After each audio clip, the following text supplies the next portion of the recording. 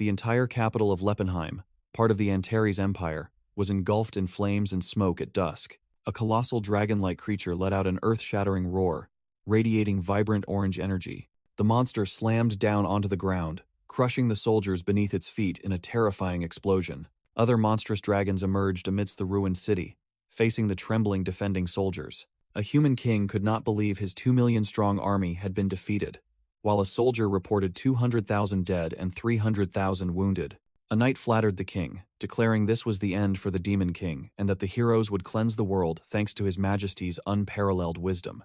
Inside the Grand Demon Palace, Gyrock, the heart of the empire, was a magnificent hall named the Abyssal Hall. Hero Alex von Hallen pointed forward and shouted that the Demon King's crimes would end today. Along with his group of heroes, Alex declared it was time for the Demon King to return to the shadows. The one seated on the throne was called Demon King Lepenheart, Emperor of the Antares Empire. Lepenheart walled Antares. Starsword Cyrus raised his thunderous sword, vowing to destroy the Demon King and end this dark empire. Emperor Lepenheart looked annoyed, wondering why they kept calling his empire dark when it had a perfectly normal name, Antares, where the sun and moon still rose like everywhere else. Fist King Tescon shouted that Lepenheart's dark empire nurtured demonic monsters, and they would vanish when he died. Lepenheart scoffed inwardly, thinking he merely taught those creatures human tactics, and their calling it corruption was ridiculous.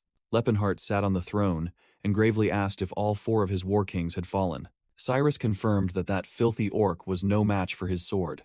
Lepenheart cried out in pain and fury upon learning the mighty orc warrior Taucid was dead. He recalled the orcs as a loyal and innocent people, wondering why humans called them monsters when they only protected the weak and resisted the strong. Tescon crossed his arms and declared that the vile troll had also paid the price, making Lepenheart realize in shock that Guru Atilka had also sacrificed himself. Lepenheart shed tears, remembering the trolls, a tribe that worshipped nature and spirits, pained that they were called vile. Saintess Ellen clasped her hands in prayer, saying that the evil dwarf who worshipped the god of darkness had also been brought to the right path.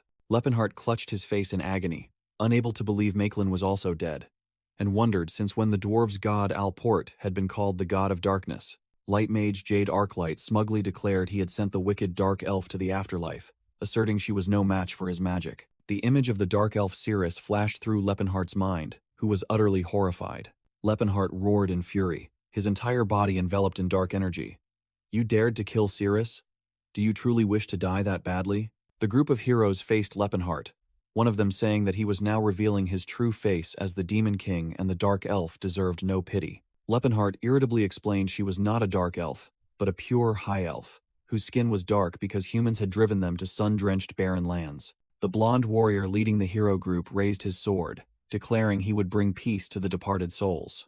Lepenheart smiled eerily, black blood flowing from his eyes, and asked in return, "Then who will bring peace to the souls of the other massacred races?" The blonde warrior shouted loudly, calling Lepenheart vile and blaming him, saying that without his demonic power, those creatures would not have been corrupted. Lepenheart turned his back, realizing this conversation was futile and would lead nowhere. Lepenheart thought to himself that to them, other races were merely slaves or evil creatures to be annihilated. Lepenheart glanced sideways with a determined look, thinking. Then, Lepenheart roared, releasing a colossal surge of dark energy and declared, "I will become the Demon King you desire." The fierce dark energy explosion sent the heroes flying. A tear rolled down Lepenheart's cheek as he began to recount his story. "My name is Lepenheart." In a flashback, a younger Lepenheart appeared amidst intricate magic circles, introducing himself as once a normal grand mage. The flashback showed how humans treated other races, elves as servants, dwarves as mining slaves, orcs as laborers, and trolls used for medicinal purposes.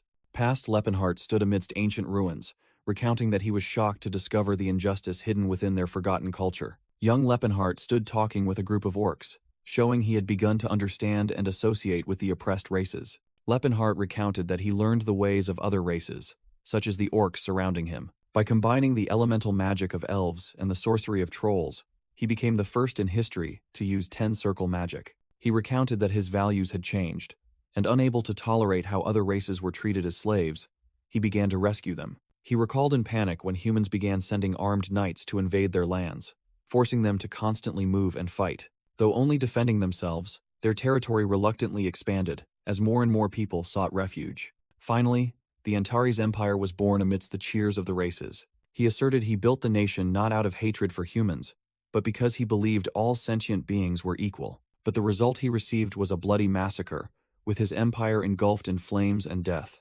Humans claimed the empire's prosperity was due to the Demon King's evil magic, using that as an excuse for their actions. He furiously roared that was no reason to slaughter his innocent citizens and comrades. As the ruler, Lepenhart declared he would protect the empire and break all laws that allowed his people to be killed, to establish a new order. The blonde hero screamed in pain as he was fiercely attacked by Lepenhart's dark power. His gauntlet shattered into pieces under the magical attack. As the hero fell, Tescon shouted his name, Alex. Lepenhart, with tears in his eyes, mocked Alex, saying that he was merely decent at both swordsmanship and magic, but truly proficient in neither, and in reality, only specialists succeeded. He noted that the only one left was the mighty Tesron, the Fist King, with unparalleled strength and endurance. Lepenhart thought to himself that while he had dealt with the others, Tesron was an entirely different opponent. Tescon charged forward, unleashing an explosive energy punch towards Lepenhart. Lepenhart realized his opponent was someone who had focused on a single skill his entire life, so defeating him would not be easy. Tescon's punch was so powerful it destroyed a nearby tower, demonstrating his terrifying strength. Lepenhart stood on the ruined steps, dark energy radiating around him. A close-up of Lepenhart's sharp, determined eyes as he faced his enemy. Tescon tensed his body, leaping into the air to attack Lepenhart from above. Lepenhart raised his hand, creating a dark magic barrier to defend against the attack. Tescon roared, "Victory belongs to us, Demon King Lepenhart," then unleashed a fiery punch. Tescon's punch collided violently with the barrier, making him grit his teeth to endure the pressure. Tescon stood firm in the smoke, taunting Lepenhart. "Is that all you've got? I blocked it with my magic," while Lepenhart coughed up blood. Severely wounded, Lepenhart thought despairingly that his spine was shattered and he had no chance to defeat the Fist King. Tescon slowly approached Lepenhart, who stood on the city wall's edge, and said, "Let me send you to a peaceful place." Lepenhart looked defeated, bitterly admitting, "All right, you win. It must feel great." Tescon looked down with a stern expression, declaring that now others would be freed from their evil nature and return to their true selves. Lepenhart's eyes flashed with astonishment and anger at Tescon's words. Lepenhart gritted his teeth, thinking to himself that he had intended to give up, but now he couldn't. Lepenhart stood up straight, indignantly questioning, "Evil nature? True selves? Are you saying they were born to be slaves?" He held out a glowing orb, growling that this was an artifact called the Eye of Spacetime, something even a 10-circle mage like him couldn't fully decipher. Tescon cried out in alarm. "What are you trying to do?" Lepenhart, with a crazed expression, declared he would perform space-time-altering magic, rewinding the caster's time and breaking the natural order of the gods. He roared, challenging the Fist King to try and stop him. Though he wasn't sure if the magic would activate, he had nothing left to lose. Tescon furiously yelled Lepenhart's name and charged, his stomp shattering the ground. Lepenhart was enveloped in a brilliant surge of energy as the magic from the artifact began to activate. Submerged in the magical light, Tescon roared that he could not die. Lepenhart also gritted his teeth, enduring, determined not to fall this way. The energy from Lepenhart's magic violently erupted, engulfing both him and the charging Tescon. A colossal orb of light formed, cracking the surrounding space. Two streams of power collided, creating a terrifying explosion. A blinding white light enveloped everything, shattering the ground into pieces. The scene abruptly shifted to a peaceful forest filled with the chirping of birds. A cozy wooden house appeared amidst the forest under the morning sun. Inside the house, someone slowly awoke, feeling warmth and comfort. A pair of golden eyes slowly opened, the person wondering, "Am I still alive?" He was astonished to realize that the space-time magic had actually worked, even though he had only partially deciphered it. He sat up in bed and wondered where he was, as this place was not in his memories. Touching his short red hair, he was confused, not knowing how old he was now. He stared in shock at his scarred and muscular body, wondering what a mage needed a six-pack for. He recalled the past, when with his charming appearance, he had captured the hearts of many elves. He looked into the mirror in disappointment, wondering about this bland face and where his sharp features had gone. He speculated whether the magic had failed, or if his soul had been swapped with someone else's. He observed the features of his new face more closely, thick brown eyebrows and a fierce-looking pair of eyes. He noticed he had a stubbornly tight-lipped mouth, and thought if his body were larger and had a beard, he would look exactly like. He realized in horror that he was in the body of the young Fist King Tesron. A voice called from outside, "Tesron, you lazy bum, while Lepenhart, in young Tescon's body, stood before the mirror. A burly man with grizzled hair appeared at the door, roaring that the sun was already high. The man burst into the room and yelled at young Tescon for still being inside. He placed a hand on young Tescon's shoulder and cheerfully said, "Come on. Let's start the day with a big smile on your face." Lepenhart stammered in fright, asking who the man was, and secretly thought he was a monster. The man found his reaction strange, while Lepenhart insisted he truly didn't know who he was. The man sighed, called Tesron by name, and said that this amnesia excuse had been used twice already, and wouldn't work on him anymore. He roughly grabbed Lepenhart's head. As he dragged Lepenhart away, he declared they were going to the training ground, making him cry out in alarm. Wait, what? What training? Lepenhart secretly deduced from the context that this person must be Tesron's master, and that meant he was the strongest warrior on the continent. The man was revealed to be the former Fist King, Gerard Chrome Proteus. Lepenhart was tied tightly to a tree, frantically begging the old man to listen to him. Gerard covered his mouth and grumbled that he had talked too much today. Holding a bundle of bamboo sticks, Gerard declared the day's training session had begun. Lepenhart's eyes widened in horror as he was gagged and tied tightly. Gerard began to whip Lepenhart's body fiercely with the bamboo sticks. Lepenhart was in extreme pain, tears and saliva splattering. His body was covered in red welts and trembled incessantly, while Lepenhart desperately thought, "What the hell is happening?" Gerard showed no mercy, continuing to rain down devastating blows upon him. In agony, feeling as if he were about to die, Lepenhart burst into tears and thought of Cirrus. "Cirrus, I'm afraid this is the end for me." As he struck, Gerard thought to himself that something was off today. Tescon's body felt softer than usual. He wondered if Tescon had truly lost his memory, but then reasoned that the rigorous training of their sect could indeed cause temporary amnesia. Gerard smirked, thinking the solution to this problem was quite simple. He continued to beat Tescon and declared, "The more you're beaten, the faster your memory will return," while Lepenhart desperately screamed for help. While striking, Gerard lectured that humans were weak, which was why they had to rely on weapons and armor. But Lepenhart thought to himself, "What's so foolish about using tools?" Gerard roared at the crying Lepenhart that it was merely the excuse of a coward. A true warrior must train and conquer their weaknesses. He grandly declared that the human body was like iron. The more it was forged, the harder and stronger it became, making Lepenhart think it was utterly absurd. Gerard pointed at Lepenhart and said he had chosen him as his disciple, believing his body had no limits and could be forged into steel, filling Lepenhart with extreme fear. With a pensive expression, Gerard thought that not everyone could become strong just by training. He continued to ponder that only the finest iron could be transformed into steel, and he had found that quality in Tescon.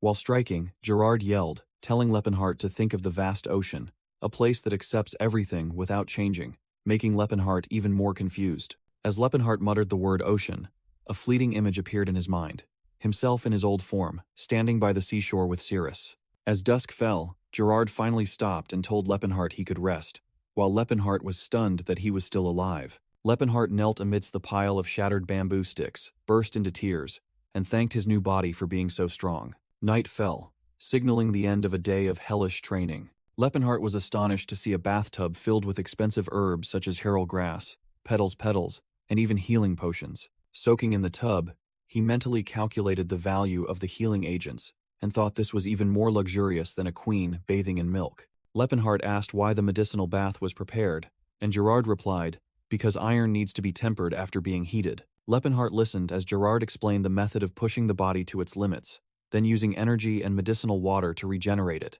making it tougher, and began to admit it wasn't entirely baseless. He recalled the true Tescon's tough body when they fought, and realized that the Fist King must have undergone this training from a very young age.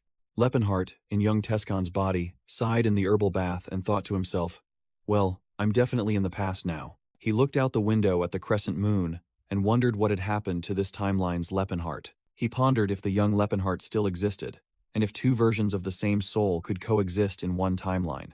With a thoughtful gaze, he concluded that if it were possible, two scenarios could unfold. The first possibility was that he, the future Lepenhart in Tescon's body, was coexisting with the present-day young Lepenhart. He continued to ponder the second possibility, that young Lepenhart's body now carried the soul of Tescon, the Fist King, while an image of young Lepenhart holding a stack of books appeared.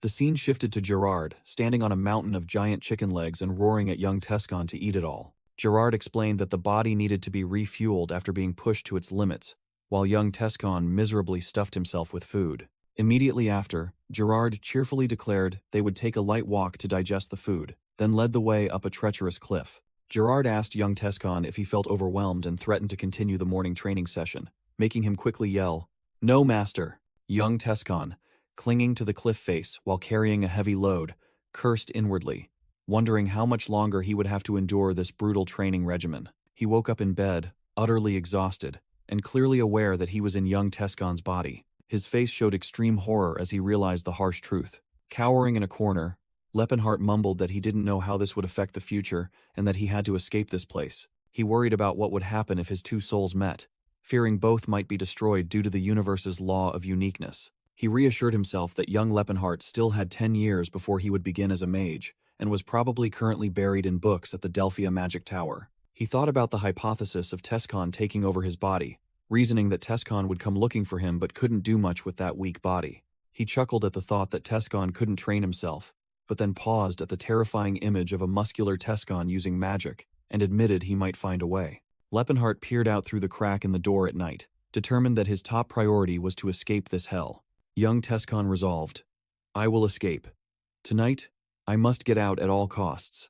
He screamed in horror when he saw Gerard sitting on a rock and asking, "My dear disciple, where do you think you're going?" Young Tescon was astonished when Gerard casually stated that this was already his 9th escape attempt in the past few months, and would probably soon reach double digits.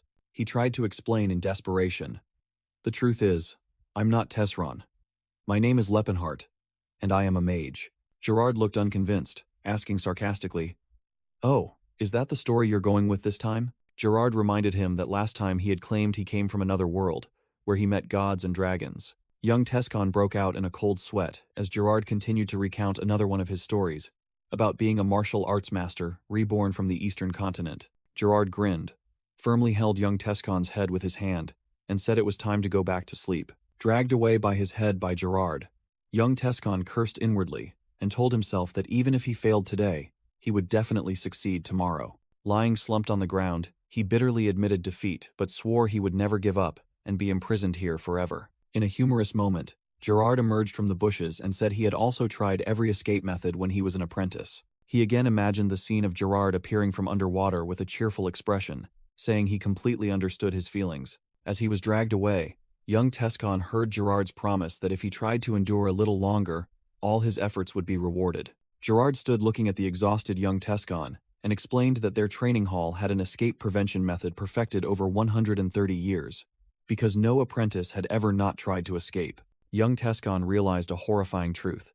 Even if he successfully escaped, Gerard would pursue him to the ends of the world. He desperately thought that perhaps asking Gerard for permission to descend the mountain would be easier, while his master was laughing heartily behind him. 2 years passed in rigorous training, marked by an extremely powerful impact. Amidst the broken chains, a proud voice rang out, "Congratulations, my boy." Young Tescon stood firm, his entire body ablaze with a golden aura, and declared that he had finally awakened his power. Gerard was astonished by young Tescon's achievement, who had awakened his aura even earlier than a genius, but then quickly regained his proud demeanor and attributed it to the inevitable outcome of training. Gerard explained that the aura was born from the will to survive, remarking that the spiked club probably no longer hurt Tescon.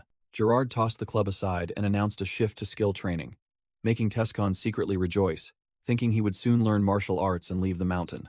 With a terrifying smile and hands glowing with aura, Gerard declared that the skill training session would be a free sparring match against him. Tescon was utterly stunned by his master's horrifying proposition. After a piercing scream and a massive explosion, another 3 years of hellish training passed. The scene shifted to a rugged terrain deep within the Rakid mountain range in the southern Vasily kingdom. A majestic waterfall cascaded down from a towering cliff. After 3 years, Tescon, now with a significantly more muscular physique, stood before the waterfall. He tensed his fist, which glowed with aura, and shouted the name of the technique, Calamity Horn. Tescon channeled all his energy into his arm, preparing to unleash the attack. Aura violently erupted around his body as he swung his punch forward. A colossal surge of energy shot forth from his punch. The punch created a terrifying explosion, destroying a section of the cliff face. Tescon gasped, wondering if 3 accumulation stages were his limit, and feeling he could do better with more practice. Standing before his destructive achievement, he resolved to push this secret skill to 4 accumulation stages. He pondered the 9-stage Calamity Horn technique, an attack capable of slaying even gods. Recalling that his past self, Tesron, only reached 7 stages, while his master Gerard achieved 8. Standing on the cliff, Tescon remembered his master's condition of reaching 4 stages before being allowed down the mountain, and realized his master had already gone to the village. He looked at his hands, thinking his old self would see this as an opportunity to escape, but then decided to stop his physical skill training for the day. Tescon began chanting in an ancient language, purple magic power surging around him, as he declared he would grasp the void and become the bullet to strike down his enemies. He fired a purple energy sphere using the arrow bullet technique. The purple magic bullet embedded itself in the tree trunk, leaving a smoking vortex of energy. Tescon scratched his head in frustration, thinking that despite his magical knowledge, this body couldn't gather mana or perform simple calculations. Suddenly, his gaze sharpened as he sensed something unusual. He looked into the forest and muttered that the presence he was sensing was definitely not human. A green-skinned foot with sharp claws stepped onto the ground. An orc warrior with messy black hair, clad in armor and wielding a sword, emerged from behind a tree, looking weary. Tescon narrowed his eyes, recognizing it as an orc. The orc looked fierce, but his voice was somewhat anxious. "Human, just pretend you didn't see me, and I won't kill you." Tescon smiled, thinking the orc was trying to initiate conversation because he showed no hostility, true to the nature of a proud race, then asked aloud, "Hey, young orc, are you being pursued?" The orc was stunned, asking how a human could speak the Grace language, and Tescon calmly replied that he had known a few orcs before. The young orc called this a fortunate destiny, and admitted that he was indeed being pursued. Standing on the rock outcrop, Tescon boldly offered help and asked if the young orc could trust him. The young orc replied that since Tescon spoke their language, he considered him a brother, but also warned that helping him would put Tescon in danger. Tescon was secretly impressed by the orc's eloquence, wondering if he belonged to a noble lineage, then confidently asserted, "I have enough strength to help you. Trust me." With that, Tescon began to channel his magic power, mystical purple energy currents swirling around his body. He created a magical orb of light to conceal the cave entrance, and told the orc that his magic would hide him. The orc asked in astonishment, "Benefactor, are you a mage?"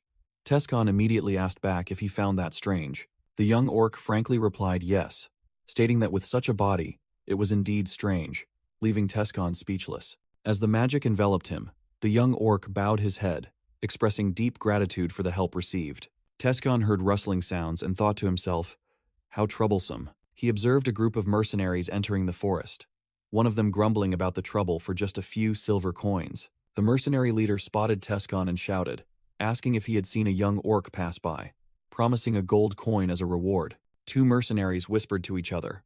One was skeptical about the gold coin reward, while the other confirmed they would renege on the promise after getting the information. Tescon stood on the rock with his arms crossed, coldly replying that he knew nothing, prompting the leader to ask again for confirmation. However, another mercenary discovered the orc's footprints, and the leader immediately ordered the entire group to pursue in that direction. Tescon realized his basic concealment magic couldn't erase footprints, so he blocked their path and declared it was his dwelling. The leader, Bright, angrily cursed Tescon as a crazy country bumpkin, but another mercenary with a ponytail warned that he looked very strong.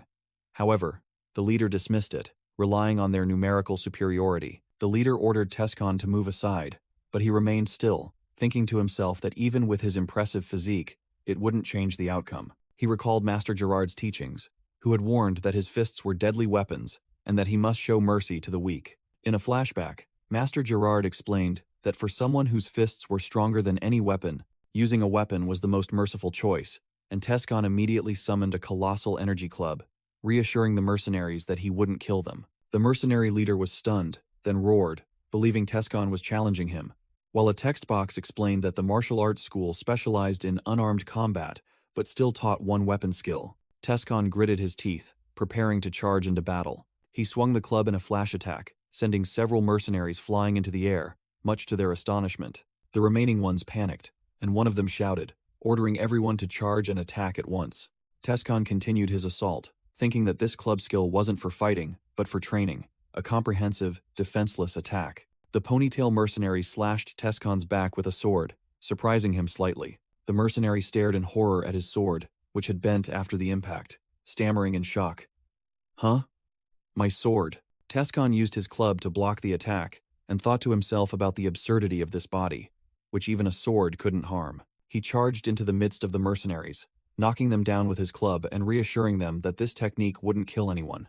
Though their joints were broken and bones shattered, the mercenaries didn't die, only screamed in extreme agony. Young Tescon stood amidst the mercenaries sprawled on the ground, groaning and crying for help in vain. The leader trembled but still managed to growl, asking for young Tescon's identity, which made the boy remark that he was still lucid enough to threaten him. Young Tescon struck the leader hard, deeming it unfair that he was still fine while his comrades were in such a miserable state, making the leader scream for mercy. He coldly ordered them to leave, and the mercenaries hastily helped each other flee, profusely thanking him. Looking at the broken mace in his hand, young Tescon thought that things were just starting to get interesting, and perhaps he should take on a few disciples to properly train. The young orc warrior approached and sincerely expressed his gratitude to young Tescon. The orc placed his hand on his chest, solemnly swearing that he would never forget this day and would certainly repay this kindness. When the orc warrior bowed, young Tescon asked why a warrior would so easily humble himself, and was answered that he was now his master. In orc culture, a master is a revered guide,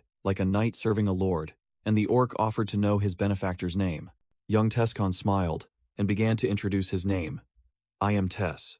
He suddenly fell silent, pausing mid-sentence as if contemplating something. With a confident expression, he boldly declared his name to be Lepenhart Wald Antares. The orc warrior looked up, surprised but still solemnly etched the name Lepenhart Wald Antares into his mind. Lepenhart asked about the orc's intentions, and the orc firmly stated he would rather die as a wanderer than live a life of slavery. Lepenhart pointed the orc towards a wasteland southeast of the Rakid mountain range, a place called the Tikal's Lands where the Blue Bear orc tribe was hiding. The young orc warrior quickly ran off, saying goodbye, while Lepenhart stood watching and replied. Young Tescon stood amidst the fiery scene, arms crossed, and suddenly realized, "Oh right, I forgot to ask your name." The young orc proudly declared, "I am the son of Crota and the wielder of Lat's axe." He boldly stated his name was Tassid, making young Tescon exclaim in surprise. "Huh." Young Tescon pondered the orc's identity in astonishment, as Tassid turned and walked away into the sunset. In a future vision, Tassid was described as a great orc warrior, one of the 4 great war kings, chieftain of the Blue Bear tribe, and eventually became the grand chieftain of the orc race. Young Tescon chuckled to himself with amusement, speculating that the original Tescon would probably never have helped an orc, and felt that fate had taken a truly strange turn. Standing on the cliff, young Tescon watched Tassid's receding figure and pondered this strange connection. A close-up showed young Tescon's face breaking into a gentle and contented smile. A flashback revealed a scene of various races raising their weapons and cheering before a magnificent fortress, symbolizing the founding of the Antares Empire. The flashback continued with a close-up of an adult Tassid, a mighty orc warrior with bone shoulder armor. A blue-skinned troll shaman with large tusks and ceremonial attire appeared, one of Lepenhart's former comrades. Cirrus, the dark-skinned elf woman with platinum hair, also appeared in the memory. A dwarf elder with a long, white beard was also part of the old team of comrades. Lepenhart in the past sat among his friends, laughing joyfully and heartily. Lepenhart, along with his core comrades Tassid, the troll shaman, Cirrus, and the dwarf elder, stood before a divine tree.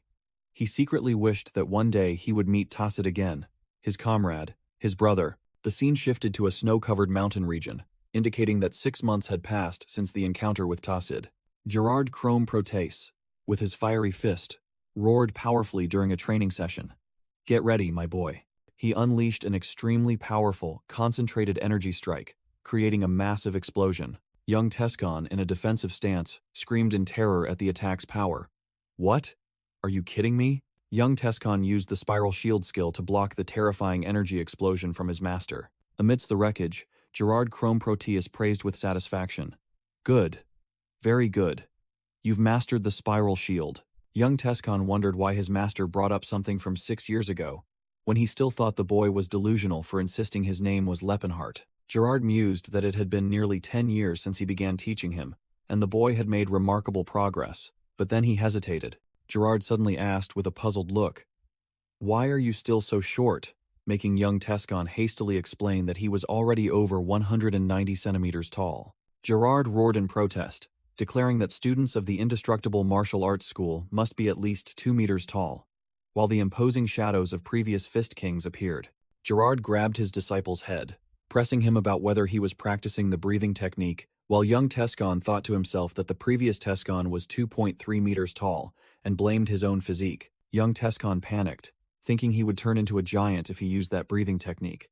But Gerard waved his hand, saying that as long as he was strong and sturdy, being a little short was fine. On top of a large ice floe, Gerard ordered the final test to begin, and below, young Tescon stood amidst the frozen lake, ready with an explosive aura. Young Tescon's eyes glowed with a brilliant golden light as he concentrated all his power. He leaped into the air, golden energy swirling around his body, shattering the ice surface below. Young Tescon tensed his fist, preparing to unleash the Calamity Horn technique onto the ground. His punch struck the ice surface forcefully, creating an immense energy shockwave. An earth-shattering explosion occurred. It was the Calamity Horn technique, charged with 4 layers of power. The power of the attack caused the entire land to shake violently, and the ice surface cracked into large fragments. A colossal block of ice was hurled into the sky by the aftershocks of the explosion. The ice block shattered into countless small pieces before Gerard, who stood on a rocky outcrop. Gerard threw his head back and laughed heartily and proudly, shouting, "Ha ha ha, yes, excellent." Gerard declared that with this power, young Tescon would certainly not be bullied by anyone anymore, while the boy proudly thought to himself about having executed the 4-layered Calamity Horn. Gerard told young Tescon that it was time for him to go out into the world, making the boy ask in surprise, "What?" With a proud gaze, Gerard praised, "You have done very well." Gerard called him by his true name, Lepenheart, and advised him to live according to his heart's desires, whether good or evil. He smiled contentedly, saying that this was the reward for his years of arduous training. Young Tescon emotionally called out his master's name, Master Gerard.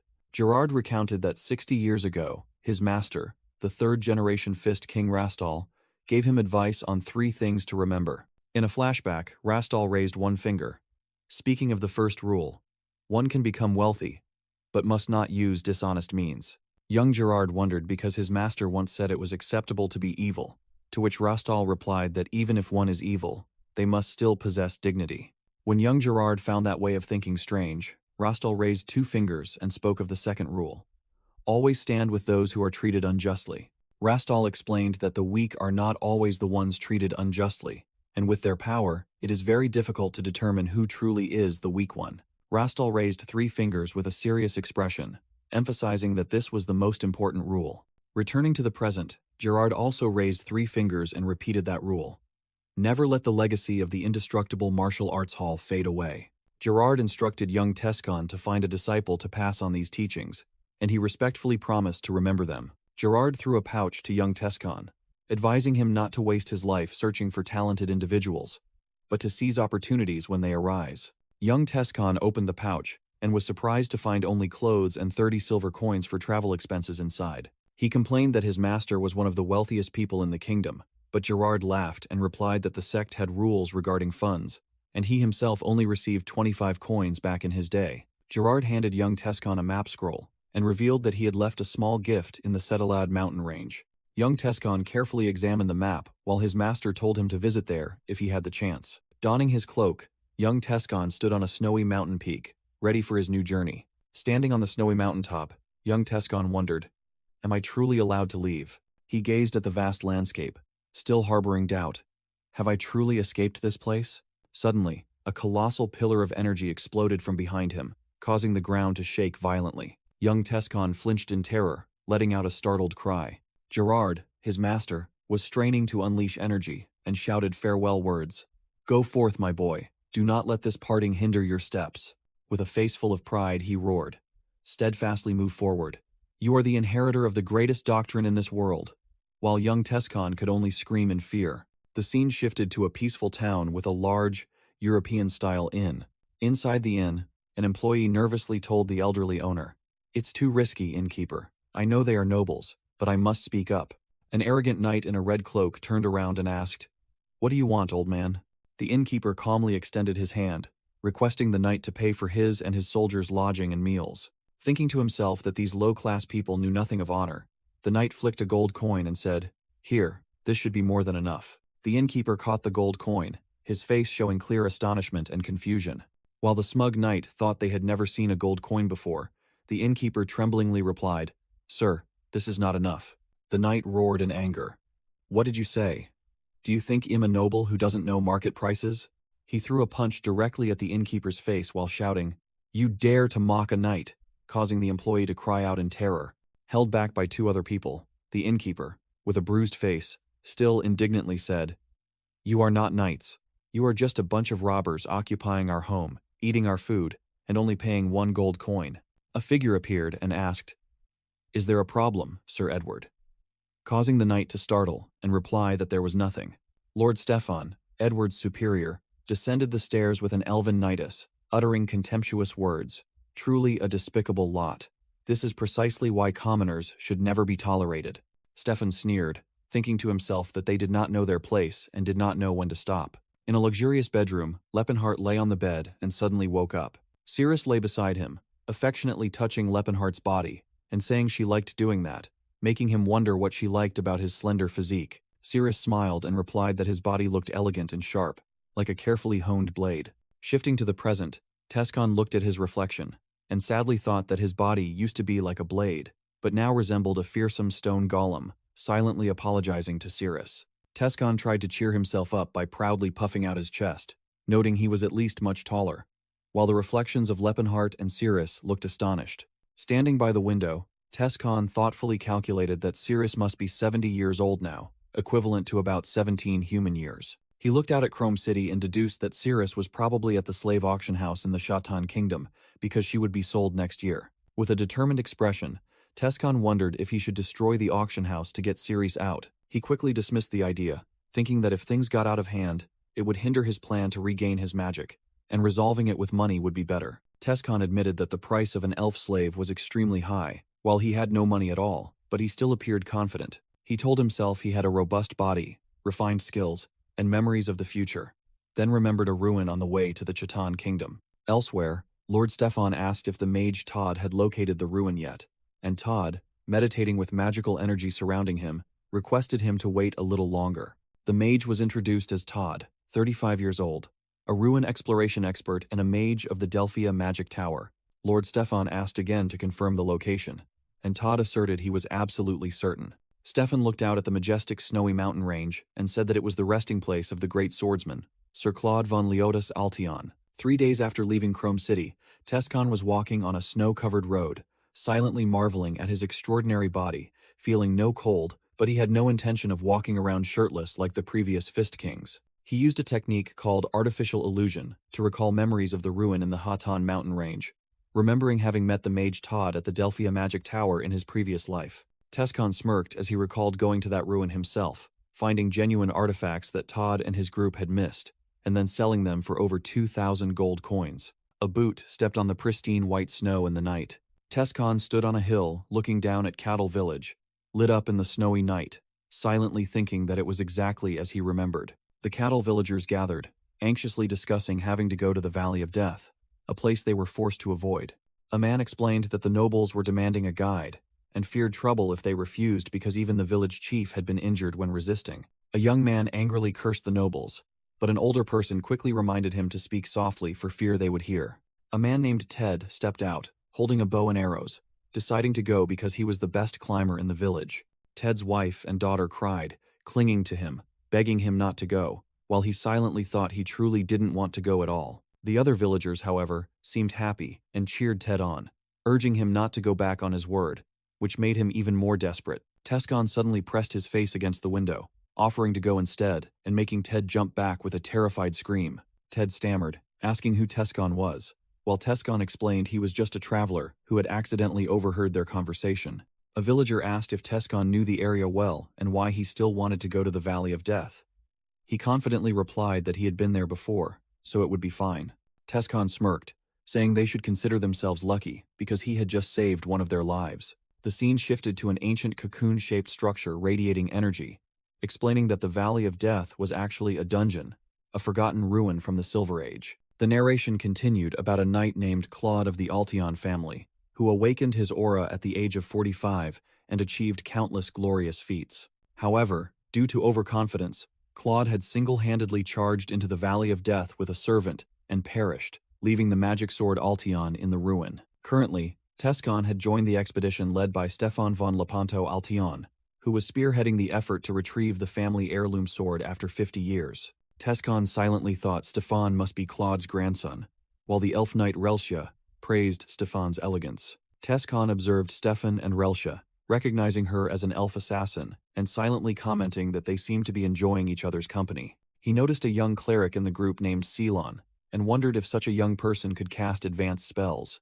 Tescon looked astonished as he realized Ceylon was a boy, silently thinking, "More importantly, I still can't believe he's a man." Tescon watched Todd chatting happily with Ceylon, thinking he needed to find an excuse to talk to Todd and feeling good about seeing him again. He observed Todd and Ceylon, sensing something slightly off in Todd's way of speaking compared to when he was a young mage. Tescon was astonished to see Todd making flirtatious gestures and expressions towards Ceylon, making him think, "Wait a minute, don't tell me Hess." Tescon quickly dismissed that thought and reassured himself that Todd was a good person. It couldn't be.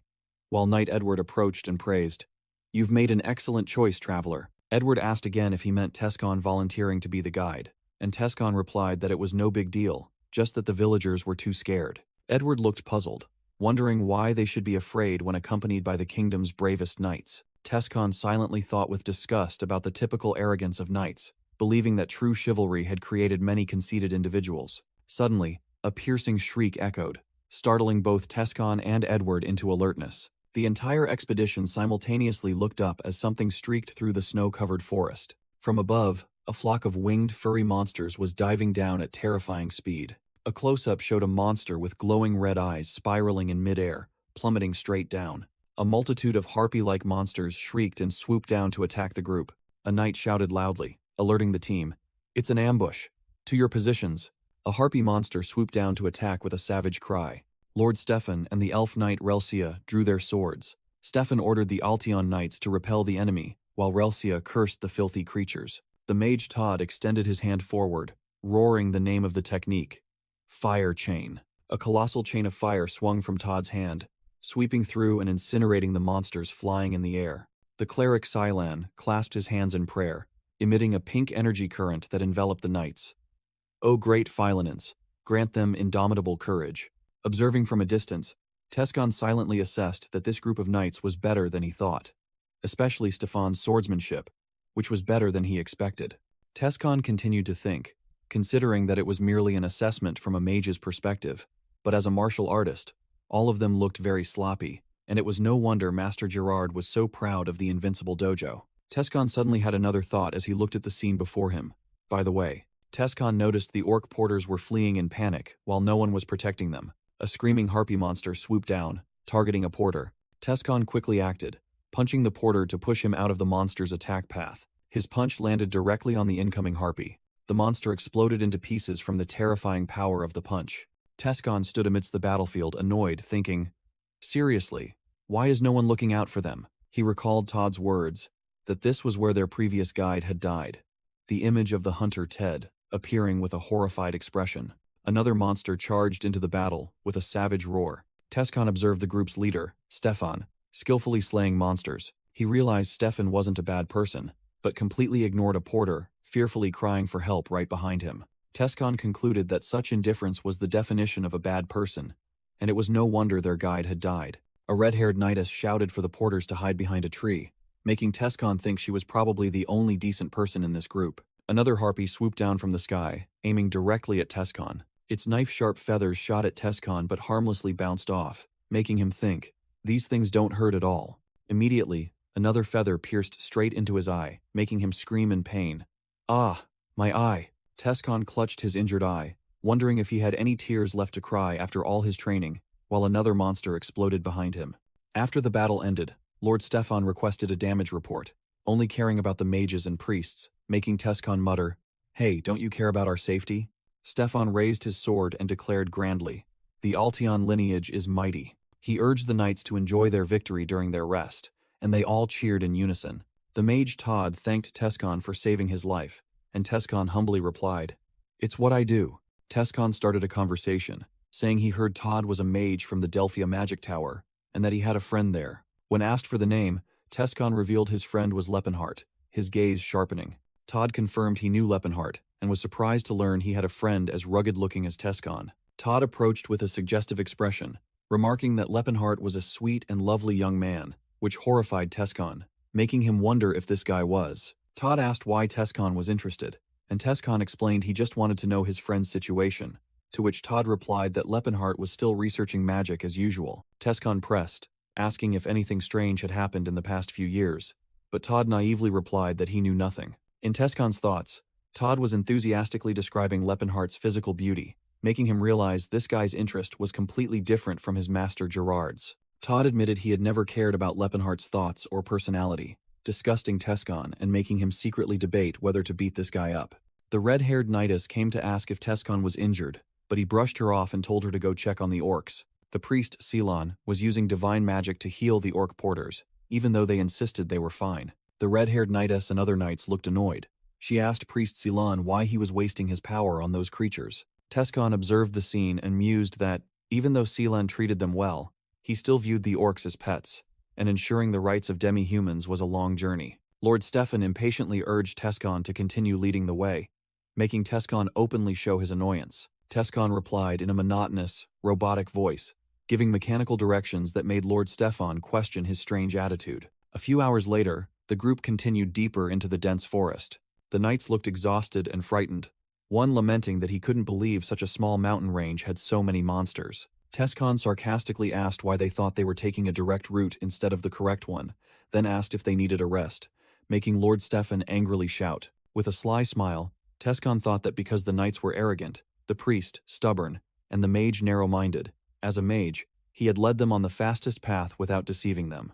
Lord Stefan stood panting in the forest, realizing this small mountain was teeming with monsters, and understanding why Knight Claude had lost his life here. Lord Stefan's face showed astonishment as he saw the sight before him. The entire expedition stood on a cliff, gazing in awe down into a vast ravine where an ancient structure glowed with light. Edward excitedly confirmed to Lord Stefan that this was definitely the ancient Fulton ruins. A colossal, egg-shaped ancient structure stood majestically in the rocky valley. The entire group, led by Tescon, advanced towards the ancient structure. The knights and expedition members gathered before the colossal gate adorned with glowing blue lines. The mage Todd pointed to the entrance and reported to Lord Stefan that it seemed safe to proceed. Lord Stefan grandly ordered everyone to prepare, while Tescon stood beside him with a calm expression. Tescon said he would wait outside, but Lord Stefan told him his task was done and he could leave, then admitted he would protect Tescon on the way back. Tescon smiled meaningfully and asked, "Oh, wasn't that your intention from the very beginning?" Which stunned Lord Stefan. Lord Stefan raised his sword, rallying the knights that a great knight rested within, and they must find the Altion magic sword. Tescon cheerfully waved goodbye while Edward shouted orders for the Altion knights to charge. Tescon stood alone, waving as the knights rushed into the dark gate. With a smug smile, Tescon thought, "Now, it's time to do what I came here for." The narration explained that the Fulton ruins were once a military outpost from the Silver Age. Though ordinary, its technology was incredibly valuable. Tescon entered the ruins alone, reminiscing about how he and Cirrus had explored this place together in their previous life. In his memory, Cirrus pressed her ear against the wall and joyfully informed Lepenhart that she had found a secret gate. Lepenhart watched Cirrus as she stood before a secret passage opening, radiating brilliant light. Tescon blushed as he recalled a flirtatious moment with Cirrus, telling himself he was truly brave back then to do that in a dangerous area. Back in reality, Tescon stood before a wall with glowing symbols, recalling the passcode based on the inverted symbols of Libra, water, and earth. He tried to channel his mana but found it harder than expected due to his limited power, thinking that although this body was strong, his mind was not what it used to be. The stone wall creaked and then opened a secret passage, and he uttered with satisfaction, "Ah, all right." He carefully took off his jacket and folded it, thinking he couldn't damage something worth 10 silver coins. After taking off his jacket, Tescon warmed up his body with a confident smile,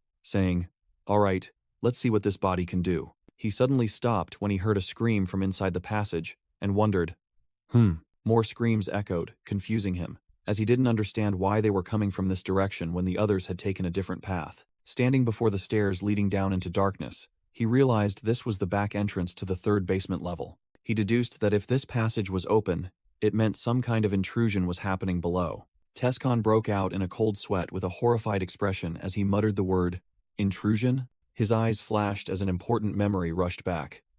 "I remember now." He recalled with a serious expression that Fulton was still a military facility, and its magical system would activate all security measures against intruders. He thought about how in the past it was just him and Cirrus, so there was no need to worry. But now, Altion's group was in the basement. They had probably triggered a trap and fallen to the second basement level. Tescon was drenched in sweat, his face contorted, as he realized the situation had become a huge mess. Elsewhere in the ruins, a knight named Thomas was frantically swinging his sword against an invisible enemy. A blue-cloaked knight screamed in horror, "Sir Thomas!" as he witnessed his comrade suffer a fatal slash to the chest. The blue-cloaked knight recoiled in fear, staring into the darkness and wondering, "What in the world is that?" From the darkness, a gigantic, shadowy monster, with a single glowing red eye and a massive scythe, gradually emerged. The blue-cloaked knight stared at the monster with a horrified expression, thinking to himself that they could never defeat it.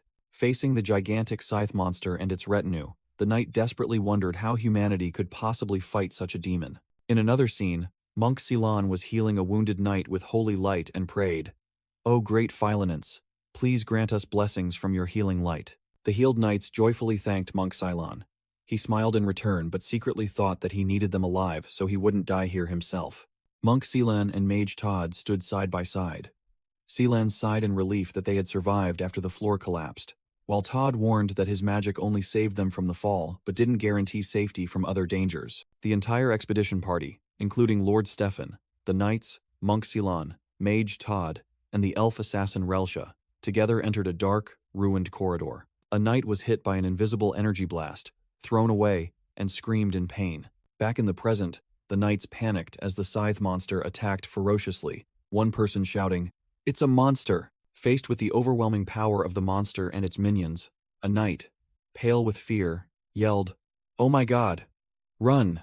Monk Silan stood firm, closed his eyes, and prayed loudly, "O great Philanence, use your staff of light to punish that wicked creature." Pink holy energy enveloped Monk Silan as he continued to chant, imploring Philanence to grant the knights indomitable courage. Monk Silan looked annoyed, thinking contemptuously to himself, "Are they cowering? How pathetic. Such a waste of muscle." He unleashed his full power, yelled loudly, and bestowed a massive wave of holy light that enveloped the frightened knights. The knights screamed in pain as the holy energy forcibly enhanced their bodies. The knights had now transformed into berserk warriors with glowing eyes, and Lord Stefan stood behind them, shouting, "Knights of the Altion family, show that abominable creature the strength of our courage." Empowered, the knights frantically charged to attack the scythe monster and its minions. Mage Todd began chanting in an ancient language, summoning the power of the Earth Mother to reclaim what was born from it.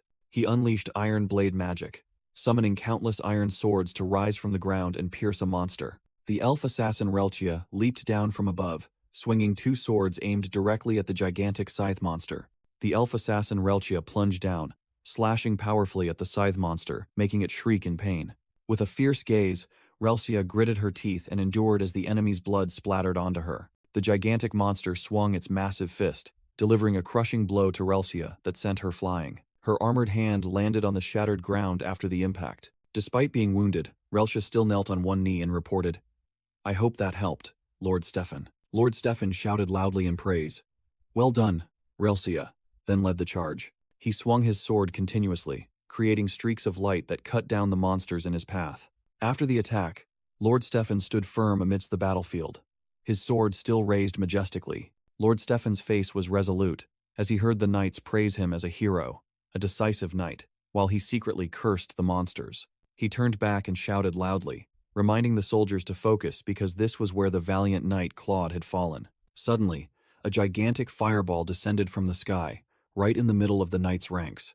A violent explosion erupted, blowing away the knights and destroying the ground. From the sea of flames, a gigantic, shadowy monster rose, standing tall before a surviving knight. The fire monster threw its head back and roared a world-shaking roar, its mouth glowing with energy. It spewed out a massive torrent of hellfire, incinerating all the knights within its attack range. Lord Stefan yelled at the panicking soldiers, "Don't be afraid. Haven't you prepared for this? How can you call yourselves brave knights of the Altion family?" The monster's flames continued to sweep through, throwing the knights away in chaos. Lord Stefan braced himself against the terrible heat from the approaching flames. He gritted his teeth, sweat pouring out from helplessness and anger, thinking to himself, "Damn it, we can't lose like this." Lord Stefan charged forward, yelling loudly, "I won't let it defeat us." He leaped over the blazing flames, telling himself he carried the honor of the Altion family. With a resolute expression, Lord Stefan roared in his mind that he was a valiant knight. Lord Stefan unleashed his piercing impact, plunging his sword directly into the fire monster. He was hit by an extremely powerful counterattack to the face, blood splattering from the corner of his mouth. Lord Stefan was sent flying to the astonishment of his subordinate knights. His body slammed hard onto the stone floor, sliding a long distance. Lord Stefan lay motionless on the ground, utterly defeated. Seelan the cleric raised his hands to the sky, imploring a divine entity to cast down punitive light upon the evil creature. A colossal staff of light descended, shattering the fire monster's body. Despite its injuries, the monster still snarled, far from being vanquished. Seelan the cleric froze, horrified to see his most powerful attack had no effect. The fire monster tensed, conjuring a massive vortex of flames to counterattack. Seelan the cleric gritted his teeth, sweat pouring down as he faced the overwhelming power. A terrifying fiery explosion engulfed the entire area, aimed directly at the cleric. Seelan the cleric looked up with extreme surprise as a figure shielded him. Tescon, in his youthful body, appeared, using his robust physique to block the flames. Standing before Seelan the cleric, Tescon emitted a golden aura, effortlessly neutralizing the destructive attack. Tescon, now masked, looked forward with a puzzled expression and wondered, "Huh?" Standing before the dissipating fire demon's corpse, Tescon mused, "Is this all it takes to kill it?" Seelan the cleric and Todd the mage stood behind, while Tescon was stunned to realize, "No wonder Tesron easily defeated me with a single punch in my previous life." Tescon regained his composure, glancing to the side with a sharp gaze. Seeing Lord Stefan and the elven knightess lying unconscious amidst the rubble, Tescon decided he should take them to safety first. From deep within the dark corridor, an army of undead monsters with glowing red eyes advanced. Todd the mage and Seelan the cleric fearfully wondered who that red-haired man truly was. Carrying the elven knightess in his arms, Tescon turned back to warn the undead, "Get out of my way," then unleashed a thunderous punch at one of the monsters. Lord Stefan slowly regained consciousness, clutching his head and groaning in pain. A dark-skinned knight called out to Lord Stefan upon seeing him awake, surrounded by the corpses of the vanquished undead monsters. Lord Stefan, bewildered, asked what had happened, and the dark-skinned knight stammered, unsure how to explain. After hearing the report, Lord Stefan exclaimed in astonishment, "What?" Lord Stefan and the dark-skinned knight looked towards Tescon, who stood with hands on his hips, and the Lord realized, "So, that person is truly a warrior?" Lord Stefan approached, bowing to apologize for not recognizing a noble person like Tescon, and asked his name. Tescon intended to state his true name, but suddenly realized Todd the mage might know about his younger self at the tower, so he simply said, "It's Lepin." Lord Stefan and the dark-skinned knight wondered about the name Lepin, thinking a true champion should be famous, then asked Tescon which noble family he belonged to, but he replied he belonged to none. Realizing Tescon was merely a commoner, Lord Stefan was stunned, then secretly thought it was humiliating to be saved by an unknown individual. Lord Stefan patronizingly patted Tescon's shoulder, saying he was merely a latecomer cleaning up the aftermath, and acknowledging his skills were somewhat useful. Tescon brushed Lord Stefan's hand away, sarcastically remarking that his memory was faulty, and he didn't seem to possess any talent, which made the Lord angrily shout, "What did you say?" Lord Stefan roared in anger, demanding Tescon show respect to the Altion family, while the dark-skinned knight tried to interject, "Please calm down, my lord." Lord Stefan scoffed that a wanderer would know nothing of etiquette, and the dark-skinned knight agreed. But Tescon immediately retorted, "Then can you tell me the name of the person who taught you?" Tescon thought to himself that he had only learned by observation, and since Master Gerard's reputation was immense, he couldn't reveal it carelessly, especially not wanting Lord Stefan to know his master's whereabouts. Lord Stefan remarked that Tescon was too strong for someone untrained, but Tescon dismissed it and told them to stop questioning him and go check on the injured. The dark-skinned knight observed and thought to himself that Tescon seemed very accustomed to using a commanding tone with others. Tescon pointed towards the injured knights and asked if that wasn't a bigger problem, while the dark-skinned knight mused that he was completely unaware of his own arrogance. The dark-skinned knight continued to deduce that it was the behavior of someone accustomed to giving orders from a high position, and if not a rude individual, then perhaps royalty from another nation. The dark-skinned knight realized it was how an elder would speak to someone much younger, and concluded that Tescon was an interesting man. Seelan the cleric approached Tescon, confirmed his name was Lepin, and curiously asked about his height. Tescon replied he was about 192 centimeters tall, which made Seelan the cleric's eyes light up. Then the cleric continued to ask about his weight, but Tescon answered he had never properly weighed himself. Tescon uncomfortably replied that he just got beaten, ate, and lifted weights a lot, while secretly wondering why the cleric had suddenly become so friendly. Introducing Seelan Phil Marsis, the cleric, who was thinking that it was indeed true that martial artists never share their training secrets. He was an orphan, adopted by the Philanenge order, but due to his weak health and pretty face, he was often bullied. Therefore, Silan the cleric began to yearn for what he lacked. A robust body, hearty laughter, and a deep voice, even once dreaming of becoming an ascetic cleric to prove his faith through physical strength. But reality was different.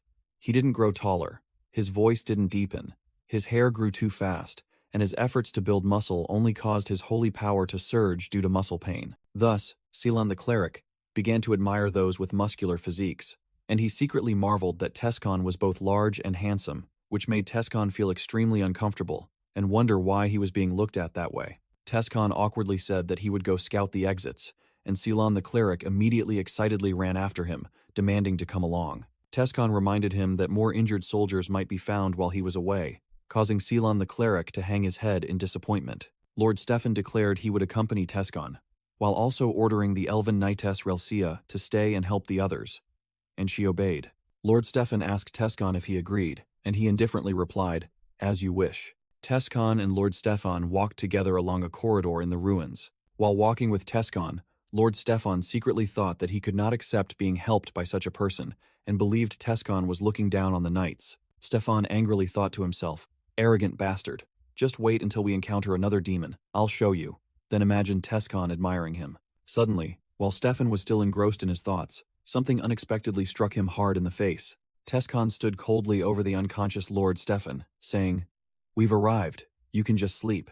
Tescon stood shielding Lord Stefan, who lay sprawled on the floor, facing 3 skeletal beasts charging from the end of the corridor. The skeletal beasts with glowing red eyes let out a savage roar as they furiously charged forward. With fiery punches, Tescon quickly and easily smashed the attacking monsters to pieces. After dealing with the troublesome monsters, Tescon whistled and said it was time to hunt for treasure. Tescon entered a vast treasure room, cluttered with glowing blue magical lines on the walls. He began rummaging through a shelf, muttering about searching for specific items like 50 gold coins from the Silver Age. Tescon cheered joyfully upon finding a magic bag, the Infinite Bag, capable of holding items 10 times its size and reducing their weight to 1/10.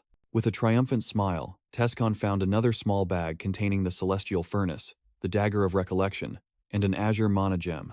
Delighted to have found so many valuable items, Lord Stefan slowly regained consciousness, clutching his head in pain and bewilderedly wondering, what just happened? Tescon casually explained that Stefan had been ambushed from behind by monsters and knocked unconscious with a single blow. Extremely annoyed that things weren't going according to plan, Lord Stefan gritted his teeth and reluctantly thanked Tescon for his help. Tescon flashed a sinister smile and replied, "Oh, don't worry, it'll just have to knock you out again."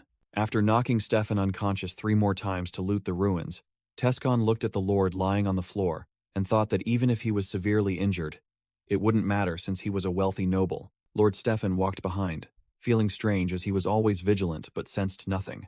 While Tescon thought his bag was full and he would have to return later, Tescon announced that they had secured the exits and should return, to which Lord Stefan tiredly and hesitantly replied, "All right." Lord Stefan's party, along with Tescon, ventured deeper into the corridors of the ancient ruins. The magenta-haired woman curiously asked Tescon if he was from a royal family, to which he replied that he was just a commoner. She explained that she wasn't talking about his skills, but his attitude, as if he looked down on everyone. Tescon secretly thought he was only 22 years old and needed to be more careful, admitting he wasn't good with etiquette due to limited interaction with others. The group stopped before a colossal, intricately carved gate, emitting a blue light and covered in tree roots. The stone gate slowly slid open, and Lord Stefan looked inside with a determined expression. Tescon suddenly yelled, "Stop!" startling the magenta-haired woman and the other knights. A gigantic wolf-like monster with glowing red eyes and sharp fangs growled in the darkness. The entire grell beast appeared, letting out a resounding roar as it was identified. Tescon was secretly surprised, not remembering encountering this monster in his previous life, while Lord Stefan panicked, assuming it was the guardian of this place. Tescon calmly realized that this monster had not yet been defeated in the current timeline. Facing the grell beast, Tescon suggested the group retreat, believing their current strength might not be enough to win. Edward frantically pointed at the monster's hand and cried out, "Lord Stefan, look at the sword in that demon's hand."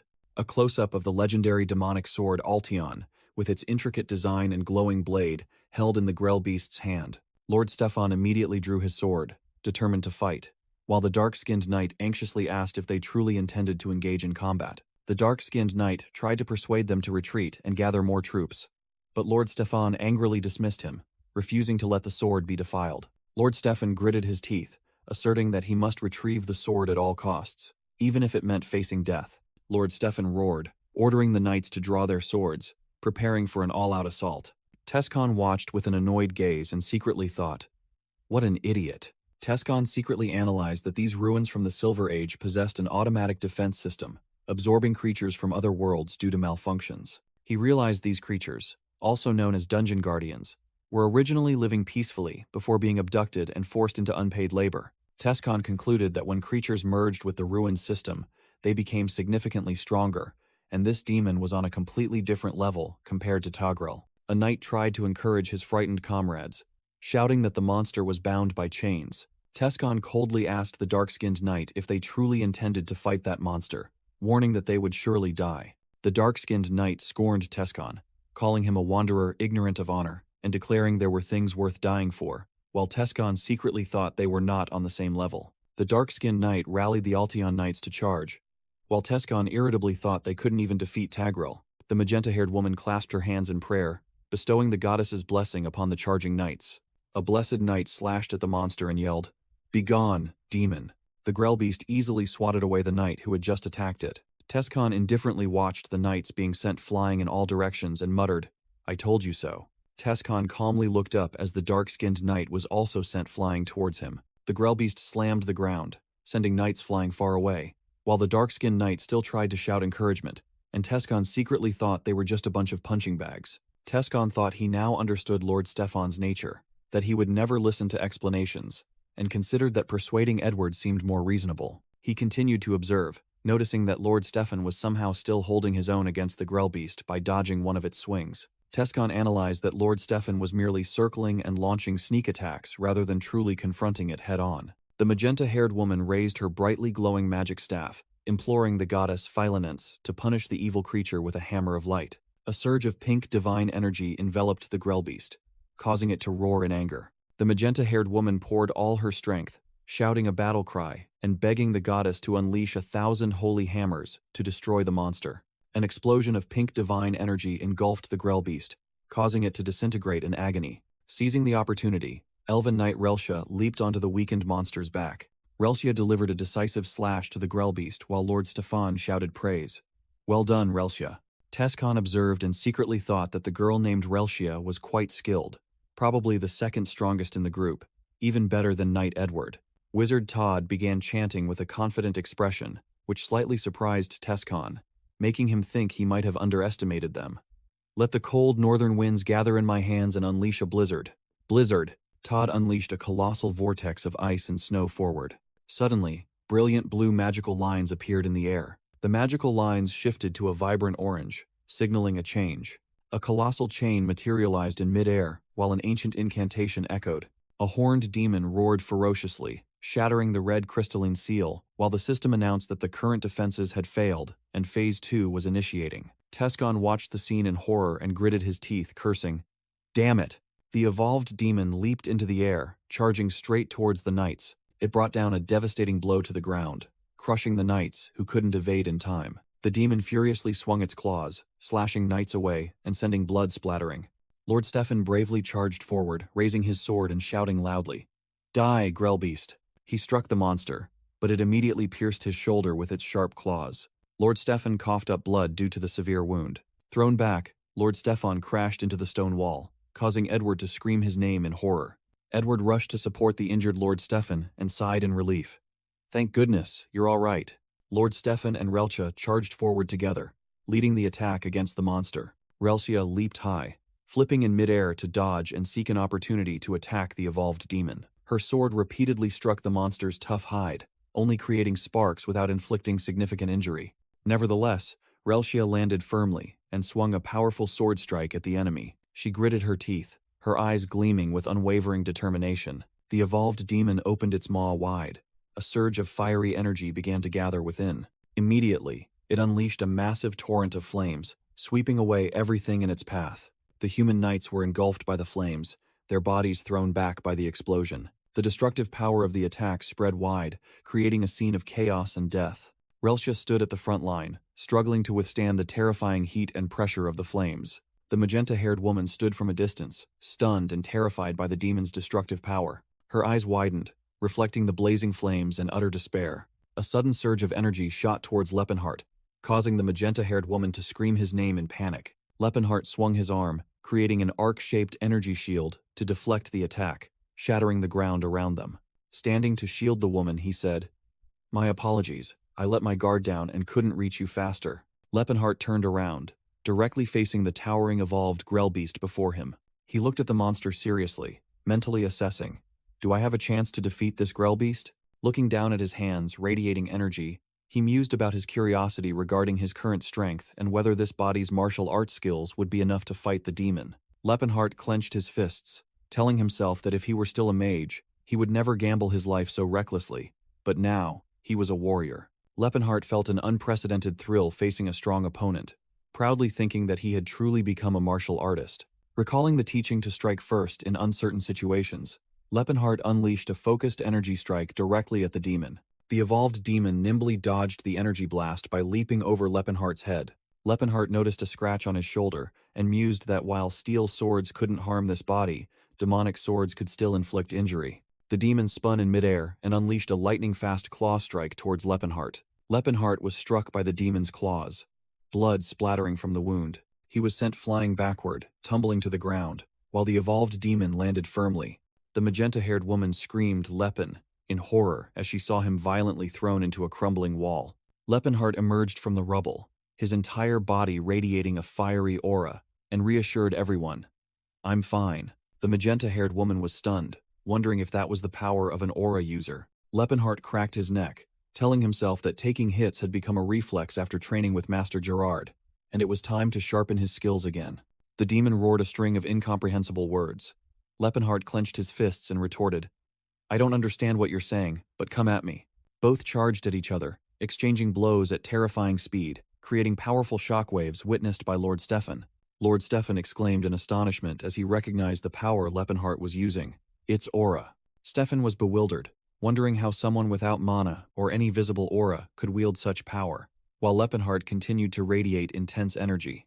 With a look of panic, Lord Stefan couldn't believe what was unfolding before his eyes. The evolved demon let out a ferocious roar and charged to attack. Lord Stefan was still stunned, wondering who that man truly was and where he came from. Lepenhart, enveloped in a powerful aura, faced the demon, while Lord Stefan mused, "Who is that humanoid monster?"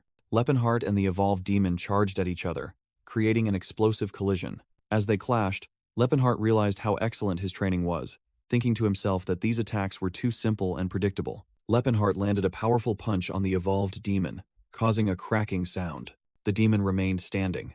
Lepenhart knew that the ruin's guardians would not fall, no matter how severely wounded. He realized the ruin was continuously supplying magical power to heal its wounds, causing the demon to be enveloped by dark tentacles. The demon roared and fired a destructive energy blast towards Lepenhart. Lepenhart swiftly darted away, narrowly dodging the attack. He grabbed the demon's arm and thought, "Time to practice some joint locks." He delivered a high kick to its head, telling himself this was aerial combat training. Following that, he unleashed a flurry of punches, considering it attack practice. Lepenhart landed a decisive punch on the demon's face, gleefully thinking that this was the best punching bag in the world. The knights standing behind watched in astonishment the fierce hand-to-hand battle between Lepenhart and the demon. Lepenhart stopped, realizing he couldn't enjoy this fun forever, and considered using the Horn of Calamity to finish it off. However, he dismissed that thought, fearing the technique would destroy the entire place and bury everyone alive, including those troublesome individuals. Todd shouted from afar, urging Lepenhart to use his sword,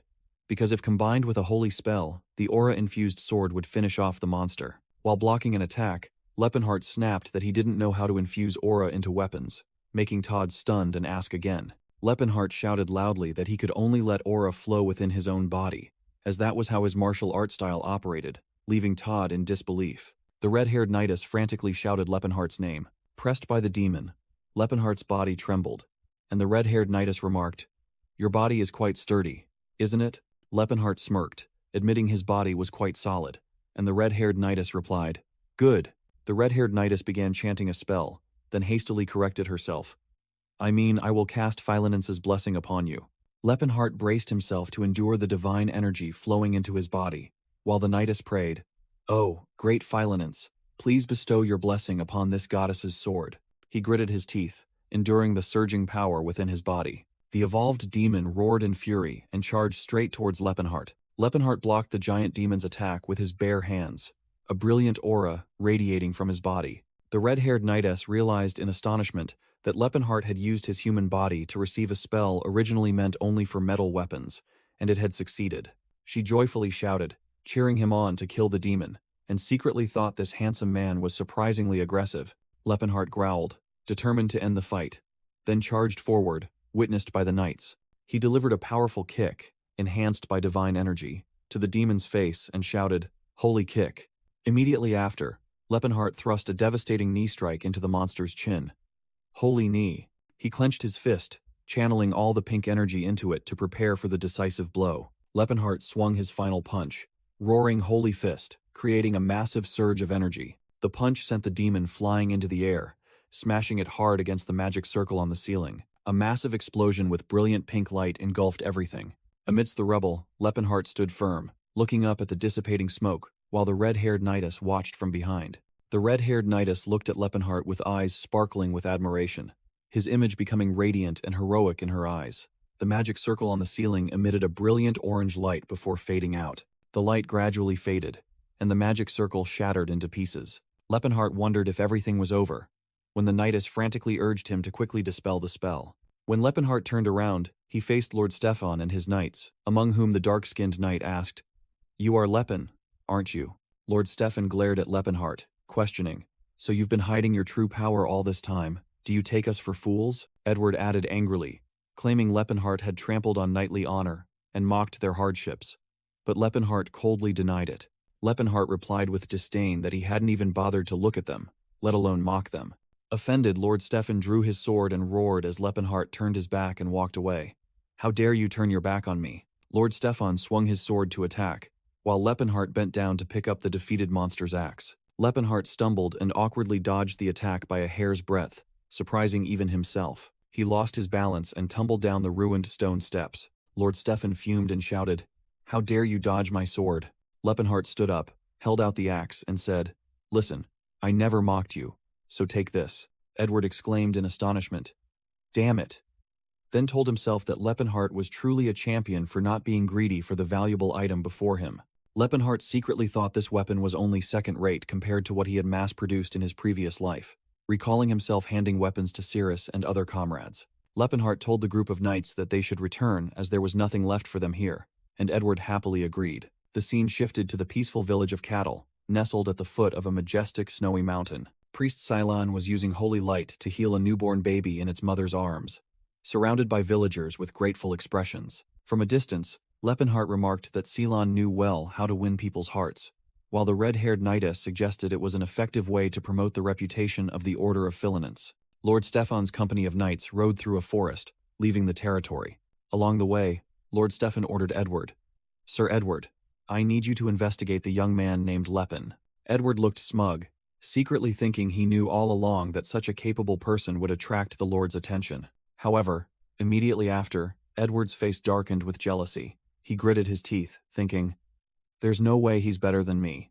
Lepenheart stood alone on a windy hill, gazing into the distance and declared, "All right, it's time to go meet my Ceres."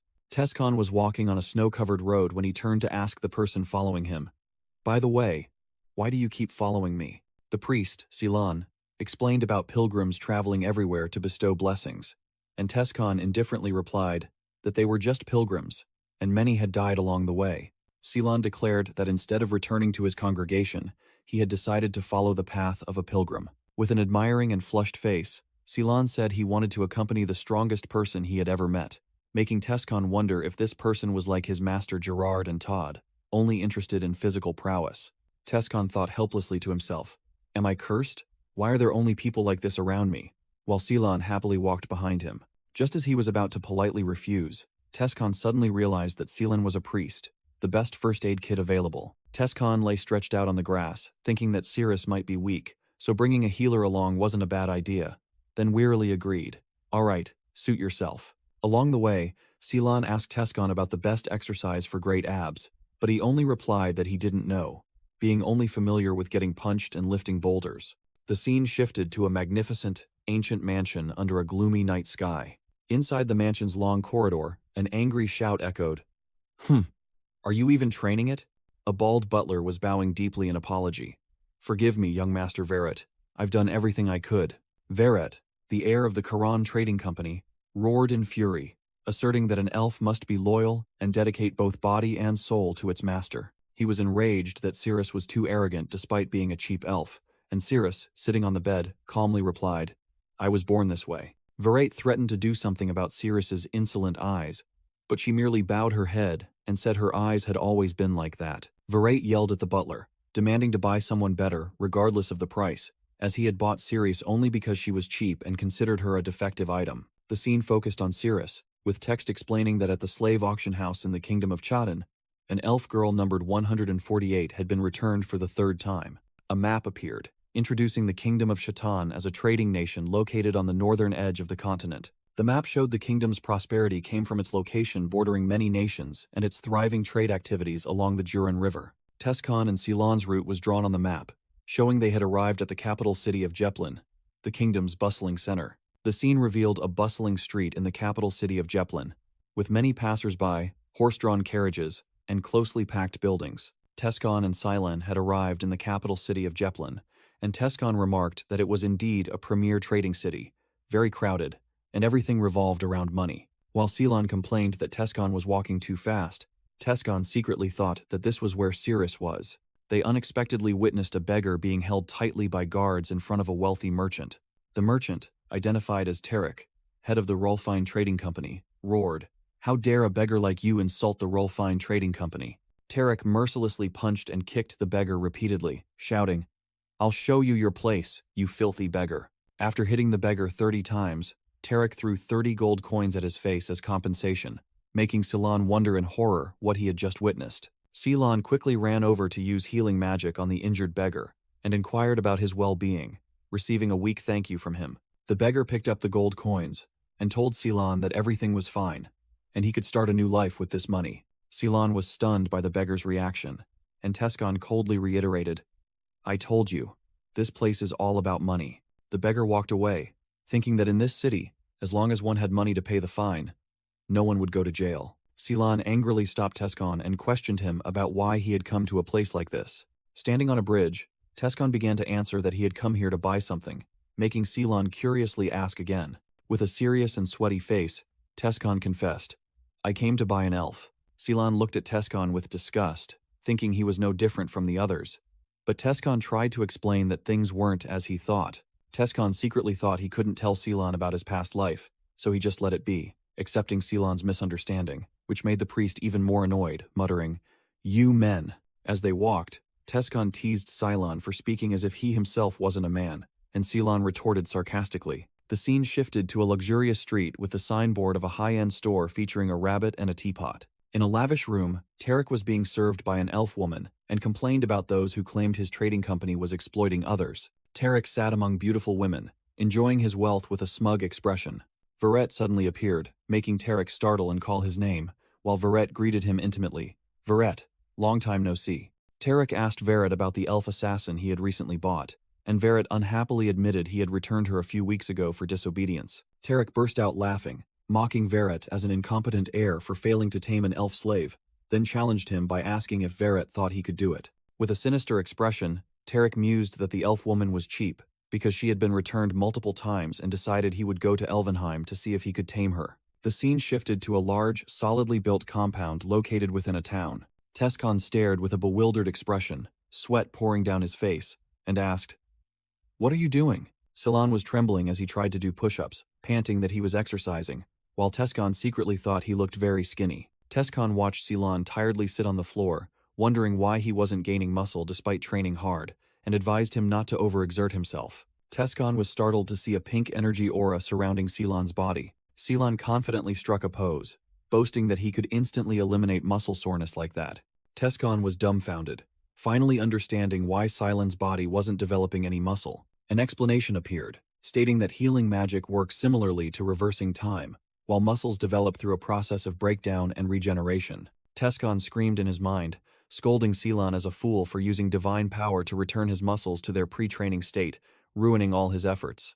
Tescon secretly thought that Ceylon had wasted 5 years, then told him that it was nothing and he would show him an effective training method later. Tescon asked if his long hair got in the way during training, and Ceylon proudly replied that his hair grew back very quickly, even if cut. Tescon carried a large bag, saying he was going to the slave auction house because he had sold all the artifacts, and Ceylon hurriedly ran after him. The narration explained the types of slaves on the market, with elves being the most favored race due to their appearance matching human standards. A price list of slave types was displayed, showing that the value of elf assassins and female elves was significantly higher than orc slaves or male elves. Tescon and Ceylon sat in a luxurious room, listening to an explanation that long lifespans were also a reason elves were favored, and learned that Elvenheim was an elf slave auction house with a 300-year history. Tescon contemptuously thought about people daring to name a slave auction house after the elven paradise, while Ceylon seemed surprised, having never been to such a place. Ceylon naively remarked that this place seemed to treat elves better than orc auction houses, but Tescon sternly replied that it was meaningless because they were still treated as slaves. Ceylon innocently asked Tescon, believing elves would be happier serving humans as they would no longer fear starvation. Tescon replied with a serious expression that this was the common thought of most humans. He thought to himself that no matter how strong he became, he couldn't change others' perceptions, and resolved to build a new empire for all races. A manager emerged from behind a curtain, apologizing for their wait and welcoming them into the room. The manager introduced a group of beautiful female elves, calling them the best slayers in Elvenheim. Ceylon frantically covered his eyes, prompting the manager to ask if the sight was too much for him, while Tescon stood silently observing. Tescon showed disgust, thinking to himself that he couldn't believe the descendants of high elves had been reduced to this, then asked the manager if there were any darker-skinned slayers. The manager smiled, believing he understood Tescon's preference, while Ceylon angrily thought to himself about his contradiction. The manager said there was a female elf who met the request and invited Tescon and Ceylon to see her. The three walked together through a vast, luxurious corridor of the auction house. The manager boasted that they made the elves exercise regularly, using unique methods, while a group of elves trained by a fountain. He continued to advertise that they always fed the elves fresh vegetables and seeds to develop a pleasant scent. Tescon grew impatient, interrupting the manager and demanding, "I've heard enough, just take us to her." Frightened by Tescon's sharp gaze, the manager let out a nervous cough. The manager told 2 guards in front of a large gate that they were there to see number 148. Inside, a vast training ground appeared with dozens of young female elves enthusiastically practicing swordsmanship, introduced as underage slayer candidates. The manager pointed to one person in the crowd and said that was the female elf he had mentioned. Tescon fell silent, tears beginning to stream down his face as he saw the elf girl. A flashback appeared, showing a close-up of the resilient face of a dark-skinned female elf with platinum hair. The full image of the female elf from the past appeared. She wore tattered clothes, and Tescon silently called her name, Cirrus. The scene opened inside a vast magical laboratory, filled with books, celestial orbs, and alchemical tools. In a flashback, Cirrus frantically screamed as Lepenheart was about to mix 2 vials. "Ah, Lord Lepenheart, you cannot mix them." A large explosion occurred immediately after, and Cirrus explained that firegrass extract could not be mixed with germinating stone. Amidst the wreckage, Lepenheart awkwardly apologized, while Cirrus irritably reminded him, "You said the exact same thing yesterday, and they exploded then too, remember?" Cirrus gently wiped the dirt from Lepenheart's face and thought to herself how a man his age could be so adorable. Lepenheart suggested Cirrus call him by his name directly, instead of using honorifics, but she firmly refused. When Lepenheart asked why, Cirrus merely bowed her head silently with a solemn expression. The scene abruptly shifted to a majestic city, engulfed in flames at sunset. Lepenheart stood alone on a high balcony, silently gazing down at the devastation below. Behind Lepenheart, his comrades Tassid, Macklin, and Atilka lay on the floor, preparing for their final farewell. With a pained expression, Tassid looked up and bid farewell. "I take my leave, Your Majesty." Lepenheart turned back, trying to appear optimistic, and asked why everyone looked so gloomy, as if staring at a dying man. Looking down at the colossal army below, Lepenheart stated that the entire continent had united and mobilized millions of troops to destroy the Demon King. A sea of knights in gleaming armor stretched endlessly, showing their determination to annihilate Lepenheart and his comrades. Tassid asked if they were certain they couldn't come along, but Lepenheart explained that they only had a chance to escape because he would remain in Gairach. Lepenheart offered an apology to a god named Alport for his failure, but Macklin corrected him, stating it was a prophecy, not a guarantee. An ancient scroll appeared with a prophecy about one who would change destiny, one with an elf by his side and guided by an orc. Lepenheart recalled his confusion when he first heard the prophecy, when he destroyed half the temple yet was hailed as a savior by the dwarves. Lepenheart turned away, speaking his final farewell to his comrades. I hope so too. Take care, Makelin. Tassid and Atilka. Live well. Finally, Lepenheart called Cirrus's name. She looked directly at him with resolute eyes and promised, I will wait for you, Lord Lepenheart. Standing on the balcony, Lepenheart told Cirrus that if anything happened to him, she must find someone new. But she resolutely replied, I will wait for you, no matter what. Cirrus shouted to Lepenheart that no matter how dire the situation, she would still wait for him. Lepenheart looked at Cirrus, his eyes reflecting emotion at her promise. Cirrus looked back at Lepenheart with tear-filled yet resolute eyes. Under the sunset, Lepenheart and Cirrus embraced in a final farewell. Returning to the present, the auction house manager introduced a dark-skinned female elf, saying he was somewhat embarrassed to present her as she was a defective product returned 3 times due to being untamable. The manager explained that, because she was difficult to handle, they used her to help other elves develop combat skills, as becoming a slayer required experience in cutting real flesh. The manager turned to ask Tescon if he still wanted to buy the girl, and Tescon firmly replied, Of course. The manager secretly thought Tescon had a perverse taste and decided to raise the price, then announced the new price. Sir, the price is 300 gold coins. The monk, Ceylon, exclaimed in surprise. Only 300 coins? That's cheap. And the manager explained it was because she wasn't a good product. The dark-skinned female elf was brought before Tescon and calmly asked, You must be my new master. Tescon looked at the girl with a sad expression, thinking to himself that she looked like she had suffered too much. Then he took off his coat. The manager offered to call a priest to heal her scars, but Tescon refused and turned to ask, Ceylon, can you heal her? Tescon draped his coat over the girl's shoulders and said she must be cold. Then he asked if she had a name, to which she replied, no. Tescon suggested the name Cirrus and asked if she liked it. The girl closed her eyes, accepted, and said, My name is Cirrus. I will remember that. Tescon said that from now on she would be Cirrus Valencia, and when she wondered why a slave needed a surname, he affirmed it was a surname she must have. Tescon smiled and introduced himself. I am Lepenheart, and this is Ceylon, a monk of the Philinance order. Cirrus, now warmly clothed and scarved, looked directly at Lepenheart and replied, Understood. The scene shifted to a large building with tall spires, likely the headquarters of the Elvenheim auction house. The auction house manager looked confused, saying to someone, Sir, you wanted number 148, but she has already been sold. Merchant Guild head Tarek was stunned when the auction house manager confirmed the female slave had been sold about an hour ago. He gnashed his teeth in anger, wondering if Verret had discovered his plan and bought her back. The manager denied it, explaining that the buyer was a strange young man, and since he paid in cash, no information was recorded. Tarek questioned why someone would carry enough cash to buy an assassin, but the manager replied that because she was a defective item, she was sold at a very low price. When asked about his appearance, the manager described the buyer as a tall man with red hair, someone instantly recognizable. The scene shifted to Cirrus, who was wearing a new, well-fitting outfit with fur-trimmed shorts. Cirrus stood in her new warrior attire, which included a corset, shorts, long stockings, and a hooded cloak. In a clothing store, Tescon told Cirrus that the outfit wasn't perfect yet, but to wear it for now, and he would find something better later. As they walked down the street, Tescon asked Cirrus if she was hungry. She replied indifferently, As you decide, master. Then asked if he wanted to return her. Cirrus secretly pondered Tescon's actions, wondering why he gave her a coat, bought expensive clothes, and treated her like an ordinary woman. Tescon explained that he just wanted her to treat him as a companion, and asked if she could call him by his name instead of master. Cirrus remained suspicious, secretly concluding that he was just a pervert obsessed with adventure stories. She assumed he wanted to play the role of a warrior traveling with a female swordswoman, and accepted, All right, from now on, I shall call you Lord Lepenheart.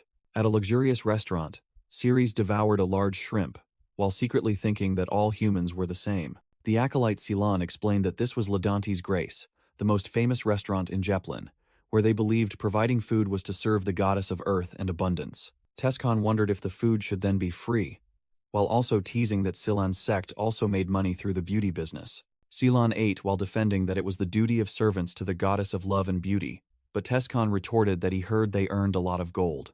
The three of them ate and drank happily, Tescon sipping water while Cirrus and Ceylon were engrossed in their food. Tescon smiled gently as he watched Cirrus eat, her cheeks puffed out from chewing. Caught off guard, Cirrus flinched, shyly lowering her head to her plate of food. Tescon rested his chin in his hand, wondering if Cirrus liked this place, and recalling that they used to come here annually to celebrate their first meeting. He mused about the difference between his two lives. In his previous life, he met Cirrus as a savior, while in this life, he was her buyer, and he thought perhaps he had arrived too early. Strolling through the bustling market with Cirrus and Ceylon, Tescon told himself that one day she would understand his true intentions, and for now, this was enough. At a weapons stall, the vendor proudly presented his best weapons, and Tescon turned to ask Cirrus if she liked any of them. Cirrus picked up a rapier, surprising Tescon, who asked, "Oh, a rapier? I thought you used a curved saber." Tescon flinched, realizing he had spoken out of turn, while Cirrus narrowed her eyes suspiciously, wondering how he knew that. Ceylon, meanwhile, exclaimed admiringly that a true master could deduce a weapon just by looking at one's hands. Ceylon joyfully held a mithril dagger, exclaiming that she never thought she would own a mithril weapon, as she had only dared to admire them before. Tescon teased that an acolyte rarely needed a weapon, while Ceylon was still happily playing with her dagger. Tescon suddenly sensed something and turned his head back with a vigilant expression.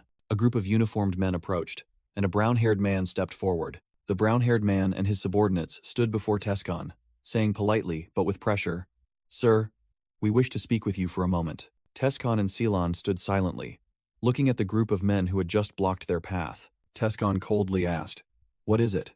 The brown-haired man replied with a serious expression that a great gentleman desired the elven woman to accompany him. Cirrus, still hooded, looked straight ahead with an unreadable gaze. Tescon looked down at the man and replied indifferently, "So what?" The man presented a sealed document, offering to buy back the female slave, and promising generous compensation, even suggesting they could exchange her for a true elven assassin. Tescon flatly refused. "I'm not interested." The man asked in surprise, "Are you refusing our offer?" And Tescon confirmed, "Yes." The man looked annoyed, saying that Tescon clearly didn't understand what they were offering, and emphasized that he would be amply compensated. Tescon narrowed his eyes, retorting in a low voice, "You're the one who doesn't understand what I'm saying." "I said I'm not interested." The aide named Romad looked at Tescon and remarked, "You are a strange fellow. You must be very fond of that elven slave." As Tescon, Cirrus, and the acolyte Ceylon walked away, Ceylon remarked that they had encountered many strange people lately, while Tescon secretly wondered who that man thought he was. Outside a magnificent mansion at night, lights from the windows still shone brightly. Merchant Guild head Tarek angrily yelled at Romad, asking why he had returned empty-handed. Romad explained that the bumpkin refused to sell no matter how much money was offered, and advised Tarek to handle it more discreetly instead of using force, as too many people were watching. Romad proposed a plan: wait for the right moment to capture the female assassin, then report her death and offer double compensation, believing this would pique Tescon's interest. Tarek smirked, agreed with the plan, and told Romad to take Knight Lantis along, believing he had been idle for too long. At a large inn in the city, Tescon and his group had returned to their room. A bag was opened, revealing a glittering pile of gold coins inside. Tescon sat with his arms crossed before the pile of gold coins, secretly thinking that even though more money remained than expected, this amount was negligible compared to rebuilding an empire. He looked at the gold coins and considered investing them instead of carrying them around. Tescon suddenly remembered that at this time in the past, the neighboring kingdom of Crovence had suffered a famine. A scene of lush wheat fields appeared, explaining that Crovence was a blessed agricultural nation, so no one had expected a famine to occur. Tescon recalled the horrifying sight of countless skeletons, remembering that by the following spring, many had starved to death to the point of cannibalism, and concluded that investing in grain now was a smart move. He thought of the three major merchant guilds, Rolfine, Charon, and Tauvan, but immediately dismissed Rolfine because its guild head had abused Cirrus in his previous life. Tescon decided to choose Rolfine's rival, the Tauvan Merchant Guild, the third largest grain trading company on the continent. In his office, the head of the Tauvan Merchant Guild, Siebold, was tearing his hair out because the Rolfine Merchant Guild was dumping wheat and barley, threatening to cost him all his clients. An employee entered, reporting a client wished to invest, but Siebold dismissed it, believing a few gold coins wouldn't solve the problem, and told him to send the client away. The employee hesitated, saying, "But sir," he offered a total of 1,500 gold coins, which stunned Siebold, who couldn't believe his ears. Tescon stood with his arms crossed before 3 large sacks of money, confidently declaring to Siebold, "I wish to invest all 1,500 gold coins in grain." Tescon explained his plan. I will sell it to the Crovin's kingdom next spring harvest. Sibolt Tauvan asked back in surprise about the Crovin's kingdom. Sibolt argued that selling grain to the Crovin's kingdom was as absurd as selling soap to orcs, as they would never buy it. Tescon muttered that orcs could also use soap if they got used to it, then quickly changed the subject. Tescon argued that if he failed, only he would lose money, but if he succeeded, Sibolt would also benefit. Nevertheless, Sibolt hesitated, unwilling to propose an investment that was sure to fail. Seeing Sibolt's hesitation, Tescon stood up, took the moneybags, and threatened to go elsewhere, causing Sibolt to cry out in panic. No, sir. Sibolt honestly confessed that the Tauvan Merchant Guild was facing financial difficulties, and this money could help them through this period, so he wanted to propose a safer alternative investment. Tescon secretly thought that Sibolt was as stubborn as in his previous life, but that was his nature. Then he decisively said, "This is my money. I'll spend it as I please. Just bring out the documents." Tescon grabbed Sibolt by the collar, his sharp gaze warning, "There's only one thing you need to promise me. Don't use my money for anything else without my consent." Sibolt stammered his agreement in fear. After the agreement was made, Tescon asked Sibolt if the Tauvan Merchant Guild had a branch in the Graham Kingdom, and Sibolt confirmed they had just opened a trade route in the north. Tescon pointed at the map and asked about a branch near the Delphia Magic Tower. Sibolt replied that the Ronta branch passed through Delphia, and Tescon immediately asked him to find someone there. Sibolt happily agreed, as long as Tescon provided the name. Tescon secretly thought this was a good opportunity to gather information about Lepenheart at the Magic Tower. The scene shifted to a vast training ground, where Cirrus stood facing a red-haired acolyte in front of a withered tree. Cirrus swiftly swung her pair of daggers, creating faint white streaks of light in the air. She moved at dizzying speed, leaving after images that made the red-haired acolyte exclaim in astonishment, "Wow." Memories of Cirrus's past flooded back, showing her in warrior attire, radiating a powerful aura. In the flashback, a noble elf woman, perhaps her mother, gently said that the High Elves were once the forest's protectors. She spoke of an eternally happy life under the World Tree's blessing in Elvenheim, but now they had been pushed to this point by humans, and believed that one day the great Eldia would lead them back to paradise. The image of the elves' homeland engulfed in flames appeared as her mother's voice echoed, instructing her daughter never to forget her pride. Young Cirrus stood frozen, horrified, watching her homeland burn while other elves around her wept bitterly. Another elf woman in the slave camp told her kin, "You are beautiful, so you have a chance to be sold to a good place. Start learning loyalty and obedience to become a docile elf." A painful memory surfaced, showing Cirrus being cruelly beaten with a stick by a man. In the past, young Cirrus sat huddled alone in the corner of a dark cell, next to an empty plate. Other elf women mocked her. Even her status as a pure-blooded elf became a joke in this place. The only thing that saved her was the sword, for she remembered that all the adults she knew wielded swords and fought with pride until their last breath. Cirrus loved her sword, for every time she swung it, she could recall the proud images of her parents. Cirrus practiced her swordsmanship alone in the courtyard, her sword strokes creating dazzling white streaks of light. As time passed, her memories faded, but she still held one thing tightly in her heart, her parents' voices echoing, "My dear daughter, you must never forget our pride." A round of applause rang out, and Cirrus turned to look with a wary expression. A red-haired acolyte excitedly ran over, panting as she praised, "That was amazing. Where did you learn to move like that?" Cirrus coldly replied that hard practice was all it took, making the acolyte exclaim in surprise, "Well, that's exactly what Lepenheart told me. Do all you warriors think alike?" The red-haired acolyte mimicked the movement, swinging her arm and punching the air, asking, "Is this right?" Suddenly, the acolyte sensed something, and turned to look with a serious expression, as she heard a voice, "Found you." A group of uniformed men appeared at the entrance to the courtyard, one of them speaking up, "Come with us, elf woman." The leading man, Romad, smirked and said they would take her to her true master. Cirrus raised her head, and looked at them with a resolute gaze, showing no fear. Romad's group had surrounded Cirrus and the acolyte in the middle of the wide courtyard. The red-haired acolyte angrily pointed at them and shouted, "Hey! Who are you people?" Romad casually replied, "Don't expect anyone to come save you. We've already taken care of that," ignoring the girl who was shouting that Cirrus was not for sale. One of Romad's subordinates angrily yelled, "You talk too much, you brat," then swung his sword towards the acolyte.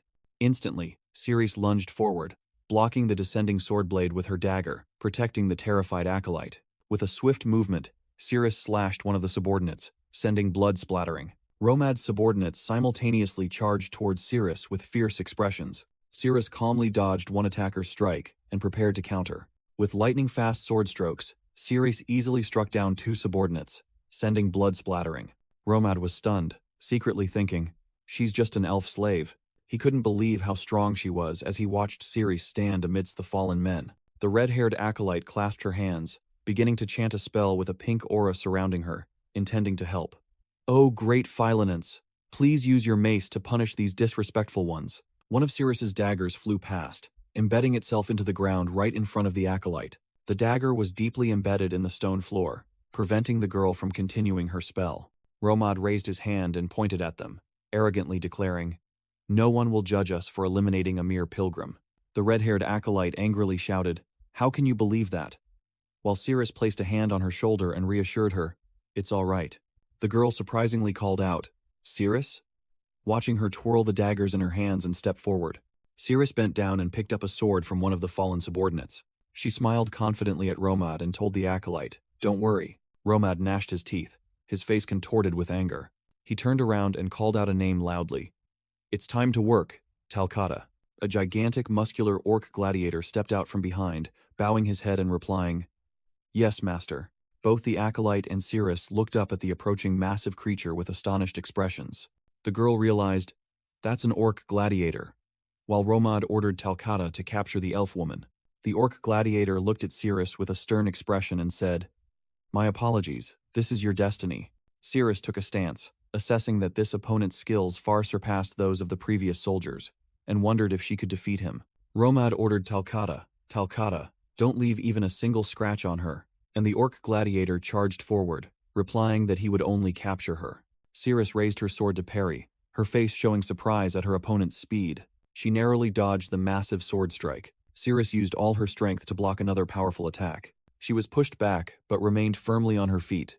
Cirrus gritted her teeth, thinking to herself, "He's truly strong." She swung her sword to attack, regretting that she hadn't brought her saber. Cirrus performed a spectacular somersault over Talcata's head to dodge the attack, the clang of metal echoing. Romad angrily yelled, scolding Talcata for being unable to handle a single female elf. Talcata broke into a sweat, thinking to himself that he might have to go hungry again tonight. The orc gladiator leaped into the air, preparing to unleash a downward strike that would crack the very stone ground. Talcata's face was filled with determination as he executed the attack. Cirrus also showed no hesitation, gritting her teeth as she faced the danger. Talcata swung his greatsword down at Cirrus, who stood below. Instead of retreating, Cirrus unexpectedly charged straight forward, closing the distance. Talcata's eyes widened, and he broke into a sweat, astonished by her reckless action. Cirrus raised her sword, preparing to directly confront the heaven-shattering downward strike. A close-up showed Cirrus's resolute gaze as she prepared to parry the blow. Her eyes did not waver in the slightest, reflecting the incoming blade. Talcata realized in a panic that Cirrus had no intention of dodging, and thought to himself, "She's not dodging. I have to stop." Talcata groaned as he tried to divert the sword strike aimed at Cirrus. A close-up showed Cirrus's confident and calm smile as she faced the blade. Talcata's blade grazed right past Cirrus, striking the ground. Talcata stumbled to a halt, his sword plunged into the ground, while Cirrus stood firm without a scratch. Talcata angrily yelled, "I almost killed you. What would you have done if I hadn't changed direction?" Cirrus calmly replied, "I trusted your skill." A red-haired acolyte called out loudly, "Cirrus, can you block a flying dagger too?"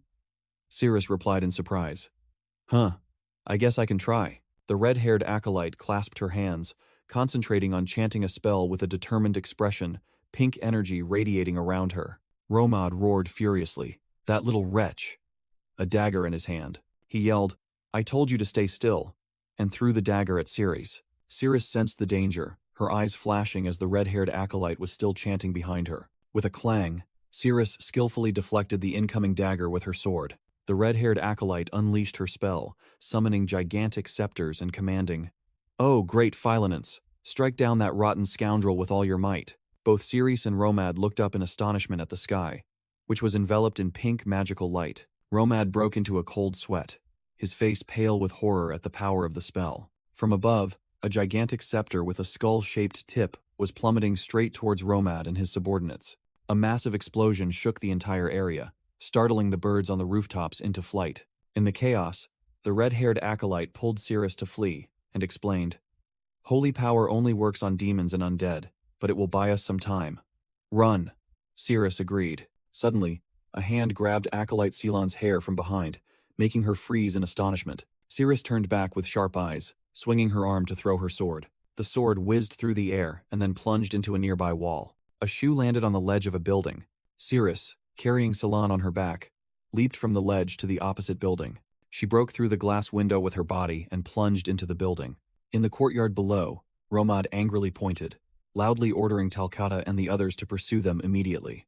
A commander in fur-collared armor suddenly appeared, grabbing Romad's arm and asking why he was in trouble just because of a female elf, making Romad awkwardly explain that she was stronger than they thought. The commander sneered, saying he was quite surprised that even Talcata couldn't capture her, as an elf assassin was usually no match for a veteran orc gladiator. He declared it was time for him to act, and asked which way Cirrus had gone. Romad pointed the way for the commander, who grunted in response.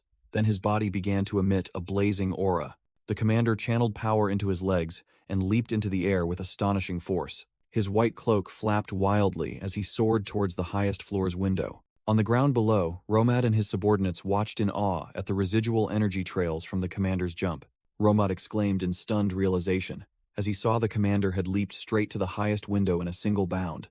Astonished by the power of an aura user, the commander landed in the corridor inside the building, his entire body still radiating an aura, and thought to himself that this feeling was truly nostalgic. He smirked, thinking it had been a long time since he had played hide-and-seek. Meanwhile, Cirrus was carrying Ceylon on her back, running at full speed along the corridor. Both rushed quickly through the building's long corridor. Ceylon hastily told Cirrus that they should return to their room to retrieve their weapons and equipment. She asserted that they could handle 1 or 2 pursuers, and that it was better than fleeing with just a dagger. Cirrus hesitated, then thought to herself that she had once believed her master was just a child who knew nothing about the real world. A dark-skinned knight on guard duty was startled when he heard a sound. Cirrus unexpectedly leaped over the knight's head, preparing to launch an aerial attack. She delivered a powerful kick to the knight's head, instantly knocking him out. Ceylon urgently urged Cirrus, "There's no time to get properly dressed, just grab our things and run." In the empty room, a spell was cast, causing the potted plant and furniture to emit a pink light, aiming to erase their traces and protect them from pursuit. Commander Lantas walked down the corridor with a blazing red aura radiating around his feet. He used the power of a swordmaster to sense all living beings within a 30-meter radius and realized someone was hiding in the room. Lantas kicked open the door, surprised to think that a high-ranking cleric could use such a concealment technique. He stepped into the now empty room, with only the shattered remains of the door left. Lantas looked towards the open window, realizing that they had fled outside. Romad ran up, panting, and asked, "Where are they, Sir Lantas? Surely you didn't let them escape, did you?" Lantas snapped at Romad to shut up, and ordered him to send people to hunt them down, believing they couldn't have gone far. Under the twilight, Cirrus and Ceylon had reached a rooftop in the city. Ceylon suggested going down to the street, but Cirrus explained they needed to stay away from people because if they were discovered as runaway slaves, the entire area would become hostile. Ceylon panted, lamenting that life in the clergy was so comfortable, and now she understood why pilgrims so easily collapsed on their journey. She shivered as the terrifying image of Saintess Ellen appeared, thinking that if she returned, she would fall into her hands again. Ceylon cried out her determination never to return to this weak body, then complained that if Lepenhart were here, everything would have been resolved, making Ceres curious about his power. With a determined expression, Ceylon declared, "We must find a way to meet Lepen." She clasped her hands in prayer, imploring the goddess Philanence to guide the thread of fate to turn this unfortunate separation into a fated reunion. A brilliant pink energy stream radiated throughout the alley, signaling the crossroads of destiny. The narration explained that love is a curse that turns coincidence into destiny. When blessed by the goddess Philanence, Ceylon thought to herself with a dejected expression that this spell was originally meant to match compatible couples, not to be used in this way. As they walked, Ceylon praised Cirrus for being truly strong, even stronger than the elven assassin Relsha she once knew, while Cirrus also praised Ceylon as a high-ranking cleric despite her youth. Ceylon thought to herself that talking to Cirrus was interesting, like talking to a human and not a slave, and wondered if Cirrus was a special case. The two had arrived at a ruined ancient city wall, and Ceylon confirmed this was where the goddess Philanence had led them. Ceylon and Cirrus were startled in surprise as they sensed someone's presence. A strange man slowly emerged from a ruined archway, advancing towards them. Cirrus frowned, immediately realizing, "It's not Lord Lepenhart." Lantas smiled smugly, hand on his sword hilt, and said, "Here you are, girls. Thanks for helping me warm up a bit." Turning his back, Lantis warned, "Are you going to run again?" "I advise against it," Cirrus growled, deciding that the only way was to defeat the enemy before them, then charge to attack. Cirrus unleashed a powerful slash towards Lantis. Lantis easily blocked Cirrus's attack and remarked, "This is not the skill of an apprentice elven assassin. The girl has real talent." Lantis continued to say sarcastically that she seemed to have put in a lot of effort, which was unusual for a slave, while Cirrus struggled free and retreated. Cirrus looked at her opponent with a horrified expression, thinking to herself, "Who is this man?" Ceylon frantically realized the enemy must be a renowned knight or swordsman, and immediately clasped her hands in prayer, asking the goddess Philanence to grant the courage of a lion.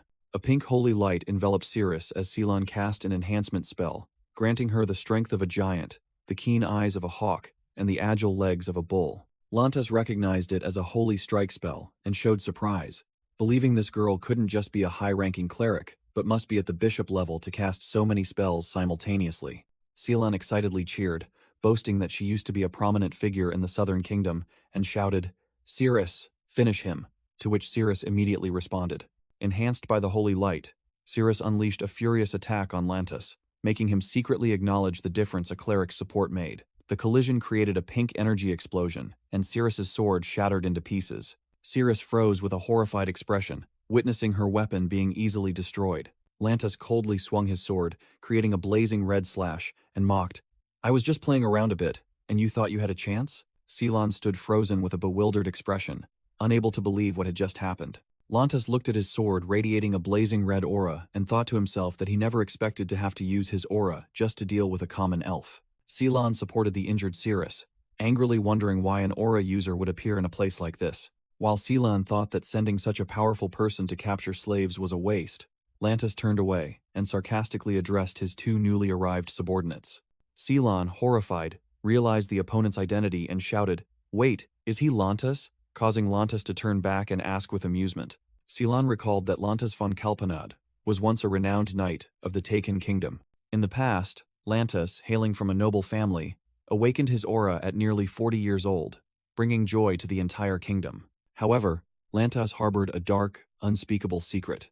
The flashback showed Lantis with perverse desires, starting with torturing elven slaves, then extending to humans and nobles alike. Back in the present, Ceylon resentfully called Lantis a monster, and recounted that she was always warned not to go out at night, for fear of being abducted by him. Lantis merely sneered at Ceylon's accusation, casually replying that he also had to make a living. Ceylon gritted her teeth in indignation upon hearing Lantis admit he had fled here, after killing hundreds of people, and hadn't had an exciting chase in a long time. Ceylon explained that for the Rolfane Merchant Guild, the benefit of having an aura user outweighed Lantis's notorious reputation, forming a mutually beneficial relationship.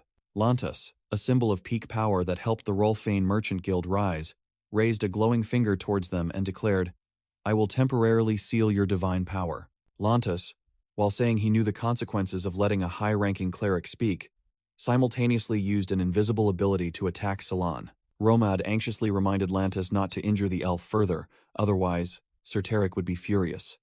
But Lantis dismissed it, saying that any cleric could heal her. Lantis glanced at Ceylon, remarked that this cleric was quite beautiful, then ordered Romad to take her along as well. Ceylon frantically shouted that she was a man, causing Romad and another subordinate to show expressions of disgust and secretly think, "Not again." Lantis smirked meaningfully, saying this would be a unique experience. With a menacing expression, Lantis reached out to the trembling Ceylon and gruesomely promised, "I'll be gentle." Romad suddenly lunged to block his path, his hands slashed and spurting blood as he shouted that Lantis would never touch him. Lantis looked pensive, a little surprised by his subordinate's defiant act. Lantis remarked that Romad was the most vibrant, beautiful, and fragile living corpse he had ever seen, as he still stood firm despite his hand tendons being severed. Ceylon was utterly horrified as Lantis coldly declared it was a pity he had to sever all of Romad's limbs. A blazing golden energy explosion suddenly erupted, sending Lantis and all his subordinates flying.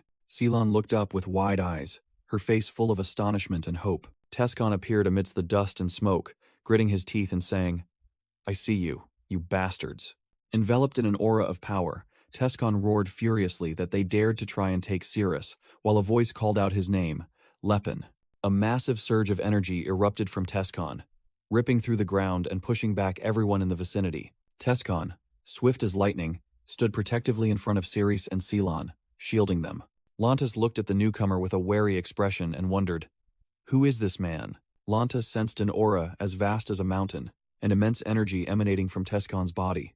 Lantis grabbed Romad, who had just confirmed that this was the man who bought the female assassin, and angrily questioned, "Didn't you say he was just a small fry?" Lantis looked at Tescon with a tense expression, thinking that merely looking at him was enough to put all his senses on high alert, and he couldn't believe Romad called this man a small fry. Standing behind Tescon, Ceylon thought to herself that if even an aura user couldn't gauge his strength, it meant he was also an aura user. Then she thanked Tescon for protecting Ceres. Lantis judged Tescon to be perhaps over 30, and drew his sword in excitement, telling himself it had been a long time since he met someone truly powerful. Tescon smirked provocatively. Tescon looked directly at Lantis and issued a challenge. "Are you enjoying playing knight? You're nothing but a filthy, perverted old man. Come at me." Lantis flashed a belligerent grin, ready to accept the challenge. Tescon grinned back, his body beginning to emit a brilliant golden energy. Enveloped by a powerful aura, Tescon charged forward like an arrow. Lantis also charged forward, raising his sword high, preparing for the collision. Tescon's fist and Lantis' sword clashed, creating a fierce energy explosion. Shockwaves from the impact spread out, shattering the ground and forcing Lantis' subordinates to shield themselves in terror. Tescon and Lantis grappled fiercely at the epicenter, surrounded by surging energy and crumbling debris. Tescon roared, putting all his strength into his brilliantly glowing fist. Lantis grinned with delight, reveling in the fierce confrontation. Both exchanged a flurry of blows at terrifying speed, fists and swords constantly clashing, creating sparks of energy. Two subordinates stood far away in a panic. One shouted, asking if they should flee, but the other dismissed it, believing they would die if caught in the battle. Another powerful impact sent Tescon flying backward, crashing into a building's wall while Ceres and Ceylon looked up. Ceres embraced Ceylon, asking in astonishment, "Lord Lepenheim is an aura user? Huh? Didn't I tell you?" Ceres looked up at the battle with resolute eyes, seemingly well aware of the power of the one she followed. Lantis, while parrying, thought in astonishment that his opponent was clearly not a newly awakened aura user. Lantis hastily retreated, dodging a blazing red aura unleashed by Tescon. Tescon charged forward with terrifying speed, his aura trail tearing through the stone ground. Tescon launched an aura condensed punch, creating a concentrated energy explosion. Lantis was astonished by his opponent's masterful aura control, speculating that he couldn't be newly awakened but might be over 40 years old. With an annoyed expression, Lantis gritted his teeth, thinking to himself that both hypotheses about Tescon were utterly absurd. Tescon used his bare hands to block Lantis' attack, causing a powerful shockwave. Tescon gritted his teeth, secretly annoyed that he couldn't understand why such scum possessed such formidable swordsmanship. While parrying successive sword strikes with his bare hands, Tescon irritably swore that from now on, he would beat anyone who claimed martial arts-built character. Lantis leapt onto a stone pillar, temporarily creating distance from Tescon after a series of fierce exchanges. Lantis pondered, astonished that Tescon could block his sword with bare hands. Then a speculation about his identity flashed in his mind. From above, Lantis asked Tescon, "Are you the disciple of the Fist King Gerard?" Tescon remained silent, not answering, his sharp gaze fixed on Lantis. Lantis continued to question with disdain. "Why would someone as strong as you care about a mere slave?" Tescon angrily growled back. "Who are you calling a slave?" he shouted furiously. "The people you drag away as slaves also have thoughts and feelings." Lantis seemed stunned by Tescon's fierce and emotional reaction.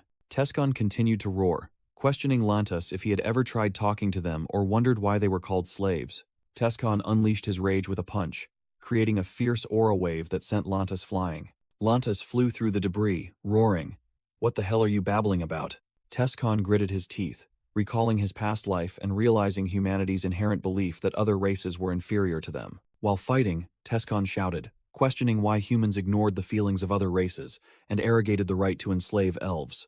Lantis fanatically retorted that humans were the chosen rulers, and the enslavement of other races was the will of the god Sayer. Tescon landed a punch on Lantis, angrily asking since when the noble descendants of the elf race were destined for slavery. Tescon roared, clenching his fist, questioning if Lantis had ever considered that if humans didn't rule the world, they themselves would be the ones in chains. Tescon charged forward, unleashing a powerful aura strike towards Lantis. Tescon recalled the scene of humans cheering as orcs, dwarves, and elves were successively enslaved, all because they were not human. He continued his attack, shouting that accepting the enslavement of others meant accepting the possibility of becoming enslaved oneself.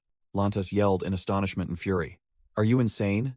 Do you truly believe elves are equal to humans?" A terrifying aura explosion erupted, sending Lantas flying backward. Tescon stood firm amidst the energy surge, boldly declaring, "Cirrus is not a slave." Lantas was sent flying, tumbling several times across the ground before coming to a stop. Lantas struggled to his feet, pondering the deeply entrenched system of slavery on the continent, which had even created a serfdom system for vulnerable humans. As Tescon prepared for his next attack, Lantas thought that this misguided belief would eventually come back to bite its origin, but foolish humanity remained oblivious. Lantas' face was drenched in sweat, clearly showing extreme tension in the face of Tescon's power. Tescon delivered a powerful kick, striking Lantas directly. Lantas was kicked to the ground. While Tescon thought that if their mindset didn't change, everyone would live in constant fear of being shackled. Lying on the ground, Lantas's face showed bitterness and exhaustion, sweat pouring from him. Tescon, his entire body ablaze with aura, stood tall, facing the staggering Lantas. With resolute eyes and a face full of wounds, Tescon thought to himself that everything had to change. Lantas struggled up, gritting his teeth and shouting that he would change it no matter the cost. Tescon charged forward, delivering an incredibly powerful hook punch directly to Lantas's face. Lantas screamed in pain as blood splattered from his mouth after the devastating punch. Tescon continued to punch, forcing Lantas deeper into the crumbling ground. With a final punch, Tescon unleashed a massive surge of aura energy. Lantas was blown away, crashing through a brick wall. Tescon stood firm amidst the rubble, clenching his fist and declaring resolutely, "I will change it no matter the cost." Standing on a high rock outcrop, Tescon declared that he would not allow anyone to call Cirrus a slave again, and would erase the concept of slavery from everyone's minds. Cirrus looked up, her eyes welling with tears, wondering in astonishment if Tescon was insane to declare he would change the entire world for her. Cirrus recalled the moment Tescon roared that she was not a slave, and at that time, she had thought he was truly mad. In her thoughts, Cirrus remembered Tescon's questioning words about the prejudice of slavery, that accepting others being enslaved also meant accepting the possibility of being shackled oneself. Cirrus recalled Tescon's indignant question. Since when did the descendants of noble elves become destined for slavery? An image of the high elf matriarch, Cirrus's ancestor, appeared in her mind, reminding her of her noble lineage. Returning to the present, Cirrus's gaze became sharp and filled with determination. Lantas lay gasping amidst the rubble, his voice trembling as he begged for mercy. Tescon looked down coldly and asked why he should spare the life of a depraved individual, while Lantas swore on his sword to spend the rest of his life atoning and doing good deeds. Tescon remarked that Lantas seemed sincere, and Lantas hastily confirmed it with a panicked expression. Tescon looked down at Lantas with contempt, saying that he despised the Sayer Church because they believed a simple confession could cleanse all sins, and if one was truly remorseful, they should confess themselves. Lantas desperately shouted that he would confess so Tescon wouldn't have to dirty his hands for a wretch like him. With an image of Lepenheim appearing behind him, Tescon coldly replied that his hands were already stained with dirty blood. Lantas offered a relieved smile, believing he had been forgiven, and said, "All right, I'll believe your words." Tescon cracked his knuckles, growling that if Lantas was truly remorseful, he must think he deserved death to pay for his sins, causing Lantas to stammer in fear. Cirrus and Ceylon watched from a distance, their faces astonished by a loud noise. Tescon delivered an incredibly powerful punch to the ground right in front of Lantas, shattering the earth. With a chilling gaze, Tescon warned Lantas not to casually utter the word atonement, as it was not a word meant for the likes of him. The scene shifted to a panoramic view of the ruined area under a star-filled night sky. The battle had ended. Tescon turned back to ask Cirrus and Ceylon if they were all right, and said he had healed himself, causing Ceylon to mumble about the best first aid kit before hastily denying it when questioned. Cirrus looked up at Tescon, her face slightly flushed, hesitantly asking if he was all right and calling him Lepenheim. Tescon blushed in embarrassment at being addressed by Cirrus, while Cirrus thought to herself with an impassive expression that he was truly a strange person. Ceylon pointed towards the fleeing subordinates and informed Tescon, who immediately shouted for them to return. The subordinates were utterly terrified as Tescon blocked their path and threatened to give them an unforgettable experience. Romad, the leader of the subordinates, was sweating profusely, but tried to remain calm as he asked Tescon who he was and who had sent him. Tescon summoned a staff made of blue energy and said that he would still show them a little mercy. Romad and his companions broke out in a cold sweat, thinking to themselves about the contradiction of someone speaking of mercy while holding a staff. The scene shifted to the night sky with a full, brightly shining moon amidst the clouds. Romad and his subordinates sat slumped on the ground with large bumps on their heads, and Tescon repeated his question. Let me ask again. Who ordered you to do this? Under Tescon's interrogation, a subordinate frantically revealed the mastermind to be Tarek, the Rolfane merchant guildmaster, and pointed out the way to his manor on the outskirts of Zeppelin. Tescon froze upon hearing the name Tarek, remembering that this was the man who had abused Cirrus for 10 years in his previous life. Romad realized Tescon's intention and frantically tried to dissuade him. Wait, are you planning to go see him? No matter how strong you are, you can't. Romad explained that Tarek controlled the second largest merchant guild in the kingdom of Chatan, and harming him would make Tescon an enemy of the entire kingdom. Tescon simply replied, I know, and curled his lips into a terrifying smile, horrifying Romad and his subordinates. Tescon kept his promise to spare the subordinates, telling them to huddle together so they wouldn't freeze to death, leading to a comically awkward scene of crowding and embarrassed complaints. The scene shifted to a luxurious, magnificent manor under the night sky. In a lavish room, a purple-haired nobleman named Verret asked Tarek when the brought-back elf women would arrive. Tarek irritably replied that he didn't know, and wondered why Romad was so delayed. Verret continued to ask why these elves were bought, and Tarek replied that they were a reward for Lantas. Tarek noticed a slight commotion outside, but Verret dismissed it, assuming it was just the usual trouble caused by the servants. Outside in the corridor, 2 patrolling guards were suddenly attacked by Tescon and Ceylon. Tescon struck a guard forcefully in the face with the butt of his spear. The blow sent both guards flying, knocking them unconscious instantly. Tescon sighed, admitting that not killing was harder, while Ceylon used a healing spell to erase the painful memories of one of the guards. Tescon questioned Ceylon about her spell, and she explained that physical attacks also left painful memories. Ceylon said it was fortunate she was there to erase witness memories, otherwise Tescon would have snuck in, slit Tarek's throat, and left. But Tescon replied that he wouldn't miss the sight of that scoundrel being beaten to death. Suddenly, the orc gladiator Talcata burst out, blocking their path, swinging his sword and shouting that he would stop the intruders. Tescon confronted Talcata, stating that the one the orc was protecting was unworthy, and asked why someone with a warrior's bloodline would draw a sword for him. Talcata steadfastly declared himself a warrior with a duty, and would not let anything waver his resolve. Tescon coldly asked the orc, Is your will to live as a slave? Talcata replied that a warrior must complete their assigned task. Tescon countered that Tarek was not his master, but the orc still insisted it was his duty. Ceylon secretly mused about the innocence and honesty of the orc race, while Tescon smiled and said he didn't know she could speak orc. Cirrus stepped forward, surprising Tescon that she also knew orc, and offered to handle the matter herself. Cirrus drew her sword with a determined gaze and declared, This time, I have a different weapon.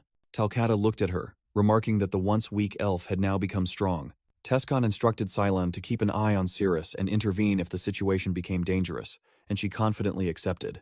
As Tescon turned away, Talcata called after him, but Tescon reminded him that his opponent was the elf girl standing before him. Talcata admitted Tescon was right, making Tescon inwardly think, truly a typical orc. A faint purple smoke wafted from the crack of a luxurious room's door. Tescon frowned, as he smelled a familiar and unpleasant scent coming from the door. He recognized it as the smell of opium, and gently pushed the door ajar to look inside. Tescon's eyes widened in astonishment at the scene unfolding in the room. Inside the room, hazy with purple smoke, was the bare, sweat-soaked back of a man. The room was enveloped in purple smoke, and on the walls were dark stains that looked like blood. Verret and Tarek, both shirtless, startled and turned around, wondering who the stranger was. Tescon stood imposing in the doorway, causing Tarek to stammer in fear, asking who he was, and shouting for his guards. With a look of utter disgust, Tescon thought he had seen enough filth in his life. But this scene truly surpassed imagination. Tescon stared at the scene before him, his eyes blazing with fury, and thought to himself, This is something I absolutely cannot tolerate. In the room, an elaborately decorated box emitted a strange purple smoke. Merchant Guild leader Tarek cried out in panic. Who are you? Guards, is no one here? Tescon's gaze turned sharp and cold, filled with killing intent. He saw the corpse of a platinum-haired elf woman, blood trickling from the corner of her mouth. Beside her was another elf woman, purple-haired, also dead with a tear of blood rolling down her cheek. Enveloped in a furious aura, Tescon gritted his teeth and wondered, why is this world full of people who don't deserve to live? Tarek was still screaming in despair, calling Talcata's name and not understanding how the intruder could have gotten in without an alarm. The merchant guild leader trembled as he faced Tescon, asking, "What do you want? Money?" Tarek continued to speculate wildly, assuming Tescon had been sent by the Talvon Merchant Guild to claim a market. While Tarek swore on the name of the Rolfine Merchant Guild that he would pay double, Tescon coldly thought about how Cirrus had suffered for 10 years at the hands of this disgusting monster. Tarek promised to prepare a contract immediately and guarantee no retaliation, but Tescon only thought to himself that this time, he wouldn't miss the opportunity as he had before. Tescon delivered a devastating punch to Tarek's face, disfiguring it. Tarek collapsed, sprawling on the floor, groaning and asking in horror, "What did I do to deserve this?" Tescon grabbed Tarek by the hair, snarling that he was trash, who dared to torment Cirrus, making Tarek confusedly ask who Cirrus was. Verret watched in horror as blood splattered when Tescon punished Tarek, saying that these very hands and feet had defiled and kicked Cirrus. Tescon stood over Tarek's corpse, saying that now he would know the pain of those who had died unjustly by his hand. Verret trembled, pointing at Tescon and screaming that he was a murderer, but Tescon only replied sarcastically, "How amusing. Are you not a murderer yourself?" Verret shrieked that he had lived his entire life without a shred of shame, and Tescon coldly confirmed, "Yes. I see you are indeed a shameless scoundrel." Cirrus and Ceylon cautiously peeked through the door, their faces clearly showing astonishment and worry. Tarek's bloodied corpse lay on the floor, while someone thought in horror, "How?" Cirrus stared at the scene before her, uttering in shock, "How brutal."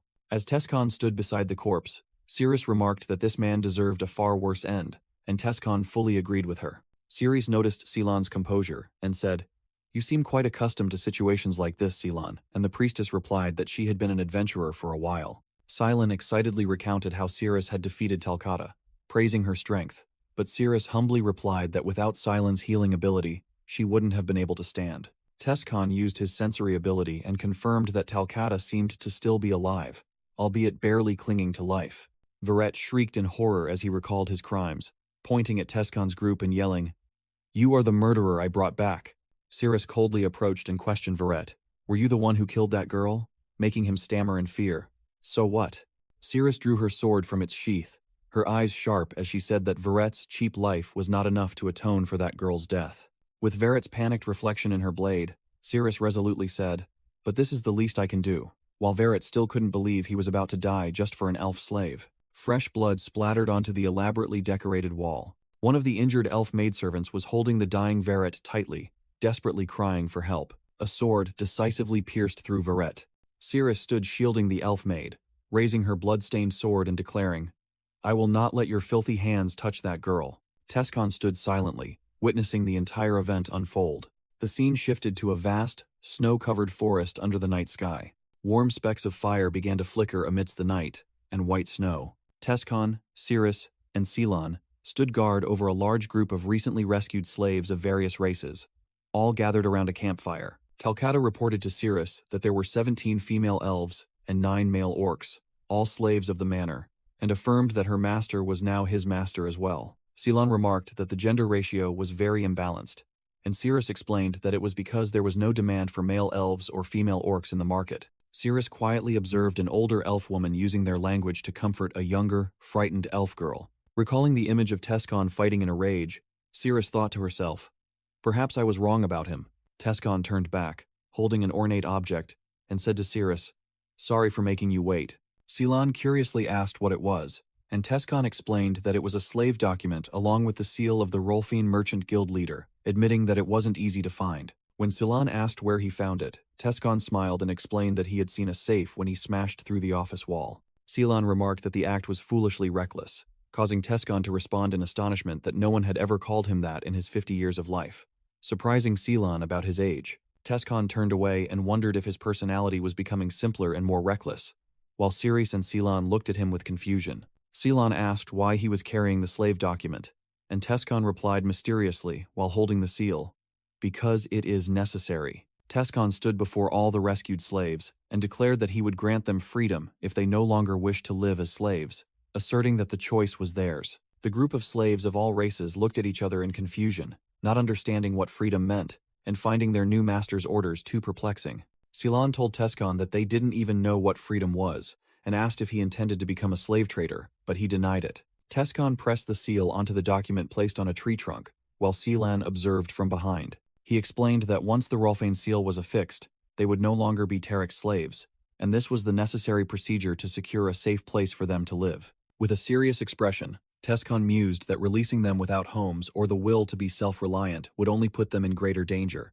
so he would start by changing their mindset. The scene shifted to a city with classically designed buildings illuminated at night. A signboard hung outside a building, adorned with a decorative drawing of a woman's face. Inside a luxurious room, Siebold Tauvan sat on a chair and exclaimed in panic, "Lord Lepenhart, aren't these Lord Tarek's slaves?" Siebold Tauvan asked Tescon how he managed to buy all the slaves, to which Tescon replied that he would soon find out and asked him to keep them safe and secret. Tescon warned Siebold that he would be the only one who knew the truth once the news spread tomorrow morning, so if the secret got out, he would be the sole suspect. Tescon reassured him that it was just a harmless threat, but Siebold Tauvan still sweated and swallowed in fear. Tescon poured a pile of gold coins onto the table and said he would give Siebold 100 coins to cover the expenses, astonishing him greatly. As Siebold put away the money, he secretly thought that Tescon had plundered the Rolfine manor, then offered to take the group to a place in the outskirts of Zeppelin along with his other slaves. Tescon questioned whether Siebold could guarantee they wouldn't be harmed or treated as slaves,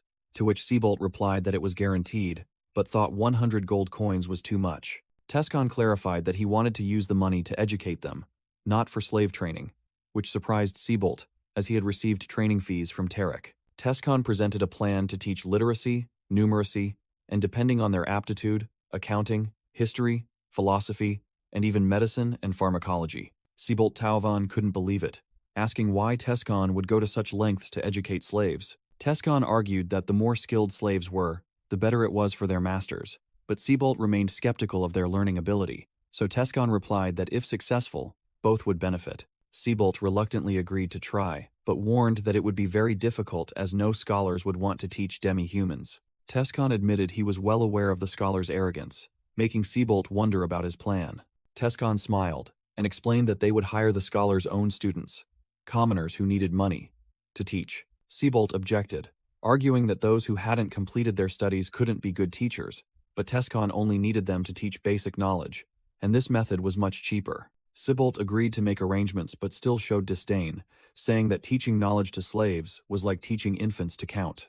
Tescon's expression turned serious as he thought to himself that the idea of educating slaves was not new and had been proposed in the past. He recalled how the upper class always rejected this idea, considering it as ridiculous as teaching a dog to paint, because the ideology of human supremacy was deeply rooted. Siebold Tauvan pondered deeply, while Tescon was determined to exploit that very belief to their advantage. In his thoughts, Tescon realized that not educating slaves was a deliberate strategy to prevent rebellion, a practice whose underlying reason most humans today had forgotten. Tescon mused that once these slaves were educated, Siebold would be astonished by the results and begin training his own slaves, as masters would benefit most when slaves became more capable. He envisioned that if the plan succeeded, slave education could become a widespread trend across the continent, with a map of kingdoms appearing. Tescon smiled with determination, telling himself that this plan to change perceptions was something he couldn't achieve in his previous life, and it would begin now. The scene shifted to a large building in the city of Zeppelin at night,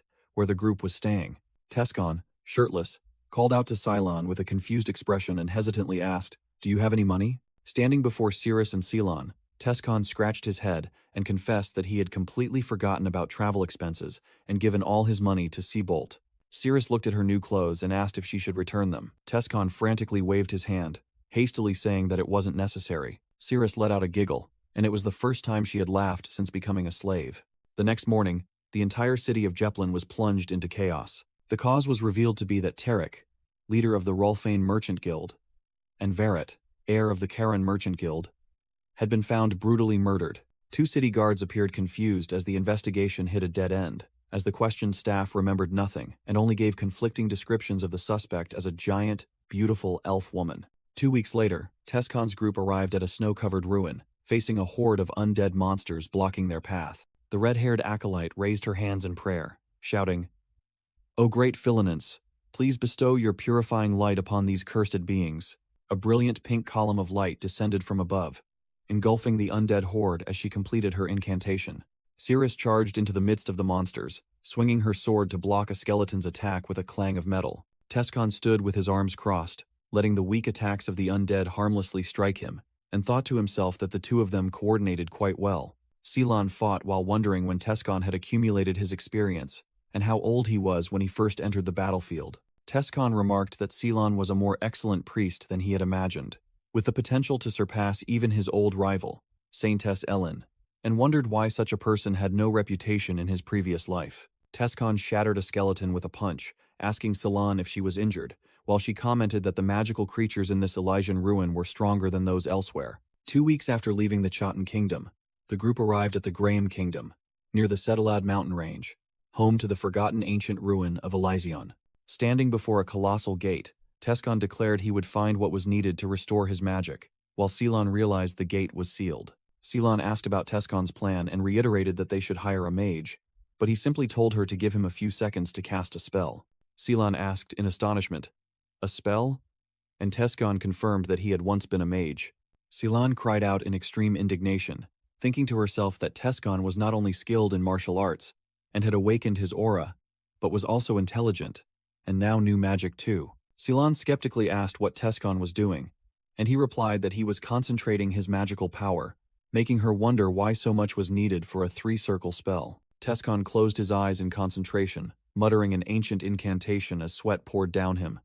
"I command thee by ancient name." A colossal blue magic circle appeared on the gate as Tescon commanded the power of the seal to open. The gate radiated a brilliant light as Tescon shouted, "Gate open!" And all three looked into the stream of light. Ceylon looked unimpressed, scoffing that it took him 13 minutes, and advising him not to call himself a mage, making Tescon snap irritably. "Be quiet. The important thing is that it opened." Tescon thought to himself about his previous life as the first 10-circle mage, feeling annoyed and impatient to find the echo of Elysion. Upon entering, all three were surprised by the sight before them.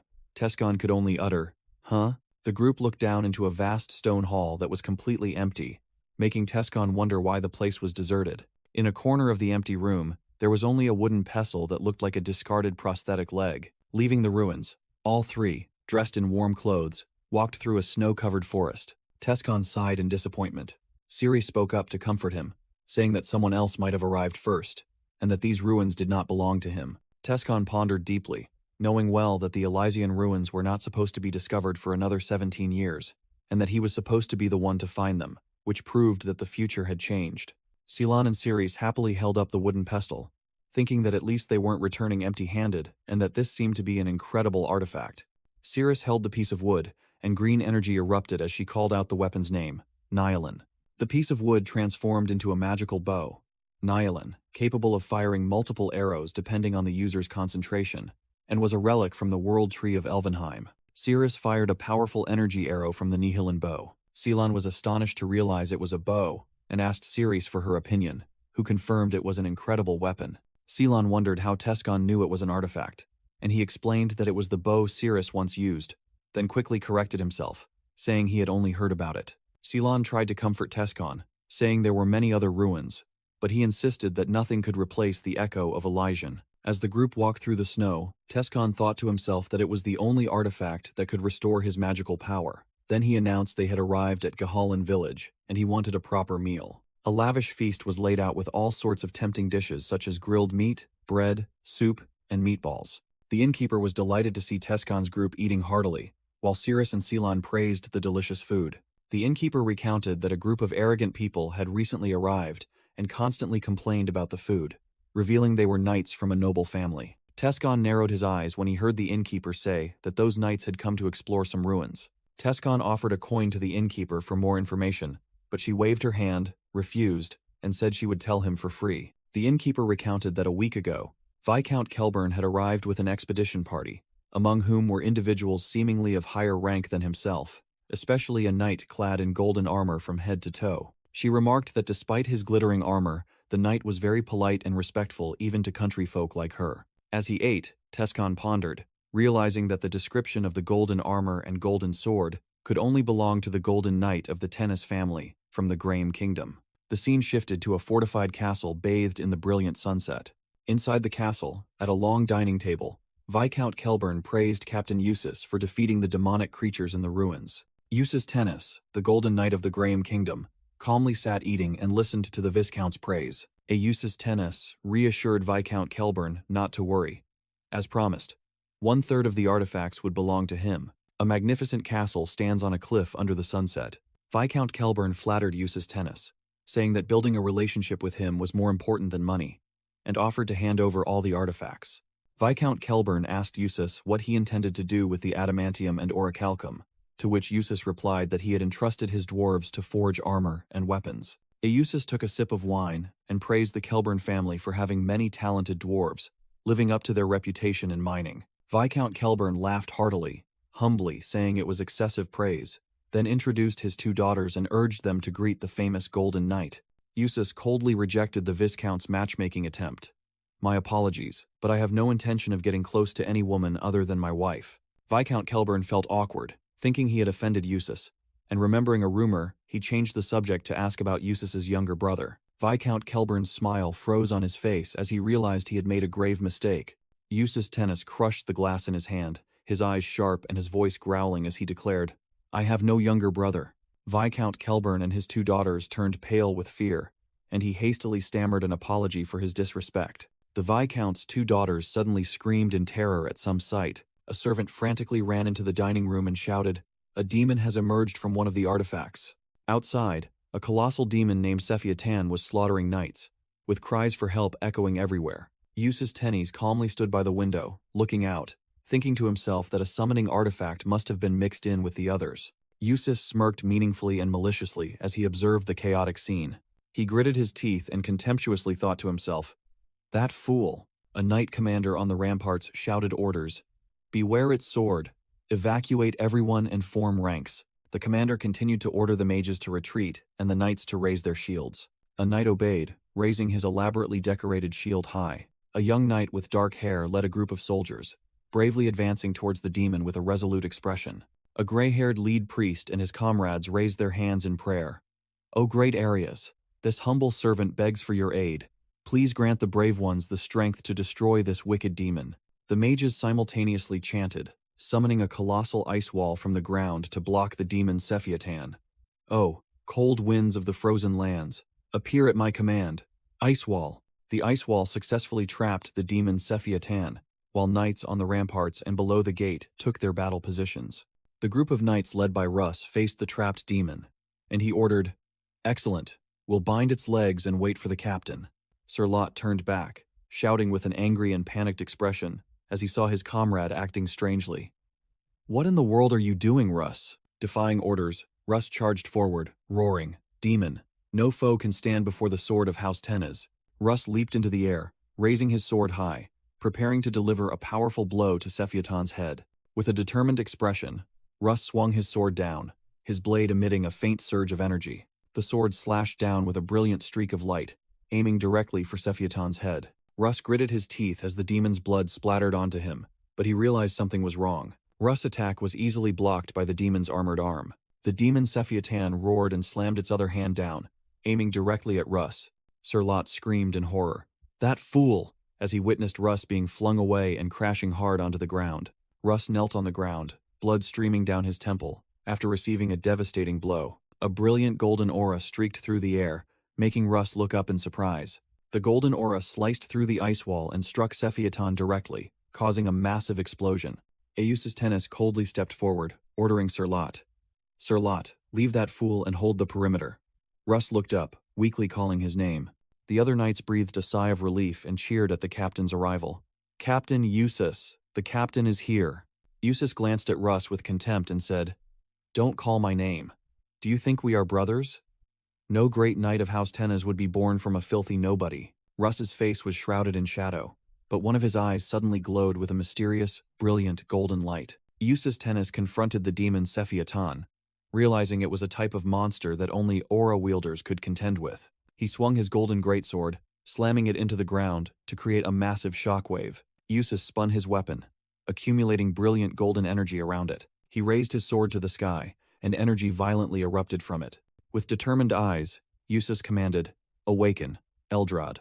The sword began to transform, its parts separating and moving with intricate mechanisms. Countless rectangular golden fragments flew from the weapon, enveloping Eustace in a whirlwind of light. The golden fragments began to precisely assemble into armor on his legs. The transformation continued, with golden fragments covering Eustace's entire body, forming a complete suit of armor. The golden armor gradually appeared in a brilliant light, fully covering Eustace. Clad in full golden armor and wielding the transformed greatsword, Eustace provoked, "Come, demon from another world."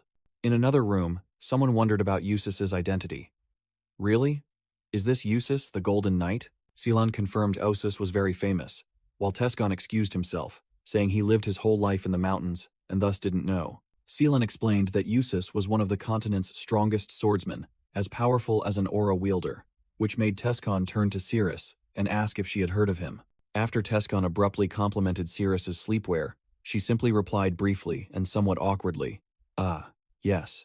Tescon expressed skepticism, believing a magic swordsman couldn't rival an aura wielder because their power came from items. But he also admitted that the Eldrad armor was the strongest weapon of this era. An explanatory panel appeared, stating that the magical Eldrad armor and Eldran sword were crafted from the magical metal True Gold Eldril, powerful artifacts passed down through generations of the Tennis family. The wearer of the Eldrad armor could use powerful magic with a simple command, and possessed combat abilities equal to an aura wielder. The demon Sephiatan roared in fury, while a line of text warned that this power was only effective if used correctly. Eustace, in his golden armor, charged to attack the demon with a surge of blue energy swirling around him. Eustace Tennis, clad in golden armor, descended from above, swinging his sword to attack the colossal demon Sephiatan. A close-up showed his armor flaring with fiery energy as Eustace roared, "Awaken, Eldron." Sephiatan let out a savage roar, charging straight forward. A terrifying explosion, described as 8-circle material annihilation destruction magic, shook the ground. Back in the present, Tescon lay in bed, explaining to Ceylon that the Tennis family had actively researched how to fully harness Eldrad's power, as possessing a powerful tool didn't guarantee invincibility. Tescon continued to ponder, thinking that the Tennis family's proficiency in enchantment magic surpassed even their swordsmanship, as an image of Eustace chanting appeared. "The eyes of death pierce the darkness, and the roar of the leopard empowers the limbs." Tescon remarked that they had abandoned swordsmanship to rely on artifacts, but it might have been a better choice for the family, as Eustace used his sword to cleave through dark creatures with a poisonous aura. He thought to himself, even dedicating one's entire life to swordsmanship offered no guarantee of becoming an aura wielder. Meanwhile, the Golden Knight appeared at least once in every generation, and an image of Eustace unleashing a fiery attack was shown. Tescon concluded that having a warrior with power comparable to an aura wielder in the family was a huge advantage, as Eustace created a terrifying explosion. Eustace used an icy technique, and Tescon admitted that a magic swordsman wielding Eldrad would certainly be a formidable challenge. Returning to the battle, Eustace stared through the visor of his helmet and commanded, "Be gone." Eustace swung his greatsword, unleashing a powerful bolt of lightning towards the demon. The attack struck Sephiatan, creating a blinding explosion of light, witnessed by the knights on the city walls. Russ and the other knights cheered joyfully at the victory. Eustace stood proudly amidst the rubble, his greatsword slung over his shoulder after defeating the demon. A close-up showed Eustace's golden helmet, his eyes gleaming with determination. Back in the room, Tescon pondered, wondering, "Can I defeat him?" Ceylon entered with a worried expression, asking Tescon if he intended to fight the Tennis family, and he replied that he needed to retrieve the artifacts they had taken, asserting he would steal them. Ceylon sternly objected, saying she cooperated with him in the Chotan kingdom because he did the right thing, but the Tennis family had explored the ruins and become the rightful owners of those artifacts. Ceylon touched Tescon's face and asked, "If you take them, won't you be considered a thief?" Making him awkwardly admit, You're right." Tescon thought to himself, unsure how to convince Ceylon without revealing his past life, then decided to tell her, "Ceylon, I think I need to tell you the truth because you are my comrade." Tescon began explaining by reiterating his martial arts school, and Ceylon confirmed she knew he was a disciple of Fist King Gerard. A brightly lit lantern in the room created a serious atmosphere for the conversation. Ceylon asked if his master had placed those artifacts in the ruins and tasked him with retrieving them, and Tescon, while Cirrus slept soundly, confirmed it was a training tradition of their school. Ceylon wondered why Master Gerard didn't retrieve the artifacts himself, and Tescon explained that they were used as rewards for disciples. Tescon offered more convincing evidence, asking how he would know about Nihilin and the shortcuts if he didn't already know about the ruins, which made Ceylon realize it made sense. Tescon avoided her gaze, looking guilty, and said, "I'm sorry, Ceylon, but not everything was a lie." Ceylon admitted she also found it a bit strange, as Tescon didn't seem like the type to steal from others, which made him sweat even more. Ceylon asked again if he truly needed to retrieve his artifacts, and Tescon affirmed that was precisely the issue, as an image of Eustace Tennis's golden armor appeared. Ceylon sighed, thinking things had become complicated, and that theft seemed to be the only option, while Eustace Tennis removed his helmet with a resigned expression. The scene shifted back to the previous day's battle, where Sir Lot praised Eustace Tennis for defeating the demon Sephiatan, and Eustace coldly assigned him the task of clearing the area. Eustace stood over the kneeling Russ, contemptuously saying, "A pathetic/limited to merely striking downwards is unworthy of being called a Tennis family sword. You need to know your place." Russ looked up, his face bruised but his eyes filled with determination, thinking to himself that this was still a Tennis family sword, and so was he. The scene shifted to the next day, with an image of a fortress bathed in the morning light. A sharp blade swung through the air. Russ was practicing his swordsmanship alone on the city walls at dawn. Russ continued to diligently swing his sword with intense concentration. Sir Lot and another knight approached, asking Russ, "Hey Russ, why did you do that foolish thing yesterday?"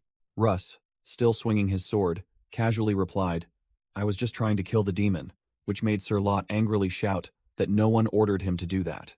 Russ responded to the questioning firmly, "I am also a sword of the Tennis family." With sharp eyes, Russ challenged, "If there's a problem, challenge me to a duel. I will gladly accept." Sir Lot and his comrade turned and walked away, Sir Lot muttering curses. "Filthy bastard." Sir Lot thought to himself that Russ was strong, but had only learned a single sword technique, the downward slash and its accompanying breathing technique. Russ's blade drew a perfect arc in the air, his rhythm so flawless it was almost imperceptible. A master swordsman would have praised it as a magnificent strike, but aside from that one technique, Russ's other skills were woefully lacking. In a flashback, Russ recalled that even though the Tennis family had forgotten true swordsmanship, they still had enough knowledge to teach the guards, but he was not taught. As an illegitimate child, the vassals had opposed him learning swordsmanship, so in the end, his father could only teach him a single technique. Russ's father explained that this was a fragment of the grand sword art their family once possessed, also the true path to wielding aura, and hoped Russ could awaken this lost power. Young Russ smiled with determination as he received the sword from his father. Back in the present, Russ continued to swing his sword, unwilling to betray his father's expectations. The true swordsmanship of the Tennis family once possessed immense power,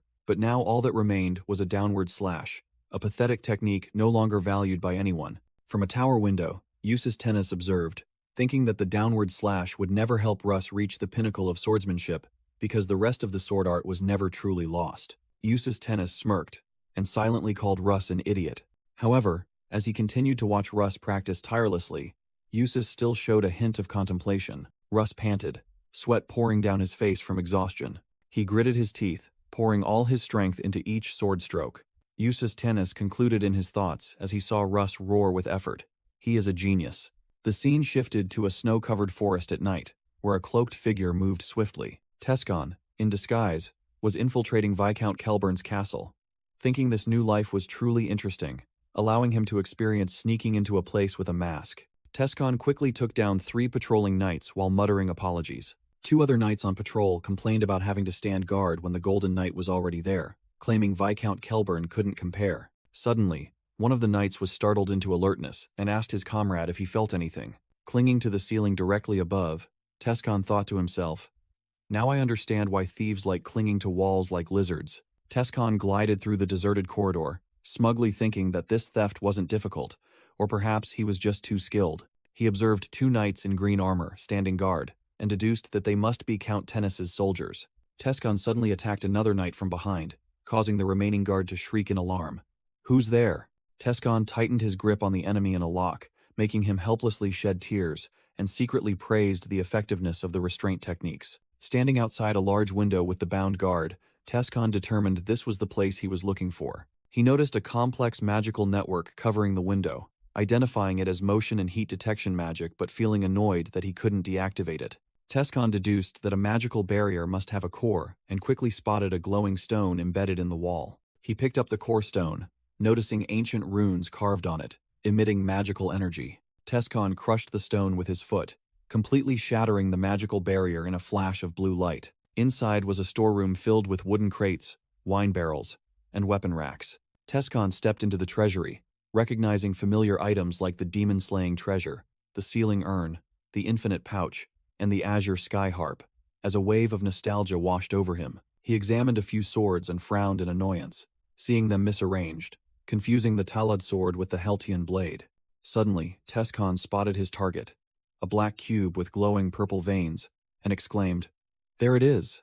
The echo of Elysian. As he was about to approach, a small bell suddenly rang, making him freeze. Tescon looked down and saw a thin, glowing, magical thread wrapped around his ankle. He looked up with wide eyes, realizing he had fallen into a trap. Tescon looked up, his alert golden eyes visible beneath his hood. An alarm bell hanging from the ceiling began to ring and glow. Tescon broke into a sweat, wondering in astonishment, is this just a simple tripwire trap? Awakened by the blaring alarm, Viscount Kelburn shot up in bed and roared, "Guards, what's happening?"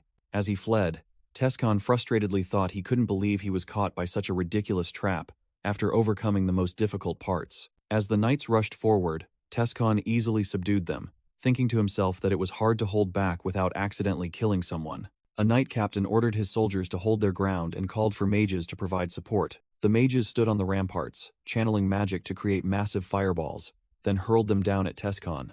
Tescon grabbed the panicked captain, apologizing while the guard bewilderedly asked back, "Huh? For what?" A massive explosion occurred as the fireball collided with Tescon and the captain he used as a shield. Another knight shrieked in horror. "You used a person as a shield. Monster." While Tescon thought to himself that he only did so because he knew the armor was enchanted with magic. A knight ordered arrows to be fired, and a volley of special arrows flew towards Tescon.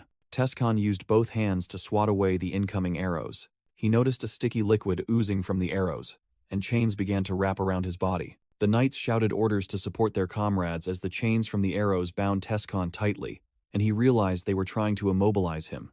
Bound tightly in chains, Tescon muttered, "Damn it. These knights are definitely overly well trained." A shield flew in and slammed into the ground in front of the knights. Russ led a group of knights charging forward, roaring, "Get that bastard! Take this, the sword of the Tennis family." Sir Lot shrieked in desperate panic. "Russ! No!" Still bound, Tescon watched Russ charging and wondered, "What is that fool trying to do?" Russ roared, swinging his sword and charging straight ahead with a determined expression. Sir Lot shouted in alarm, trying to warn, "Maintain formation, Russ." Ignoring the warning, Russ leaped up, raising his sword high to attack the bound Tescon. Chained and bound, Tescon thought to himself, "Russ? This name is unfamiliar. Why do I feel a sense of familiarity?" Tescon analyzed, noticing that Russ's movements, breathing, and footwork all seemed normal. However, he was extremely impressed with the boy's sword strike, his eyes gleaming as he observed the technique. Russ skillfully dodged the flying chains and delivered his slash. A large energy explosion occurred as Russ's sword collided, blowing away the surrounding chains. A close-up showed Russ's blade could only strike a single link, creating sparks but failing to break it. Russ broke into a cold sweat, astonished to realize his strongest attack had been blocked. Tescon easily punched Russ straight in the stomach while the boy was still stunned. Russ was sent flying back, rolling several times on the ground while Tescon wondered who he was. Tescon thought to himself, finding it strange that someone who could execute such an impressive sword strike couldn't dodge a simple punch. While Russ looked at him with resentment, Tescon suddenly recalled a chant, "The blade of the sky will tear through the air." Tescon channeled his power, creating streaks of brilliant golden light as he moved his arm. He focused energy into his fist, preparing for a powerful attack. Eustace Tennis appeared in full golden armor and said, "That's the Golden Knight. Those skills are too good to be used for sneaking into other people's homes in the middle of the night." Tescon looked at Eustace and casually replied, "Well, I have my reasons." Eustace Tennis said he would hear those reasons later. Tescon recalled his old dojo's teaching that striking first always ensures victory, then charged forward. Eustace Tennis, clad in golden armor, charged forward with terrifying speed. Tescon leaped into the air, directly confronting the charging Eustace. A close-up of Tescon's golden eyes, gleaming with determination. Eustace's blue eyes, visible within his helmet, also shone with intense focus. Tescon leaned back, narrowly dodging a lightning-fast attack from Eustace. Eustace threw a punch, but Tescon swiftly raised his iron gauntlet to block. Tescon used his gauntlet to halt Eustace's punch, while the Golden Knight's greatsword was held close to his face.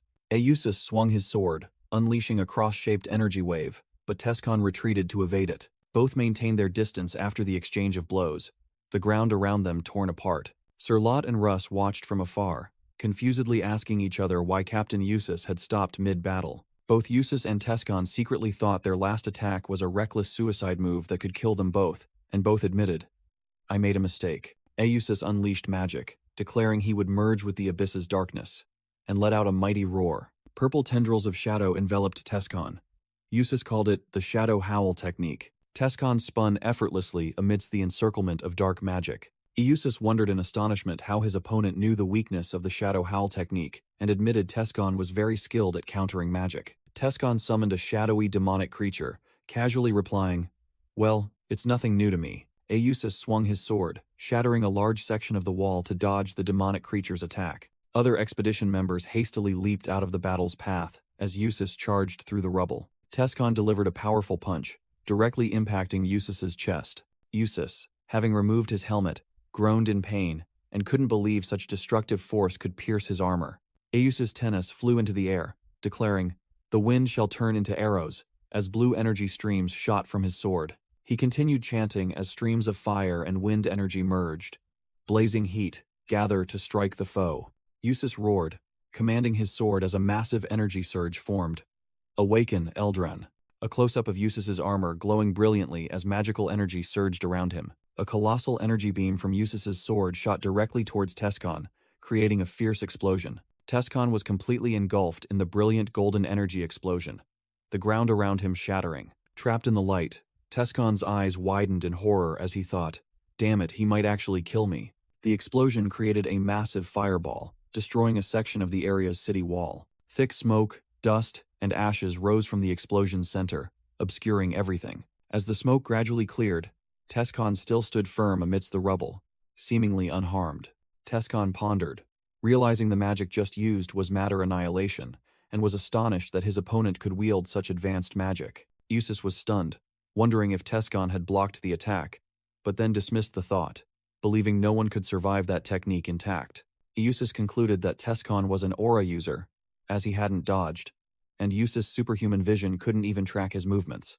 Eustace spread his arms, unleashing a stream of dark purple energy, and declared, "The breath of decay is spreading through the air." Tescon was enveloped in a vortex of purple energy, but he calmly realized it was merely acid mist, and could be easily dispelled by a gust of wind. Tescon stomped his foot forcefully, causing the ground around him to crack. He generated a powerful gust of wind, blowing away the purple acid mist in an instant. Immediately after dispelling the technique, Tescon charged straight towards Eustace, with astonishing speed. Tescon landed a direct punch on Eustace, creating a powerful shockwave. Eustace was knocked back, crying out in pain and secretly astonished by Tescon's speed. "Damn it, he's too fast." Tescon delivered a powerful punch, secretly confirming that Eustace was definitely an aura user. Tescon attacked relentlessly, forcing the Golden Knight to use his greatsword to parry the continuous punches. Eustace told himself that he struggled because he hadn't correctly assessed his opponent's strength. But now that he knew it was aura, things would be different, and the Tennis family's sword was by no means weaker. Tescon skillfully dodged, thinking to himself that aura users were truly troublesome. But magic wasn't much better. From a distance, Russ and Sir Lot watched in astonishment as a tower collapsed after a massive explosion. Eustace roared in confusion. "Why would an aura user do this? I don't understand." Tescon secretly wondered if Eustace had recognized his identity, and decided he couldn't openly use the golden aura of the unbreakable gem because it was too easily identifiable. Eustace analyzed his opponent, noting that Tescon's physical strength was illogical if he wasn't an aura user, but seeing no visible aura, he assumed Tescon had only recently awakened it. Confidently judging his opponent to be inexperienced, Eustace charged forward and declared, "In that case, he is no match for me." Eustace activated the full power of his armor and sword, shouting, "Awaken, Eldrad! Awaken, Eldran! Grant me the power to destroy all things." Sensing the terrifying surge of energy, Tescon frowned, realizing, "Damn it, I'm in real danger." Eustace soared into the air, raising his brilliantly glowing greatsword and shouting, "Light of Eldril." Tescon narrowed his eyes as he recognized the familiar golden light. Tescon tensed his body, muscles bulging, and secretly thought, "Thank you very much for being the Golden Knight." A stream of golden light enveloped Tescon's iron gauntlet. Tescon's gauntlet collided directly with Eustace's blade of light, creating a deafening shriek. Tescon used his spiral guard skill, creating a vortex of golden energy to block Eustace's destructive attack. The knights were thrown back by the shockwave from the collision, screaming in horror. Ah! What in the world is this? Russ stared blankly at the center of the explosion, his lips moving to utter, Eusis. A colossal energy explosion erupted from the point of impact, engulfing the entire area and sending the surrounding soldiers flying. Amidst the dissipating dust, Tescon was blown into the air while Eusis remained steadfast in his golden armor. Eusis watched with extreme astonishment, unable to believe his opponent had blocked the light of Eldril. Tescon thought to himself that he had used Spiral Guard a little too late, his hand still lingering with the aftershocks of dark energy. Repelled by the force of the explosion, Tescon soared past a castle tower. He plunged straight down to the snow-covered ground below. Tescon crashed down, shattering a wide area of ice on the frozen lake near the castle. Sir Lot rushed to Eusis's side and anxiously asked, "Captain Eusis, are you all right?" Eusis ordered Sir Lot to quickly check the artifacts to see what Tescon had taken, and also to prepare a search party, as he could not be allowed to escape. When Sir Lot wondered if the intruder had died after that impact, Eusis asserted that such a person could not die so easily. Elsewhere, Cirrus was sleeping when she suddenly opened her eyes in alarm. Ceylon rubbed his eyes and asked what was wrong, and Cirrus replied that she felt something was amiss. Cirrus sat on the bed looking out the window, telling Ceylon that she had a bad feeling. She wondered if something had happened to Lepin, as an image of Tescon slowly sinking into the freezing water appeared. In a flashback, the scene shifted to a bustling city during the day. City guards were chasing two figures across the rooftops, shouting, "That way! After them! Catch the thieves!" Cirrus was pulling Silent's hand as they fled, while Ceylon complained, "Cirrus? I'm a man? Don't you think this is a bit embarrassing?" An informant stealthily handed a coin to the guard captain and said, "Sir, I saw them go that way," prompting the captain to thank him for his cooperation. The guard captain led a squad to surround Cirrus and Ceylon on the rooftop, declaring they had proof both were accomplices of the giant intruder. The captain pointed his sword at them and commanded, "You have nowhere left to run. Drop your weapons and surrender." Cirrus drew her weapon, a surge of green energy enveloping it as she charged forward and shouted, "Nylon!" A guard cried out in astonishment as his comrade was struck down by a strange object. "Huh? What is that stick?" Sir Lot reported to Eustace Tennis that the intruders were more skilled than they had imagined. Eustace Tennis looked with sharp eyes, deciding to take action himself. "You've done enough. I'll handle it from here." As Cirrus urged him, Ceylon reluctantly agreed to be carried on her back, secretly thinking about how Lepin's refusal to train his muscles had damaged his self-esteem. Ceres focused her power into her weapon and chanted, "Roar, Blade of Wind." A fierce blast of wind energy threw both Cirrus and Ceylon back, making the priest boy scream in terror. The Golden Knight, Eustace Tennis, hovered in the air in his golden armor, coldly declaring, "It ends here, you insects." Cirrus and Ceylon looked up at the formidable enemy. She recognized him as the Golden Knight of Grime, and immediately drew her sword. Eustace's Eldrad armor appeared with intricate patterns, exuding an extraordinary aura. Through the visor of his helmet, Eustace realized Cirrus's sword was no ordinary weapon. Eustace speculated that they were no ordinary thieves, seeing an elf possessing a precious sword and accompanied by a high-ranking priest. Ceylon clenched his fists, angrily thinking that Lepin had underestimated the world too much, which was why he was caught, and that he had had a bad premonition about this. Cirrus and the Golden Knight clashed at dizzying speed, ready for a fierce confrontation. Cirrus swung her sword, attacking Eustace on the rooftop, creating a resounding clang of metal. Eustace's armor flashed with magical light as he effortlessly parried Cirrus' attack. Cirrus's eyes widened in horror, sweat pouring down as she realized the vast difference in strength between herself and her opponent. Shifting to the present, Tescon woke up in bed, with his upper body wrapped in blood-stained bandages, telling himself his body was shattered. Tescon clutched his head, blaming himself for a foolish and pathetic act of confronting the wearer of the Eldrad armor while in shackles. Nevertheless, he smiled with satisfaction, holding a black box in his hand, thinking the outcome wasn't too bad since he had acquired the Echo of Elysian. Tescon looked around the unfamiliar stone room in bewilderment, wondering where he was, when a child dressed in winter clothes entered and asked, "Oh, you're awake.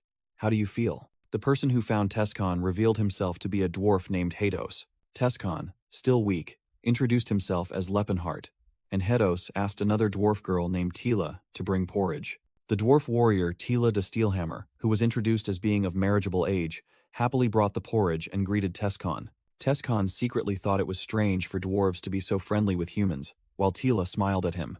A dwarf elder, Priest Gelfide Delphistone, entered and emotionally called, "Tescon, savior of our people."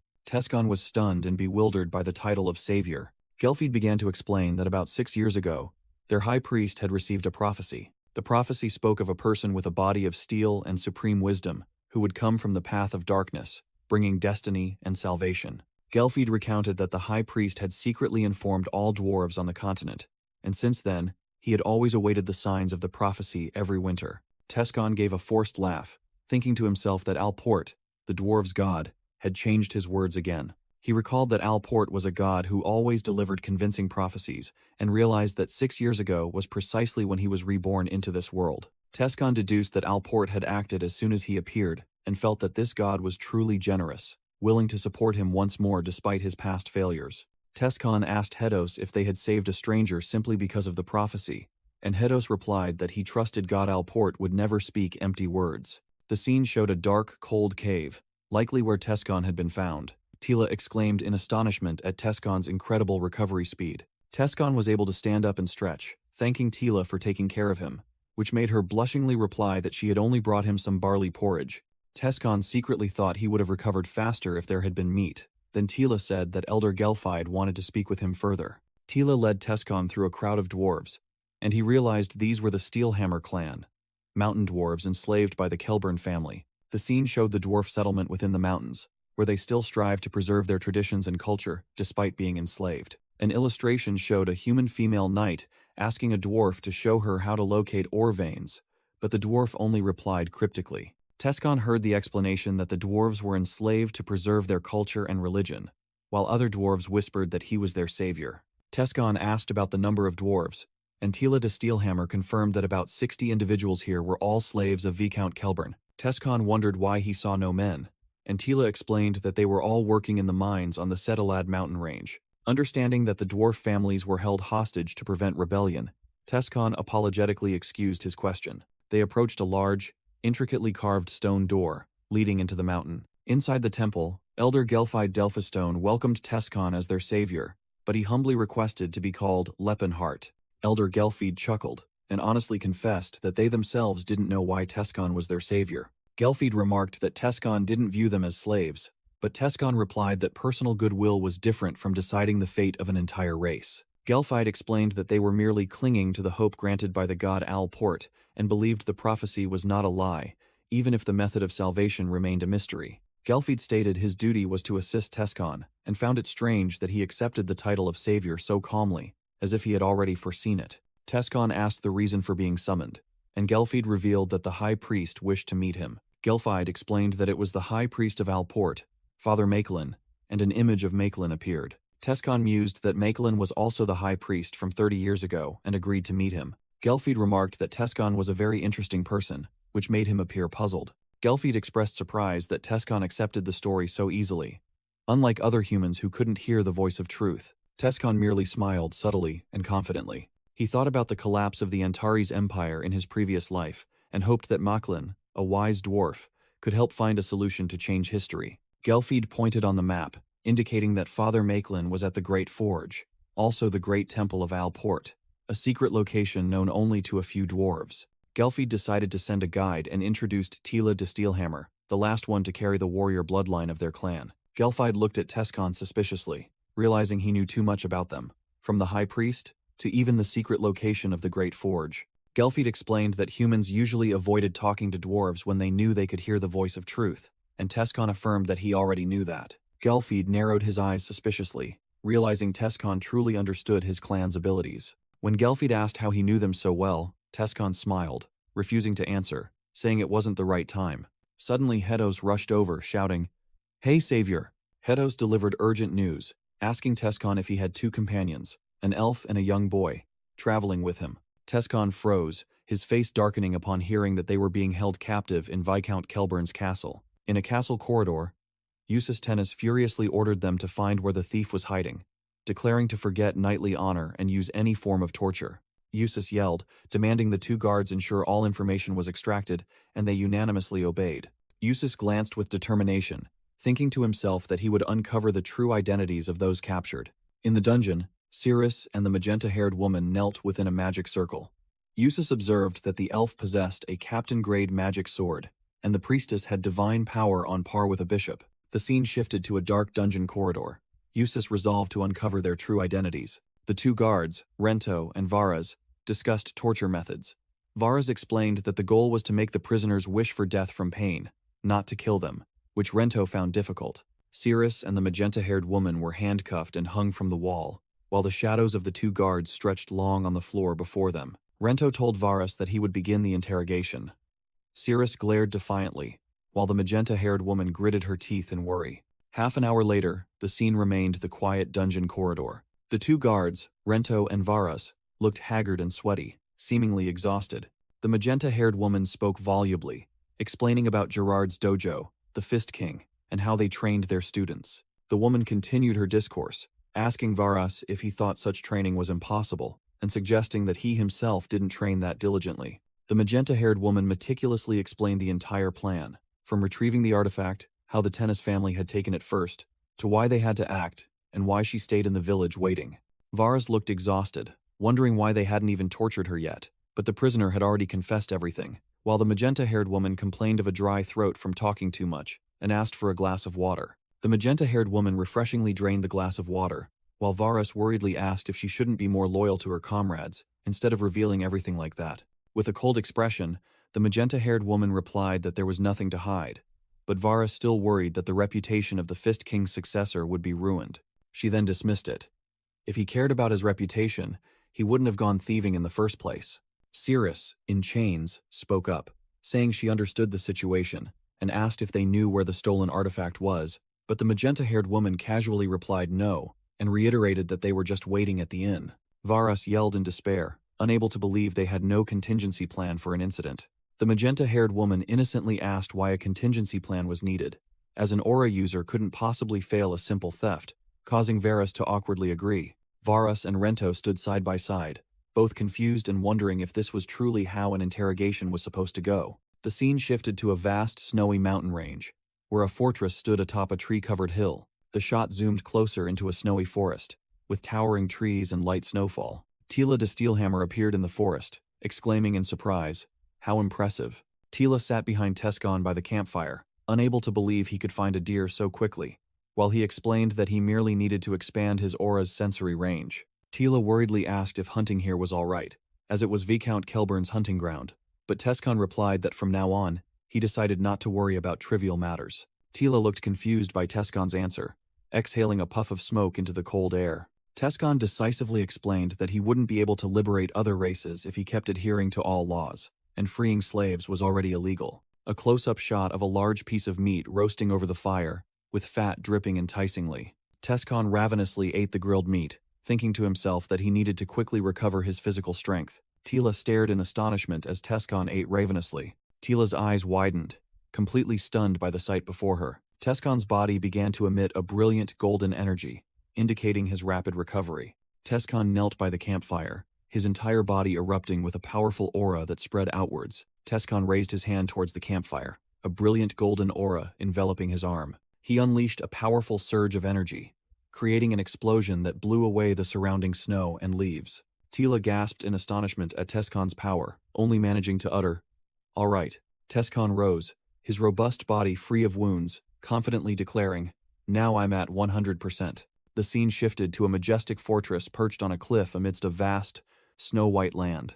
Inside the fortress, Eustace Tennis stood contemplatively by the window, gazing outside. He thought with certainty that this couldn't be a coincidence, as among so many artifacts, Tescon couldn't have accidentally taken that exact item. Eustace's gaze sharpened as he affirmed that the young man definitely knew something. The story flashed back to a month ago, in a magnificent hall. A mysterious cloaked figure approached Eustace and asked if he was Captain Eustace, the Golden Knight of the Graham Kingdom. Eustace demanded the stranger's identity, and the figure presented an emblem, stating that the heir of the Tennis family would recognize this symbol. Eustace was astonished to recognize the emblem of the Silver Sages. He recalled the day he became the heir, when his father revealed a secret about the Silver Sages. His father explained that they were powerful beings, capable of destroying nations, possessing wisdom and knowledge far beyond their era, operating only in the shadows, and appearing when humanity faced crisis.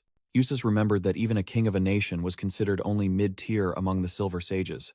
Then he knelt and respectfully greeted, "Greetings, Silver Sage." The Silver Sage tossed Eustace a scroll, making him startle and ask what it was. The Silver Sage entrusted the exploration of the Elysian ruins to the Tennis family, and said they could keep all artifacts found, only needing to bring back one specific item, the Echo of Elysian. The Silver Sage's purple eyes flashed menacingly as he warned that failure would bring consequences affecting the fate of the Tennis family. Back in the present, Eustace Tennis frowned, his hand propping his chin in thought, a bead of cold sweat trickling down his temple. Amidst his contemplation, Eustace Tennis heard a knock at the door and permitted the person outside to enter. The two guards, Varus and Rento, entered, their faces pale, reporting that their interrogation was complete. The prisoners seemed to be telling the truth, but their testimonies were very strange. Eustace Tennis narrowed his eyes, showing curiosity at the information he had just received. In another corridor of the fortress, two guards stood watch before a large iron gate. Rento asked Varus if he had a cold, but Varus shivered, replying that he was just thinking about what happened yesterday. Varus recalled the terrifying sight of Tescon crushing armor with his bare hands, and wondered how ordinary soldiers could deal with such a person, secretly hoping never to encounter him again. The two guards discussed how one of the items had been stolen, and that Captain Eustace had captured the thief's accomplices to lure him into a rescue attempt. Varus frantically said he'd rather be knocked out like last night, then suddenly felt a cold current run down his spine. In another scene, Tescon, his body radiating a brilliant golden aura, advanced alone towards a fortress amidst the white snow mountains. Tescon's entire body glowed with powerful energy as he thought of the name Horn of Calamity. Back in the room, Eustace Tennis was stunned to realize that the young man was a disciple of the undefeated martial arts school. Eustace pondered, wondering why a Silver Sage would want something belonging to the undefeated martial arts school. He analyzed that a high-ranking priest like Ceylon wouldn't be trained in espionage, so it was likely he genuinely believed what he said. Eustace believed that Cirrus and the magenta-haired woman were merely pawns, and the mastermind would readily abandon them without hesitation. Eustace irritably thought about pursuing an escaped individual, considering it useless even if caught, if the Echo of Elysian couldn't be recovered, and found the whole situation troublesome. Suddenly, a dazzling golden light from outside the window illuminated the entire room, drawing Eustace's attention. A colossal energy explosion erupted violently just outside the fortress wall. Eustace Tennis flinched in terror, rushing towards the window and shouting, "What is that?" With eyes wide in shock, Eustace recognized the familiar energy surge and thought to himself, "I know this energy source." Tescon stood amidst the blazing aura, wondering if he had returned, and stated that he knew his comrades were here. The scene was chaotic with explosions and black smoke rising from a fortified fortress. A deputy commander shouted loudly, ordering the Tennis Knights to show Tescon their strength. Tescon smirked, declaring that this battle wouldn't end like last night, and that he himself was different now. The deputy commander ordered Rento and Varus to charge, both of them obeying in unison. A fierce energy explosion hurled Rento and Varus away just as they charged forward. Tescon explained that armor was useless against an aura attack and mocked his opponents for having no countermeasure. A group of priests began chanting, the lead priest calling for blessings to make their bodies as firm as bedrock. Blessed, the deputy commander furiously charged at Tescon, roaring for daring to harm Rento and Varus, then yelled, "Die!" Tescon easily blocked the continuous sword strikes of the enhanced knights with his gauntlets. He performed a powerful sweeping kick, sending many soldiers flying into the air. Tescon punched the ground, creating an earthquake that caused sharp stone spikes to erupt, defeating even more knights. The mages entered the fray, one of them raising a hand and loudly chanting the ice arrow spell. Another mage concentrated energy into his hand, shouting the fire arrow spell. A blindfolded mage summoned lightning from the sky with the thunderstorm spell. Tescon held his breath, realizing he had to deal with the mages first. He unleashed the consecutive strikes, energy burst technique, firing a barrage of energy streams towards the mages. A mage was hit directly by Tescon's energy stream. The mages were scattered, one screaming about a leg injury, while another fearfully cursed Tescon as a wicked bastard. Tescon thought to himself that mages often lost focus over a minor injury and expressed disappointment that none of them showed any courage. Tescon decided to switch targets to the priests. He struck one down while grabbing another by the neck, as a priest shouted, demanding he fight fairly. Tescon retorted about fairness when they were ganging up on one person, then used his other hand to punch down another priest who was screaming, calling him a monster. Priest Rahan, struggling with a choked neck, desperately begged for his life, while another yelled for Tescon to release him. And Tescon thought about the basic tactic when facing priests: incapacitate them without causing serious injury. Amidst the chaos, the knights shouted orders to each other. "Father Smad, use the net, throw the net, fire the flaming crossbows." Tescon tensed his body, unleashing a powerful orange aura that exploded outwards, blowing away dirt, rocks, and enemies. Two knights watched the scene from afar with horrified expressions, realizing Tescon's power was completely different from last night, and wondering if this was the strength of a true aura wielder. Nightlot stood behind Russ, angrily demanding why he was just standing there and not joining the battle. With an angry expression, Nightlot cursed Russ as a scoundrel, and threatened that he would ensure Russ was expelled as soon as they returned. Russ looked up, his face devoid of fear, only intense concentration, and he mumbled, "Oh." Russ' eyes intently observed the battle, and he whispered in astonishment, "So that's what it looks like." Russ began to comprehend, envisioning Tescon's aura as a brilliant stream of light that guided and enhanced the flow of power, sometimes merging into one. Russ's eyes widened as he realized, "I see it. I see everything." Russ continued his train of thought. He could now see through why Tescon moved that way, why power flowed like that. Everything became clear and understandable. He recalled images of his father and his younger self practicing swordsmanship, realizing this was something no one had ever taught him. In his memory, young Russ smiled while holding a wooden sword, thinking to himself that this was something no one could teach him. Russ understood that only those who reached the true pinnacle of martial arts could grasp the genuine movement, breath, and flow. Watching Tescon fight, Russ realized, that's how I should have been moving. That is the movement of a true master. With an admiring smile, Russ gripped his sword hilt as a blue energy began to emanate from his body, a sign of his aura awakening. A massive orange energy blast erupted, sweeping through the castle courtyard. Tescon turned his head with an annoyed expression as he sensed a new presence. Eustace Tennis leaped into the midst of the battle, shattering the ground as he landed directly in front of Tescon. Tescon smirked, looking at the newly arrived opponent and saying, "Only now do you show yourself?" Eustace Tennis landed majestically, carrying his great sword on his shoulder while his subordinates called his name with admiration. "Captain Eustace, in the name of the Tennis family, I will no longer tolerate your reckless behavior." Looking down, Eustace Tennis confronted Tescon, surrounded by his fallen knights, and challenged, "Look at what you've done to my knights." Tescon exposed him. "Don't act as if you just arrived. You've been here for a while, haven't you?" Tescon pointed towards the wall, speaking directly to the stunned Eustace Tenns. "You've been hiding behind that wall and watching this whole time. Do you really think I didn't notice?" Tescon crossed his arms, analyzing that Eustace Tennis' magic armor granted power comparable to an aura user, but lacked a sensory circle. Then sarcastically remarked, "You probably wanted to observe my skills, but using your subordinates as test subjects is a bit cruel, don't you think?" One of the knights lying on the ground looked skeptical at the accusation, while Eustace Tennis frowned in anger.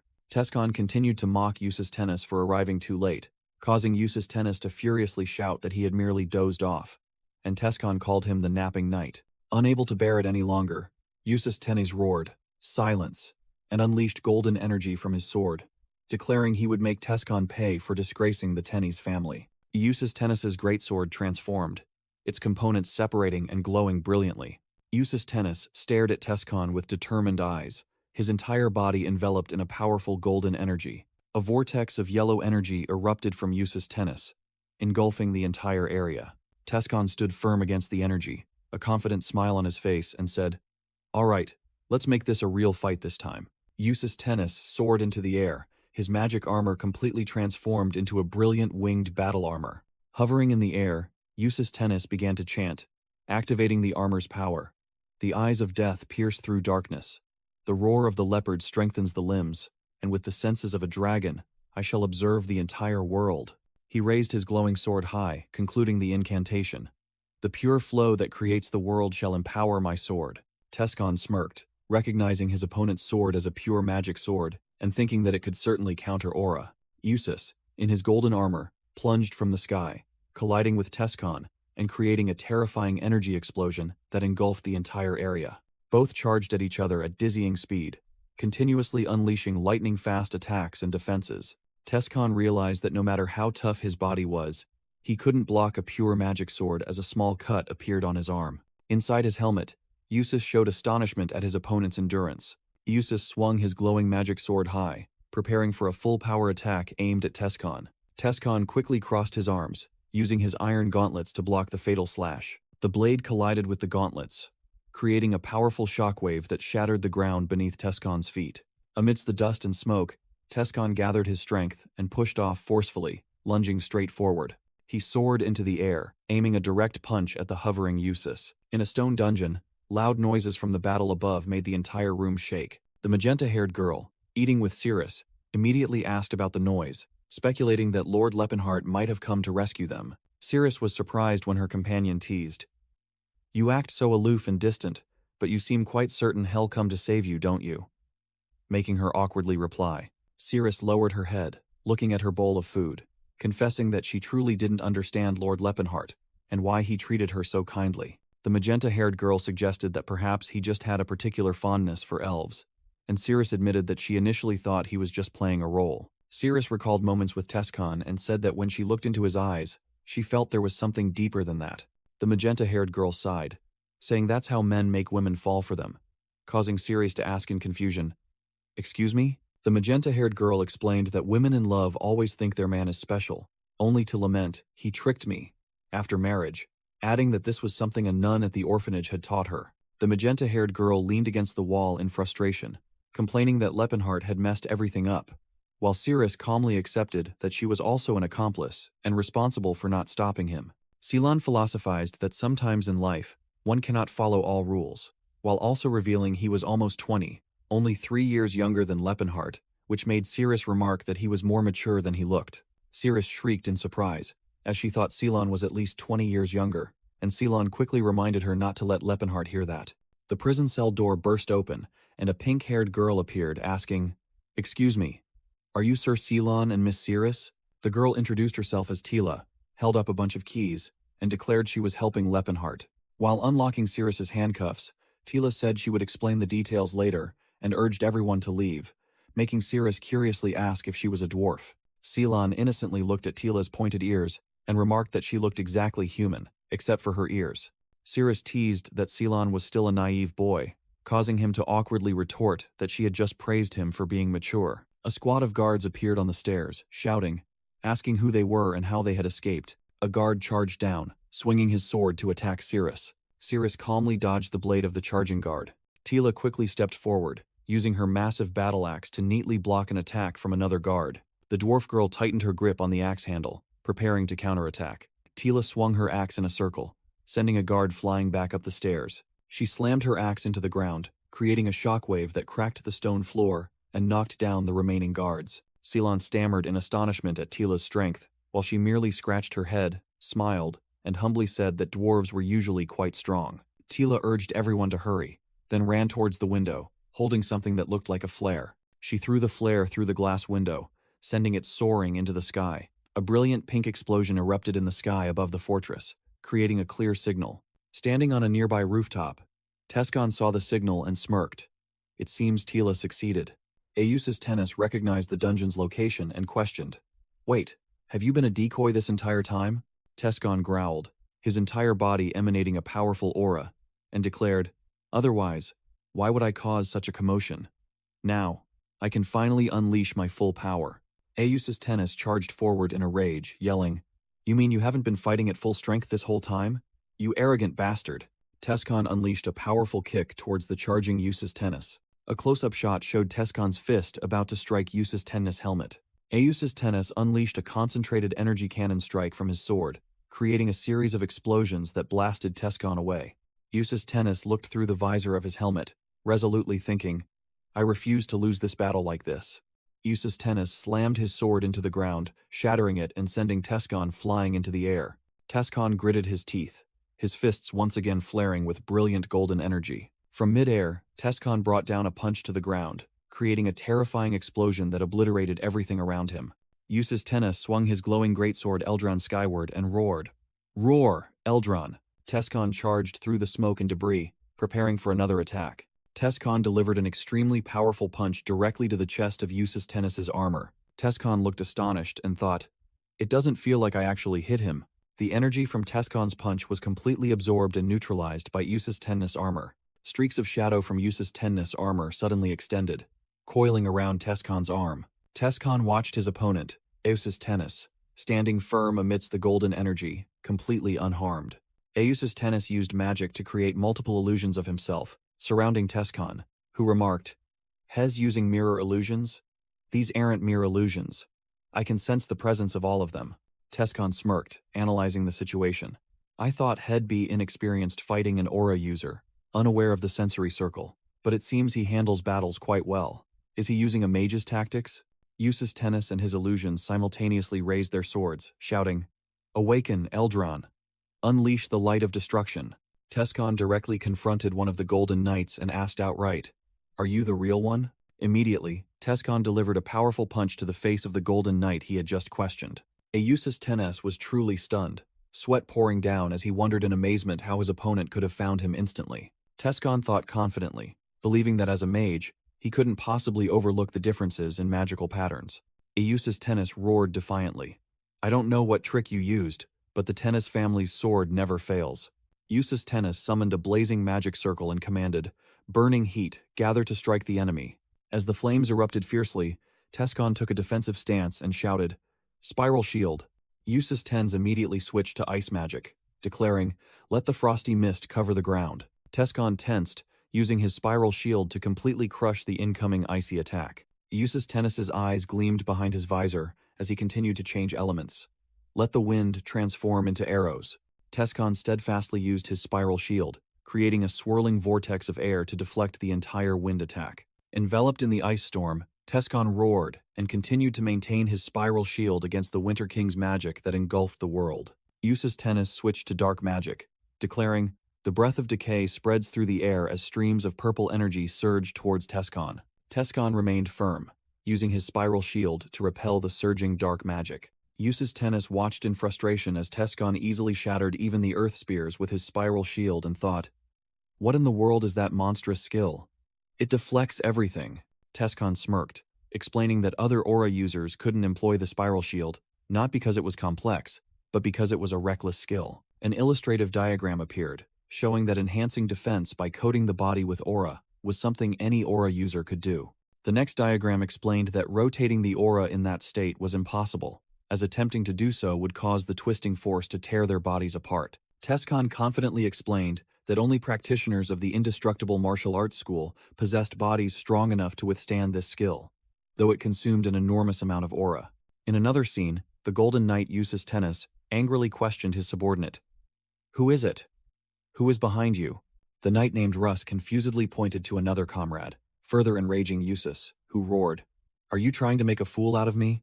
Eustace grabbed Russ's face, dark energy and orange light flaring around his hand as he yelled, "Tell me who instigated you to do this."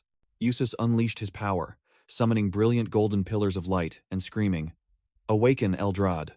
Awaken, Eldron!"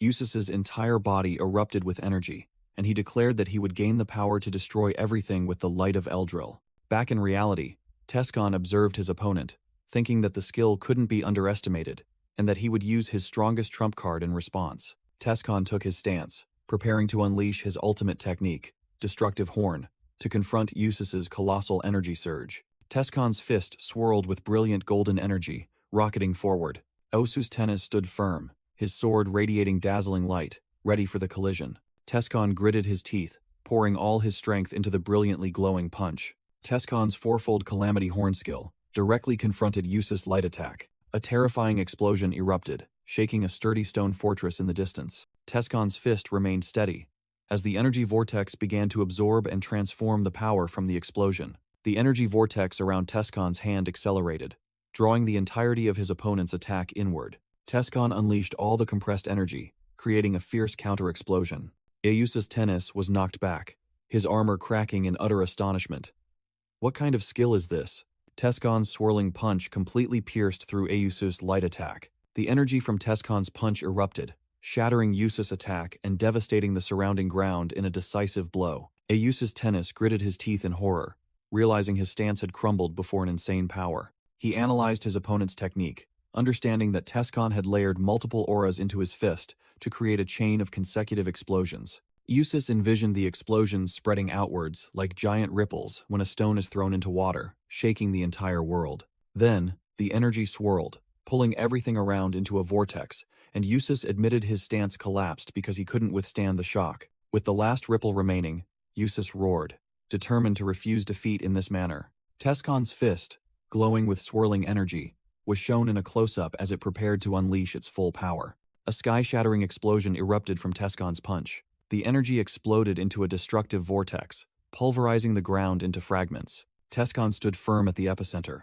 while Eustace was blown away by the irresistible force. Tescon delivered a final punch, channeling all his energy into his opponent. Eustace was flung backward, spinning uncontrollably in midair within the energy vortex. He crashed into a stone wall with a loud bang, shattering a large section of it. Amidst the devastation, Tescon stood tall, while Eustace's greatsword Eldron lay broken in two, firmly embedded in the ground. Tescon stood calmly amidst the dissipating dust, his bare body covered in minor scratches. Sir Lot and another guard were stunned, stammering in horror. How could Captain Eustace and even Eldrad both be defeated? Eustace lay motionless amidst the rubble, the broken sword of the Tennis family lying before him as proof of his defeat. Tescon stepped over the sword, thinking to himself that since the magic sword Eldran was still intact, the Eldrad armor would also recover, though it would take about half a year. Tescon approached Eustace and pulled out the broken sword, making the fading Eustace think to himself, "I knew it. He's after Eldran." Tescon handed the broken sword to a bewildered Sir Lot and said, "My apologies. The item I took is very important to me, so I had no choice but to use force." Sir Lot clutched the broken sword, thinking to himself with a stunned expression, "Wait, what? So he didn't do all this just out of greed?" Tescon turned away, thinking that while he wanted to give Eldron to Cirrus, it wasn't right. He would give her the Messiah Holy Light Sword from his previous life, then said, "Well then, I'm leaving." A voice rang out, "Stop right there," as a sword pointed towards Tescon. Russ, a young knight, charged forward and shouted, "This isn't over. The sword of House Tennis has not fallen yet." Sir Lot angrily yelled at Russ, who stood facing Tescon, but Russ asserted, "I am also a sword of House Tennis, and it has not fallen yet." Sir Lot gritted his teeth in anger, thinking to himself, "That scoundrel has at it again. When we return, I'll definitely kick him out." Russ roared, "Die," and swung his sword, charging straight at Tescon, followed by the other knights. Tescon observed calmly, thinking that Russ only knew how to slash downwards, so there was probably nothing to worry about. Suddenly, a brilliantly glowing blue energy burst forth from Russ's sword. The blue energy stream powerfully snaked through the air. A blue aura enveloped Russ, his eyes glowing with potent power. Tescon's eyes widened in astonishment as the sharp aura surged directly towards him. He hastily leaped backward, dodging the attack, which caused the ground beneath his feet to crack open. A cut appeared on Tescon's chest, and blood began to gush out. Tescon looked down at the wound on his body, which could resist most swords, wondering in astonishment what had just happened. Russ stood firm, his entire body enveloped in sword aura, startling the other knights. He declared, "I am simply reclaiming the sword of Tennis." Tescon stared at the aura, frowning in thought. "Wait, I've seen the color of this sword aura somewhere before." He looked at the glowing sword and realized it was a transparent, deep blue aura like the sky, then wondered, could it be? In Tescon's memory, a gray-haired hero held a sword radiating an identical aura, roaring, "Demon King, we will destroy you and end this dark empire." Tescon exclaimed in surprise, "Stellar Sword Cyrus," making Russ ask in astonishment, "How do you know my name?" Tescon recalled the knight's full name was Cyrus von Tennis, a name bestowed upon him when he was knighted. However, since no one recognized him as a true knight, everyone simply called him by the name Russ, which his commoner mother had given him. Tescon blamed himself for not recognizing the young man, even though he knew he belonged to the Tennis family. He reminisced about the Tennis family becoming famous in the future thanks to the Golden Knight, but in his era, they had produced a stellar sword who would elevate their status and wash away the shame of relying on magical tools. Russ, blushing in confusion, asked again, "How do you know my name, and you called me Stellar Sword?" That noble title isn't something just anyone can claim, making Tescon wonder if he was embarrassed. Tescon casually waved his hand, lying, "Oh, I merely mistook you for an acquaintance, don't mind it." Seeing Russ's clear look of disappointment, Tescon thought to himself, "Oh, this kid is disappointed. Why is he so easy to read?" Tescon smiled, thinking of the Cyrus he knew in his previous life, a rigid and cold person, then concluded that people truly change as they grow up. Russ regained his determined look, his eyes sharp, and prepared to charge. He stomped the ground, leaped into the air, raised his sword radiating a blue aura, and charged straight at Tescon. Russ's sword violently clashed with Tescon's fist, creating a deafening metallic clang. Tescon narrowed his eyes, focusing on the confrontation. The force from the collision caused the ground beneath them to crack into a giant spiderweb. Tescon exerted his strength, unleashing a powerful punch enveloped in a golden-orange aura. His punch struck hard against the sword Russ was using to block the attack. Russ gritted his teeth and roared, pouring all his strength into resisting Tescon's attack. A massive blue energy burst suddenly erupted from Russ's body, pushing Tescon back. Tescon stood firm, realizing Russ had used his aura to shield his body and nullify the shockwave, then praised him. Not bad for someone who just awakened their aura. The aftershocks from the clash between Tescon and Russ threw the surrounding knights back, making them scream in panic. Retreat! We'll be caught in the fight. Tescon suddenly realized something during the fight. Huh? Wait a minute. Russ swung his sword at dizzying speed, making Tescon think to himself, there's no way to predict his attacks. Tescon pondered the theoretical foundations of martial arts, a system built by countless warriors over many years, and even his master Gerard taught according to these precise principles. He observed Russ fighting like an untamed beast, not adhering to any stances or forms, which theoretically should lack power and be full of openings. However, as he dodged Russ's sword strikes, Tescon was astonished that they were both powerful and revealed no openings. Tescon realized Russ swung his sword freely, yet broke no conventional logic, secretly admiring this once-in-a-century talent worthy of the title, Stellar Sword. In Tescon's memory, Lepenheim, with a pained expression, wondered if all 4 great war kings had fallen due to that astonishing talent.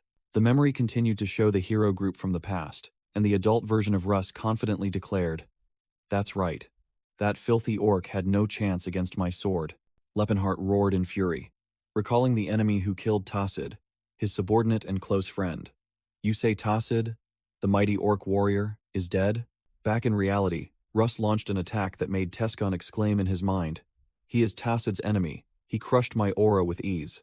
Tescon braced himself, unleashing a fiery orange energy that enveloped his entire body. Without flinching, Russ shouted with determination, "I am the sword of the tennis family." Tescon realized Russ was preparing to use the downward slash skill he had practiced the longest, a blow powerful enough to cleave the world in two, and fate would turn him into his sworn enemy. With eyes blazing with killing intent, Tescon decided, "I will kill him now and end this cruel fate." Tescon charged forward, delivering a punch directly into Russ's descending sword strike in a fierce clash of energy.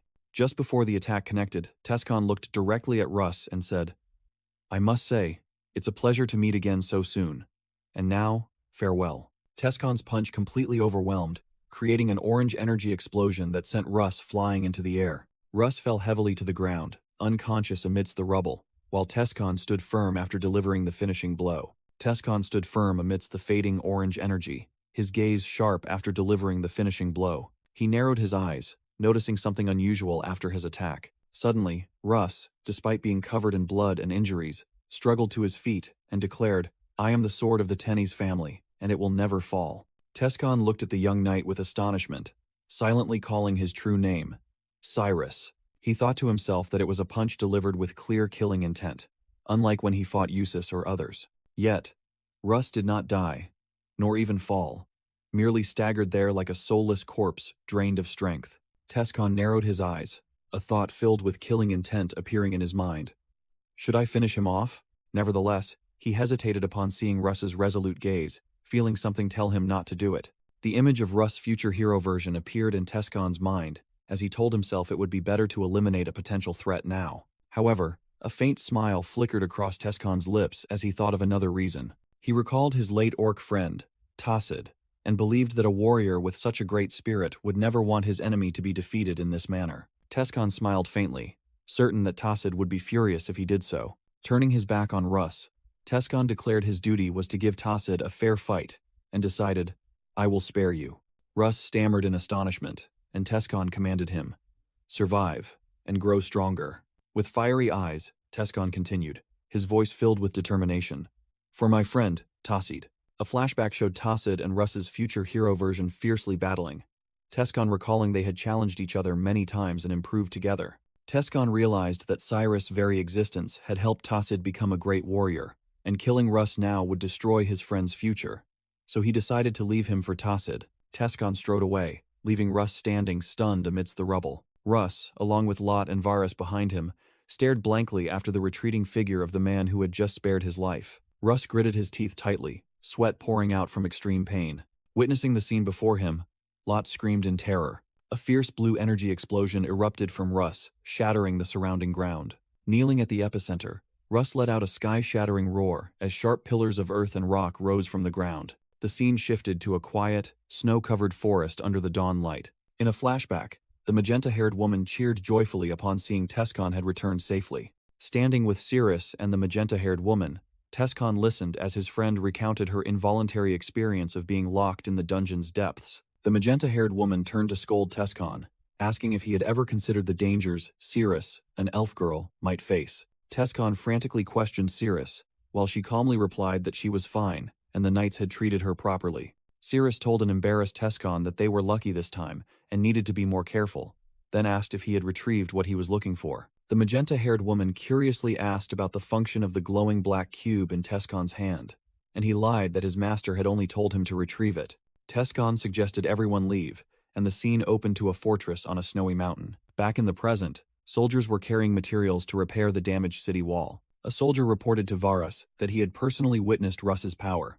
Inside a room, Eustace Tennis, his upper body bandaged, stood by the window, hearing the news that the Tennis Guard Corps finally had an aura user. Eustace listened thoughtfully, realizing everyone was discussing Russ. He stood upright, pondering how Russ had obtained the power of aura. Eustace's face darkened with jealousy, as he wondered how the son of a filthy nobody could possess such power. He bitterly recalled how his father always favored Russ, and how the elders, despite outwardly praising him, secretly yearned for an aura user. In Eustace's mind, the image of Russ radiating a brilliant blue aura appeared, accompanied by the bitter thought that the Tennis family now had a warrior who could single-handedly elevate their reputation. Eustace's face darkened in fury, and he gritted his teeth, asking himself, "What about me then?" Eustace stood in his room, bare-chested, silently gazing at his golden armor and greatsword.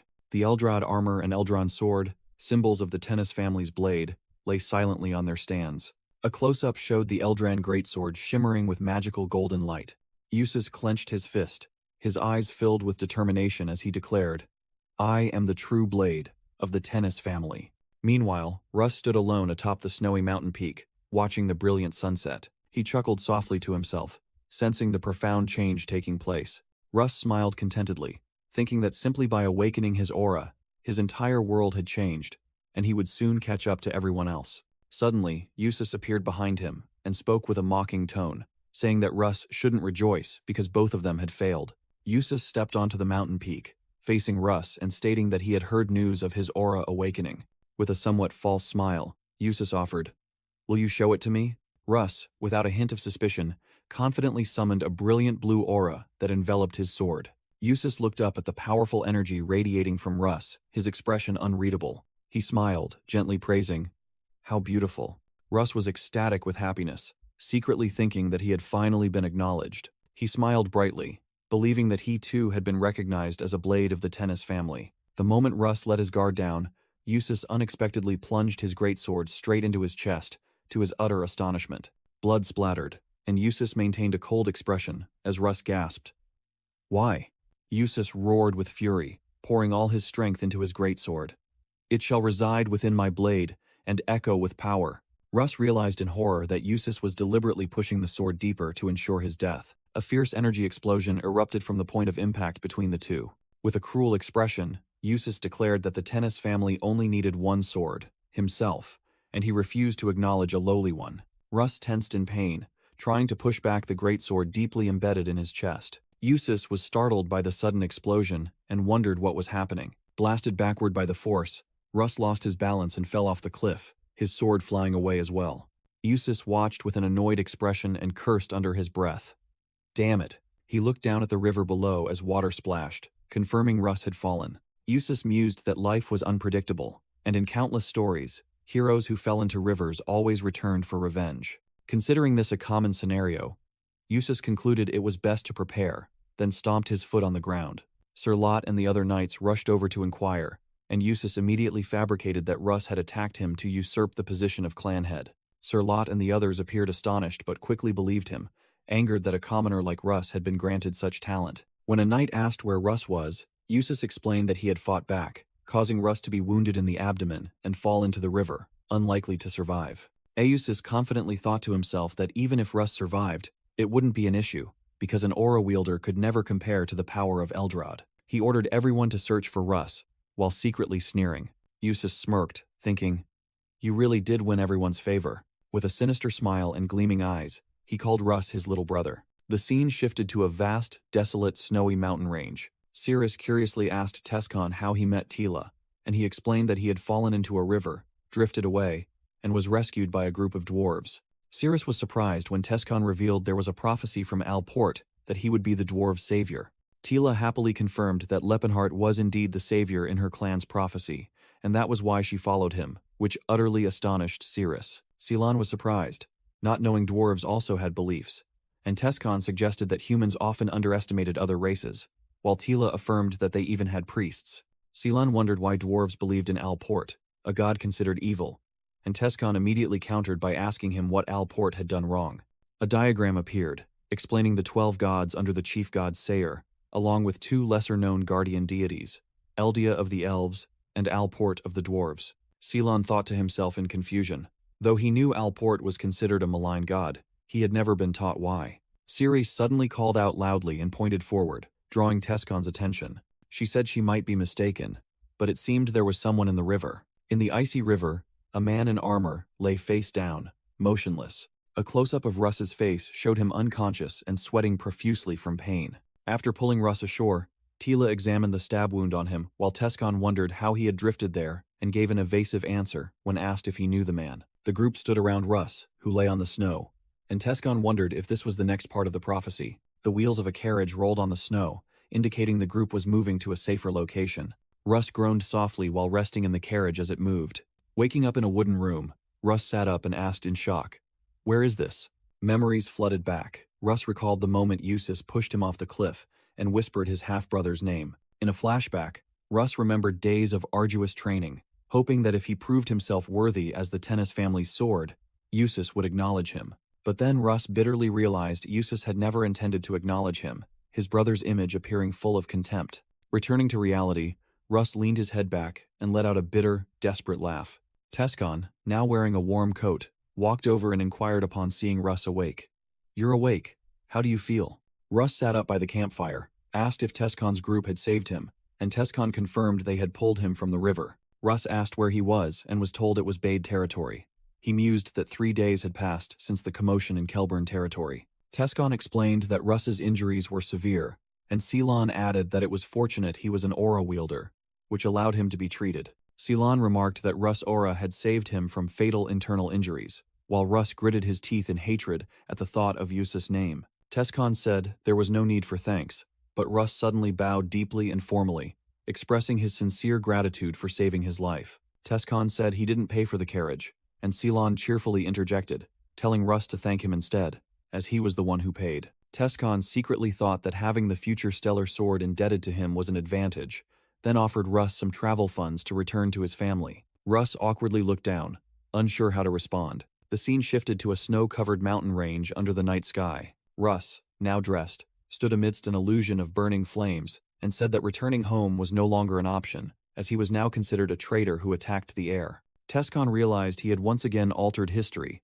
because Russ was supposed to challenge and succeed his brother, then asked what his current plan was. Russ sat by the campfire, pondering Tescon's question. He looked up at the starry night sky and thought that if he returned to the Tennis family, he would only be seen as a traitor. Russ suddenly proposed, "If it's not too much trouble, please allow me to accompany you all," which made Tescon, who was drinking water, spit it out in shock. The entire group was stunned by Russ' offer. He explained that it was a knight's duty to repay a life-saving debt, and this was the only way, as he had been abandoned by his family. Tescon frantically said there was no need to go that far, but Russ was resolute, stating that it was thanks to Tescon that he had awakened his aura and wished to follow a true master for training. Tescon thought in confusion that Russ didn't even know who he was, while Russ affirmed that knowing Tescon was the successor to Fist King Gerard was enough. Tescon mused that in his previous life, Russ had traveled everywhere, seeking other aura masters for training, but now, as a traitor, he could no longer do so. Tescon realized this forced Russ to seek an aura wielder from another country to learn from, and that person was him, while Russ knelt and swore loyalty. Tescon struggled internally. On one side was the thought of Stellar Sword Cyrus following him. On the other were illusions of Lepenheart and Tacit appearing, reminding him that this was his friend's future arch-nemesis. Tescon thought that turning enemies into allies wasn't bad, but realized hero Alex and Saintess Ellen were too young, and Tesron couldn't be. He also dismissed Light Mage Jade Arclight, believing the old man was too cruel and was the one who killed Cirrus. Back in reality, Tescon smiled and told Russ that he didn't need to swear loyalty, but he wouldn't mind if they became companions. Russ was overjoyed and asked if he could consider Tescon like an older brother. Tescon asked Russ's age and learned he was 23, then revealed he was 27, which greatly astonished Russ. At a magnificent castle under a snowy night sky, a completely different scene unfolded. Inside, Eustace Tennis knelt and said, "Forgive me, Silver Sage." A figure enveloped in dark purple energy appeared, coldly replying, "I am disappointed." The Silver Sage's illusion stood high above, looking down at Eustace, questioning if the assigned task was too unreasonable. Eustace gritted his teeth, enduring the humiliation of being asked if the Golden Knight of the Graham Kingdom was only capable of this much. He thought to himself that he couldn't believe he had to endure this insult without being able to do anything, then mumbled another apology. Eustace was terrified by the Silver Sage's power, capable of sending an illusion directly to his bedroom, and begged for his family to be spared. Eustace looked up at the illusion with a desperate expression, fearing for the future of the Tennis family and pleading for mercy. The purple magical smoke dissipated as the Silver Sage's illusion vanished. Elsewhere, the real Silver Sage, a black-haired man named Leston, held an orb of energy and told himself he shouldn't have trusted that magic swordsman. A voice echoed, informing Leston that Duke Iranad wished to see him. Leston entered a luxurious room and bowed to an elderly man, who greeted him back. "Welcome, Sage Leston." That man, Duke Iranad, also known as Sage Apectus, asked Leston why he had used the Holy Seal. Duke Apectus praised Leston as an outstanding individual for awakening his aura at age 20 and possessing incredible prophetic abilities. He reminded Leston that the reason he was chosen as a Silver Sage was not for his current skills, but for the immense potential value he held for the future. Leston admitted, "I am aware, and I apologize." Duke Iranad said there would be no punishment since the Holy Seal wasn't used for anything significant, but Leston needed to know his place. Duke Iranad dismissed Sage Leston. With sharp eyes, Duke Iranad watched him leave and began to ponder. Leston thought of the name Tesron with a calculating expression. A shimmering silver emblem appeared along with the words, "The Silver Sages." The text explained that they were humanity's protectors, and a secret society ruling the continent from the shadows. Images of the hooded Silver Sages appeared, described as possessing enough power to control the rise and fall of nations. Leston walked down the corridor,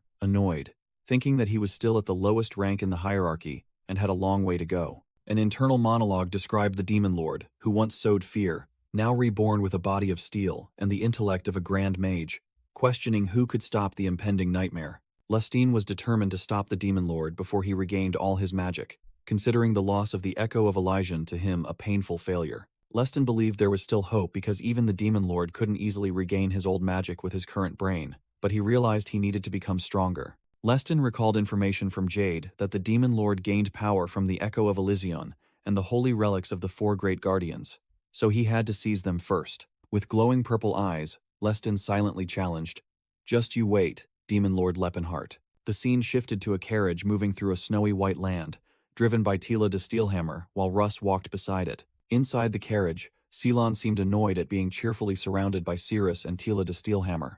Russ looked back at the carriage and thought, what a strange group. Russ recalled that this group was very perplexing. They divided chores by drawing lots, and Tescon had lost, so he had to wash dishes. Tescon was carrying a basin of dishes to wash when Russ approached, asking why he was doing chores himself when he could have slaves do them. Cirrus smiled upon hearing the conversation, thinking that even if the world treated them as slaves, to Tescon, they were always valuable comrades. Tescon told Russ that he would understand if Russ decided to leave because he felt bothered. While Russ thought to himself that martial arts masters were often quite eccentric, Tescon took off his coat and began washing dishes in the cold stream, while Russ asserted that no matter who Tescon was, he had sworn loyalty until the day his swordsmanship became perfect. Russ firmly thought that until then, he would serve Tescon, and all he needed to do was follow his will. As he walked towards the carriage, Russ wondered what Tescon was doing inside. Russ guessed Tescon must be meditating to achieve some kind of martial enlightenment, imagining him sitting calmly, surrounded by a purple aura. Inside the carriage, Tescon exhaled and thought he had recovered enough magic power to try again, then said, "On." He activated the glowing purple magic cube, selecting Challenge Mode, Level 1, Beginner. Tescon stood in a purple virtual reality space and thought he was fed up with it. Perhaps it was time to change the scenery a bit. He decided to choose something more visually appealing and began scrolling through the virtual panels. Tescon contentedly created a beach scene with two bikini-clad girls playing in the water. With a satisfied expression, he thought to himself that the Silver Age was truly a fortunate era. A system notification echoed, "Welcome to Magical Beat," and Tescon turned back with a serious expression. The virtual panels began flying towards Tescon at high speed. Tescon tensed, shouting the incantation. "Oh, mighty winds, transform into bullets and destroy my foes. Wind bullet." Emerald energy bullets shot from his hands, creating successive explosions as they destroyed the incoming targets. He continued to chant another spell. "Oh, blazing heat, gather and take form. Fire arrow." Tescon realized the number of targets was increasing, and his chanting speed couldn't keep up. The two virtual girls in bikinis began scolding him in an ancient language, urging him to focus and asking if this was all he could do. Tescon was frustrated, having missed 3 targets, while the virtual girls continued to criticize. "How could you miss so many? You should be good at this by now."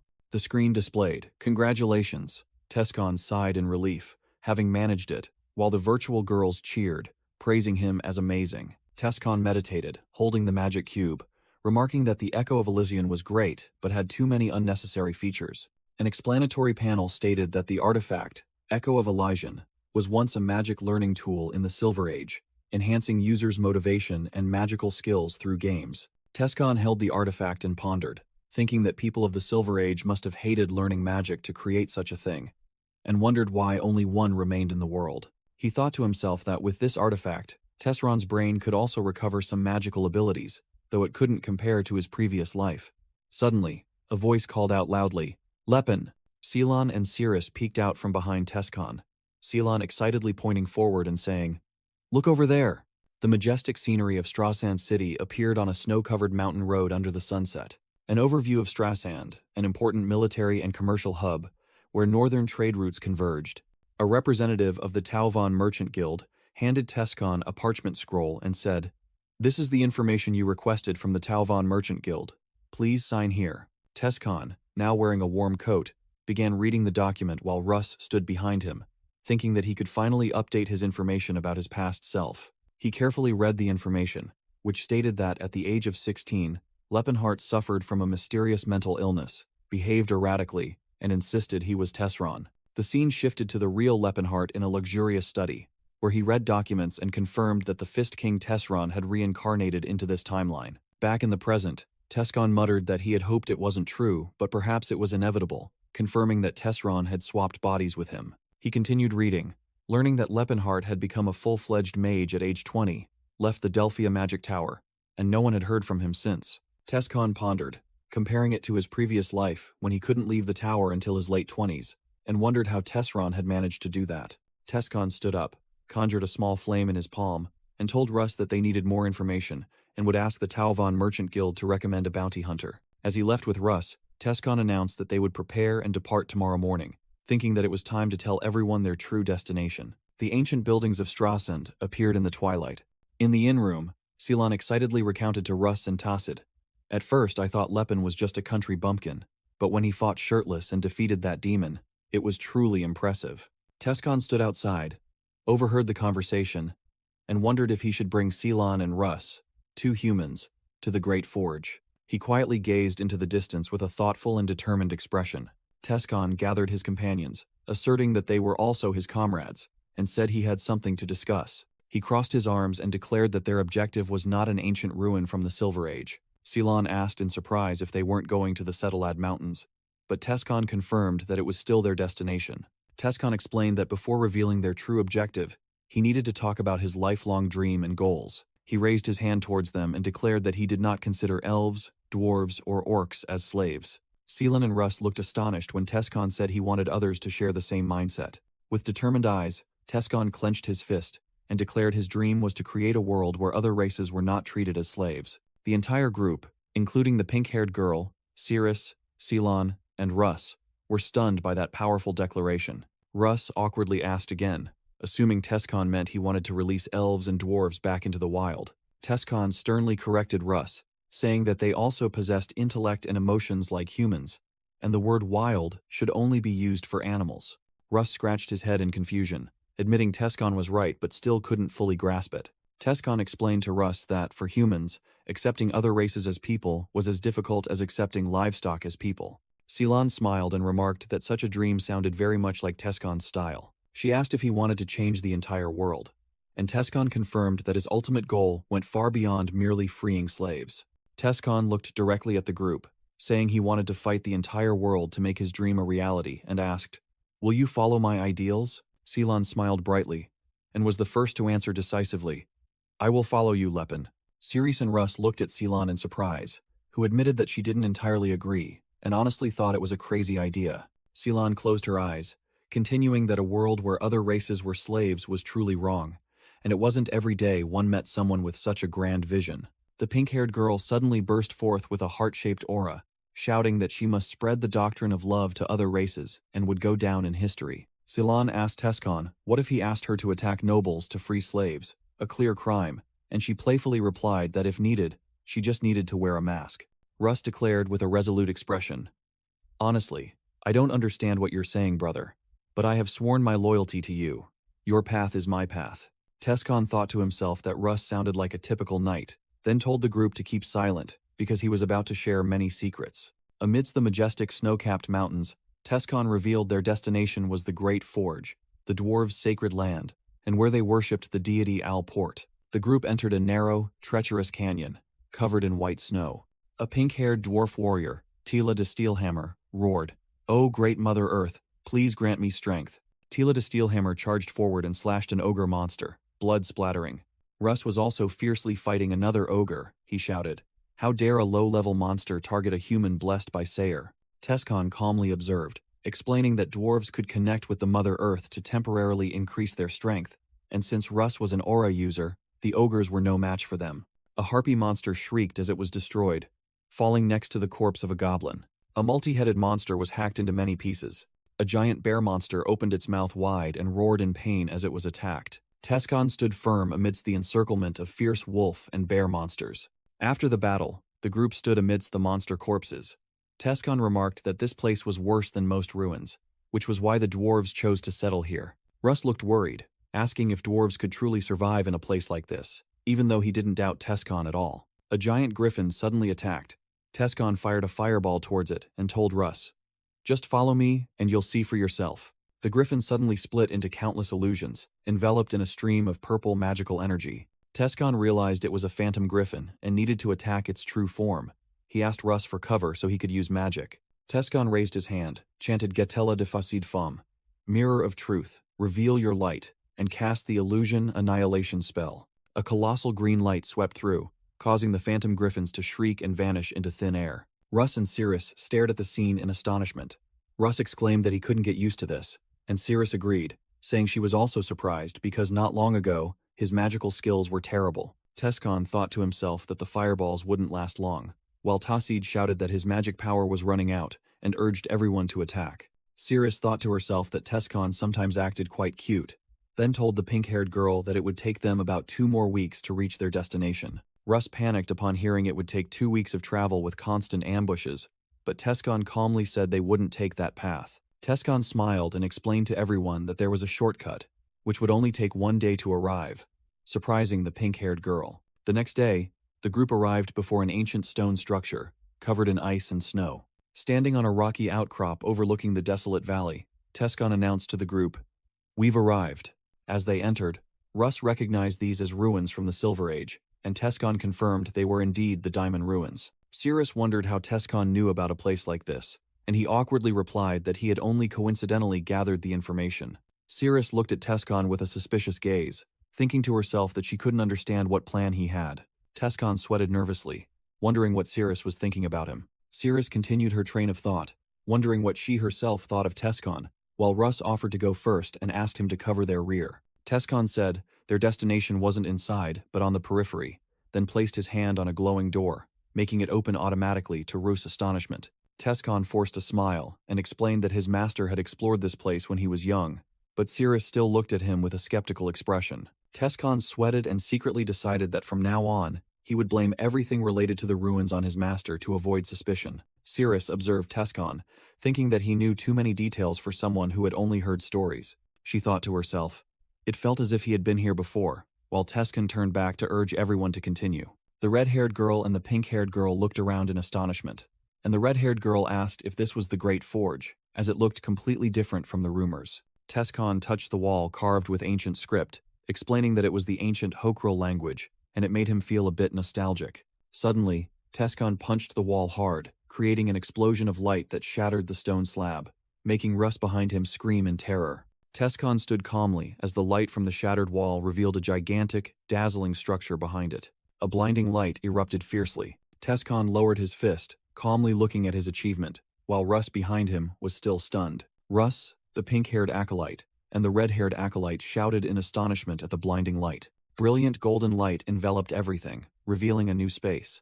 The pink-haired acolyte looked up with a stunned and astonished expression. The group stood in the middle of a gigantic vaulted hall, surrounded by fragments from the recently shattered wall. Two gigantic dwarf warrior statues stood guard in the magnificent hall. The entire group was astonished, realizing they had reached the Great Forge, having traversed a 2-week journey in the blink of an eye. The red-haired acolyte pointed anxiously at the rubble and asked Tescon, "We didn't destroy this place, did we?" Tescon casually replied, "Yes, we did," making the red-haired acolyte frantically ask if that was all right.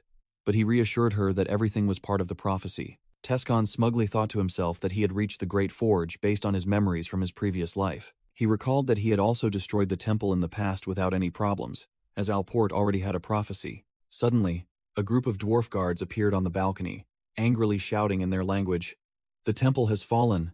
Intruders!" Tescon thought to himself that, since the prophecy had now changed, these dwarves wouldn't be able to understand the situation and would attack them. Tescon and the group sweated, chuckling awkwardly at the fierce reaction of the dwarves. A dwarf commander raised his crossbow, roaring an order for everyone to fire. Cirrus complained about the dwarves' hot temper, but Russ defended them, while the red-haired acolyte questioned Tescon why he did it despite knowing beforehand, making him only able to admit it. Russ remarked that the dwarves looked bloodthirsty, and Cirrus agreed, likening them to a father catching a stranger in his daughter's bedroom. Russ drew his sword, which emitted a blue aura, and he shouted loudly, "How dare you threaten a human blessed by Sayer?" Tescon turned back and yelled loudly, ordering Russ to lower his weapon, leaving the young knight bewildered. Tescon raised both hands to the sky and shouted loudly in the dwarf language that they meant no harm. Countless arrows from the temple dwarf guards shot towards them, but all harmlessly bounced off Tescon. Tescon still stood firm amidst the rain of arrows, his face covered in cold sweat, as the arrows continuously bounced off his body. The temple dwarf guards screamed in terror that the arrows had no effect and he was a monster, while Tescon thought to himself that he had no intention of mocking them. Tescon continued to shout loudly, calling the dwarves children of the great Mother Earth who could hear the truth, and asserting that they were not enemies. He gritted his teeth and thought to himself, believing that since dwarves were living lie detectors, they would know he was telling the truth. A temple dwarf guard showed suspicion, questioning how a human could not be their enemy. The temple dwarf guard standing above demanded Tescon to state who he was and why he had come. Tescon thought to himself that saying this was embarrassing, then boldly declared, "I am your savior, the one from Alport's prophecy." The red-haired acolyte blushed in embarrassment, asking how he could say such words without shame, making Tescon angrily retort. Tescon continued to explain that he had come here following the guidance of the Steelhammer clan to meet High Priest Macklin, while Russ stood behind him looking skeptical. Immediately, the dwarves' attitude completely changed.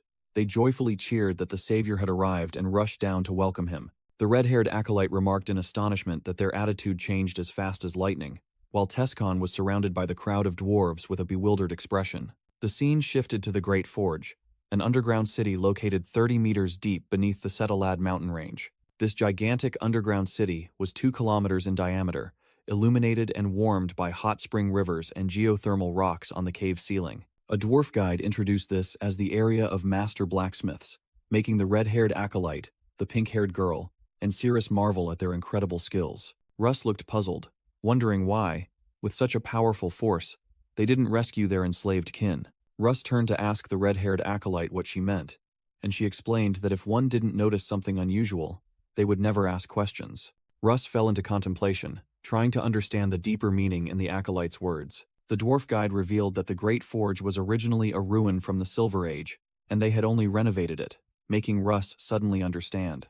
Tescon explained that even in the Silver Age, this must have been a dwarven city, making Russ curiously ask, "How do you know that?" Tescon pointed to a doorway and said, "Look at the height of the doorways." He continued to argue that this proved the dwarves were once prosperous enough to build their own cities, and if they were born to be slaves, that would have been impossible. Tescon thought to himself that Russ might still find it hard to accept this truth, due to deeply ingrained prejudices against other races. While Russ was lost in thought, a dwarf invited the group to stay overnight and share a meal, which delighted the red-haired acolyte, while Ceres thought to herself that she also wanted to bend down to pass through the doors. A sumptuous meal was laid out with bread, 2 bowls of stew, and a plate of sliced meat. While devouring her food, the red-haired acolyte asked the dwarf what kind of meat this was. The dwarf revealed it was boiled violet serpent liver, causing Ceres to quickly interject that elves usually eat vegetarian, but she was pinched by the pink-haired girl because she had eaten dried meat just yesterday. The dwarf proudly explained that although it wasn't delicious,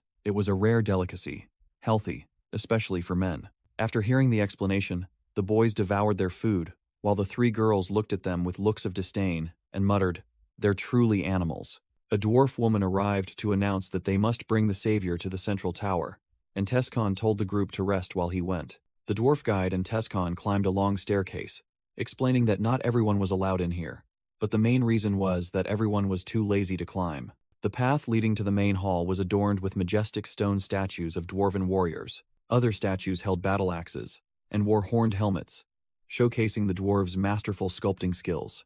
Tescon took the final steps up the staircase to enter the main hall. He raised his head with a look of determination and anticipation. A dwarven elder with a long, flowing white beard stood on a raised platform, behind him the clan's flame emblem. The elder looked at Tescon and welcomed him. "Welcome, savior chosen by prophecy." And a caption appeared, introducing him as High Priest Makelin Port Hammerline. Tescon was stunned upon hearing the familiar name, and exclaimed in his mind, "Makelin." An image of a magnificent archway, intricately carved with golden patterns, appeared, likely a part of Tescon's memory. In the flashback, a ruined throne appeared before an intricately carved ancient tree. In the memory, Lepenheart said to Fist King Tesron, "You are very strong, Tesron, Fist King." Fist King Tesron declared that victory was theirs, everything was finally over, and others would be freed from the malevolent energy. Tesron charged forward to attack and shouted, "Be gone, nightmare of the continent," while Lepenheart began chanting a spell, determined to bend the laws and deceive fate. Lepenheart continued the incantation, declaring he would reverse the flow, exist under the laws of defiance, and become a distorter of space and time. Fist King Tesron's face showed clear determination as he delivered a decisive blow to Lepenheart. Tescon snapped out of his flashback, his eyes wide with astonishment. He was stunned to realize he had just been lost in memories. Sitting at his desk, Tescon wondered if he had dozed off and admitted he had only intended to let his mind relax a bit. He looked at the stack of books and documents, thinking to himself, still not enough. Tescon reflected on 6 years of non-stop work, awakening his aura at age 20 inches this frail body, pressuring the Magic Tower elders, building connections, and becoming a member of the Silver Sages. He stood by the window, admitting that even if everything went according to plan, awakening his aura and mastering S-rank magic would still not be enough to defeat the Demon King. He recalled the terrifying power of his original Fist King body and worried about how much demonic power the Demon King had recovered. Tescon surmised that the Demon King was likely searching for his lost magic and loyal subordinates. He concluded that he also needed powerful allies to help him defeat the Demon King. The scene shifted to a long and vast corridor inside the Dwarven fortress. Returning to the encounter, Tescon recalled Makelin as his most loyal subordinate, trustworthy friend, and sometimes a respected mentor, then offered a greeting. "It's been a long time, Makelin, High Priest of Alport." Makelin returned the Savior's sincere greeting, but found it strange, and asked if they had met before, as he hadn't left this place in years. Tescon explained that this might be confusing, but the last time he met Makelin was 10 years in the future. Makelin broke out in a cold sweat, wondering if the Savior was mentally ill, while Tescon asked him to let him finish. Tescon sighed as he began to explain his complex story. He seriously told Makelin that he had traveled back in time. Tescon recounted that he had told the future Makelin everything, about wandering the continent as an archmage, seeking the pinnacle of magic, and protecting other races from humans. He also recounted the story of becoming the Demon King of the Antares Empire, waging war across the continent, and ultimately meeting a tragic end. Tescon admitted his story sounded ridiculous, but asserted it was the truth, and whether to believe it was up to Makelin. Makelin replied that even for a dwarf who could hear the voice of truth, this was still an unbelievable story, and if not for the Oracle of Alport, he would have thought Tescon was insane. Makelin proposed a small test to see if Tescon was truly insane or a sage who transcended time. He argued that if they were as close as Tescon claimed, he must know some secret of his. Makelin looked directly at Tescon, stroked his beard, and asked a simple question. "What color is my beard?" Tescon smiled, thinking to himself about this simple test. He replied mischievously, "You don't have a beard. So how could it have a color?" Tescon said this while pulling off Makelin's fake beard, and commented that some things never change, even after 30 years. Makelin smiled, asking if Tescon knew the secret behind this beard, and added that it was a blessing from Alport. Tescon explained that, in the dwarven world, a beard was a symbol of masculinity, but Makelin had suffered from a condition since childhood that prevented him from growing one, which would hinder his position as high priest. Makelin, now completely convinced, said that even his fellow dwarves couldn't tell if this beard was real or fake, and affirmed, "Now I am certain that you are speaking the truth." He said that he sought Tescon to guide the savior, but since Tescon already knew everything, he had only one thing left to do. Makelin knelt on one knee before Tescon, bowing his head solemnly. On behalf of all dwarves serving Alport, Makelin Port Hammerline swore allegiance to Lepenhart Wald Antares. Tescon pondered to himself whether he could repay their loyalty in this lifetime, then asked Makelin to stand up. Tescon said that Makelin was mistaken. He needed his guidance more than ever, because in his previous life, he had failed trying to solve everything alone with power. Looking at the dwarf city's scenery, Tescon thought to himself that this time, he couldn't repeat the mistakes of his previous life. Tescon explained to Makelin that in his previous life, he had taken in enslaved races and taught them human knowledge, hoping that humans would follow suit. Makelin remarked that it was not a bad approach, but it would take at least 100 years to change the world, a period too long for Tescon. Tescon admitted with a serious expression, "Yes, that is precisely the problem." Generating dark magic and golden energy in his hands, Tescon stated that he was gradually regaining his power, and re-establishing the empire would not be difficult. However, he extinguished the energy and affirmed that he did not want to become a terrifying figure or stain this continent with blood once more. Tescon asked Makelin if he understood his dilemma, and the dwarf elder replied that he saw the problem. Makelin looked at Tescon with a sharp gaze, and said that he was underestimating this world. Tescon looked bewildered when Makelin declared that he failed not because he relied on force. The dwarf elder explained, "It's because you only relied on it," asserting that the world is not that simple. When asked if he hated humans, Tescon replied that he didn't hate them, but he didn't particularly favor them either. Makelin said he had guessed as much, and pointed out that there wasn't a single human ally in Tescon's story. Tescon was stunned when Makelin remarked that while he respected other races, he tended to look down on humans. Makelin questioned why Tescon didn't allow humans to join the Antares Empire's army in his previous life. Tescon explained that he couldn't trust them, and they didn't need to fight for freedom or equality either. He continued to justify himself in confusion, stating that he didn't use humans in the administrative apparatus because long-lived races like elves or dwarves were less prone to corruption. Makelin concluded that Tescon hadn't given humans a chance to participate in governance, accepting them as part of the nation, but not granting them rights or duties. Tescon awkwardly replied that things went much smoother without them, leading Makelin to remark that he had truly lived up to the title of Demon King. Makelin explained that a Demon King doesn't necessarily have to drink blood or pile up corpses, but can be someone who ignores talented individuals. He defined a Demon King as a powerful individual who fails to look around, only listens to those who agree with him, and seeks to twist the world to his will. In a flashback, Lepenhart sat on his throne with his subordinates, and Makelin concluded, "That is the very definition of a Demon King." Makelin told Tescon directly that even though he was kind, it couldn't be denied that he was also a Demon King, making Tescon break out in a cold sweat. Tescon rubbed his forehead and asked why Makelin hadn't said these things in his previous life, and he replied that by the time he joined, the massacre of dwarves was already widespread. Makelin continued to point out that more than half of the Antares Empire's institutions were created by Tescon, making Tescon admit that he had no right to criticize. With a pensive expression, Tescon asked Makelin, "So, where should I begin?" Makelin explained that Tescon's biggest mistake in the past was turning the conflict into a war between humans and other races, when humans were already slaughtering each other. Makelin concluded his advice by saying that it's never wise to be too ambitious from the start, and that was all he could advise. The scene shifted to a vast, desolate, snow-covered mountain range. A gigantic ice drake roared fiercely amidst the blizzard. A group of mountain warriors was trying to restrain the ice drake with sturdy ropes.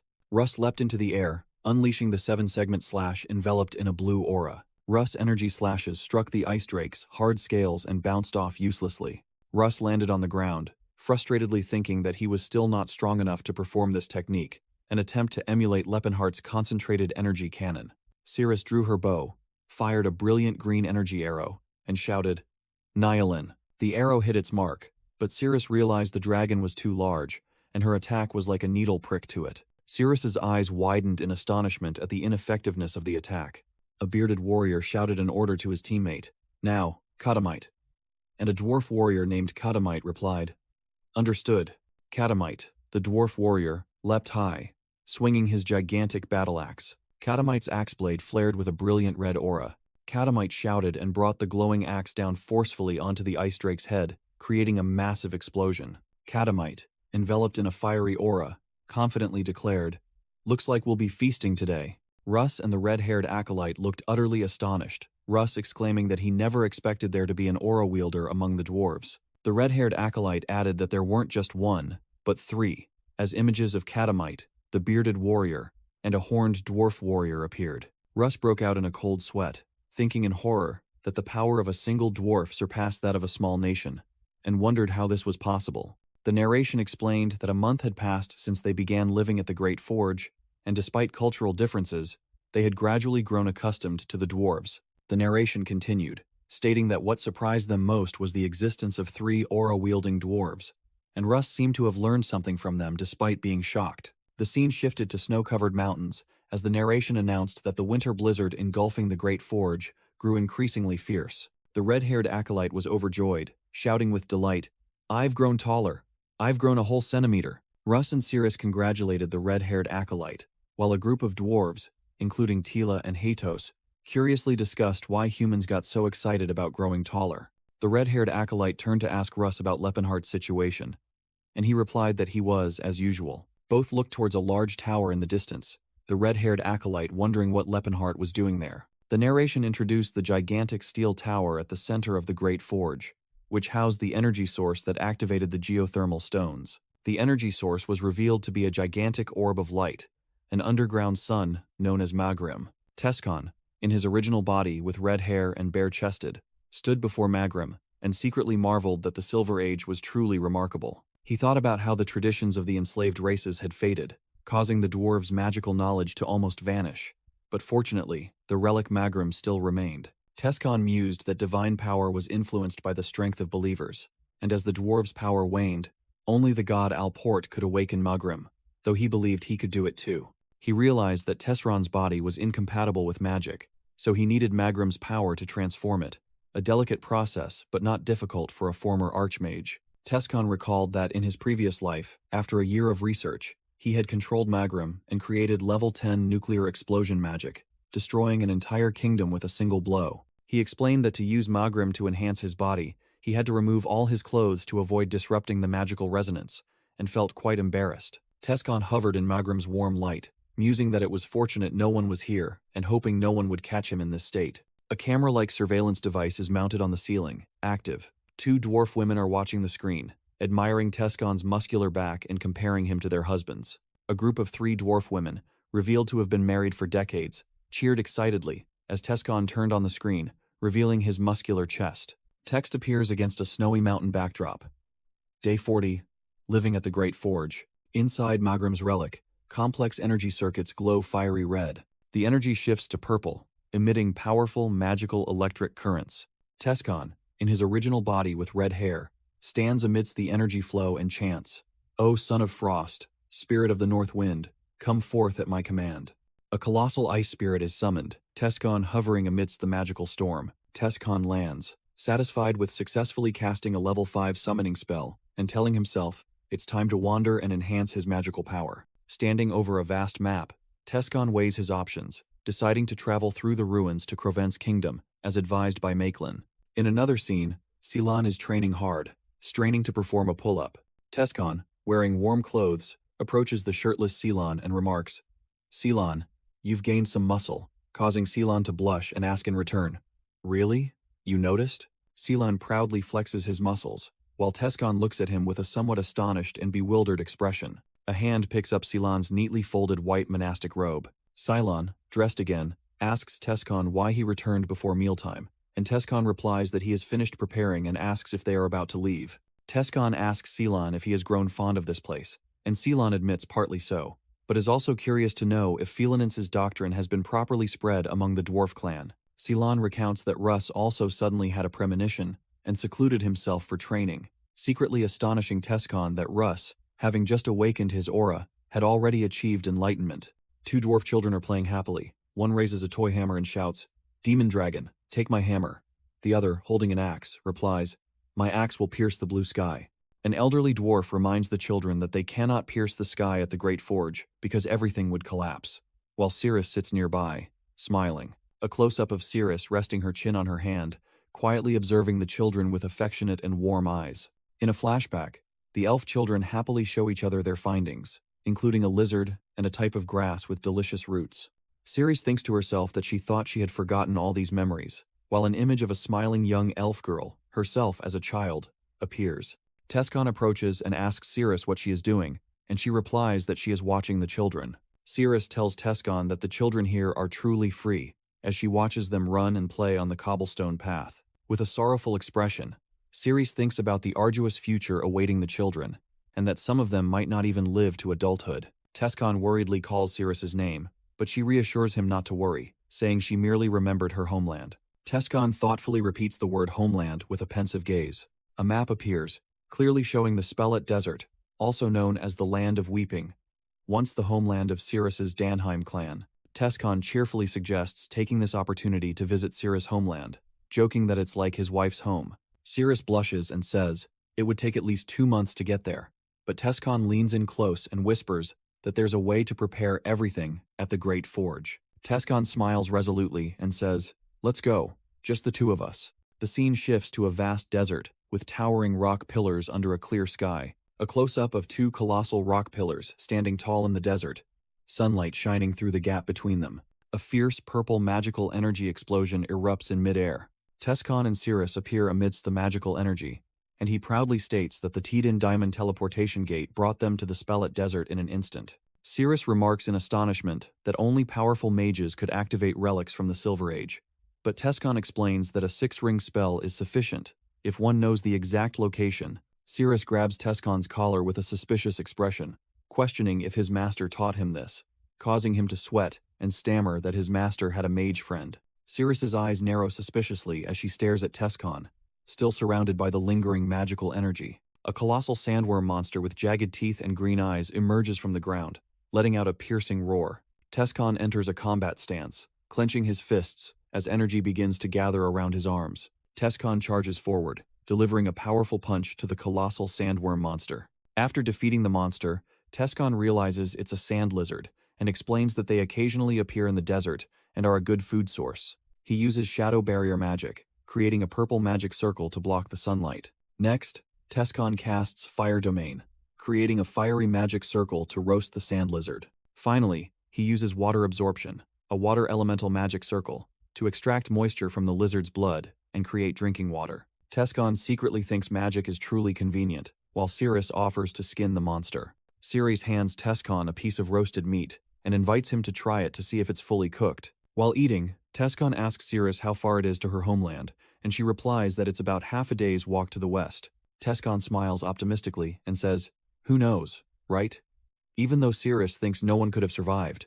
Ceres looks up at Tescon with a bewildered expression at his optimism. Night falls over the desert, and in the distance, a stone structure is illuminated. As dawn breaks, the stone structure becomes clearer amidst the vast sand dunes. Tescon and Ceres have arrived, standing before a clay village built into the cliff face, now looking utterly desolate. Ceres recalls her mother's past words. "My daughter, one day you will grow up and protect this tribe." Other memories flood back, from being praised during sword practice to happily telling her father that she could help him. Returning to reality, Ceres walks through the ruined village and thinks to herself that everything is just as she expected. She wonders why she returned here when no one is left. With a sorrowful expression, Ceres recalls the faces of her parents, the voices of her friends, and the breaths of her siblings, all of whom are gone. She bitterly realizes she cannot even remember the name people once called her. Ceres soliloquizes that she wants to cry, but her tears dried up like this desert 50 years ago, while Tescon stands beside her, looking awkward and concerned. Tescon thought to himself in confusion as he looked at the deserted village, recalling how prosperous the Danheim tribe had been in his previous life. He panicked, wondering if the future had been disrupted again, and worried that he had caused it. Tescon turned to ask Cirrus if she found the village strange, but she retorted, asking if this was his first time seeing a ruined village. Tescon questioned how the village could have remained in such good condition after 50 years of abandonment, leaving Cirrus stunned. Tescon pointed out traces indicating that someone had maintained the place until about 2 weeks ago, and Cirrus agreed that it was strange. Cirrus's ear twitched slightly as she heard a voice echoing in her head, pleading, "Please." She looked up with an astonished expression as the voice continued to whisper, "Come." In a vision, Cirrus saw an image of herself from behind with long braided hair, hearing the plea, "Please save us." The scene in the vision showed a group of elves, including children, being escorted through the desert by a mercenary group. An elf woman named Shylin encouraged the frightened young Natina to be strong and not show weakness in front of their enemies. A mercenary suggested selling the elves to make money, but Bright snapped that after deducting expenses, they would incur a loss. Bright dejectedly complained about the arduous work in the scorching heat for such meager pay. He recalled that everything started going downhill since their encounter with Tescon, whom he called a mountain bumpkin. A mercenary asked the mage Clonto if he had any magic to cool them down, but the mage only replied scornfully. Bright was angry for wasting money hiring a useless mage, but his subordinate consoled him, saying it was at least better than nothing. The subordinate pointed to the 3 captured elves, including Shylin and 2 children, as the fruit of their journey. The mercenaries grumbled that the children wouldn't sell for a good price, and one of them was even a boy. Bright suddenly looked up with a surprised expression as he noticed a small object flying towards them from a distance. Cirrus rushed in like a whirlwind, causing one mercenary to shout an alarm to Bright, while others cheered, believing they were about to capture a bag of gold. The scene shifted to a magnificent, grand mansion under a clear blue sky. Inside the mansion, there was a knock on a luxurious wooden door. A young girl named Felina peeked open the door, hesitantly asking, "Tescon, may I come in?" Inside, Tescon stood by a sun-drenched window, reading a letter amidst towering stacks of books, and Felina asked if he was rereading that. Tescon coldly reminded her, "Felina, didn't we agree that you wouldn't ask about trivial matters?" Causing the girl to reply in embarrassment, "Oh, right." Tescon cast a sharp gaze forward, his mind highly focused. Tescon's narration introduced Felina as his childhood friend, who had always been by his side, helping him get the chance to awaken his aura. In a flashback scene, Felina happily told Tescon that his smile reminded her of the old days, while the narration revealed that she should have been the Demon King Lepenheart's friend. Tescon wondered about the old days, and Felina innocently replied that it was when his name was still Lepenheart. Tescon brushed it off, thinking she was talking nonsense, and asked about the request he had given her. Felina excitedly held up a scroll, reporting that the reputation of the new Fist King Lepenheart was spreading, and found it interesting that he shared the same name as young Tescon. Tescon sternly asserted that his name was no longer Lepenheart, but Felina still found it an interesting coincidence, despite his displeased expression. Tescon read the contents of the scroll, muttering about the Golden Knight almost being humiliated by a new aura wielder, speculating that this was a scheme by another noble family, and that it would solidify the new Fist King's reputation. Tescon feigned not understanding why everyone was impressed by the new Fist King, to which Felina explained that power always has its own allure, then inquired about his meeting with Captain Eustace. Tescon smirked, recounting how he had sent a recruitment letter to Eustace and received his agreement, confident that he now had a powerful ally against the Demon King. Felina happily announced that she had found someone who met the criteria Tescon had set forth. She introduced him as Stefan von Altion, the second son of Marquis Altion. As an image of a majestic knight in silver armor appeared, Tescon thought to himself that even though he had never heard the name Stefan, he would make that person useful. Tescon smiled, thanked Felina for a job well done, and pulled her into a warm embrace, making her blush in embarrassment. While embracing Felina, Tescon revealed a sinister expression, thinking to himself, "Demon King Lepenheart, you stole something from me, so I will take something back from you." With glowing red eyes and a sinister smile, Tescon resolved, "And in the end, I will seize everything."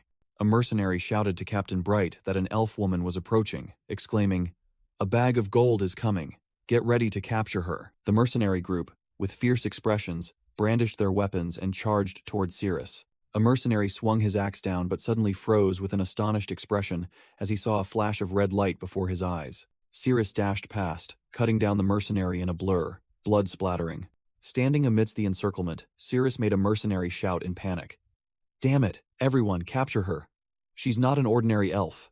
Cirrus dashed away at terrifying speed across the desert, leaving a trail of dust behind her. She dodged a sword strike, then delivered a spinning kick that hit another mercenary in the face. Cirrus closed her eyes, and blue energy began to gather around her. The mercenaries only managed to see a blur flash past before their comrades were struck down. Ceres held her sword, surrounded by powerful swirling dark energy. Bright, the mercenary leader, sweat pouring down, shouted in panic. Where did someone like her come from? The mage Clonto appeared, a fiery magic circle manifesting beneath his feet as he chanted, "Flames, heed my command. Become the fire that punishes my enemies." Clonto unleashed a giant fireball towards Cirrus, causing a violent explosion. The entire area was engulfed in a sea of fire and smoke after the magical attack. When the smoke cleared, Tescon, in his original red-haired form, was holding Cirrus inside a hexagonal defensive barrier and asked, "I finally caught up to you. What were you thinking, rushing in like that?" Clonto was stunned, then gritted his teeth and threatened, "Don't move, any of you, otherwise you will die." Tescon looked at Clonto with a sneer and asked, Well, I never expected to meet you here. Are you a slave hunter now?" Bright recognized Tescon, his face turning pale with fear as he stammered, "You." Bright recalled his terrifying past with Tescon and thought to himself, "It's been many years, but he'll never forget what he did. So that guy remembers me too." Tescon ran a hand through his hair, revealing his prosthetic arm, and said with a weary expression, "Artificial illusions are convenient, but recalling memories of scum like you truly is torture." Tescon approached the mercenary group and said, "Let me ask a few questions." Tescon asked if those 3 elves were the only ones left alive, but Bright retorted gruffly, "Do you think I'll answer that?"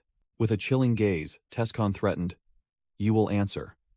Whether I spare you like last time depends on your reply." Bright flinched in fear and hastily admitted, "All right, only those 3 are left." Tescon continued to interrogate, "How many people have you killed? How many elves have you massacred?" Bright appeared confused and bewildered by Tescon's question. After Bright stammered that it was probably around 40 people, Tescon's eyes flashed with murderous intent in the darkness. Tescon turned his back, muttering ominously, "I see. Is that so?" Purple magical energy flared around Tescon's hand as he roared, "Then it's time for you to pay for the blood you've spilled." The mage Clonto in the mercenary group hastily formed a magic circle and yelled at Bright, "What are you doing, Bright?" A massive magic shield was erected to block Tescon's energy attack. Clonto broke into a cold sweat, wondering in astonishment, "What? How can someone his age be as strong as me?" Tescon began chanting in an ancient language, concentrating a vast amount of magical energy into his hand. Tescon unleashed a colossal wave of spreading purple lightning, striking the entire mercenary group and making them scream in agony. Defeated and lying on the ground, Clonto desperately yelled, "You're doing this for those elves? Fine, take them all." Tescon hovered in the air, his body radiating heat, stating that Clonto should have been reduced to ashes, but he was low on magic power. Tescon grabbed Clonto's face, growling, "I don't need them," while the mage screamed that he would hand over the elves to him. As Tescon prepared to deliver the finishing blow, Clonto frantically pleaded, "Wait, at least tell me why I have to die." Tescon coldly replied, "Didn't I already tell you? I came here to collect the blood debt for the dead elves." In his final despair, Clonto stammered a strange question. Were any of those elves human? In that moment of pause, Tescon's original red-haired form appeared, his face illuminated with an ironclad resolve. The mage Clonto tremblingly asked if those elves were Tescon's property, justifying that they were just wild elves. Tescon clenched his fist, coldly replying, "Wrong. I said I would collect the blood debt for the dead elves," which made Clonto ask in horror about the justice in this act. Tescon questioned Clonto whether he ever felt guilty killing them, or if he only saw them as animals, despite them having emotions and actions like humans. Sweat pouring down, Clonto stammered, calling Tescon a madman. Tescon countered, asking Clonto, a mage, about the difference between humans and beasts. Clonto replied that humans are beings capable of independent thought, possessing reason, and seeking values beyond instinct. With a sharp gaze, Tescon asked why Clonto didn't consider elves to be part of that as well. Clonto screamed, reasoning that even humans who don't act like people are treated as slaves. So how could elves, who are born into slavery, be considered human? He continued to yell, challenging Tescon whether he was fighting against slavery and deeming himself wiser than the entire world. The image of his old master, Gerard Chrome Proteus, appeared in Tescon's mind with a warning. You are underestimating this world. Turning his back, Tescon asserted, I don't want to live as a slave. He turned back with a resolute gaze, affirming that if it was true for him, it must also be true for others, and there was nothing wrong with believing in such an obvious truth. Klonto was utterly enraged, yelling at Tescon not to impose his beliefs on others, and calling it pure arrogance. Tescon calmly admitted, yes, it is arrogance, but added, if I have to blindly accept the norms of a twisted society. Tescon squeezed Klonto's face tightly with his hand, making him scream in pain. He coldly slammed Klonto's head into the ground, finishing him with a crack and declaring, I'd rather be arrogant. The 3 surviving elves, including Shilen, Natina, and a young boy, stood together with their hands bound and faces filled with fear. Cirrus appeared, used a knife to cut Shilen's bonds, and gently asked, Are you all right? Leaving Shilen speechless with astonishment. With a hesitant expression, Cirrus asked, You are. Shilen recognized the person in front of her, and surprised, heard her name. Shilen? Shilen's eyes widened, filled with utter shock, as she recognized her old friend. She pressed her lips together, trying to suppress the surging emotions. Standing in the vast desert, Shilen whispered Cirrus's old name. Serendi? Cirrus was stunned to hear the long-forgotten name again. A memory suddenly flashed in Cirrus's mind, an image of her and Shilen happily inviting each other to catch desert scorpions in their childhood. Cirrus realized in shock, that's the name everyone called me. I am Serendi El Arelpiana, I remember now. My name. Cirrus emotionally grasped Shilen's hand, choked up as she said, You're alive. And Shilen replied, Yes, and so are you. Suddenly, Shilen delivered a hard slap to Cirrus's chest. Cirrus was utterly stunned by her friend's action, calling out in confusion, Shilen? The elf boy named Raid curiously asked if the two knew each other, but Shilen coldly interrupted, Don't talk to her, Raid. Shilen looked at Cirrus with contempt, saying, So Serendi, you're still alive, but you've become a plaything for a filthy human, without a shred of honor or pride left. Cirrus was struck dumb, unable to utter a word in the face of Shilen's accusation. Tescon suddenly appeared beside Cirrus, embracing her shoulder protectively and declaring, She is my companion, not a slave. Shilen was stunned to see a human who could speak the elven language, while Tescon sternly stated that he could not tolerate her treating Cirrus like a slave, even if they were family. Tescon looked at Cirrus, resolutely urging, Cirrus, speak for yourself. Say that you are not a slave. Cirrus bowed her head, her gaze wavering as she questioned herself. Am I truly not a slave? Her eyes reflected her confusion and the pain of her own identity. Tescon looked at Cirrus with a steadfast gaze. He questioned her, asking if he had ever treated her like a slave, or acted without consulting her, then growled, So why do you keep demeaning yourself? Cirrus looked up, confused, and replied, But, Lord Lepenheart, you never actually told me I wasn't a slave. Tescon froze, asking in surprise, Huh. His expression hardened as he realized the truth in her words. He broke out in a cold sweat, realizing his mistake. Cirrus's eyes widened in astonishment as Tescon stated directly for the first time, You are not a slave. He boldly declared before the other elves that they were equals and that she was a free elf. Tescon looked at her, awaiting a reaction. Cirrus replied with an unusually calm expression, I know you don't treat elves as slaves. She affirmed that she knew very well he truly considered other races equal to humans. Even so, she wondered inwardly, then why don't I feel happy? And realized something certain. Cirrus looked directly at Tescon, with a shadow of her past self appearing behind her, and said, You don't truly see me. You are seeing someone else through me. Tescon stood frozen, his inner thoughts echoing that he had believed he saved Cirrus. Cirrus continued, explaining that thinking of herself as a slave made things easier to accept, and she would rather be treated as a slave than be seen as a replacement. He bitterly admitted his delusion, that he had only saved Cirrus from his past, and in this life, he was merely a human who bought an elf slave with money. A flashback surged, showing Tescon first meeting Cirrus when she was a ragged child. He draped a coat over her and asked if she had a name. In the memory, he had given her the name Cirrus Valencia, but the little girl only replied lifelessly, wondering if a slave needed a surname. The memory continued, showing him trying to tell her not to consider him her master, and Tescon realized how ridiculous this situation was. In his chaotic memory, Tescon yelled at himself, Cirrus is not a slave. Cirrus bowed her head, sadly saying, I cannot accept sincerity that doesn't truly belong to me. Tescon silently looked up at the sky and replied, I understand, Cirrus. He decisively declared, You are free. Do whatever you wish, Cirrus. Tescon corrected himself, calling her by her true name, No, Serendi el Arelpiana. He explained that what he was about to say now was different from what he had said before. Tescon stood facing Cirrus, giving her a choice. Whether you stay by my side or leave, that is entirely your choice. Whatever you do, I will respect your will. Cirrus looked up at him, asking in surprise, "Are you telling me to leave?" Tescon replied, "No, I want you to stay by my side, but I will never imprison you again. All I can do is plead." After a moment of silence, Cirrus looked at him and said, "Please give me time to think." Tescon turned to Shilen, asking if she could help the little girl Natina reunite with her family. Shilen, while preparing the camels, told Tescon that she would not reveal their village's location to humans, and reiterated, "She is not your slave." Tescon was about to say he would wait here, but Shilen interrupted, inviting him to come along, as it would be an insult not to repay a lifesaver. When Tescon asked if it was all right, Shilen and the other elf children looked at him and said that he could find their hiding place quickly anyway. Tescon smiled, remarking that it was a very logical way of thinking, and Shilen replied that elves were always rational. The group rode camels together across the vast desert. Shilen turned to apologize to Serendi, explaining that if she were in her situation, Serendi would do the same, and Serendi silently agreed. Shilen looked at Tescon, who was riding a camel behind them, then smiled and said to her friend, "You found a good human." Cirrus looked towards Tescon with gentle eyes and agreed, "Yes, he truly is a good person." Shilen said to Cirrus, "I see.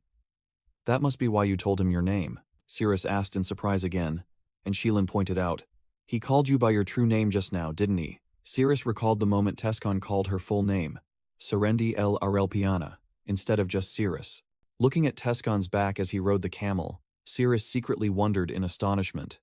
How did he know a name that even I had long forgotten? The scene shifted to an elf settlement, hidden deep within an arid desert canyon. An elf scout reported to Elder Relhard that they were running out of water, able to last at most until tomorrow. Another female scout announced that the humans seemed to have given up their search, and the bodies of the fallen warriors had all been buried beneath the desert sands. Elder Relhard of the Panheim tribe, 343 years old, prayed for the souls of the departed to rest in the embrace of the spirits. The female scout urged them to leave immediately while they still had enough water, and Elder Relhard ordered everyone to prepare to depart at sunset. Elder Relhard worriedly wondered what they should do, as returning to a village whose location had been exposed would not be sustainable, and he pleaded with Eldia for guidance. Suddenly, Elder Relhard lifted his head in astonishment, detecting approaching figures. The group of Tescon, Cirrus, Shilen, Raid, and Netina rode camels into the canyon. An elf scout on the cliff recognized Shilen, Raid, and Netina among the approaching group. Elder Relhard panicked upon seeing that they had brought a human here and shouted orders to everyone. "Don't let them pass."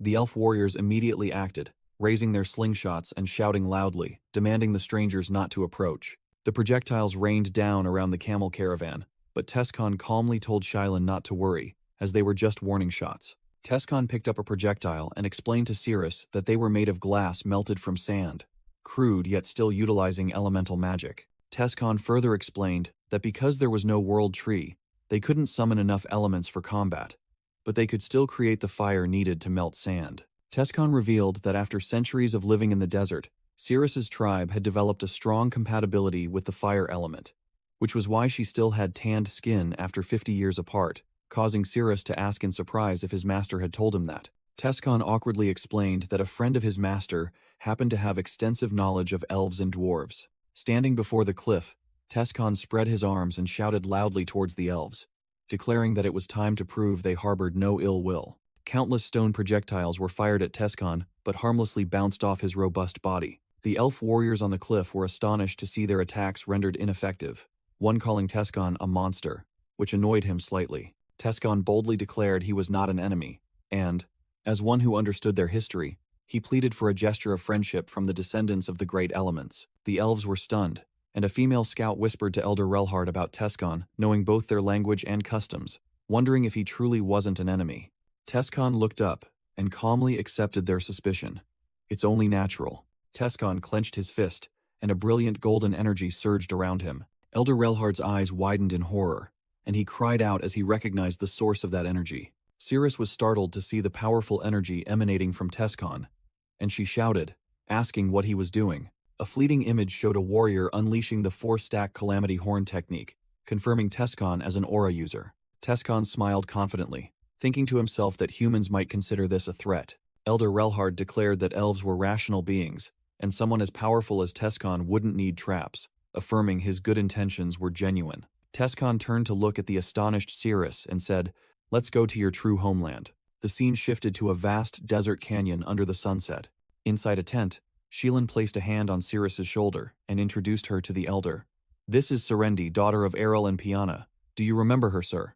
Elder Relhard emotionally explained that Cirrus was the child they thought they had lost on the Day of Nightmares, expressing joy that their lost family and old kin had all returned. The elder called Tescon their savior, but he humbly replied, "Not at all. Now, let's prepare to return." The elves returned to their village, Deru Elde, which appeared under the night sky. Under the night sky, the Panheim elves joyfully danced, sang, and chatted around a large bonfire in celebration. A male elf raised a toast amidst hearty laughter, the festive atmosphere truly vibrant. Cirrus was surrounded by old friends, and a girl named Geraint joyfully asked, "Welcome back, Serendi. Do you remember who I am?" And Cirrus happily recognized her. Sitting alone in the distance, Tescon quietly observed Cirrus's happiness with her kin. Cirrus laughed and spoke brightly, excitedly chatting with the elf friends she had been separated from for so long. Tescon rested his chin in thought with a complex expression, musing. "Cirrus looks so happy. Will she still choose to stay by my side?" After a moment of hesitation, he decided to stand up. Tescon walked towards the elves, gathered around the fire, and declared, "I still have work to do here. I have something to ask of all of you." He looked towards Cirrus, and clearly stated his desire for her to experience the unique power of the elven race. Elder Relhard smiled in response, confirming that Tescon was referring to spirit magic. Tescon explained that although he could control elemental power, it was merely summoning magic, not pure spirit magic. And only they could teach Cirrus that. Elder Relhard agreed that teaching Serendi spirit magic was the tribe's duty, and at the same time, he conjured a small flame in his palm. However, he sadly clenched his hand, extinguishing the flame, and confessed that without the World Tree, their power had severely weakened, only enough to start fires, not to fight. Relhard suggested it would be better for Cirrus to learn magic from Tescon, but he countered with a question, "But wouldn't it be truly sad if an elf couldn't communicate with spirits?" Deeply moved by Tescon's understanding, Elder Relhard looked at him with grateful eyes and said, "You truly understand us." The elder watched Cirrus dancing happily, then turned to Tescon and said that if she chose to stay, and he wished to be by her side, the Danheim tribe would accept him. He solemnly declared to Tescon, "From now on, you are our brother in arms." Tescon silently listened to the elder's sincere and weighty offer. The next morning, the dawn light shone upon the mud brick houses of the elf village, signaling the start of a new day. Tescon recounted that he had stayed in Deru Elde for 3 more days. While awaiting Cirrus's decision, Sheelan began teaching her spirit magic, explaining that she needed to learn to sense the elements first, but Cirrus was still confused. Sheelan thought to herself that it had taken her several years to achieve it, so she couldn't expect Cirrus to master it in just 3 days. Suddenly, Cirrus sensed the power, and red orbs of energy began to glow around her, making her ask in surprise, "Oh, is it like this?" Sheelan exclaimed in astonishment, unable to believe that Cirrus had not only finished the theory but also mastered elemental affinity. The narration explained that most elves didn't learn so quickly, but the harsh education from a young age as a slave had sharpened Cirrus' learning ability as fast as a human's. Tescon observed from afar, contentedly thinking that Cirrus had grasped the basics. Then he asked if she was happy, and she cheerfully confirmed it. Tescon seriously asked Cirrus directly, "Do you want to stay with them?" Cirrus looked down thoughtfully, considering his question. She looked up, her gaze firm, and replied, "Yes, I want to stay and help them." Tescon clearly showed disappointment, but Cirrus continued that even if she stayed, their lives wouldn't change. Cirrus turned her back to Tescon, looked at the villagers, and asked a question full of hope. "If I follow you, can I change their lives?" Among the elves, Tescon resolutely promised, "Absolutely. I swear on my life. We will definitely change their lives." Cirrus smiled brightly, deciding, "Then I want to follow you for the future of the entire tribe." Tescon smiled in relief and let out a small chuckle. His joy surged, transforming into a more hearty laugh. He tilted his head back and burst into uncontrollable laughter, his face flushed with happiness. Tescon secretly resolved to change the world for the woman who had chosen him. Then, overcome with joy, accidentally shot a fireball into the sky, startling everyone. He awkwardly explained it was due to his overwhelming excitement. Tescon turned to Cirrus with a confident smile, declaring, "Cirrus, let me show you how your tribe's future will change right now." Tescon led Cirrus and Elder Relhard to a barren canyon, where he stood on a high rock outcrop, looking down at them. Elder Relhard asked their savior why they had come here, and Tescon confirmed this was indeed the tribe's emergency shelter. Tescon boldly declared that from now on, this place would be the Danheim tribe's village, causing Elder Relhard to ask in astonishment, "But there's no water here." Tescon turned to Cirrus and asked her to return the Nihilin staff, leaving her bewildered and unsure what was happening. He explained that she had awakened her elemental affinity in just 3 days, and asked if she wanted to know how that was possible. Tescon revealed the secret. "That's because you are the true master of this Nihilin," explaining that she was recognized by its contract and had the right to use its power. He gripped the Nihilin staff tightly and plunged it forcefully into the dry ground. Tescon closed his eyes, channeled energy into the staff, and chanted, explaining it was the seed of a great tree created to be a guardian. From the ground, a young green sprout, radiating brilliant light, began to emerge and grow. Cirrus and Elder Relhard gaped in astonishment at the marvelous sight unfolding before them. Tescon smiled confidently as fresh green leaves began to entwine around him. Elder Relhard broke into a cold sweat, muttering in extreme disbelief.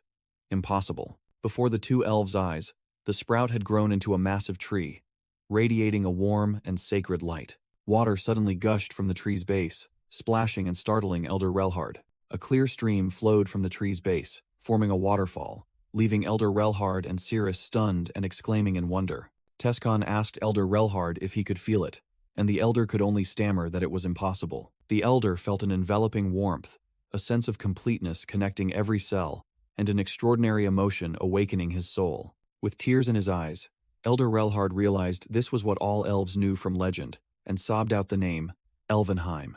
He reached his hand forward in utter bliss and exclaimed, "That is the world tree, Elvenheim, Nihilin, the demonic bough, a lost branch of the Elvenheim world tree, awakened its life force, rooted itself deep into the earth, and amplified mana energy to complete a complex spell." An elf scout, crying and trembling, asked, "Who are you? Are you the savior sent by Eldia?"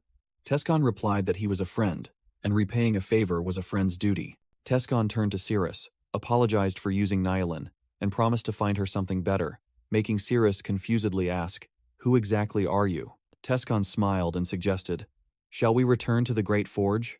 A spatial gate with a radiant purple energy stream opened in a stone corridor. As Tescon and Cirrus stepped through the gate, a pink-haired woman cheerfully ran over and asked, "Where have you two been?" The pink-haired woman teased Ceylon that her shoulders looked broader, making Ceylon blush while she secretly thought Tescon was so naive. A group of dwarves rushed out, joyfully exclaiming, "Master, you're back," and playfully chided him for leaving without notice. Tescon smiled at the group of dwarves and asked, "Has everyone made progress?" A dwarf shouted the spell Arrow Bullet, and fired a stream of air bullets, which Tescon praised as perfect, while the others eagerly awaited their turn. Tescon explained the formation of the Dwarf Magic Legion, praised them for working hard to sense magic power in just 2 months, and instructed them to practice with theoretical books. Russ stepped forward to greet Tescon, and Tescon immediately asked if he had figured out what he sensed, to which Russ replied that he had understood a little. Russ stared at the sweating Tescon and said that he now understood clearly, making Tescon anxiously ask what it was. Russ remarked, "You are truly great," then explained that he didn't mean his physical size, but Tescon's soul, and doubted if he was truly only 23 years old. Russ continued that he felt as if Tescon had lived several lifetimes longer than him, leaving Tescon speechless while Russ wondered what power he had acquired.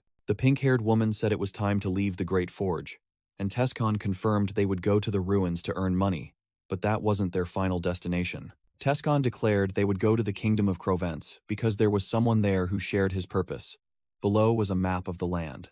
While Lepenhart, Tescon, was completing his work at the Great Forge, another movement had begun in the distant, icy land of Friesland. The scene shifted to the eternal tundra in the far north of the Kingdom of Graham, where a small campsite was set up amidst the white snow. A young explorer complained about the cold, but the older one advised him to endure to conserve magic power, and lamented that only 10 of them remained from the initial number of over 30. The older explorer said that the expedition to the Salkana ruins was very successful nonetheless, and what they discovered this time far surpassed all previous attempts. He held up an elaborately decorated ancient book, saying it contained records of the Silver Age, which had always been a mystery. He smiled smugly, thinking that presenting this book to the Academy would cause a sensation, and if the secrets of the Silver Age could be revealed, it would be a great achievement. Suddenly, A piercing scream echoed from outside the tent, startling the young explorer who asked, "What's happening? Is it monsters?" The older explorer widened his eyes in horror at the chaotic sounds outside. Looking out, he saw a horrifying sight. A group of armed individuals slaughtering his comrades, and he realized they were bandits targeting the relics. The black-haired leader of the attacking group coldly ordered, "Kill them all." Stefan in his berserker armor and Eustace in his golden armor led the group of warriors in an assault on the expedition. Stefan and Eustace exchanged a cruel glance. Stefan's eyes glowed red, while Eustace's eyes emitted a golden light. The massacre unfolded swiftly, as Stefan and Eustace easily cut down the expedition members in pools of blood. The older explorer, trembling and surrounded by blood, screamed, "If you want the relics, take them all.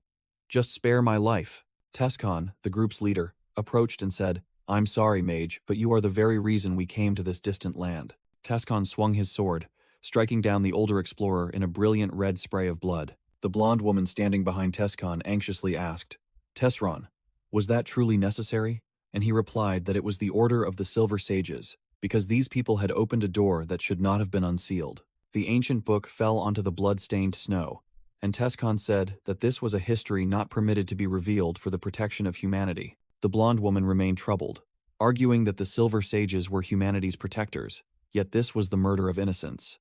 Tescon picked up the book and called it a small sacrifice. Tescon turned to Stefan and asked, "What do you think, Stefan?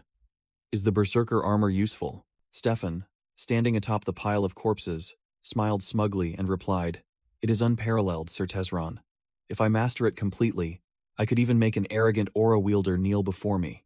Eustace approached, saying that Stefan wasn't the only one who dreamed of revenge, then asked Tescon what to do with these relics. Tescon ordered to keep the useful items and sell the rest, and that items on the list must be recovered and placed under the protection of the Silver Sages, while Eustace's armor clinked as if storing objects. Eustace Tennis explained that the Silver Sages were the protectors of humanity, and many relics from the Silver Age were very dangerous, and thus had to be handled by the appropriate individuals. Eustace remarked that the warming pendant was very effective, and Tescon replied that it was also an artifact only the Silver Sages possessed. Tescon glanced into one of the bags containing relics with a focused expression. He pulled out a black cube with glowing purple veins and realized in astonishment, "This is the echo of Elysion." Tescon mused whether this was a relic not meant to be revealed to humanity, and was surprised to learn that another one still existed. Philena approached Tescon's tent and asked about the history the Silver Sages were concealing, but he warned her, "Don't try to find out, Philena." Tescon firmly stated that only the Silver Sages had the right to know such knowledge. The scene shifted to a vast dwarf industrial city with metal buildings and intricate pipework. A large metal door in the city slowly opened. Elder Gelfried Delphystone stood on a high platform, asking the young elf girl what she wished to know. Cirrus, cloaked, boldly replied that she wanted to know everything about Lord Lepenheim. Cirrus explained that, from his treatment, gaze, and actions, to even knowing her true name, which she had forgotten, he was nothing like a stranger. Elder Gelfried told Cirrus that Lepenheim feared she would not be able to understand him. Cirrus was stunned, not understanding why, and exclaimed, "Why?" Elder Gelfried looked at her and said that before offering advice, he wanted to ask her one thing.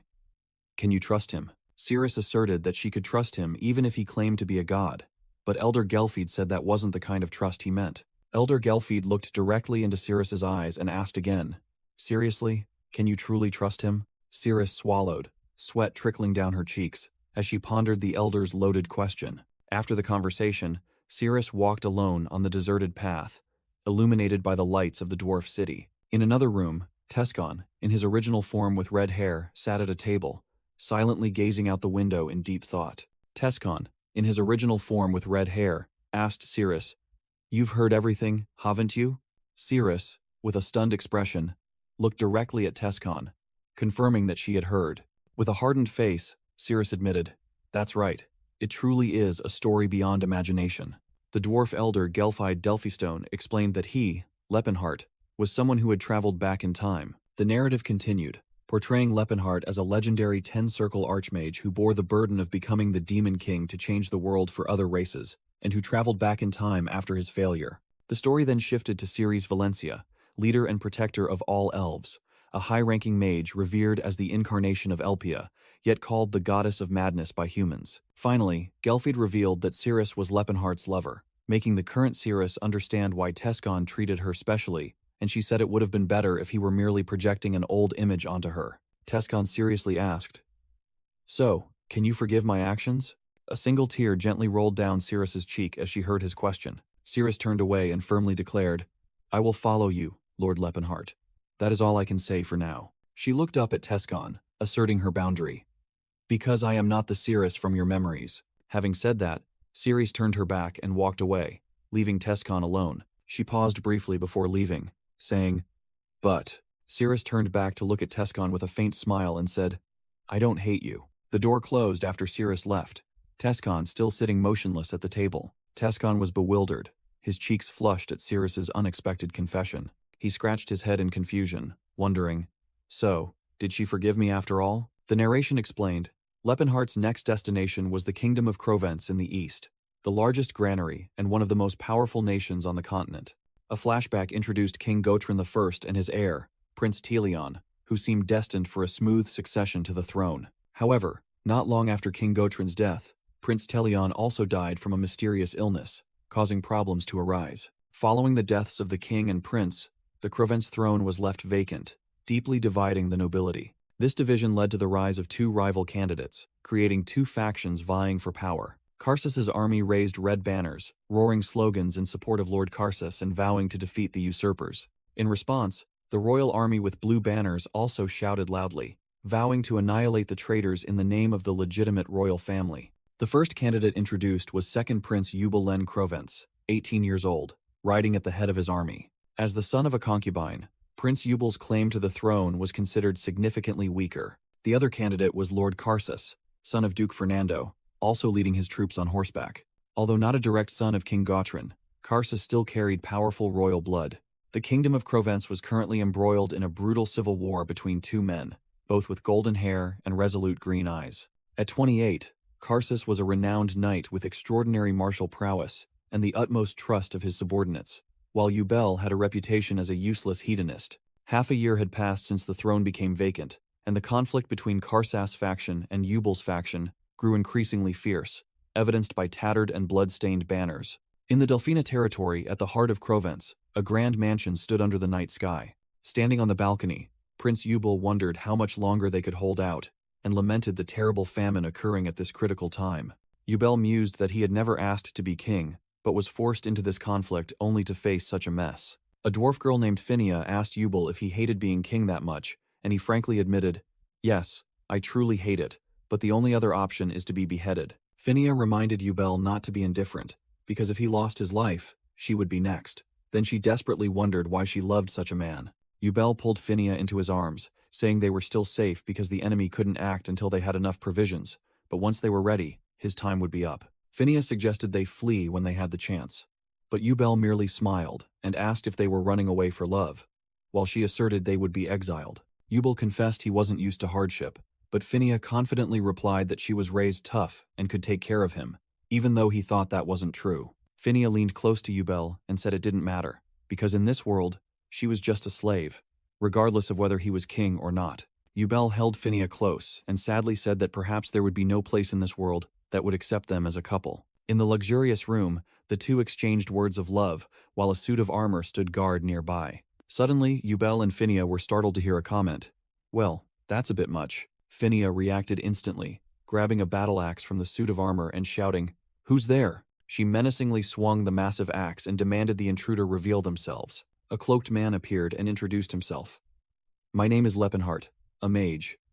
I have come to offer my humble services to the next true king of Crovence." Eubel asked in surprise if the stranger had come to join his faction, and Phinia confirmed to him that the man was not lying. Eubel muttered that a dwarf who could hear the voice of truth like Phinia wouldn't let a lie slip by, then remarked that the stranger had a robust physique. Lepenheart thought to himself that he had intentionally worn a loose cloak to conceal his body, then replied to Eubel's question that he was also somewhat like a battle mage. Eubel questioned if Lepenheart had truly come to help him, repeating the phrase, "That's a bit much," but Lepenheart denied it and said he had misheard. Phinia immediately exposed him with a serious expression.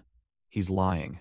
Eubel sighed, telling Lepenheart that he didn't mind, as it was natural for others to see them that way. Lepenheart thought to himself that this dwarf girl was troublesome, like a living lie detector, then said that his lover was an elf. Eubel was astonished, while Phinia definitively confirmed that this time he was not lying. Lepenhart asked why they were looking at him like that and thought to himself that he hadn't expected there to be another eccentric like him in the world. Yubel stood up, crossing his arms, and seriously asked Lepenhart how he could help, while Phinia remained in a vigilant stance.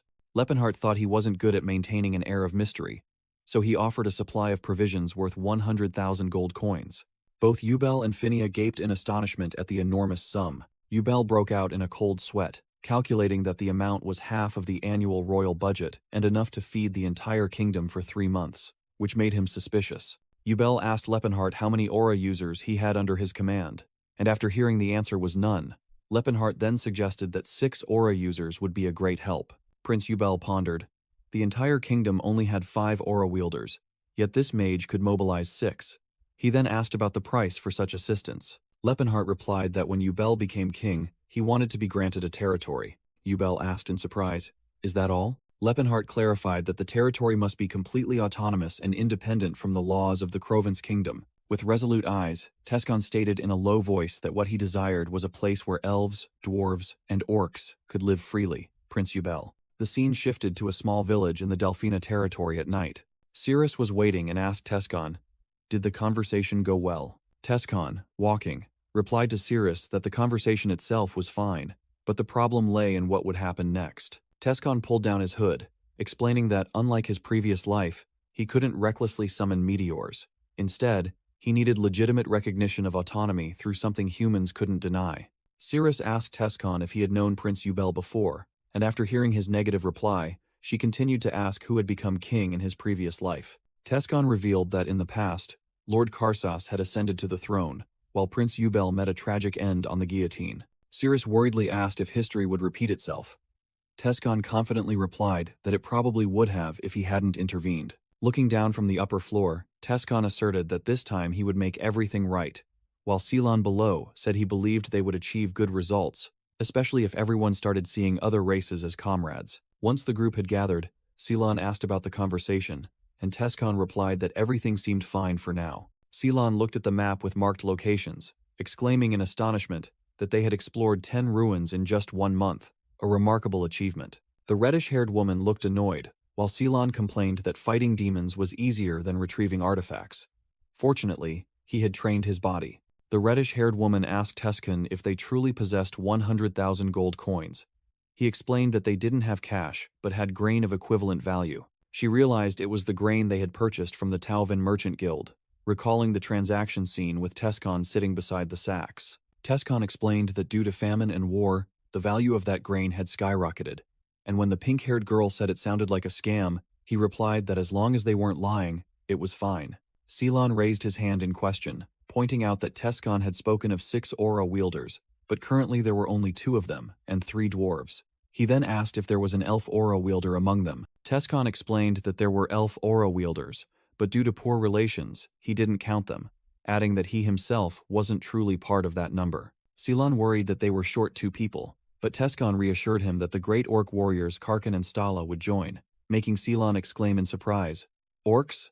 Are there aura wielders among orcs?" Tescon began to tell of a wilderness southeast of the Rakid Mountains, known as the Orc Land of Trials. He described the orc warriors there, belonging to the Blue Bear tribe, as proud warriors who balanced wisdom and instinct, not cowardly slaves or gladiators consumed by desire. Tescon smiled, thinking that Tassid might also be there, and wondered how much he had grown. Ceylon admitted there were some talented orc gladiators, but remained skeptical about their true strength. Tescon merely smiled confidently at his comrade's doubts. He asserted that they were the strongest fighting group he had ever known, even stronger than humans, elves, and dwarves combined. The scene shifted to a dark space, where colossal rocks floated. On 2 of the rocks, 2 star-shaped magic circles began to glow brilliantly green. Magical energy from the circles began to converge, emitting sparkling motes of light. From the center of the circles, pillars of green energy shot up into the air. The energy gradually condensed and took the form of a silhouette. An energy entity of an old man with white hair and beard appeared, telling Sage Leston that he was pleased and praised his efforts. Sage Leston, in his green attire, respectfully replied, "Thank you, Guardian Daus." Guardian Daus declared that dangerous knowledge must be strictly controlled to protect humanity, for everything was for the survival of humankind. Having spoken, the energy image of Guardian Daus vanished into the air in a pillar of light. Lepenhart, in his dark robe, thought to himself why he was summoned here for such trivial matters, but he knew he still had to rise to a position of influence. He sighed, thinking he desperately wanted to give a long lecture on the dangers of the Demon King, but speaking the truth would only make him look like a madman. Lepenhart recalled that in his previous life, he had learned from Light Mage Jade Arclight that Duke Iranad was a Silver Sage. Therefore, in this life, he recounted past events to him as hypotheses so he could become a Silver Sage himself. The narration revealed that the Great Silver Age was not led by humans. The masters of that glorious civilization were the elves, with the World Tree, and the dwarves, rulers of the underground. 1,000 years ago, these ancient civilizations even had their own names: the Eldras civilization and the Alhatran civilization. In the ancient tongue, Eldras meant the blessing of Eldia, while Alhatran meant the grace of Alport. The names of the elven and dwarven gods were used to designate their civilizations. Lepenhart mused that the Silver Sages had concealed this truth, and to erase it, they needed an equally convincing lie, which was why they replaced it with the name Silver Age. He scorned their reason of protecting humanity, believing that those actions had actually made humankind weak and foolish. A map appeared, clearly showing the group's route from the Crovance Kingdom, passing through Fettelland to reach the Zeppelin Land of Trials. The scene revealed a desolate land with sharp rock formations, known as the Zeppelin Deadlands. On horseback, Tescon explained to the group that he heard the Orc tribe would abandon weak newborns in the wilderness, and the elderly were forced to leave the village. Tescon continued that this was why orcs considered voluntarily leaving the village an honorable act. But the reddish-haired girl frowned and asked, "But doesn't that make them barbaric?" Cirrus spoke up, suggesting that dwarves were fortunate to inherit many legacies, and while abandoning the weak was savage, it was understandable in such a harsh environment. Tescon silently pondered the tension in the group and felt a headache coming on. While Philina asked him how he planned to persuade the orcs, Tescon admitted he had a plan but wasn't sure it would succeed, and this time he would have to wait and see, making Ceres wonder, "Aren't you using the method from your previous life?" Russ turned to look, and Tescon explained that in his previous life, he had Tassid by his side. Russ suddenly looked ahead with a serious expression and warned, "Something is approaching." A colossal, muscular figure charged rapidly towards them, kicking up clouds of dust. Tescon and Russ widened their eyes in astonishment at the enemy's speed and sudden appearance. An army of muscular, brown-skinned orcs with glowing eyes, wielding battle axes, charged forward and roared in their own language. Tescon nervously translated their threat to the group. "This is our land. All humans must die," then muttered, "Truly terrifying." The brown-skinned orcs roared in their own language, their faces contorted in rage. Russ broke out in a cold sweat while Seelan tensely remarked, "It seems they don't want to talk." An orc screamed, swinging its massive axe down at Ceres. Cirrus lightly leaped over the heads of the attacking orcs, landing with a crack that split the ground. The pink-haired acolyte strained to block the massive battle axe of an orc with her small axe. Surrounded, Russ struggled to defend himself, exclaiming in surprise, "Orcs are truly incredible." Tescon stood with his arms crossed, allowing the orcs' weapons to harmlessly bounce off him, then calmly stated that they had a fatal weakness. Tescon raised his hand to his mouth, his eyes sharp as he chanted, "O sands, flow forth, become the dream of the abyss." He snapped his fingers, and a powerful surge of purple magical energy erupted. A colossal magic circle with ancient runes enveloped the entire battlefield. It was a wide-area sleep spell. The orcs suddenly collapsed, falling into an immediate sleep, causing Russ to turn and look with a bewildered expression. "Huh?" The dark red-haired acolyte asked in astonishment why the magic took effect so quickly, as she believed sleep spells were utterly useless in actual combat. Tescon explained that was why orcs were no match for humans, because their magical resistance was very low. The dark red-haired acolyte agreed that if someone cast a mental defense spell, they would be stronger, but Tescon added that these individuals weren't even warriors. An image of a mighty green-skinned orc warrior standing on the corpse of a giant sand lizard appeared, as Tescon explained that true warriors hunted monsters, while those not yet qualified patrolled to train. Russ looked at an orc sleeping soundly at his feet, and asked in disbelief, "So, at this level, they're still not qualified as warriors?" Suddenly, Tescon looked into the distance and said, "Speak of the devil, and he shall appear." Russ also looked, his face paling and breaking out in a cold sweat as he muttered, "Good heavens." On a rocky outcrop, a line of fully equipped orc warriors, looking far more formidable than the patrol unit, stood glaring at them. A mysterious figure wrapped entirely in cloth, revealing only glowing green eyes, stood before the orc army and declared, "This is our land. Humans are not permitted here." Tescon spread his arms wide and declared to the orc warriors on the cliff, "Oh, noble warrior spirits, we have come here to forge friendship with you." The cloaked figure looked down skeptically and replied, "Friendship? Humans are very cunning. I do not trust you." Tescon affirmed that he knew that, and that was why he wanted to prove his sincerity, making the cloaked figure even more wary. Tescon boldly declared that true warriors shine through their souls and their blades, then proposed performing the ritual of combat to prove their sincerity. An ancient drawing appeared, explaining that the ritual of combat was a ceremony for orc tribes to build trust by challenging each other's strength. Tescon thought to himself that only the strong were trustworthy, but he wasn't sure if they would accept performing the ritual with humans. The brown-skinned orc warriors roared excitedly, believing this human understood their traditions and urged their leader to accept the offer. Tescon calmly remarked that they had accepted. Cirrus dejectedly said, "Classic orcs." Indeed, while the pink-haired girl was flustered by their quick agreement. Russ asked Tescon if Cirrus and the pink-haired dwarf girl had to fight, and Tescon explained that orcs did not discriminate based on gender on the battlefield. The bright red-haired girl anxiously asked if she also had to fight, but Tescon smiled reassuringly, saying that she wasn't a warrior, so she didn't need to participate. The cloaked figure declared the start of the ritual of combat and ordered those who wished to prove their worth to step forward. Cirrus was the first to step out, drawing her sword and introducing herself. "I am Cirrus Valencia of the Donheim tribe." A burly orc warrior stepped out to face her, roaring in an ancient tongue, "I am Jalkato, son of Dorada, who inherited his blade.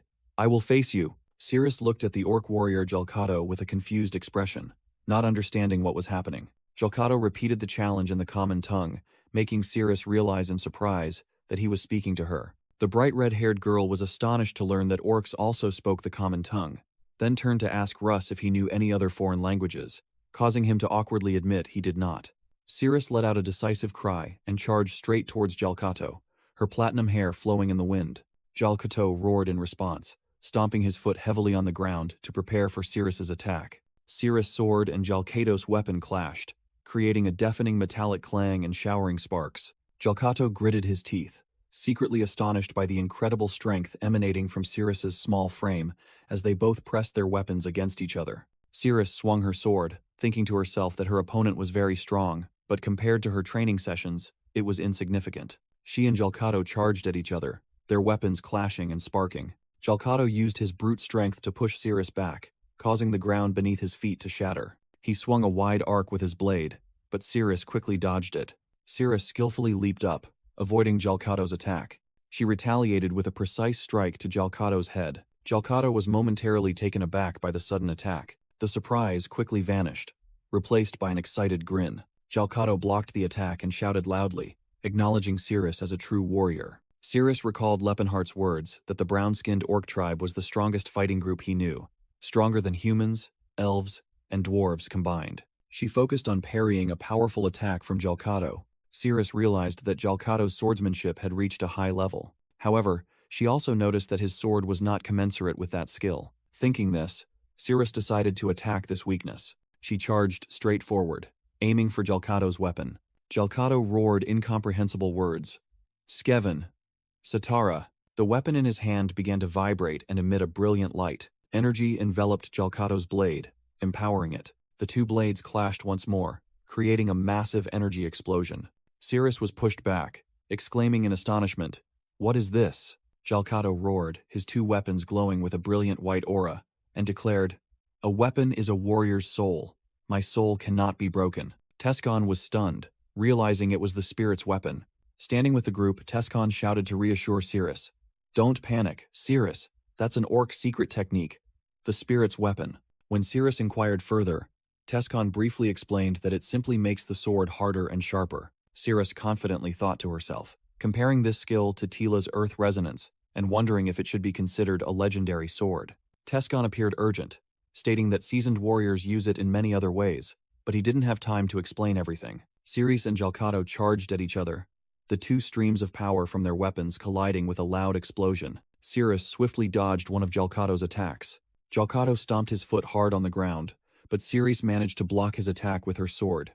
Cirrus noticed her opponent losing balance and thought to herself, "I must exploit this opening." She charged forward with confidence and victory, thinking, "I've won." Cirrus' sword tip plunged straight into Jalkato's chest, creating a powerful impact. Cirrus was utterly astonished when her attack was blocked.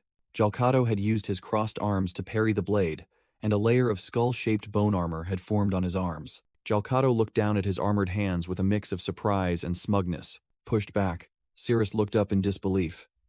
Ugh, was my attack too shallow? Jalcato hurled his two glowing weapons towards Cirrus, who was falling to the ground. An orc warrior in the crowd shouted anxiously, "My comrade!" Cirrus's eyes widened in horror as she saw the two weapons hurtling straight towards her. The two blades flew swiftly, and Cirrus could only exclaim in panic, "What is that?" Tescon suddenly remembered that the weapons could fly on their own, while Cirrus angrily yelled at him for not mentioning it sooner. A large explosion of light occurred as the two weapons rushed forward, and Tescon shouted Cirrus's name. Thick smoke and dust billowed from the ground after the impact. Jalcato's two weapons hovered in the air after the attack. Cirrus swiftly dodged the attack by a hair's breadth. The two blades grazed past her, embedding themselves in the ground right behind her. Cirrus landed safely, her cloak fluttering as Jalcato stood watching.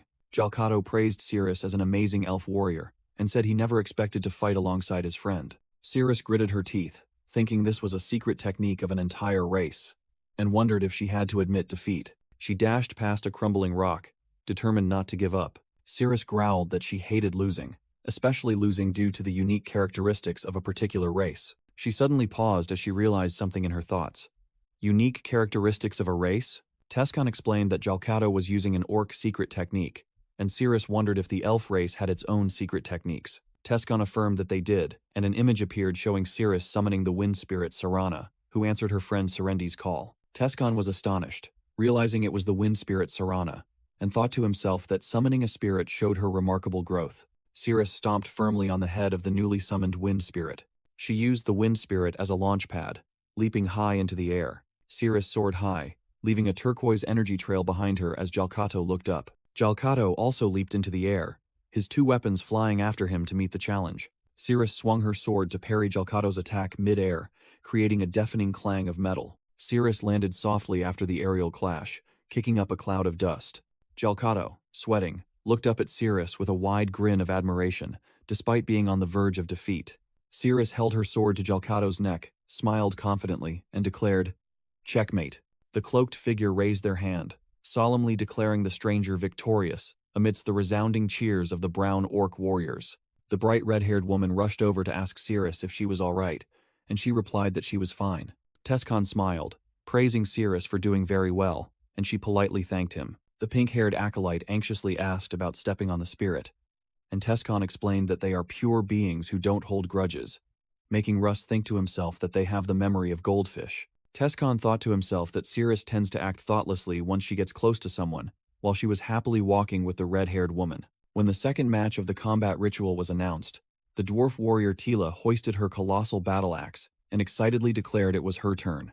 Tila hung her head in utter disappointment, muttering an admission of her defeat. Stala, the orc warrior, remarked that Tila possessed the qualities of a warrior but hadn't fully developed them, and holding back was disrespectful to her opponent. Stala continued to point out Tila's flaw of not yet being able to accurately assess an opponent's strength and advised her to strive harder. Tila was confused, not understanding, so Tescon immediately translated that Stala praised her for knowing her limits, but that it wasn't necessary to hold back. Tescon told Tila that she had been recognized by them nonetheless, then turned to order Russ to prepare. "Russ, it's your turn. Try not to reveal your killing intent." Russ stepped forward, his sword radiating blue energy, and shouted, "I am Cyrus von Tennis, heir to the Tennis family sword. I stand here to prove the worth of a warrior." The cloaked figure stared intently at Russ with glowing red eyes, exclaiming in astonishment a word in Orc. "Karuga?" Stala immediately leaped into the air, hurtling towards Russ like an arrow. She landed on the ground with terrifying force, causing the earth to crack open and stone spikes to erupt. Stala introduced herself as Stala Longar Beta and declared she would personally face Russ, astonishing the other orc warriors. Stala pointed at Russ and declared him a Karuga, one blessed with the gift of Dabata, an indomitable fighting spirit, leaving Russ with a bewildered expression. An image of a great orc warrior appears with the explanation. Karuga is a title bestowed upon warriors blessed with indomitable fighting spirit, an extraordinary aura user far surpassing even the spirit's weapon skill. Tescon explains that it is the title for the greatest orc warrior of this era, while other orc warriors exclaim Karuga in astonishment upon seeing Russ, who silently wonders what would happen if Lepenheart were to act. Stala flexes her purple energy, roaring. I am the warrior Stala, mother of the Blue Bear tribe. I will fight you. Russ also unleashes his blue aura, takes a stance, and thinks to himself, she's truly strong. Two streams of purple and blue energy collide violently, creating a massive explosion. Russ is pushed back by the force of the attack. Stala blocks Russ's slash with her bare hand and laughs gleefully. Stala attacks relentlessly, overwhelming Russ and forcing him to struggle in defense. Russ grits his teeth, enduring, and silently admits, as expected, she's on a completely different level compared to the other orcs. Stala attacks while praising, an interesting attack. You possess remarkable talent, young man, but you still lack experience. Stala suddenly stops, bares her fangs, smiles, and asks, oh wait, do you not understand Orcish? She leaps back a distance and declares loudly, you're amazing, but am old. Russ appears confused by Stala's words, wondering, what? Is she trying to lure me into dropping my guard? Stala dismisses her hesitation, clenches her fists, and shouts, never mind, just fight. Stala spins, unleashing two curved blades, and loudly calls out the technique's name. Spirit's Weapon Art, Remote Blades. One of the two curved blades flies off, radiating purple energy. The second blade also rushes after it with astonishing speed. Stala commands her weapons. Advance, my sisters.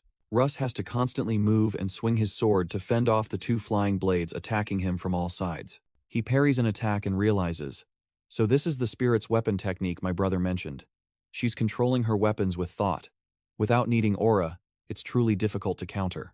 Stala charges forward, delivering a punch enveloped in purple energy towards the astonished Russ. The punch creates a fierce energy explosion right in front of Russ. Russ braces himself, blocking Stala's punch, and grits his teeth, declaring, I've faced my elder brother's aura-infused attacks before. This is nothing. Stala spins, creating a swirling stream of purple energy to attack. Russ is grazed by a stream of energy, causing him to stumble and sustain an injury. From a distance, Tescon observes and thinks to himself that Russ possesses dueling skills, but lacks experience fighting aura users. If he only focuses on Stala, he will be attacked from all sides. Blood flowing from him, Russ stands firm, looking at his opponent with determination and asking himself, what will you do, Russ? Stala confidently declares victory is hers, but Russ shouts back, it's not over yet. Russ concentrates his energy, thinking to himself that he isn't proficient enough to use this technique in real combat, but still hopes it will be effective. Russ's eyes glow with blue energy. Tescon shows surprise at this sudden change. Stala is also astonished, exclaiming, what is that? Russ unleashes his skill, Phantom Divide, creating countless blue illusionary swords surrounding him. The illusionary swords fly towards Stala like a storm. Stala smirks, thinking to herself, illusionary swords. I can sense 3 real ones. The rest are just decoys. A close-up shows 3 real swords rushing amidst the illusions. Stala's energy attack easily shatters the illusionary swords. Nevertheless, Stala still acknowledges, this kid has potential.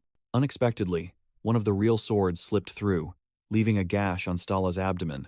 Russ stands firm with his glowing sword, facing Stala, who is astonished by her wound. Tescon, in his red-haired warrior form, silently muses about Russ's impressive aura control ability. Stala clutches her wound, realizing this is a technique that separates perception from reality, but confidently declares it won't work a second time. Russ anxiously grinds his teeth, wondering if his attack will fail. With glowing purple eyes, Stala roars and charges forward like a storm. Russ once again shouts, Phantom Divide, unleashing a rain of blue illusionary swords. Stala sneers, believing that distinguishing between illusions and real swords to dodge them is not difficult at all. She skillfully glides through the illusionary blades, rapidly closing in on Russ. Stala continues to charge, easily passing through Russ's illusions that are shattering around her. She confidently evades all illusions, believing she has completely seen through her opponent's technique. Breaking through the final layer of illusions, Stala aims directly at the figure of Russ she believes to be real. She swings her weapon,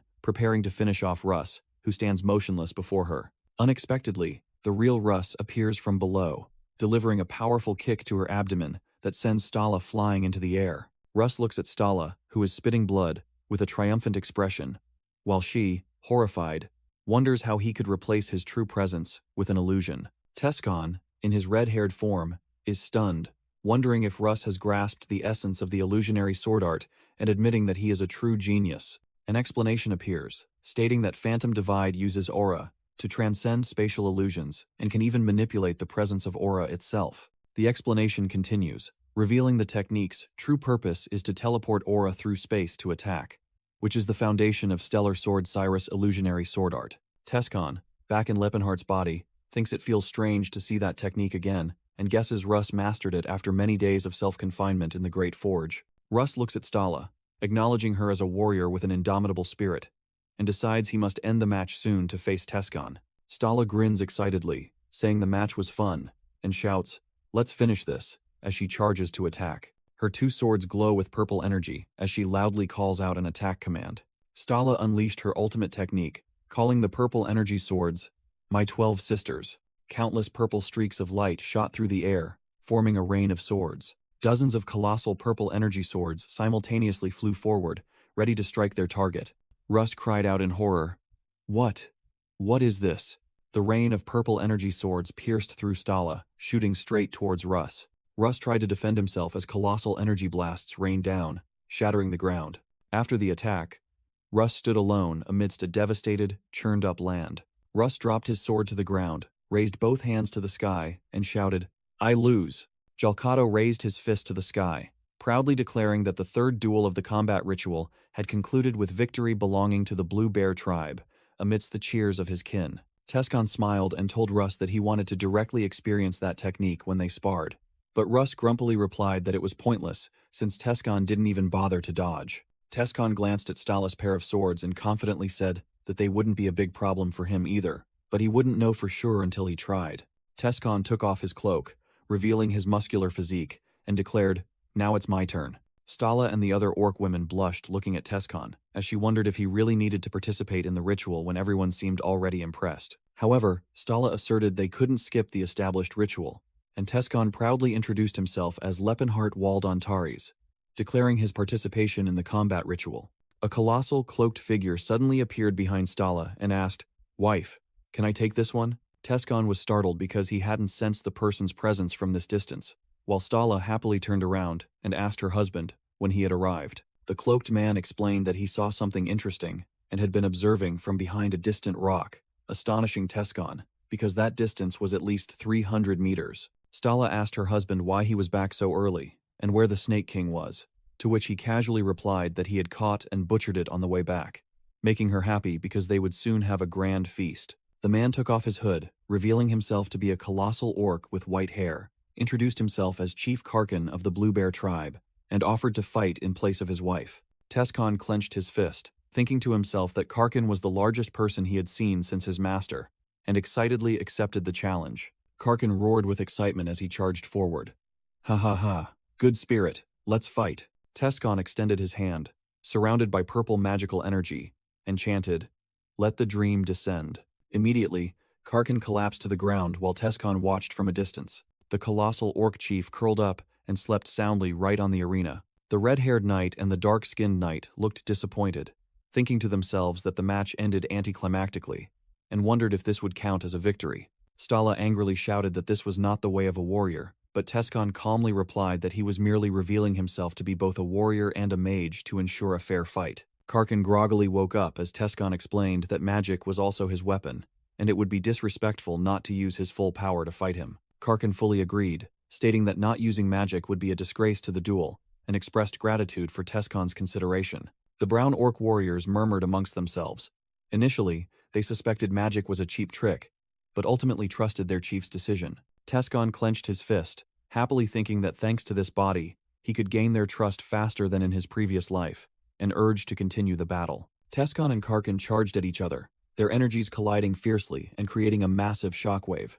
The scene shifted to a rugged, snow-covered mountain range under the sunset. The corpse of a colossal sand lizard-like monster lay motionless on the ground. Tacid stood before the colossal corpse and said that this prey would be enough to feed them for a while. A Grellbeast looked at Tacid with a cheerful expression, making him ask, "What are you looking at, Shadow King?"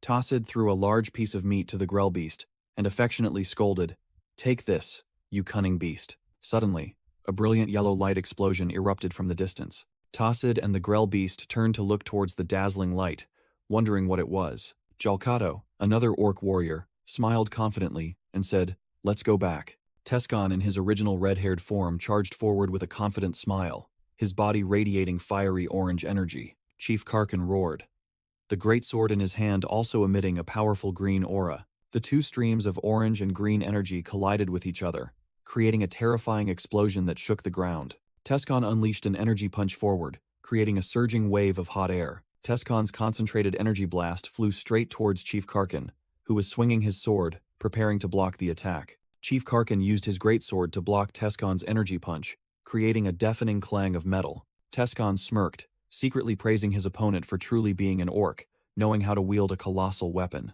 Tescon unleashed a series of consecutive energy orbs towards Chief Karkin. Chief Karkin quickly used his sword to deflect all the attacks, creating a series of small explosions. Tescon confidently thought that this display was enough to prove his warrior qualifications. Tescon unexpectedly cast magic, creating purple energy circles that enveloped Chief Karkin, and chanted, "Let the dream reign, improved slumber." Chief Karkin immediately fell into a deep sleep, snoring loudly with a sleep bubble inflating from his nose. Tescon charged towards his sleeping opponent, noting that despite being an aura user, Orc's magic resistance was still very weak. With a determined gaze, Tescon prepared to deliver the finishing blow to the deeply sleeping Chief Karkin. Suddenly, Chief Karkin, though his eyes were still tightly shut, swung his glowing greatsword, slashing towards Tescon. Tescon was startled, hastily raising his arm to block Chief Karkin's unexpected sword strike. Chief Karkin, still in a sleeping state, mumbled, wondering if the magic had failed. The red-haired knight and Russ watched in astonishment. She wondered if an aura user could fight while asleep, while Russ found this to be a valuable lesson. Russ secretly thought about controlling aura to create conditioned reflexes, and wanted to try practicing it later, while Chief Karkin had woken up, sighed, and wondered, "Oh, was I tricked again?" Tescon thought to himself that he had never seen this unconscious combat skill, then realized it wasn't necessary in his previous life, because he had distributed mental defense talismans. He chanted, "Stand still like a statue. Paralysis." Chief Karkin was enveloped by purple paralysis magic, hovering above a magic circle. Karkin's face clearly showed the effects of magic, indicating his lack of magical resistance. Even while paralyzed, Chieftain Karkin counterattacked in automatic combat mode, using his aura to compensate for his weakness. Chieftain Karkin laughed heartily and praised, "Haha, how interesting," while Tescon secretly acknowledged it as an impressive skill. Tescon decided not to use any more magic, and would resolve the fight with pure martial arts, shouting, "Now, let's have a real fight." Tescon excitedly replied, "That's exactly what I wanted to hear." Then, both charged at each other, unleashing powerful punches and kicks. Their collisions generated terrifying energy explosions. Amidst the shattered earth and rocks, Chieftain Karkin swung his sword, creating a green aura, while Tescon swiftly dodged the attack. The brown-skinned orc warriors, including Stala, watched the earth-shattering battle in astonishment. Chieftain Karkin roared with excitement, "Let's finish this, human warrior." Tescon smiled and readily replied, "Gladly." Tescon channeled energy into his fist, creating a surging, brilliant golden aura. Tescon's and Chieftain Karkin's gazes met, both showing clear determination for the upcoming strike. Tescon unleashed his ultimate technique, the fourfold Calamity Horn, his body enveloped by a powerful, shimmering golden energy. Chieftain Karkin retaliated with the Falling Thunder move, swinging his colossal greatsword downwards with a green energy surge. The two ultimate techniques clashed, creating a tremendous shockwave that shattered the ground into large fragments. Countless pieces of earth and rock were flung into the air by the aftershocks of the collision. Amidst the desolate landscape, Chieftain Karkin hovered in the air while Tescon stood firm on the ground, both facing each other after the destructive attack. A brilliant golden energy explosion engulfed the battlefield, creating radiating shockwaves. A colossal pillar of energy erupted fiercely amidst the jagged rocks. The energy gradually dissipated, leaving sparkling trails of light in the air. The sky returned to quiet, with only particles of energy dust falling like snow upon the ravaged land. In another space, the pink-haired acolyte was healing Tescon's bare back, making him cry out, "Ouch! Be gentle." Tescon grimaced in pain while the pink-haired acolyte snapped, "Just for a moment. Stand still. You won't die. Just bear it." Stala, who oversaw the match, declared a draw according to Orc custom and remarked, "The skills of these two warriors are like twins." Felina, astonished, asked the pink-haired acolyte if sacred healing magic was always so painful, and was told it was because the opponent's aura still lingered in Tescon's body. A diagram appeared, explaining that aura, holy power, and dark magic each have their own properties.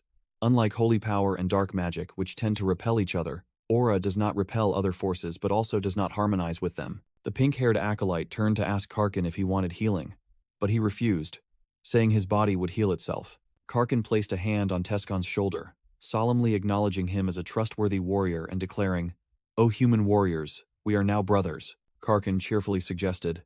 "Since we've settled our differences with blades, why not make peace with a round of drinks?" The scene shifted to a desolate area where the warriors had gathered. A large bonfire was lit, illuminating the night.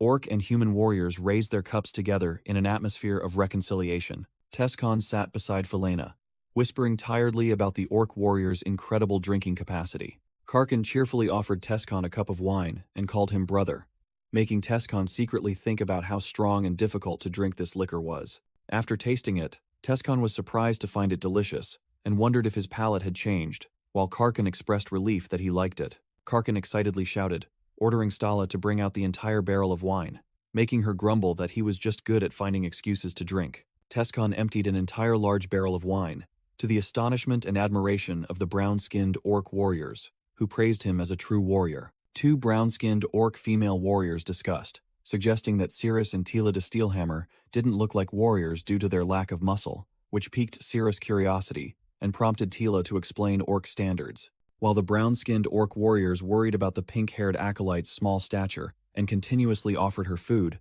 she secretly agonized, thinking she was too full and begging them to stop. Russ sat thoughtfully beside a large brown-skinned Orc warrior, wondering if this was what his elder brother had spoken of. Karkin and Tescon both looked in one direction, and Karkin announced that the shepherds had returned. Tescon sat up straight with a hopeful expression, secretly thinking that his savior had arrived. Tescon's face showed clear anticipation as he recognized the newcomer. In another scene, Tassid, a green-skinned Orc warrior with long black hair, stood in the middle of the forest. Tassid appeared before Tescon with a more mature appearance, smiling and saying, "You recognize me. I know I've changed a lot." Karkin, surprised, asked if the two knew each other, and Tassid explained that Tescon was the one who had guided him here. All three sat around the bonfire, and Karkin remarked that it was indeed an interesting coincidence. Karkin seriously asked Tescon the reason for his presence in this wilderness. Tescon smiled and replied that he wanted to find a better land for the Blue Bear tribe.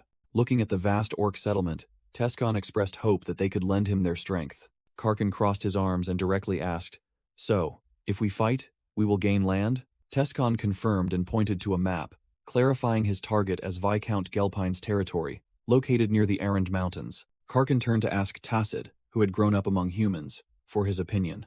And the boy affirmed that while he didn't trust humans, he believed Lepenheart, his savior, would not lie. Karkin expressed concern about the tribe's safety and stability, whereupon Tassid suggested consulting the Godmother and the Weapon Father, as they were wise individuals. A large tent, adorned with colossal tusks, appeared majestically under the night sky, likely the dwelling of the elders. A burly Orc warrior, introducing himself as Gralta, the Weapon Father of the Blue Bear tribe, greeted Tescon with respect. Standing behind Tescon, Karkin declared that this new brother had brought a new destiny, and the tribe must make a wise decision for the future. The scene shifted to a desolate, arid land with jagged rocky mountain ranges under a clear blue sky. A few days later, Tescon rode on horseback with his group, announcing that the negotiations were successful and 100 Orc warriors would join after the tribe was relocated to a safe place. A group member wondered why Tassid was accompanying them, and Tescon explained that they needed an envoy to guide the Orc tribe later. Russ remarked that their group was becoming increasingly diverse with elves, dwarves, and now orcs, making Tescon secretly think he was quite perceptive. A map appeared, clearly showing the Termania Road, one of the main trade routes of the Kingdom of Crovence. Under the cover of night, a long caravan of carriages moved along the trail, escorted by many people wearing hooded cloaks. From above, two cloaked figures secretly observed the caravan moving through the forest. The commander of the scouting party grew suspicious upon seeing that the caravan only had about 100 guards, far fewer than the 500 he had anticipated. The scout reported that the caravan had no mages and a suspiciously weak escort force. The commander noticed the caravan lacked proper cavalry. Many looked like children forced into service, and there was even an Orc gladiator, leading him to deduce these were soldiers disguised as refugees. The commander concluded that Prince Yubel's situation was worse than expected, as the prince's faction was so weakened they couldn't spare troops to protect the supply convoy. The scout sneered, calling their opponents pathetic child soldiers, and ordered his troops to go easy during the attack. Hooves began to gallop on the ground, signaling the imminent attack. The commander led the cavalry charge, demanding in the name of Lord Karsas, the kingdom's rightful ruler, that the caravan lay down their weapons and kneel. Suddenly, the caravan's escorts simultaneously flung their cloaks into the air. A flurry of white cloaks fluttered, obscuring vision and revealing muscular figures beneath. The Karsas faction commander and his soldiers were stunned, astonished by the unexpected sight unfolding before their eyes. 3 burly dwarf warriors emerged from beneath the white cloths, laughing loudly and declaring, "We've been waiting for you, you fools."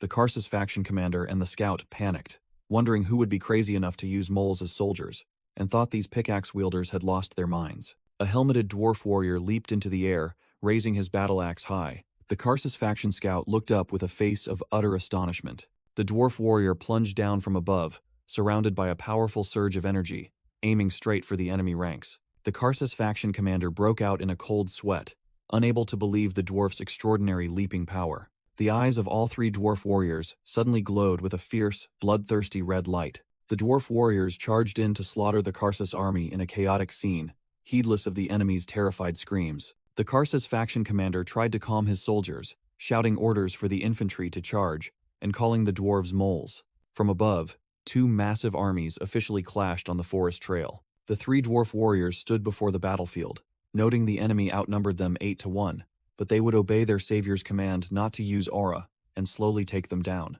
The Karsas faction soldiers roared confidently, disdaining the short dwarves, and charged into battle. The dwarf warriors easily broke through the defenses, using bare hands and weapons to crush the Karsas faction soldiers. From a distance, Tescon calmly remarked that the enemy was no match for the dwarves, while Felina exclaimed in astonishment at their terrifying strength. Tescon explained that the Karsas faction had been surprised both tactically and psychologically, as they couldn't have anticipated facing 3 aura-wielding dwarves. The Karsas faction commander desperately screamed, asking who the master of these dwarves was and why a respectable person would allow his knights to be killed by such lowly beings. The 3 dwarf warriors looked at the commander with contempt, called him an idiot, and commented that an uneducated fool couldn't be blamed. Talcata rode forward, roaring with indignation, and swearing to kill the enemy. The Karsas faction commander also spurred his horse forward, angrily yelling at the filthy orc, and warning him not to underestimate him. Talcata swung his sword, severing the Karsas faction commander's head in a single blow,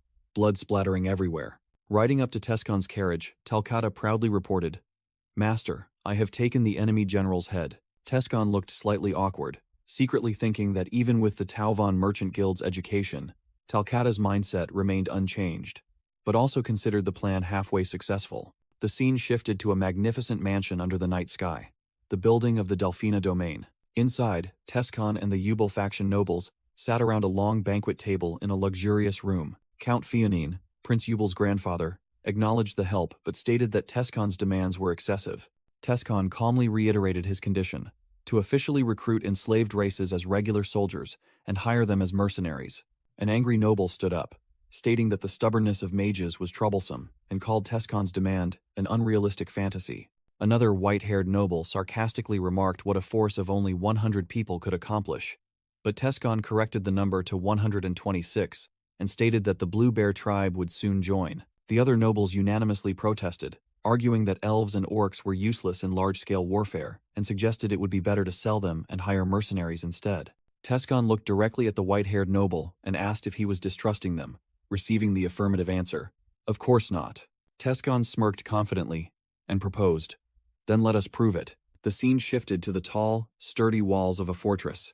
A wider view showed the scale of the fortress with its rows of buildings and sturdy inner walls. Tescon declared they would use their own strength to capture Sinai Fortress, a magnificent military structure surrounded by waterfalls. Count Phaonin was aghast, unable to believe his ears as he asked again, "Did you just say Sinai Fortress?" Tescon looked directly at him and confirmed with certainty, "Indeed." Count Phaonin slammed the table and roared, asserting that Tescon was joking and shouldn't think winning one battle made him a strategic genius.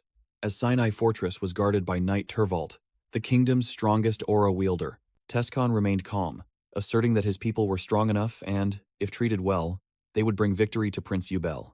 Count Phaonin contemptuously called Tescon an ignorant fool who knew nothing of war, but Prince Ubel interrupted him. Prince Ubel wondered why everyone was angry, while Count Phaonin argued that this plan was merely pointlessly wasting valuable slaves. Looking at Tescon, Prince Yubel asked if he intended to leave the military supplies, and Tescon replied that they would only take enough for 1 week's use. Prince Yubel smiled, explaining that most of the military supplies would remain, and with a unit of only about 100 people, there would be no loss, prompting another white-haired noble to voice his support.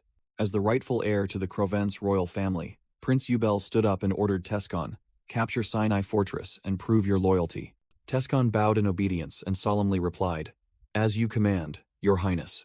The scene shifted to a path through a dense forest, covered in fog. Night fell upon a large encampment nestled in a valley, surrounded by majestic snow-capped mountains. At the camp, Tescon asked about Tasad, and Cirrus confirmed he had left with the Shadow King. She then inquired about the meeting, and Tescon assured her that everything was going according to plan. Russ smirked, calculating that with 3,000 enemy troops against their 200, it would normally require 3 times their numbers to besiege a fortress. Talcata confidently declared that the Provence Knights were no match for the warriors of the Great Forge and the Blue Bear tribe, while Russ added that they had 6 aura wielders, forming an unprecedented army. The pink-haired acolyte smiled, saying that soon, the status of orcs and dwarves across the continent would be elevated. Tescon affirmed that, naturally, the elven race would also have to join this movement. Elder Relhard, along with 2 other elven warriors, approached, joyfully announcing that thanks to their savior, Elvenheim had been revived, and humans would no longer look down upon them.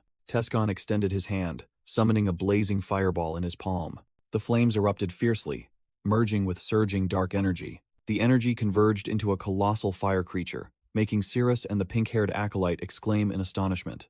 Cirrus added that, in time, other spirits would also feel this resurgence. As the colossal fire creature roared, Elder Relhard ran away in panic, shouting that it would burn everything to ashes. Prince Yubel unexpectedly appeared at the camp, saw the chaotic scene, and asked, "What is happening here?" Tescon was surprised to see Prince Yubel appear with Phinia, and the prince explained that Phinia wanted to meet other dwarves. Prince Yubel asked Tescon if they truly had a chance to win, and Tescon affirmed that they did, but it would require immense determination. Prince Yubel smiled, saying that he was happy to see Phinia joyful regardless. Prince Yubel expressed absolute trust in Tescon, saying that merely seeing Phinia's smile was enough to make him grateful to Tescon. Tescon smiled confidently and promised Prince Yubel, "I will not disappoint you, Your Highness." A few days later at Sinai Fortress, as spring arrived, the flames of war also ignited. Inside the fortress, shouts echoed, signaling an enemy attack. Tervalt, the aura wielder of the Provence kingdom, stood on the ramparts and skeptically asked, "You say there's an enemy attack? Then what is it that I'm seeing?" Tervalt looked down from above, observing an army gathering outside the fortress. The attacking army was a diverse assembly of elven, orc, and dwarven warriors. Tervalt's female aide reported that the army was primarily dwarves, bearing Prince Yubel's insignia, and she doubted their chances of victory with such meager numbers. Tervalt scoffed, remarking that a slave's life was worth more than a human's, and wondered if this was a trap. Tervalt ordered the mages and knights to form scouting parties, explaining that at least 50 people per group would be needed to survive if this was a trap. Standing on the ramparts, Tervalt gave a cruel order: kill all males, capture the female elves alive as spoils of war. As his cavalry began to gallop, Karsus's cavalry charged forward, shouting slogans to annihilate the enemy, and reminding each other not to kill the female elves. A knight in the cavalry squinted with determination as he charged forward. Suddenly, a violent explosion erupted from the ground, sending the charging cavalry flying. A knight and his horse were blown into the air by the explosion's tremendous force. A dwarven warrior gripped his battle axe, which glowed with aura energy, and asked, "Are we allowed to use aura this time?" A dwarven warrior gripped his sword, which blazed with aura, and shouted, "The Savior has given permission. Let's unleash everything." The horned dwarven warrior bared his teeth in a fierce and excited grin. The horned dwarf warrior used green aura to cleave through enemies, while the black-bearded warrior with red aura roared, "Attack now, Katamite!" Karsus's soldiers cried out in panic as they saw their knights defeated, realizing their opponents were no ordinary dwarves. The horned dwarf warrior cleaved a knight in half, laughed loudly, and declared that he could finally avenge his kin. The black-bearded warrior delivered a devastating punch to an enemy, excitedly saying it had been a long time since he fought anyone other than monsters. The horned dwarf warrior leaped into the air, swinging his battle hammer that emitted green aura, and yelled, "Comrades, show them our strength." From the ramparts, Tervalt and his female aide were astonished to realize that all these dwarves were aura wielders. A scout reported to Tervalt that the city gate was under threat, causing him to stammer an order to activate the fortress's defensive magic. Inside the fortress, the mages simultaneously cast spells, creating a colossal, brilliantly glowing magic circle. The magic circle enveloped the entire Sinai fortress, erecting a sturdy hexagonal energy shield. Russ looked at the shield and admitted they were at a disadvantage, but Tescon calmly replied, "Don't worry, everything is going according to plan." The elves, led by Elder Relhard, began to pray, their bodies erupting with a fiery surge of energy. Their magic summoned an army of screaming, humanoid fire spirits. Tervalt screamed in horror upon seeing the fire creatures, hastily ordering the archers to fire arrows. The arrows flew through the bodies of the fire spirits without causing any damage. A Karsa scout exclaimed in astonishment that this must be elemental magic from fairy tales, but another soldier dismissed it, shouting that elves couldn't use this kind of magic. A colossal fire spirit charged directly into the magic shield, shattering the defensive barrier protecting the city gate. Katamite charged forward with his axe on his shoulder, shouting loud praise for Elder Relhard's excellent work. Katamite swung his colossal battle axe, empowered by a blazing red aura. A terrifying explosion occurred upon the axe's impact, sending soldiers and fragments of the city gate flying. Karsus's soldiers screamed in horror, "The city gate has fallen!" Standing amidst the debris, Katamite led the dwarven army pouring into the fortress, followed by roaring fire spirits. Sir Tervalt roared in fury, ordering all units of the Fernando clan to sally forth. Sir Tervalt led the cavalry, declaring he would personally deal with the main enemy and urging his soldiers to display the might of knights. Katamite gave orders to his comrades, warning that the human seemed to be an aura wielder as well. Sir Tervalt unleashed a powerful blue aura, contemptuously sneering at his opponent.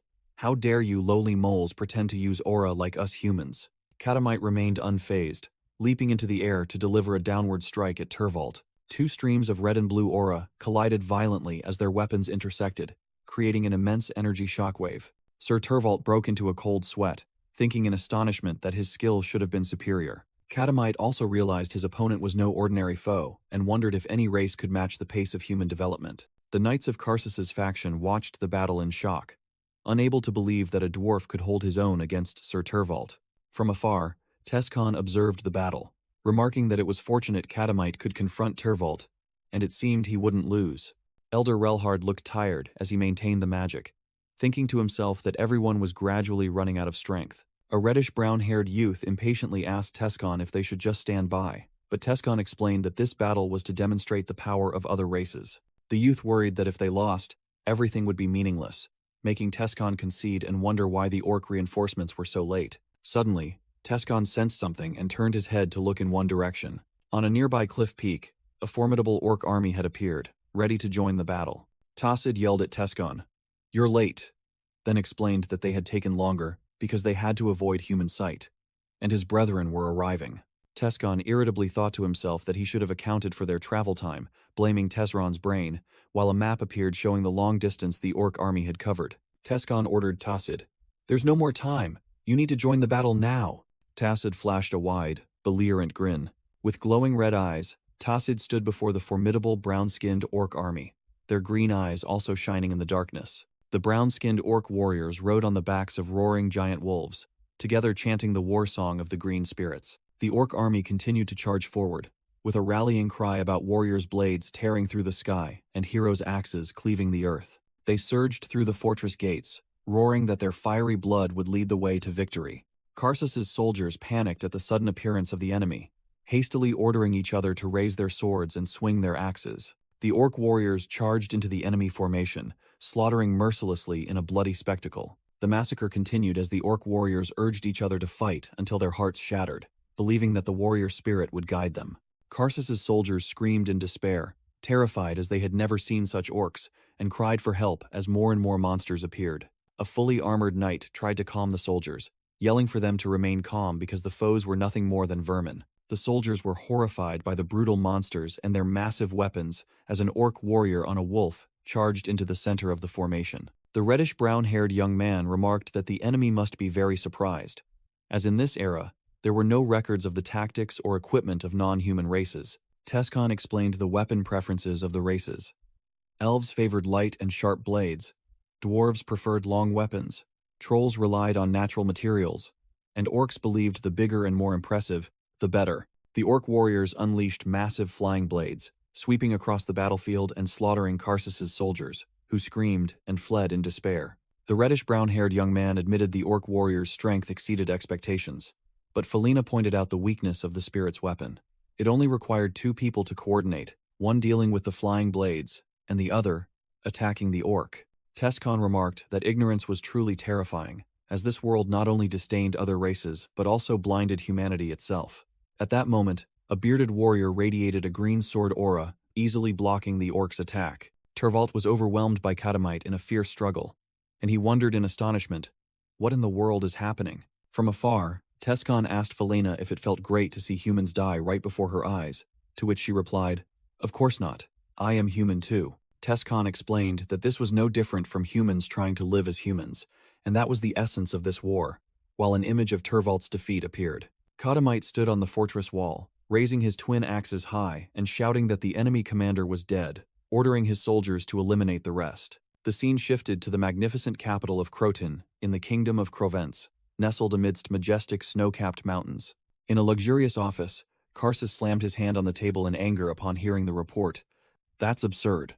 But a subordinate confirmed it was true. Karsus couldn't believe his ears, pressing his subordinate again if he was certain that Sir Tervalt was dead. The subordinate confirmed the information based on the survivors' accounts, causing Karsus pain because Tervalt was his master. Karsus muttered, calculating that his forces were down to about 12,000, and with Sinai Fortress fallen, the capital Croton, with only 4,000 defending troops, was in danger. Karsus ordered to contact his father and grandfather, and also demanded that the nobles gather all their forces in the capital because they would not get a second chance. 2 subordinates secretly admired Karsus's calmness and decisiveness at such a young age, believing he was the true worthy ruler of the kingdom. One day after Sinai Fortress fell, the scene showed the fortress now under the control of allied forces. On top of the fortress wall, Prince Yubel told Tescon that he still couldn't believe he was standing there, feeling as if it were a dream. Tescon smiled, reiterating his promise not to disappoint the prince, and stating that the warriors were resting, celebrating their great victory. When Yubel asked about the nobles' reactions, Tescon shrugged, saying they were annoyed but could do nothing as they had no merit. Their soldiers had to camp in the fields while his troops rested comfortably. Prince Yubel acknowledged that this victory was entirely thanks to Tescon and his soldiers, then asked about the casualty report. Tescon reported that 17 dwarf warriors and 9 orc warriors had fallen. Fortunately, no elves were killed, but all were wounded. Yubel mused that although this number was small compared to the enemy's losses, it was a significant loss for Tescon's meager army. Tescon thought to himself that Prince Yubel was indeed a kinder person than he had imagined, and although he felt guilty for not supporting Karsus, he decided to choose the one who suited him. Tescon believed that from now on, no one in Prince Yubel's army would dare to look down on non-human races, but the problem was that there were still others. An arrogant noble approached, haughtily offering to buy Tescon's excellent slaves and telling him to name his price. Tescon patiently replied that they were proud allies, not slaves for sale, but the noble merely sneered, thinking he was being difficult. Tescon gritted his teeth in anger, thinking to himself that he really wanted to punch this guy but couldn't. Meanwhile, rumors of non-human races capturing Sinai Fortress spread throughout the capital, but the guards deemed it absurd that a dwarf could kill Sir Tervalt. The nobles also buzzed with discussions about the fortress fall, some skeptical of the orc strength and disdainful of Prince Yubel associating with slaves. That night, at a tavern in the city, an orc brought firewood and was scolded by the innkeeper.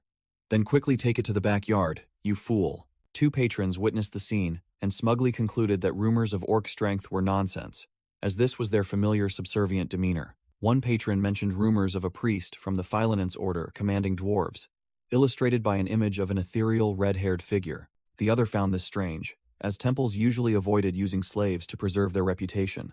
Suddenly, a tall female knight with long black hair leaned down to their table and politely asked, "Excuse me, but may I hear more about that story?" The 2 men were startled by her appearance, one stammering to ask what she wanted.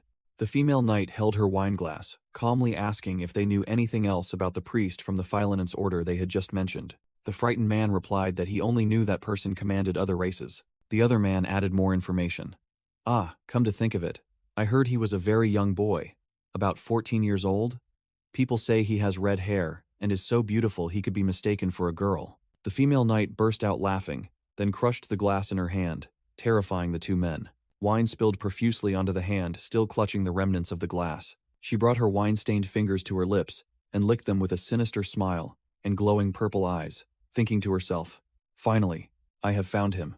my fiancé, Ceylon Phil Marcis. On the vast Ladant plains in the heart of Krobans, two colossal armies arrayed themselves, facing each other on a wide field. Karsas's army, with red and gold banners, stood proudly in their reddish-brown and silver armor. Facing them was Prince Yubal's army, with blue and gold banners, in gleaming silver armor. Karsas faction had an overwhelming numerical advantage with 10,000 men, while Prince Yubal's side only had 3,000 soldiers. The red-brown-haired young man in the cloak remarked that Karsas had gathered his entire army as soon as he heard of Sinai Fortress's fall, truly an act befitting a future king.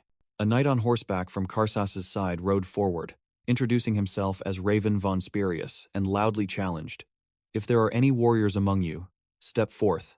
Raven turned his horse around, mocking that Yubel's faction must have used despicable tricks to defeat Sir Turvold, and asked if anyone dared to face him. Among Yubel's ranks, a dwarf warrior recognized Raven's magic sword, while the bearded warrior next to him offered to handle that foe, who was weaker than Turvold. Raven looked forward and coldly asked, "Who are you?" Russ, enveloped in a blue aura, stepped forward and replied, "I am Cyrus of House Tennis, aligned with Prince Yubel's will.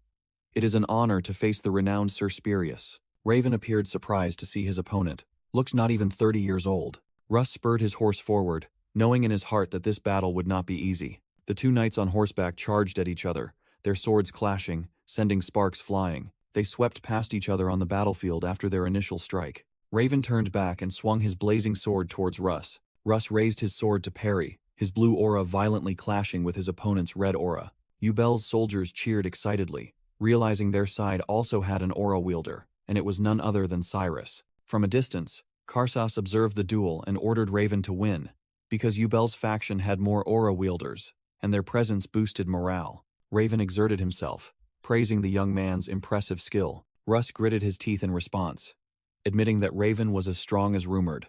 Russ thought confidently, "I can do this.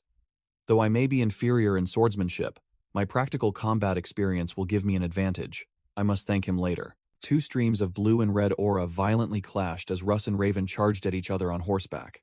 A close-up of Raven's and Russ' determined eyes in the moment of combat. A massive energy explosion erupted from the clash of the two swords, throwing both of them back. The red-brown-haired young man in the cloak smiled and remarked, "I only sent him out to test his strength, but he fought better than I expected. At this rate, in a few years, he'll be called a sword saint." Raven roared, refusing to lose to a mere youth, and unleashed a colossal sword energy technique. With a resolute expression, Russ also exerted all his strength to prepare to counter the attack. Russ shouted the name of his technique, Phantom Divide, and created countless sword illusions with his blue aura. Raven exclaimed in panic, "What kind of technique is this?" Using aura to create sword illusions. Amidst the rain of illusory swords, Russ charged through and struck Raven, sending blood splattering. Karsas's soldiers cried out in horror, calling out the name of Sir Spirius. Raven collapsed to the ground, covered in blood, and muttered in despair, "How can you use such a powerful technique at that age?" Yubel's army cheered, "Long live Sir Cyrus!" While Russ sat on his horse and thought to himself that the Phantom Divide technique, though impressive, still had a low success rate. Karsas sweated, gritting his teeth in anger at the defeat of his knight. Karsas drew his sword, roaring an order to his entire army. "All forces, charge!"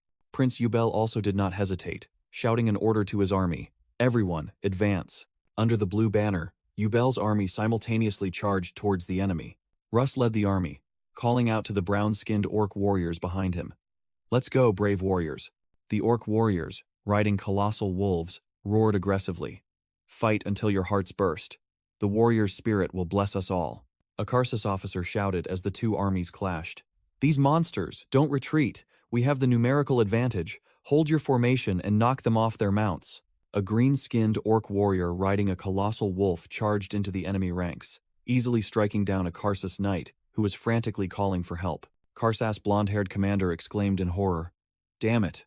Are the rumors true? What the hell is Sir Sadi's special unit doing?" A soldier reported urgently that Sir Said's unit had failed to breach the enemy's main camp, enraging the commander because that camp was only guarded by about 200 troops. At Yubel's camp, a group of valiant dwarf warriors declared that, while they might not be agile, they were extremely confident in their defensive capabilities to hold their ground. A colossal flame erupted on the battlefield, engulfing Karsas' army while soldiers screamed in terror. "Ah, it's a fire demon!" The commander ordered the mages to counterattack immediately, but they helplessly replied that they couldn't use magic because the mana flow was being disrupted. The commander wondered how powerful the enemy's mage must be to do this, and why they hadn't used high-level magic attacks from the start. Yubel's red-brown-haired young man stood amidst a purple magic circle, thinking to himself that while he lacked mana, he did not lack talent. A blonde-haired elf warrior woman charged in, slaughtering enemy troops, causing Karsus's soldiers to scream in terror that an elf witch was killing people. With a sweat-drenched and utterly defeated expression, Karsus's commander gritted his teeth and ordered a retreat. Prince Yubel raised his sword high on horseback, joyfully declaring victory to his entire army. The battle was later known by historians as the Battle of Ledant, ending with Prince Yubel's faction victorious and countless bodies of Karsus soldiers left on the battlefield. In the Ledant plains, Yubel's army marched through the city amidst the cheers of the populace. Long live Prince Yubel! Long live the true king! Count Fianan reported to Yubel that those who had supported Karsus had switched sides, and Karsus was entrenched in the capital, while many other nobles requested an audience to show their loyalty. Yubel smiled, calling the turncoats a bunch of opportunists, while Count Fianan added that the powerful aura wielders were still maintaining neutrality. Yubel confidently asked if they could draw the neutral parties to their side in the king's name, stating that the situation was different now and they didn't need to be overly desperate. Count Fianan stroked his beard, thoughtfully admitting that Yubel's words were true. Yubel looked forward with a resolute gaze, telling himself that he must become king, a true king who serves the people to repay this nation. The scene shifted to the magnificent Hendrik Castle. 2 guards crossed their halberds, blocking an entrance, and shouted loudly, "Halt!" 2 guards at Hendrik Castle crossed their axes, blocking a black-haired woman and asking, "You resemble a paladin of Sayre. What is your business here?" 1 guard looked closer, secretly thinking that the woman's face was clearly very beautiful. However, the guard felt uneasy seeing the woman's strangely large shadow stretching long on the ground. The scene shifts to a panoramic view of the magnificent Hendrik Castle. In the castle courtyard, Ceylon was panting while doing push-ups, as Leifin supervised and ordered a switch to squats. A narration explained that Ceylon had earned the nickname Young Saint after a recent battle, and Leifin reminded her to rest before continuing her training. Ceylon strained to stand up with a determined expression, declaring that she wanted to become strong as quickly as possible, even if it meant giving her all. Leifin and Ceylon looked towards a corner of the courtyard, where Cirrus was trying to soothe the wind spirit Sarana after a life-or-death battle. Leifin told Cirrus that he had warned her Sarana would be angry, but Cirrus brushed it off, saying spirits had worse memories than goldfish and would soon forget. Leifin broke into a cold sweat, wondering if Cirrus was always like this, and suspecting that her personality in her previous life was merely a facade. A soldier came to report to Leifin, "Sir Mage, a woman has come to see you." The soldier explained that the visitor initially sought the young saint, but something made him think she was actually here for Leifin. The scene shifted inside a luxurious, splendid reception room. The black-haired woman in armor introduced herself. "It's a pleasure to meet you, Lord Leifin. I am Paladin Christine, servant of God Sayre." Leifin was puzzled, wondering why a paladin would come to see him, while Christine explained that she was looking for the cleric Killian Phil Marsus, not him. Leifin realized the confusion was due to his physique, then seriously asked Christine what business she had with Killian. Just then, Ceylon poked her head out from behind the door and asked, "Who's looking for me?" Christine turned around with a radiant smile and exclaimed, "Oh, Cillian." Ceylon froze, her face paling in horror, and shrieked, "Christine?" Christine intimately approached Ceylon, calling her my love, and asking how long she intended to run from her destiny, sending Ceylon into extreme panic. Leifin stopped Christine and questioned, "Hold on, what exactly is your relationship with Killian?" While Ceylon stood terrified behind him, Christine quietly looked down with a calm expression. She looked up with a knowing smirk. Christine confidently declared, "In the name of the great god, we are betrothed." The scene shifted to an ancient castle, beginning a flashback. Inside a luxurious room, the story of Christine and Ceylon's past was revealed. Back in the present, Ceylon frantically packed her bags and asserted, "I have to run. I must leave here immediately." But Leifin tried to calm her. Leifin pressed, asking if they were truly engaged, and Ceylon shrieked in denial. "Of course not." The flashback introduced Christine Sil Estana, hailing from a prestigious family in the kingdom of Halain, who was prophesied to become an extraordinary beauty. As predicted, Christine grew into a beautiful woman, but the only problem was her excessive growth, reaching 2 meters tall. A divine prophecy from God Sayre descended, foretelling that she was a daughter of the gods, destined to meet the man of the sun. Christine was bestowed the title of Paladin of the Sayer Order, and after undergoing rigorous training, she was sent on a mission to the kingdom of Basili. There, she met her destiny, Killian Phil Marsis, who the flashback revealed to be Ceylon. Witnessing Cillian calmly moving across the battlefield to heal wounded soldiers, Christine became convinced that this was her ideal life partner. Immediately upon returning to the Sayer Order, Christine hastily declared, "The prophecy has been fulfilled. I have found the father of the Great One." The order fell into chaos because its rational members could not accept a woman in her 20s marrying a mere 12-year-old child. Two elders of the order told Christine that she must have been mistaken, and Sayer's saintess could not be such a child. But just then another divine prophecy from Sayer descended, affirming, "It is him," astonishing everyone. In response, the Philanen's order, though hesitant, accepted the prophecy on the condition that Christine must win Cillian's heart. Ceylon recalled the nightmare beginning from that point, and asked Leifin if this was a political marriage between the two orders, to which he replied, "One could say that." Ceylon lamented that Christine's obsession had reached a fanatical level, and she always appeared wherever Ceylon went. Ceylon confessed that she had actually begun this pilgrimage to escape Christine, hoping she would give up. Leifin asked about Ceylon's reason for wanting a muscular body, and she explained that if her physique resembled other men's, Christine might lose interest. Leifin tried to comfort her, saying height wasn't everything, but Ceylon shrieked in panic that Christine's personality was the truly terrifying thing because she never listened to anyone. In the flashback, Christine held a child and had already planned to name their son Stain and their daughter Ellen, terrifying Ceylon because Christine intended to raise them according to the Sayer cult. Leifin suddenly froze with a puzzled expression upon hearing an important detail. Leifin hastily asked for the daughter's name again, and Ceylon irritably confirmed it was Ellen, then snapped, asking why it mattered. Leifin turned away, muttering the name Ellen repeatedly, as a horrifying memory began to flood back. Images of the final battle in his previous life, including Saintess Elin, flashed through Leifin's mind. Leifin was stunned, realizing the shocking truth, thinking, Killian is Saintess Ellen's father? While Ceylon looked on, bewildered. The narration introduced Saintess Ellen as one of the 5 strongest individuals on the continent, possessing divine power capable of resurrecting even High Priest Macklin, which ultimately led to his death at her hands. Leifin recalled Ellen as the nightmare that tormented him in his previous life, with the ability to bless armies, turning them into berserkers. Leifin looked at Ceylon with horror, unable to believe that the cursed woman was Killian's daughter. With a tense expression, Leifin told himself that this matter could not be taken lightly. Leifin revealed that Ellen's immense divine power was not natural. It was created through a forbidden ritual of the Sayer Order called the Holy Grail Plan. The Holy Grail Plan was explained as a cruel ritual in which the conceived child would absorb the father's life force, and upon birth, would take away the mother's life force. Leifin warned Ceylon that this plan sacrificed both father and mother, and if she married, she would surely die. But Ceylon naively misunderstood it as the saying, "Marriage is the grave of love." Leifin seriously advised Ceylon that she truly should not marry Christine, moving Ceylon to tears because someone was finally on her side.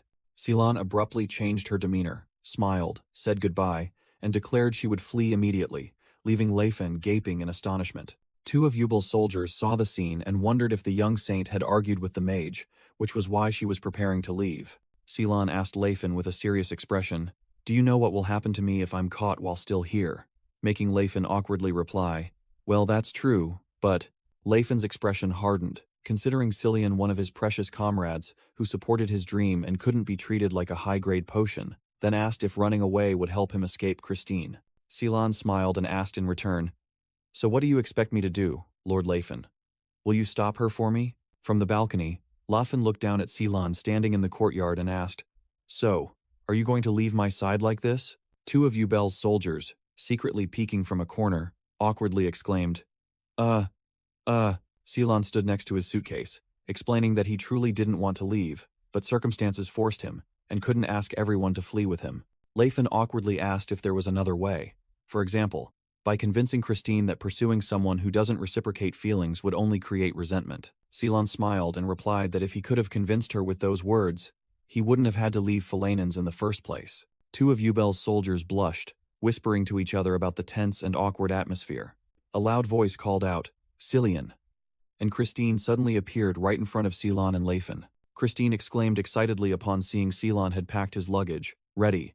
Let's quickly go back and get married." Ceylon screamed in horror, turned to blame Leifin. "It's your fault I got caught. Lord Leifin, With an obsessive smile, Christine approached and said, "Come on, Cillian, let's go home.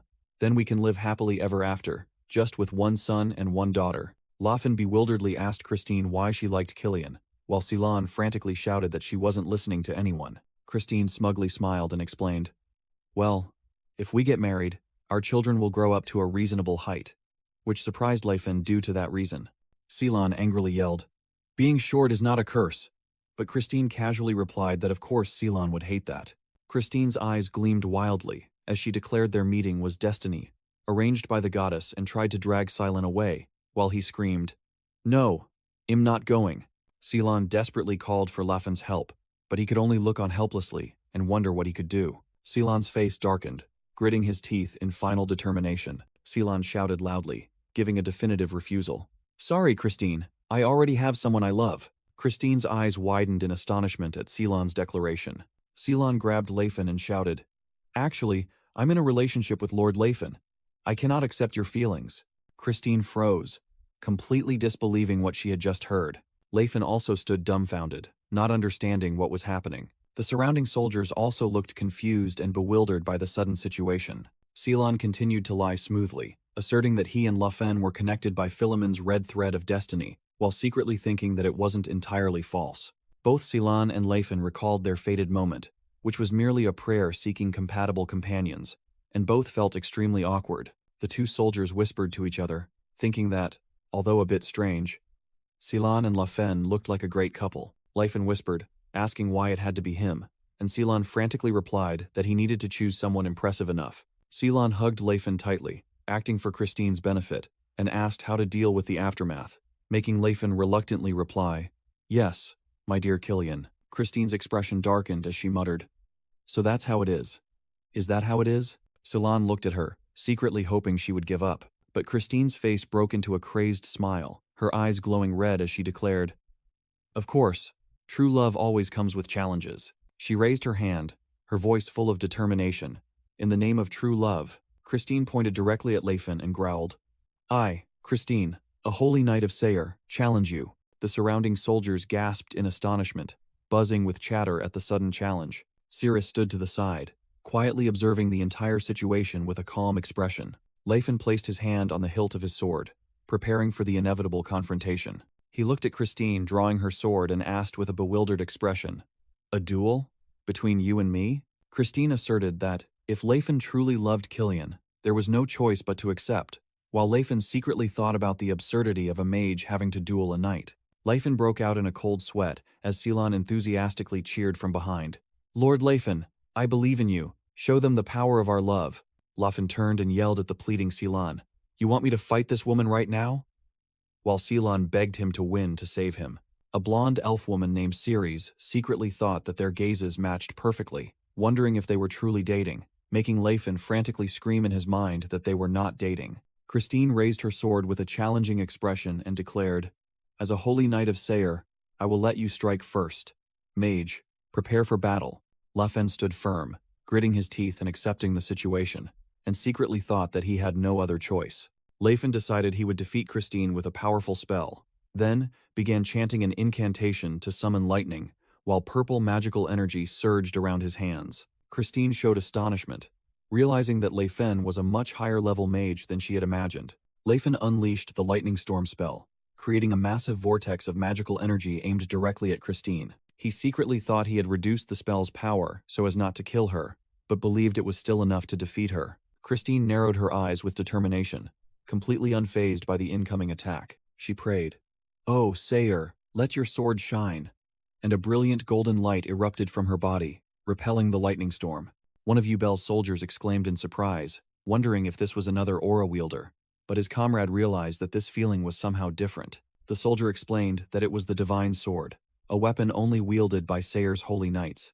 As Christine stood firm amidst the divine light, Lafen realized that only 1 in 10 holy knights could wield the divine sword, and hastily cast defensive and acceleration spells. He fired a series of air bullets, but Christine, enveloped in golden light, scoffed that such petty attacks couldn't stop her. Cillian frantically shouted, asking why Lafen was only using magic, making him irritably think that it was natural for a mage to use magic, especially when his life was threatened.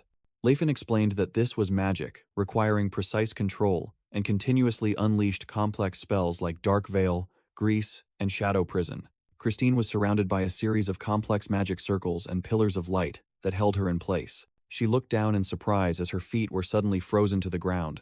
Leifin confidently stood amidst the magic circles, calculating that Christine would take at least 30 seconds to break free from the ice, and declared he would end the match. Christine smiled, deciding to use the power bestowed by God Sayer as her body radiated icy energy. She closed her eyes, concentrating her strength to prepare to shatter the ice. Christine opened her eyes wide with determination, while Leifin squinted in surprise at the sudden change. The dense ice encasing Christine's legs began to crack violently under immense pressure. Leifin was stunned as he realized what was about to happen. With a roar, Christine used pure physical strength to completely shatter the ice, making Leifin wonder if she had used magic to enhance her body. In a humorous flashback, a red-haired knightess asked in astonishment if Christine was an aura user, but Christine cheerfully denied it, stating that God Sayer had granted her a sufficiently powerful body. Leifin angrily questioned Christine. "Hey, who taught you that breathing technique?" Christine smiled, recalling how, as a young girl, an old man had shown her this breathing method to keep her strong. She believed God Sayer had led that person to her, while Leifin broke out in a cold sweat, realizing, "But that old man is my master?" Leifin frantically thought to himself about how the Unbreakable Training Hall's breathing method had caused Christine to grow excessively large and completely ruin her marriage prospects. When Christine innocently asked if there was a problem, Leifin hastily stammered a denial, saying there was no problem at all. Christine roared, declaring the continuation of the duel, and charging forward with her glowing sword. Leifin remained unfazed, unleashing a powerful magical technique. Soaring Winged Sword. Wind-slicing wings. Christine used all her might, her sword emitting a brilliant golden aura to block Leifin's purple magical attack. Leifin thought to himself, explaining that Christine's breathing technique was a unique body development method from the Unbreakable Training Hall, specifically used to increase height. Based on her development, Leifin speculated she had trained for at least 10 years, and admitted she possessed remarkable talent, as not everyone could master it. Christine yelled while fending off the magic. "Arg! Why won't you just surrender?" Leifin, perplexed, asked who would try to lose a duel, which led Christine to accuse him of using sweet words to seduce Killian. Christine shouted, "I'll show you the power of love," leaving Leifin bewildered before she concentrated a massive purple energy sphere. A colossal purple magical energy explosion engulfed the entire area, the result of attacks from both Christine and Leifin. Leifin stood over the fallen Christine and declared, "It seems I've won the duel. Now, will you give up, Cillian?" Christine gritted her teeth, trembling as she admitted, "Yes, it seems I have no choice but to retreat now." She suddenly became dramatic, lamenting that she wasn't strong enough to rescue Cillian from the villain, causing Cillian, standing nearby, to frantically shout, "Hey, don't say such strange things." Killian tried to explain with an awkward expression that their relationship was purely innocent, while Leifin whispered with disgust, "I'd rather not share anything with you." Urged by Cillian, Leifin awkwardly shed a tear and agreed about our delicate Cillian, while Cillian grinned, telling him to smile. Christine ran off, dramatically shouting, "I swear I'll return to rescue you, Killian."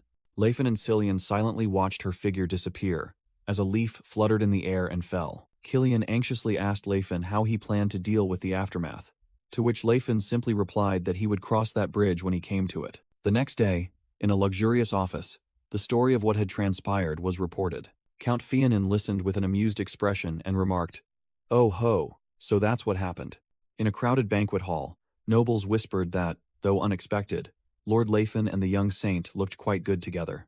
A white-haired noble and Catamite were also discussing, with Catamite saying that, looking back, there had been signs since they were in his city. Jalcato asked Russ if there was love between men, and Russ explained that knights occasionally had pretty boys, young men with feminine beauty. Russ gave an example, saying it was like the young saint, which made Jalcato understand, while a fully armored knight named Hans approached to greet the orc warrior. Cirrus smiled happily, witnessing the scene, thinking to herself that they were building mutual respect and moving one step closer to the future Leifenhart dreamed of. Cirrus, Killian, and Jalcato stood outside Leifin's room, calling him out while he was completely covered by a blanket in bed. Leifin struggled under the blanket and shouted that it was all Cillian's fault, but Cillian replied that complaining wouldn't change anything. Cirrus asked Leifin what he had to worry about, suggesting that the rumors spread because of Cillian's beautiful face, and that was also why Cillian had to train every day. Both Cillian and Leifin widened their eyes in astonishment, seemingly realizing something at the same time. Leifin and Cillian simultaneously had an idea, saying in unison, "That's it." And exactly. Leifin excitedly declared he would begin special training to turn Cillian into a strong man, and Cillian enthusiastically replied that he had been waiting for this. From behind, Ceres and Jalcato watched Leifin and Cillian training intimately. Ceres worried this would spread the rumors further, while Jalcato believed the rumors would eventually pass. A panoramic view of a fortified city with towering walls, outside which a colossal army was arrayed. Standing before the city gate, a Ubel faction soldier loudly declared that the traitor Karsus had paid the price and demanded the gates be opened for the true king. From atop the city wall, a defending knight shouted back, calling Prince Ubel an ally of demons, and this act a stain on Crovence's history. Leifin stood amidst the troops, looking exasperated by the back and forth, and thinking to himself, "Honestly, why bother with so many words when we're going to fight anyway?" Prince Ubel, on horseback, drew his sword, rallying his warriors to show their courage for the true king, and the entire army responded in unison. The chaotic siege began with a flurry of commands issued from both sides.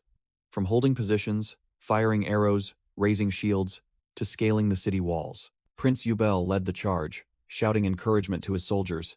"Please, everyone."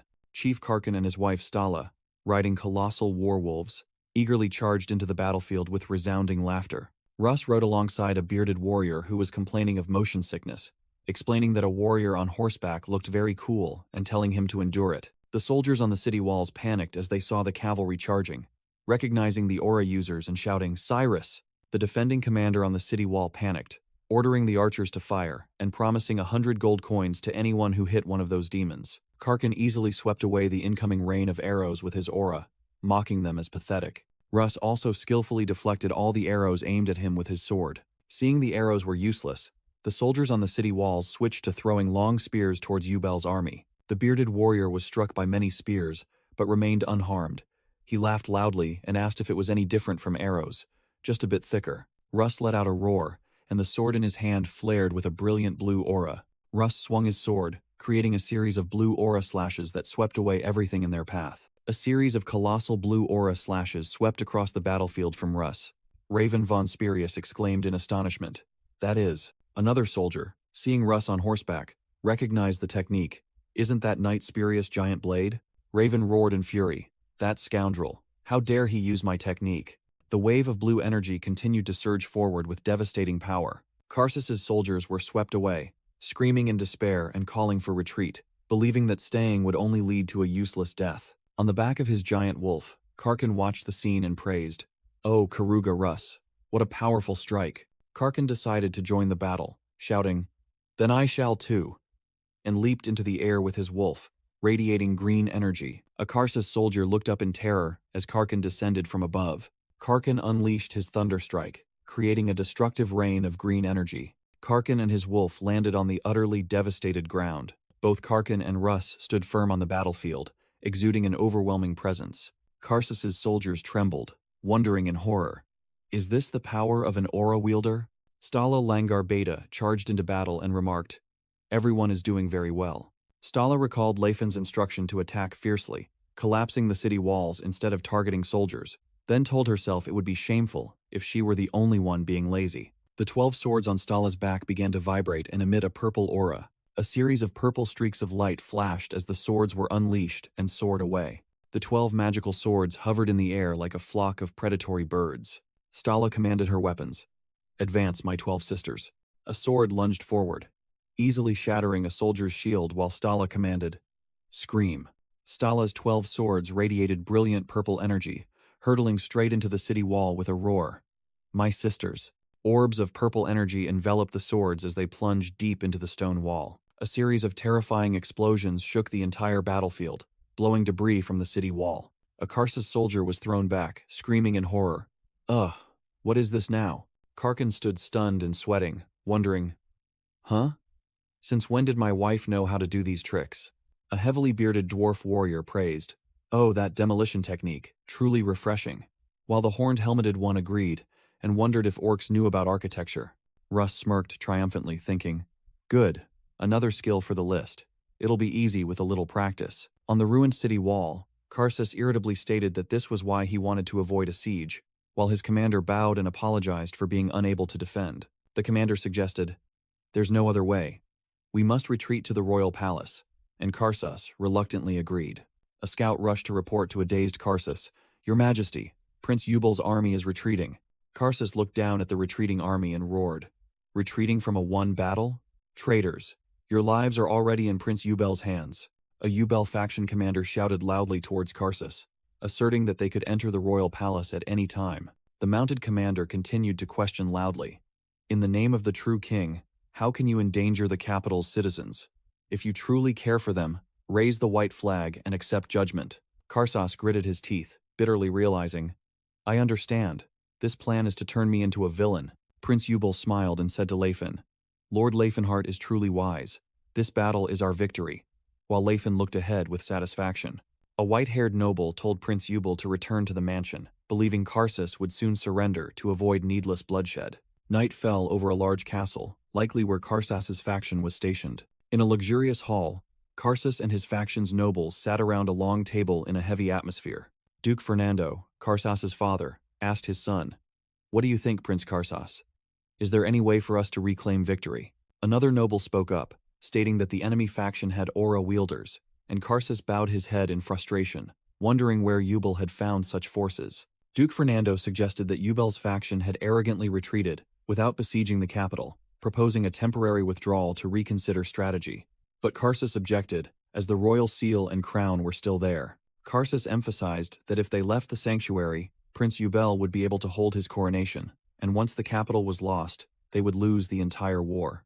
A noble proposed seeking aid from neighboring kingdoms, but another objected, arguing that allowing foreign intervention would cause the kingdom to collapse even if they won. Another noble angrily shouted that if they did nothing, Prince Karsus's downfall was inevitable. The other nobles in the meeting room were all sweating, looking extremely tense given the current situation. Another group of nobles also appeared worried and confused, unsure of what to do next. Karsus stared with an angry expression, thinking to himself that, more accurately, all of them would face destruction. Karsus inwardly roared in frustration, seeing that even his father and grandfather agreed with the nobles' cautious opinions. Duke Fernando gritted his teeth and suggested they should have assassinated Yubel, but Karsus coldly replied that they had tried that many times already. Duke Fernando turned to ask for the opinion of Raven Spurius, an aura wielder, and Raven declared that even if Yubel was wicked, he still carried royal blood, and as a knight, he could not be disloyal. The other nobles whispered among themselves at Knight Raven's principled declaration. Raven unexpectedly added that he agreed with the assassination idea, surprising Karsus and the others. Raven stared intently, clarifying that the assassination target was not Prince Yubel. Raven declared they must assassinate the mysterious mage Leifenhart, while an image of Leifin smiling next to an orc warrior appeared. Prince Yubel's army had left Hendrik district and set up camp on the outskirts of the capital near Viscount Zedrin's mansion, an ideal location with nearby forests and streams. That evening, a victory celebration was held at Viscount Zedrin's mansion, where Prince Yubel stood to praise all who had participated for the future of the kingdom. Everyone raised their glasses together and cheered the slogan, "For the true king." Prince Yubel wondered why they had to praise neutral nobles who did nothing, and Leifin explained that it was necessary to maintain unity. Leifin continued to explain that they needed to credit the nobles to avoid resentment from other races, and only the wise would see the full picture instead of just praising those who fought. The neutral nobles appeared extremely pleased, one saying he felt embarrassed by Leifin's praise, while others lauded Leifin as truly knowledgeable about warfare. Prince Yubel secretly thought Leifin possessed sharp political acumen for a mage and believed he should learn from him. A white-haired noble praised Leifin for his youthful age yet skillful handling of people, to which Leifin humbly replied, "You flatter me too much." A red-haired girl introduced Viscount Halton to Chief Karkin of the Blue Bear tribe. The Viscount seemed anxious as he greeted Karkin and praised his ability to speak the human tongue. Karkin explained that he could speak thanks to the communication necklace, a wonderful gift from Leifin, and expressed his delight in conversing. Viscount Halton praised Karkin's soldiers as impressively brave, unlike what people usually thought of orcs. Stala cheerfully slung her arm around Viscount Halton, startling him, while Karkin explained that orcs honored warriors and disdained cowards. Two other brown-skinned orc warriors watched from afar with disdain. One was angry at being told he wasn't like an orc, while the other advised his friend to ignore it and drink. Laufin reassured his allies, advising them not to expect much from humans, and to simply go along with it for the goal of liberating the oppressed races. Leifin mused that this was a good start, believing that everyone would gradually get along. He resolved to trust his comrades more after his previous life's failure. The red-haired girl continued to introduce Katamite, a renowned warrior of the Great Forge, and a noble recognized him as the one rumored to have slain Sir Turvald. In another corner, the elves were chatting cheerfully with the nobles, showing that they were integrating well thanks to their peace-loving nature. Count Fionan asked Russ about the battle with Sir Spurius and how he acquired that skill, but Russ curtly replied that he had trained by swinging his sword. Two other nobles discussed Russ's attitude, suggesting that a true warrior would be annoyed holding a wine cup instead of a sword, and aura wielders were often temperamental. Leifin watched Russ from afar, secretly worried about his unapproachable personality, but also relieved that no one seemed to bear him ill will. Leifin left the party, walking and pondering that the real war only began after victory, and the true challenge would come when Yubel ascended the throne. He walked down the deserted corridor, wondering where Ceres was. Suddenly, Leifin stopped with a serious expression, seemingly sensing something unusual. A cloaked figure, completely covered in a black hood, holding a glowing red greatsword, stood silently at the end of the corridor. Leifin frowned, thinking he couldn't sense the person's presence, so it could only be a ghost or an aura wielder with perfect control over their presence. And Tescon revealed himself from beneath the cloak, thinking, "Forgive me, Mage. Everything is for the future of the kingdom." Leifin cried out in surprise as Tescon lunged to attack. Spurius? Leifin tensed, using his bare arm to block the incoming blade. A close-up of Leifin's sturdy arm stopping Tescon's sword. Tescon was surprised to recognize his opponent's magic and praised, "Iron skin magic, quick reflexes, Mage." Leifin unleashed a flurry of unarmed combo attacks on Tescon. Tescon parried the blows, wondering, "But iron skin can't be this strong?" Leifin channeled dark purple magic into his hand, roaring, "Flame of destruction, fire bullet." A massive purple energy blast shot straight towards Tescon. Tescon took a stance, declaring he would fight seriously.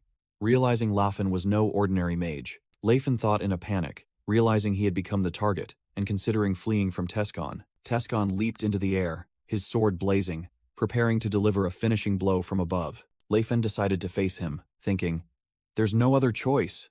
Leifin shifted into a martial arts stance, gathering blue energy in both hands to prepare a counterattack. Tescon was stunned to realize his opponent used not only magic, but also martial arts, thinking, "This martial art, could he be a battle mage?" Leifin thought he could pretend to be a battle mage if he didn't use his aura, while Tescon warned that 6 other aura wielders in the mansion would soon sense his presence. Tescon enveloped his body in a blazing aura and challenged, "Do you think you'll survive until then?" Leifin pondered, wondering how long he could hold out without using his aura. Tescon charged with a blazing sword strike, determined, "I'll end this in one blow." Leifin poured all his energy into his fist, creating a massive fireball to confront him head-on. Tescon's eyes widened in astonishment at the incredible power in Leifin's counterattack. Leifin winced in pain, realizing his body couldn't withstand the blade aura without protective gear. Tescon was astonished by his opponent's durability and wondered if it was magic, but then roared that it was useless anyway. Both charged at each other, Tescon's sword and Leifin's fist colliding,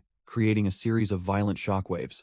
Tescon was pushed back by an immense force, shattering the stone floor around them. Leifin glided forward, dodging the attack and preparing for a swift counter. He unleashed an incredibly powerful hook punch to Tescon's flank. The punch was delivered with the full might of Leifin's robust body. Tescon took the full force of the attack, a burst of power erupting at the point of impact. In that close moment, Tescon was stunned to see Leifin's body begin to emit a brilliant golden light. Leifin blocked Tescon's sword with his bare arm, which was now blazing with golden aura. Tescon stammered in horror as he recognized the nature of that energy.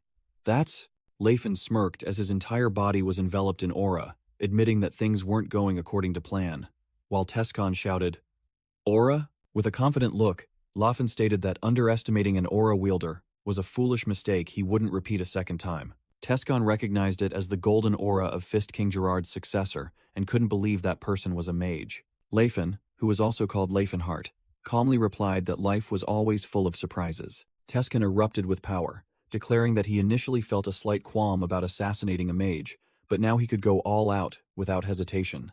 Leifin clenched his blazing fist and challenged, "Come at me with everything you've got." Tescon gritted his teeth, his eyes gleaming with extreme determination. He raised his sword high, concentrating a massive amount of red energy, preparing for his strongest attack. Tescon unleashed the colossal blade attack, releasing a massive surge of red energy towards Leifin. The blazing red energy from the slash destroyed part of the building as it flew forth. Leifin, enveloped in golden aura, braced himself to face the attack. A massive burst of flames erupted as Lafen directly confronted Tescon's attack. The terrifying explosion shook the ground, sending debris flying everywhere. Tescon landed on a rooftop, sneering, "How crude.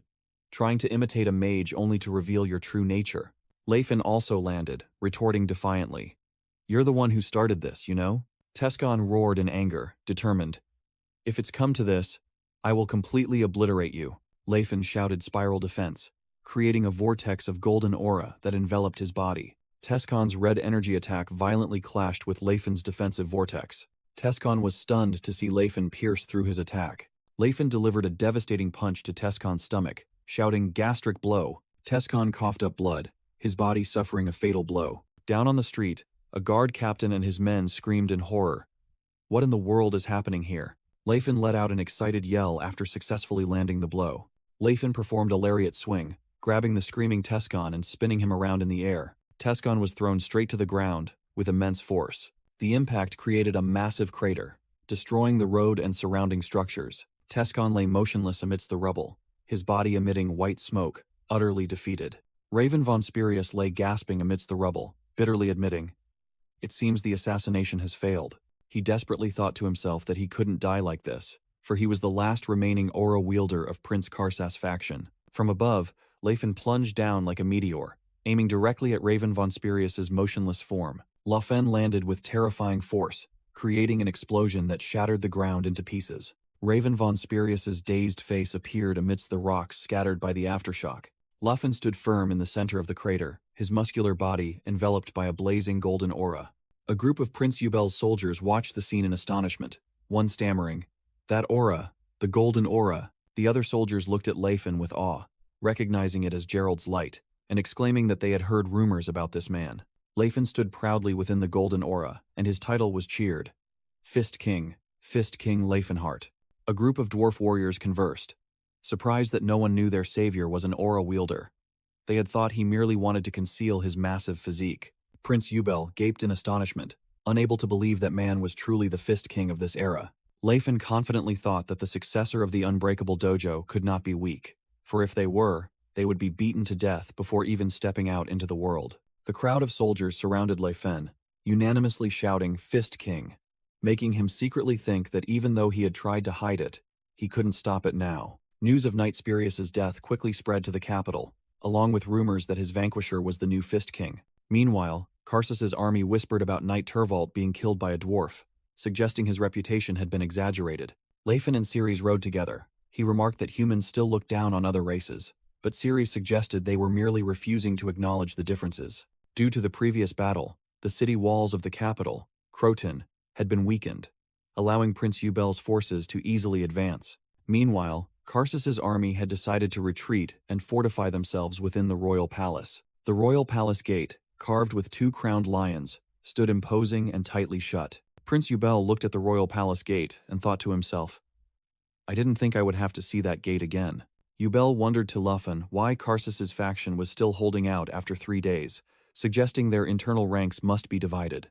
Lafen declared he would attack himself, causing Count Fionin to exclaim in surprise, "Oh, the Fist King himself will act?"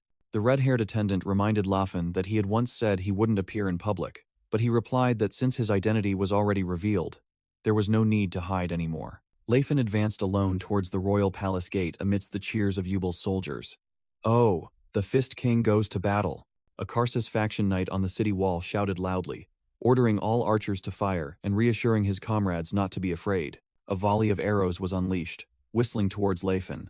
The arrows bounced off Lafen's robust body as he calmly remarked, "Doesn't tickle at all." A large boulder from a catapult flew and struck Lafen's head. He merely smirked and said, "This one tickles a bit." Karsas's soldiers continued to fire flaming arrows at Lafen, but they were also useless. Boiling oil was poured down from the city wall. Lafen calmly uttered, "Oh, that's hot." Standing before the grand gate, Lafen made the soldiers on the city wall scream in horror, calling him a monster and crying out for help in despair. Lafen tensed, a blazing golden aura enveloping his fist, and shouted, "Those who wish to live, stay away from the gate." Yubel's soldiers watched the scene in astonishment, praising the Fist King's indestructible body. As he threw the punch, Lafen pondered the strangeness of how the same action in his previous life and this life brought about completely opposite reactions. 2 days prior, in a hall, Prince Yubel's nobles buzzed with discussion about the mysterious sage being the Fist King. The nobles continued to discuss, suggesting that the orcs and dwarves chosen by the Fist King must be formidable and different from the enslaved races they had known. Lefen spoke with Ceres, expressing his confusion that the enslaved races, once considered evil when he was the Demon King, were now perceived differently. Ceres explained that warriors and mages are perceived differently. Anyone can wield a sword, but magic is a rare talent that people cannot imitate. Ceres explained that, to people, a demon king possessing unpredictable power is a terrifying presence, but they find it easier to empathize with a fist king who fights with bare hands and muscle. Lefen turned his back, asking Ceres if that meant he could now unleash his full power. Ceres smiled and confirmed, "Indeed, if it is Fist King Leifenhart." The image of a fist blazing with golden aura illustrated the idea that while mana is the power of the few, fists and muscle are something everyone possesses. His fist tightened further, displaying the aura state everyone dreamed of. And with this fist, Lefen would change the tide. Lefen unleashed a powerful technique called Fourfold Calamity Horn, creating a terrifying energy explosion. Lefen's entire body erupted with a brilliant golden aura. He thought that now everyone's gaze would be admiration, not fear, while a Yubel faction commander loudly shouted, urging the entire army to charge, following the Fist King. Karsas's soldiers bravely charged forward, shouting their resolve to die as knights and swearing loyalty. Long live Lord Karsas. The scene was chaotic. As Karsas's soldiers were massacred, they still screamed words of loyalty to their king until their last breath. Lefen rushed forward and shouted loudly, demanding the opponents cease their meaningless resistance to save their lives, as the outcome was already decided. The scene shifted to inside a magnificent yet empty royal hall, illuminated by splendid chandeliers. Karsas, in full armor, stood alone in the vast hall, sword in hand and ready to face his enemies. Prince Yubel, along with Phinia and soldiers, entered the hall and boldly declared, "This is the end, Karsas." Karsas faced Yubel with a confident smile, saying it had been a while since they last met. Standing behind Yubel, Lefen quietly observed and wondered if he had ever worn a similar expression in the past. Prince Yubel asked Karsas about the others, and Karsas replied that his father and grandfather had gone into hiding so their lineage would not be extinguished. Count Fionin scoffed, saying they had been branded as traitors and doubted if they could find safety within this kingdom. Karsas revealed with a triumphant air that his family had gone to the Duchy of Chatan, and though they lost power, the survival of their lineage was enough for him. Count Fionin thoughtfully remarked that they had finally fled to the Duchy of Chatan, just like Lantas of the Taikon kingdom. Prince Yubel looked at Karsas and asked, "Why didn't you go with them, Karsas?" Karsas sneered and retorted, "Why do you think I wouldn't, Prince Yubel?" Prince Yubel deduced that Karsas would rather die here than live as a puppet king, and his escape would ignite a war between nations. Prince Yubel secretly thought that Karsas cared more for his people than his own life, a commendable trait even for an enemy, then said, "Very well, let's end this your way." Karsas drew his sword, confidently asking, "Then who will take my head?" Prince Yubel stepped forward with shield and sword, declaring he would personally end his traitorous cousin, who still carried royal blood. Count Fionin frantically asked what Yubel was saying, but the prince replied that even knowing he was no match for Karsas, he still had to display the courage of a king. Prince Yubel glanced at Lefen, saying he felt confident with an aura wielder as backup, and instructed him to intervene when the time was right. Karsas scoffed, "Come, you useless wretch who only relied on luck to get here." Prince Yubel charged straight towards Karsas, who was waiting.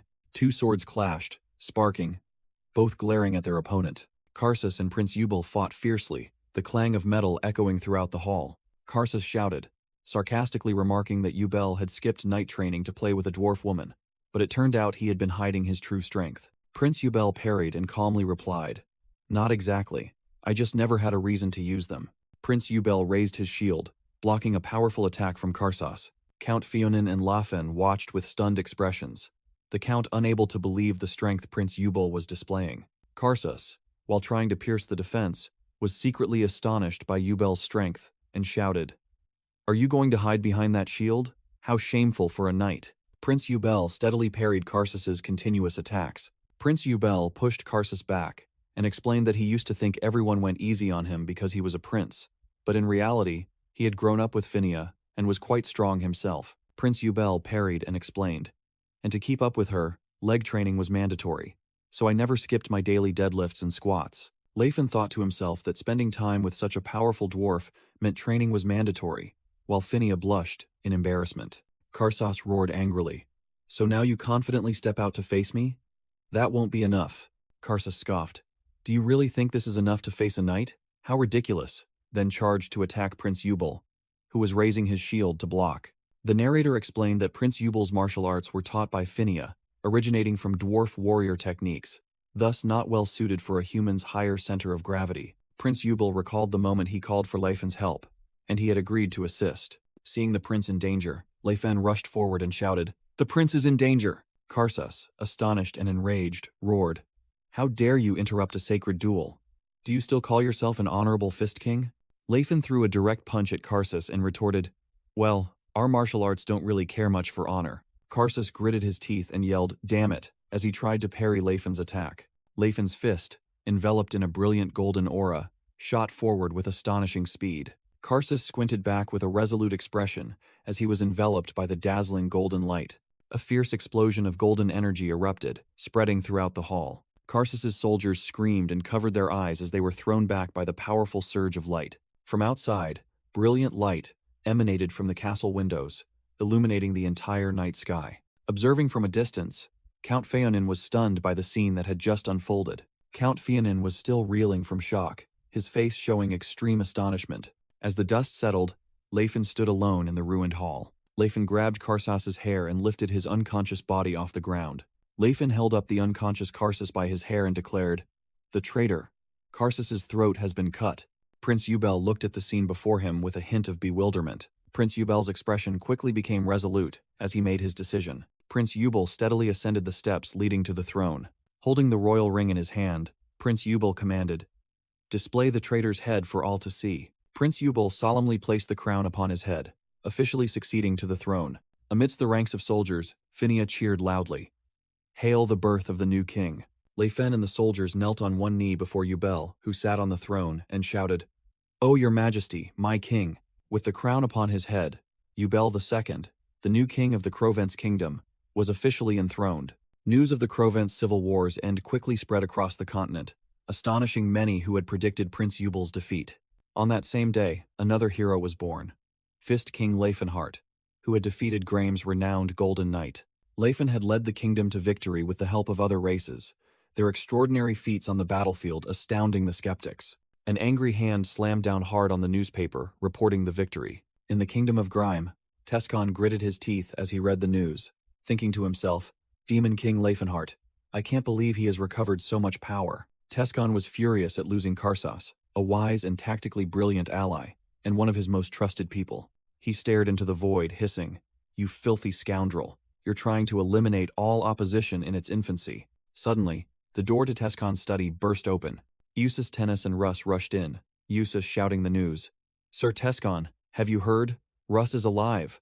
Not only that, he even defeated Spirius.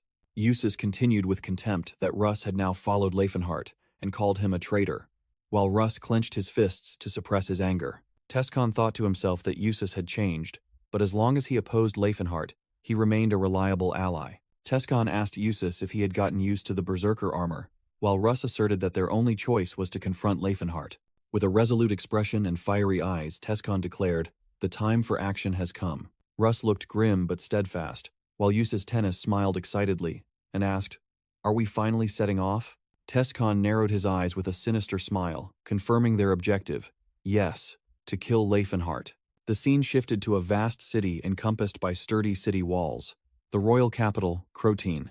At the royal court, an elderly noblewoman expressed dissatisfaction, arguing that granting autonomy to one person would set a bad precedent, despite his immense contributions. Other nobles in the Great Hall agreed, believing that bestowing upon him a countship and the Viscounty of Gelfane was sufficient, but autonomy was excessive. King Eubal retorted, arguing that land was limited, and granting more territory would diminish the rewards for other meritorious individuals. A mustached noble suggested granting the entire Fernando family's holdings to Leifenhart as a reward, causing the surrounding nobles to break out in a cold sweat. King Eubal smirked upon seeing the nobles fall silent, fearing their own rewards would be diminished, and asked if anyone else objected. Standing before the throne, King Eubal solemnly proclaimed Leifenhart's investiture with the title of Count, granting him land and autonomy, and naming his territory the County of Antares. A new emblem of the Krobans' kingdom was formed, featuring a powerful iron gauntlet amidst the stars. A new state, the County of Antares, was officially born. The old Viscounty of Gelfane's castle had now become the White Palace, the center of the County of Antares. Inside the palace, the morning sun shone through the window of a luxurious room. A full view of the opulent bedroom with its large bed, chandelier, and exquisite furnishings was revealed. The reflection through the glass pane showed the room's extravagance. In the sun-drenched room, Lefen lay on the bed, slowly waking up. A close-up of Karsus's eyes as he groggily woke up and softly uttered, Karsus sat up in bed, his face still sleepy and tired. He looked out the window, trying to recall what had happened. What in the world is going on? I distinctly remember fighting the Fist King, Leifenhart, and then, a woman entered the room and asked if he was awake. Karsus, bewildered, asked for her identity in return. The pink-haired dwarf girl smiled, introducing herself as Tila, one of Lord Leifenhart's companions, and greeted Lord Karsus. Karsus was surprised to realize she was a dwarf and asked what had happened, as he thought he had died, while Tila explained she was worried because he hadn't woken up for so long. Tila placed the tray of water on the table and explained that Lord Leifenhart had struck Karsus so powerfully that it took him a day and a half to regain consciousness, making Karsus think to himself, "He saved me? But there's no way Prince Eubal would allow that to happen." Tila explained that officially, Karsus's head was on display in the central square of the capital Croton, while crowds of people gathered to view the head hanging on a pike. Karsus realized that even Eubal's faction didn't know he was alive, after Tila said they had decapitated a corpse that somewhat resembled him, and then used magic to change its hair and eye color. Karsus pondered deeply, wondering how they could pull off such a charade right before everyone's eyes, and recalled the dazzling aura when he was defeated, realizing it was like a street magician's trick. Tila thought to herself that Karsus was piecing everything together from scattered bits of information, then explained more precisely that they had waited behind the secret passage near the Great Hall, and Lord Leifenhart had destroyed the entire passage to leave no trace. Karsus asked in astonishment how they knew about the secret passage that only the royal family knew, and Tila proudly replied that dwarves were unparalleled masters of architecture compared to humans. They could tell just by looking. Karsus still wondered about Leifenhart's motives, asking himself why the Fist King had saved him, whether it was to rebel against Prince Eubal, sow discord among the nobles, or if it was a foreign powers conspiracy. Tila turned around and relayed Leifenhart's words. He said it was a waste. Karsus looked bewildered, not understanding. Tila looked directly at Karsus and clarified. He said it would be a waste to let you die. After advising Karsus to get more sleep, Tila turned her back and walked out of the room, despite Karsus frantically calling out, "Wait!"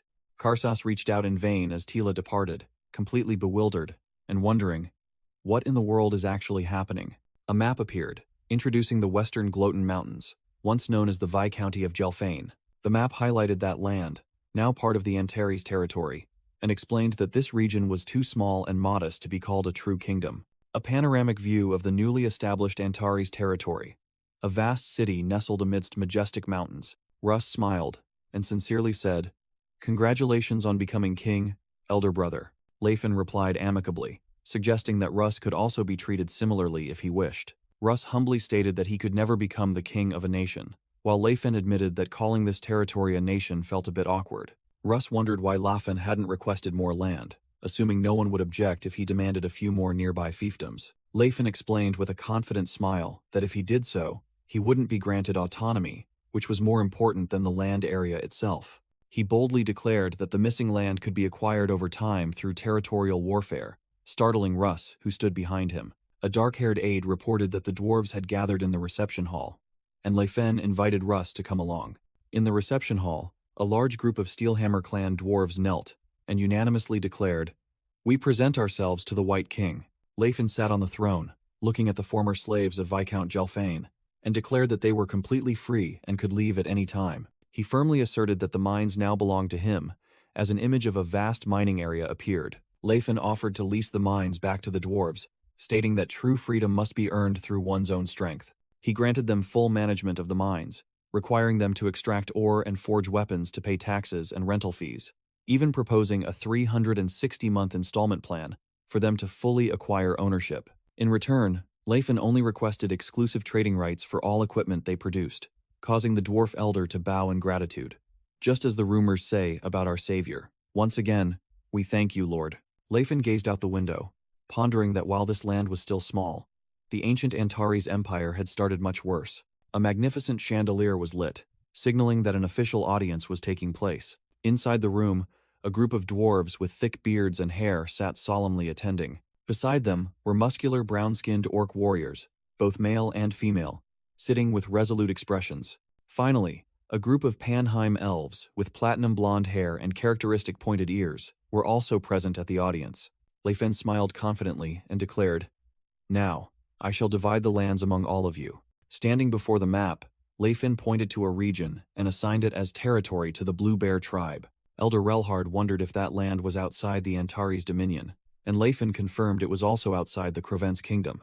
Lefen explained that the Gloten mountain range officially belonged to no nation, so from now on, it would implicitly become Antares territory. Jalkato worried that the mountains were not ownerless, and that provoking humans would cause them to form an alliance and attack. Lefen calmly replied that legally, they were citizens of Antares, so if the mountain tribes descended, it would be considered a border invasion. Standing before the leaders, Lefen asserted that the Dominion's name would protect them, a situation entirely different from when they were nomads and feared human armies. The brown-skinned orc warriors joyfully realized this, while an elf pointed at the map as Lefen began to divide the territory for them. Lefen declared that this land was for all elves across the continent, not just the Danheim tribe, and it must be further expanded in the future. Elder Relhard expressed concern about leaving the world tree behind, but Lefen casually said, "We will plant a tree here too." Elder Relhard objected, arguing that the world tree was not something that could be planted just anywhere. Lefen agreed, saying the issue wasn't that they couldn't plant what they wanted. Lefen thought to himself, revealing that only seeds containing the pure essence of an ancient tree could grow into such a magnificent one, and he knew exactly where they were, even recalling having linked 7 world trees in his previous life. Lefen turned to Elder Gelfide, saying that dwarves cared more about the Earth's depths, so the territory's surface area wasn't too important, and Gelfide agreed that for now, there was no issue. Elder Gelfide expressed disappointment about the land's geographical location, finding it too far from the Great Forge, and the procedures to pass through human lands too complicated. Lefen pointed to the Gloten mountain range on the map, and said that was precisely why he chose this land, as the Chloe dungeon was located there. An elf asked if that dungeon connected to the Diamond Teleportation Gate, and Lefen confirmed, saying they just needed to venture inside, activate the gate, and clear it. A passionate, heavily bearded dwarf warrior clenched his fist, shouting, "Leave it to us, savior. We will handle it cleanly." 2 elves pointed to a strip of empty land between their territory and the orcs, curiously asking Lefen what it was for. Lefen smiled meaningfully and replied that the area was reserved for people they hadn't met yet, but would soon encounter. In the Gloten Mountains to the northeast, snow covered the majestic peaks. A blue-haired elf woman with pointed ears stood amidst the snowy weather. The elf warrior stood on a rocky outcrop, gazing out at the endless snow-capped mountains. The scene shifted to the Gitaran mountain range in the Halain kingdom. In a sun-drenched forest, an orc warrior with dreadlocked hair stood in contemplation. Images of the blue-haired elf warrior and a muscular human warrior appeared in parallel, both bearing resolute expressions. A month had passed since the Kroban Succession War ended, with 2 swords planted in a grassy field. In the Antares Dominion, the White Palace appeared magnificent under the sunlight. Inside the palace's training grounds, a human warrior and Tassid were fiercely sparring, their swords clashing with sparks.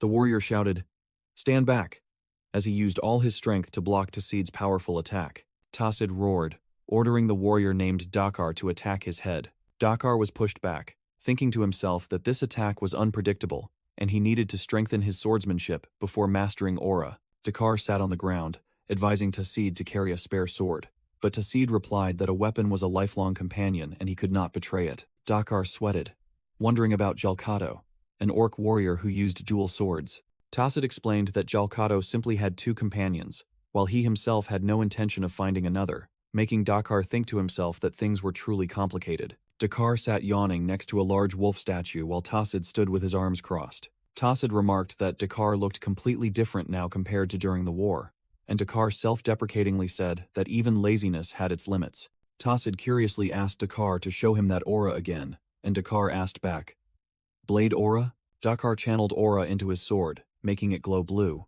while Tassid remarked that receiving the blessing of a combat spirit usually took decades, and asked if Dakar was even 10 years old yet. Dakar looked annoyed, thinking that Tassid was only about 9 years old, while Tassid asked why he had that expression, as by racial standards, He was the same age as him. Dakar admitted he knew that but still felt it a bit strange, while Tassid suggested they continue training after they had rested enough. From the balcony, Ceres watched the two of them and smiled, thinking to herself, they are both trying very hard. In another room, Ceylon was also gritting his teeth and doing sit-ups, diligently training his physique. Ceres also thought of Tila, who was on a mission with a man. Karsus, with dark hair and a sparse beard, touched his face and thought to himself that he still couldn't get used to this appearance. Tila reminded Karsus to get used to living in seclusion, warning that if King Ubel found out, not only Leifin but everyone would be in trouble. And Karsus replied that he had no complaints about Leifin's magic. While strolling, Karsus remarked that the weather had warmed up and asked Tila if she was tired of watching over him, calling himself the second most idle person here. And Tila curiously asked who was the first. Tila replied that it was the person still sound asleep upstairs even though the sun was high, as an image of a snoring Leifin appeared. Ceres stood by the bed, waking Leifin, warning him he would gain weight, but the drowsy man replied that his body was not like a human's, so he wouldn't get fat just from being lazy for a few days. Urged by Ceres, Leifin irritably sat up and thought to himself why her old self only appeared when nagging him. Ceres announced that breakfast was ready, and Leifin immediately happily ran off to eat, while she secretly thought he used to be an uncouth demon king. Looking at the lavish dining table, Leifin asked if Ceres made it herself, and wondered where the maids were, to which she sarcastically replied that they were all busy, unlike someone who only knew how to eat and be idle. While eating, Leifin wondered if he was being too lazy, and Ceres said that since things had settled, it was time for him to act, making him curiously ask, "Act? Go where?" Leifin explained that he would go search for fragments of the world tree to plant in the spirit forest, and the closest place was probably the blue sky scepter. Gerunting. Ceres asked in surprise about gerunting and wondered if it was similar to the magic bow Nyalin. Leifin confirmed they were similar, both being relics from Elvenheim imbued with the essence of the world tree, and he admitted that the magic bow Nyalin was truly astonishing.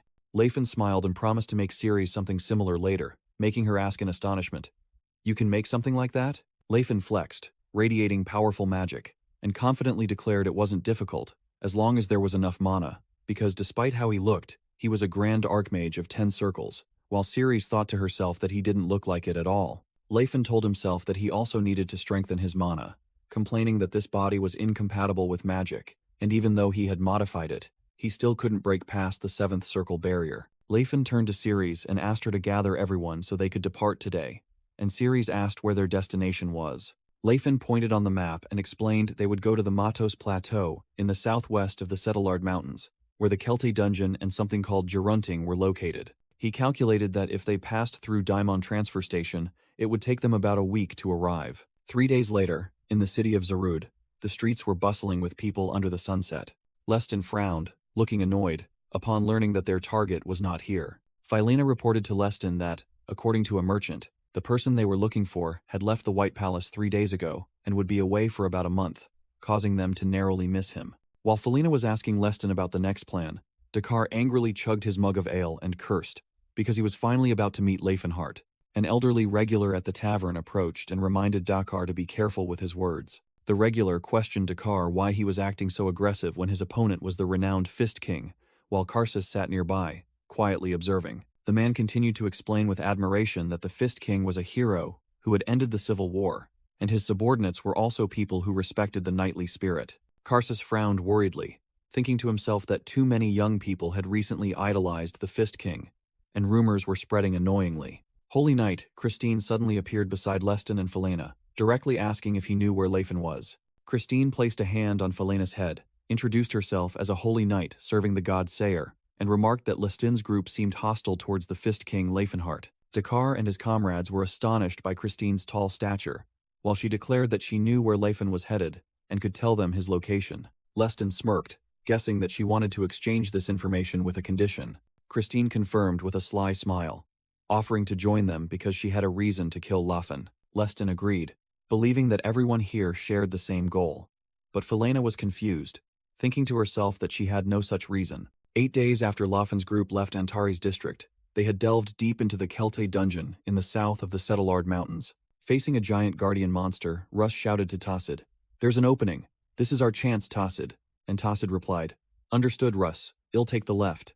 A beast-shaped purple energy entity roared a spell, Defil Krad Renkara, As the purple energy wave swept through, Russ remarked that its attack range was terrifyingly precise. From behind, Ceylon commented that the two of them fought very well together, while La Fen casually examined an artifact and asked Ceres to put it into her infinite bag. The monster roared in anger as danger warnings appeared, and Lefen shouted, "Russ, Tacit, it's almost time. Phase 2 begins. Get ready." A magical chain broke, signaling that the current defense system could not withstand it, and the battle was moving into its second phase.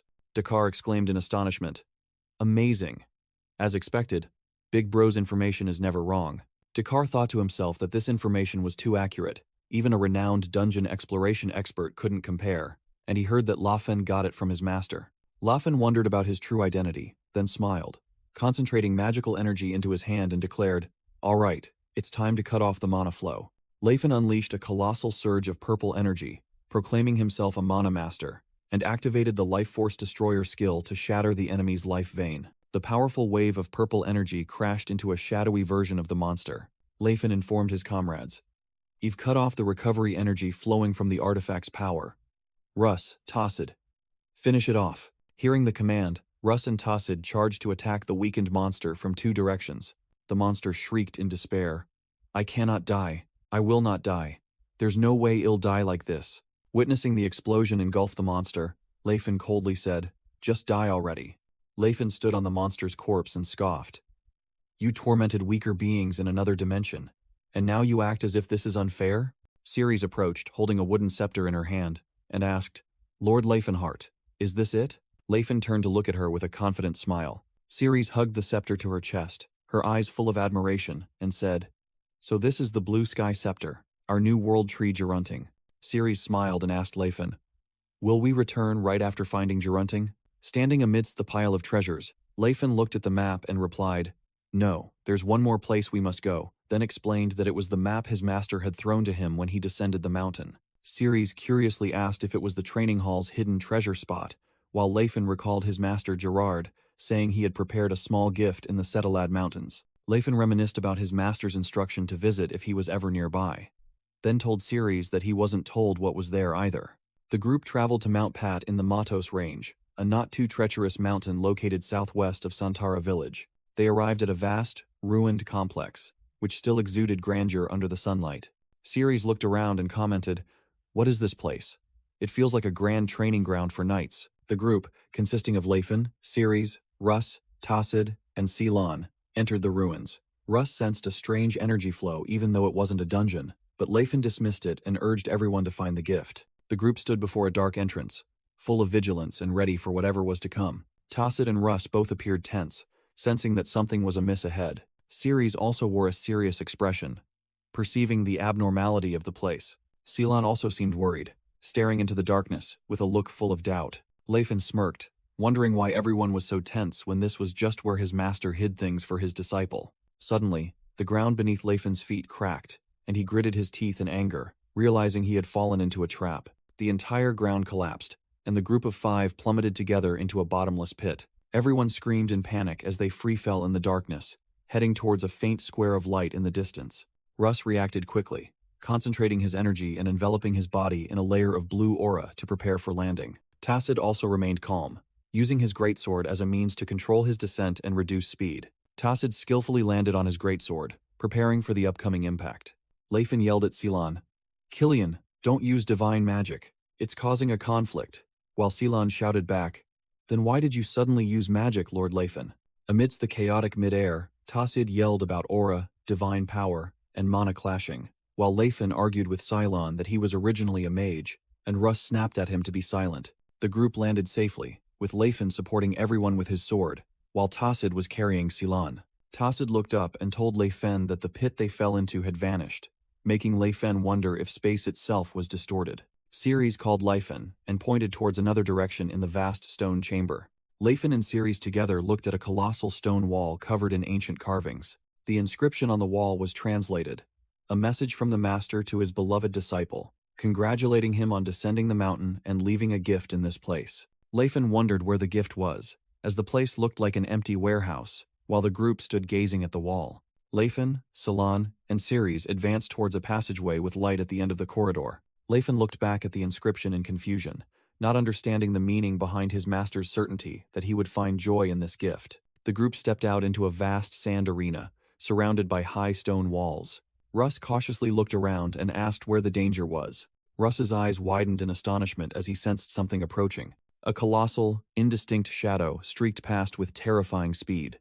Ceylon frantically pointed forward and yelled, "What are they?" In the darkness, a pair of glowing golden eyes lit up menacingly. Countless other pairs of golden eyes simultaneously lit up in the darkness, revealing many hidden enemies. Ceres commented that these specters looked strangely familiar, and Leifin agreed, asking suspiciously, could these specters be the gift? An army of glowing golden muscular specters materialized, proclaiming themselves as seniors from the unbreakable gym and shouting for revenge against the successor of the Fist King. Leifin gritted his teeth in anger, silently cursing his master as a madman for leaving such a dreadful gift. The glowing golden spectral warriors charged forward, preparing for an all-out assault. Leifin faced the enemies with a resolute gaze. Russ unleashed his blue aura, preparing to plunge into battle. One of the muscular specters tensed, creating a layer of energy defense and shouting, "Spiral shield!" Leifin screamed in horror.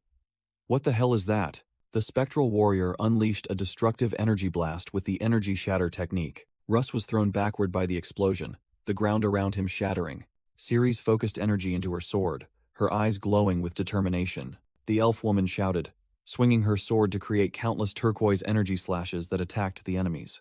The specters shrieked, "Die, die, unbreakable Jim," as they were struck by Ceres' slashes. Dakar frantically asked Luffin how many disciples his master had beaten to death, and Luffin tensely replied that he heard the number was in the double digits. Ceres, fiercely fighting two specters, realized that it meant over 100 people had been beaten to death. Leifin admitted that it was possible, making Ceres turn pale as she understood they were facing over 100 vengeful specters. Dakar looked at Tassid and the specters, desperately asking Leifin if, for the sake of humanity's peace, he should end his martial arts lineage. Leifin roared, his fist flaring with a brilliant golden aura.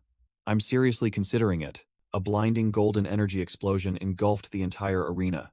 A multitude of specters simultaneously shouted, "Spiral shield," creating defensive energy rings to counter the attack.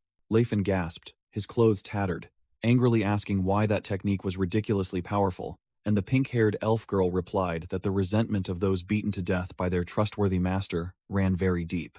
Ceylon closed her eyes, shouted loudly, and unleashed a brilliant pink holy light. "O Philanans, please let your divine light cleanse these impurities." Enveloped by the holy light, the specters vanished in agony, their last words echoing, "Our resentment remains, unbreakable Jim, we curse you." The arena returned to silence, with only shimmering traces of residual energy slowly fading away. The pink-haired girl, exhausted, leaned on Tassid and thanked him, while Tassid praised Ceylon, saying she was amazing. Leifin felt a bitter aftertaste after the battle, while Tassid wondered why healing magic caused such pain. Tassid suddenly grew wary, saying that something was approaching, and this time it wasn't a vengeful spirit, but a physical entity. Leifin thought in a panic, wondering if his master had created muscular zombies as well. Two figures, Leston and Christine, approached an iron gate, one complaining that it was a dungeon full of demons but devoid of holy relics. From behind Leston and Christine, Leifin's group appeared on the other side of the gate, looking exhausted. Russ widened his eyes in surprise as he recognized the newcomers. A blonde-haired man with a ponytail named Euthus grinned sinisterly and exclaimed, "Russ, you're really here." Leston flashed a triumphant smile and declared, "I've finally found you, Leifenhart." Christine licked her lips with an obsessive expression, saying in a sweet tone, "Killin, I've come to save you." The pink-haired girl screamed in fear upon recognizing Christine, and questioned why she was with them. Leifin narrowed his eyes, quickly analyzing the situation and the newly appeared enemies. Leifin was stunned to see Felena, a golden brown-haired girl, standing with the enemy group. Leifin recalled Felena as a childhood friend from his previous life at the Magic Tower, and realized her presence signaled something. Leifin shouted in surprise as he realized who might be behind all of this. Could it be Tesron? Felena stepped aside as a familiar figure emerged from behind, declaring, "I've finally found you, Demon King Leifenhart." Tescon, with his long black hair and a smug smile, appeared, leaving Leifin stunned. Tescon looked directly at Leifin with fiery purple eyes, growling Leifenhart's name. Leifin gritted his teeth, looking at Tescon with an expression of both shock and resentment. Tescon responded with a sharp gaze, full of determination and challenge. Leifin stared straight ahead with resentful eyes. Tescon responded with a sharp glare, full of determination. Leifin narrowed his eyes, anger clearly visible on his face. The two stood facing each other in a grand hall. Tescon asking, "Who? Who are you?" Tescon stood upright, repeating the question sharply. "Who? Who are you?" Leifin angrily complained that his old body, now Tescon's, had become thin, blaming Tescon for taking it without proper care. Tescon was astonished to see that his old body, now Leifin's, had grown much taller than before. Leifin was surprised by the potential of his old body, but Tescon dismissed it, shouting that the body was originally trash and he had put in a lot of effort to make it that strong. Tescon continued to scold, criticizing Leifin's brain as slow as a monkey's, then raised his fist, intending to strike. Ceres and the red-haired female attendant stood behind Lafen, confused, wondering if those two were old friends. Tescon regained his serious demeanor, declaring, "We finally meet again, Demon King Lafenhart," while Philina, standing behind him, glared, thinking he was trying to sound cool. Tescon grandly declared he would bring justice and end everything, while the red-haired attendant asked Lafen if he knew this person, and he replied that he was an enemy. Tescon mocked Leifin for coming here to seek his master's gift, claiming this place exuded his master's sincerity. Lafen scoffed back, thinking that if this deadly trap was warm, then their master was truly a gym addict, and he felt lucky not to be like that. Tescon shouted that fate had brought him here to confront Leifin and end all nightmares, making Leifin sarcastically remark that the one who usurped another's excellent brain had finally learned how to speak. Tescon's face serious. He called out Leifinhart's name. Leifin also responded with a tense expression. "Tesron."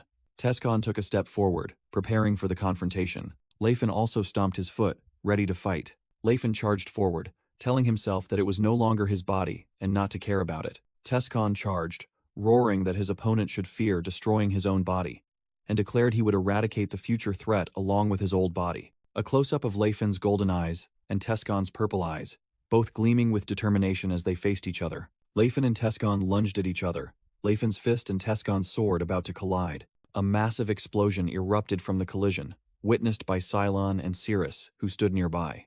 Leifin unleashed a powerful attack, shouting out, "Leifenhart!" Tassid roared in anger, demanding everyone stay away from the Savior's battle. Eusus Tennis appeared in his gleaming golden armor, declaring he would deal with Russ first to cleanse his family's disgrace. Russ confronted Eusus, questioning where the brother who once upheld chivalry and honor had gone. Eusus dismissed Russ's words as noise and swung his sword, commanding his sword, Eldran, to awaken. Eusus flew into the air, declaring he would show Russ the true swordsmanship of the Tennies family. "Holy Knight," Christine screamed maniacally, vowing that this time she would surely save Scylla from the villain. Ceres drew her sword, relying on the pink-haired acolyte and imploring her wind spirit friend, Sylph, to protect her sword. Philina rushed forward with a determined expression, thinking she needed to support her comrades now. Philina ran towards Leifin and Tassid, telling herself that orcs were inherently weak in magic, so she would start with that target. Philina leaped into the air, chanted a spell, and summoned an infernal spear from dark magic. Cylon clasped her hands and chanted a spell, praying to Philanins to grant her a holy shield against evil forces. Philina's magic spear collided with an invisible barrier, creating a dazzling explosion of light right in front of Tassid. Philina exclaimed in surprise upon realizing her opponent was a high-ranking priest with incredibly powerful divine energy. Cylon gritted her teeth, confident that, despite the difference in profession, her higher level meant a woman wouldn't be a problem, while simultaneously praying to Philanins to do something about her. Leifin unleashed the chain impact technique, firing countless streams of golden energy forward. Tescon dodged Leifin's attack and scoffed. "Your attack is too simple, Demon King, but my chain destruction strikes are not." Leifin blocked Tescon's blow, sneering, "You're good at dodging. I heard the Unbreakable Training Hall doesn't bother with dodging," then felt ashamed of this frail body. Tescon roared, "Your good movement in my body is impressive, but do you think dodging will help?" Tescon began incanting, simultaneously casting 2 magic circles for the techniques Song of Destruction, Flash Strike, and Song of Annihilation and Light Burst. Leifin scoffed. "Just dual casting? At your age, I could already cast 4 spells simultaneously," then charged through the magical attacks. Tescon was astonished to see Leifin pass through so easily, wondering, "What? That swirling force? Why is the spiral shield so slow?" Leifin and Tescon fought while arguing, each blaming the other for ruining their body and brain, leaving the red-haired woman watching in confusion. Leifin stood amidst Tescon's magic circle, declaring there was no need to waste high-intensity aura techniques and that he would interfere with the flow of power using Adran Linpo's magic. Tescon gritted his teeth in astonishment, seeing Leifin could use this type of magic with his brain, while the red-haired woman thought to herself, the Demon King is truly terrifying. A massive blue magical energy blast was unleashed by Leifin, shattering the ground. Leifin himself was astonished by the power Tescon could exert with his body. Tescon, who had elevated a weak body with extraordinary intellect, glided through the battle. In contrast, Leifin, with an indomitable body, was struggling with a sluggish brain. Leifin realized that if the battle dragged on, his foolish brain would only cause more disadvantages, so he decided to win quickly and decisively. Tescon looked panicked, as Leifin charged in close with a glowing fist. A close-up of Tescon's face, sweat pouring down as Leifin was right in front of him. Leifin growled, preparing to unleash a decisive punch. Just as Leifin closed in, Tescon smiled triumphantly and yelled, "Got you!" raising his sword. Tescon swung his sword down, unleashing a massive surge of energy right in front of a stunned Leifin. A huge explosion engulfed the entire area, the ground shattering under the attack's power. Blood splattered into the air after the terrifying explosion. Drops of blood fell onto the cracked ground.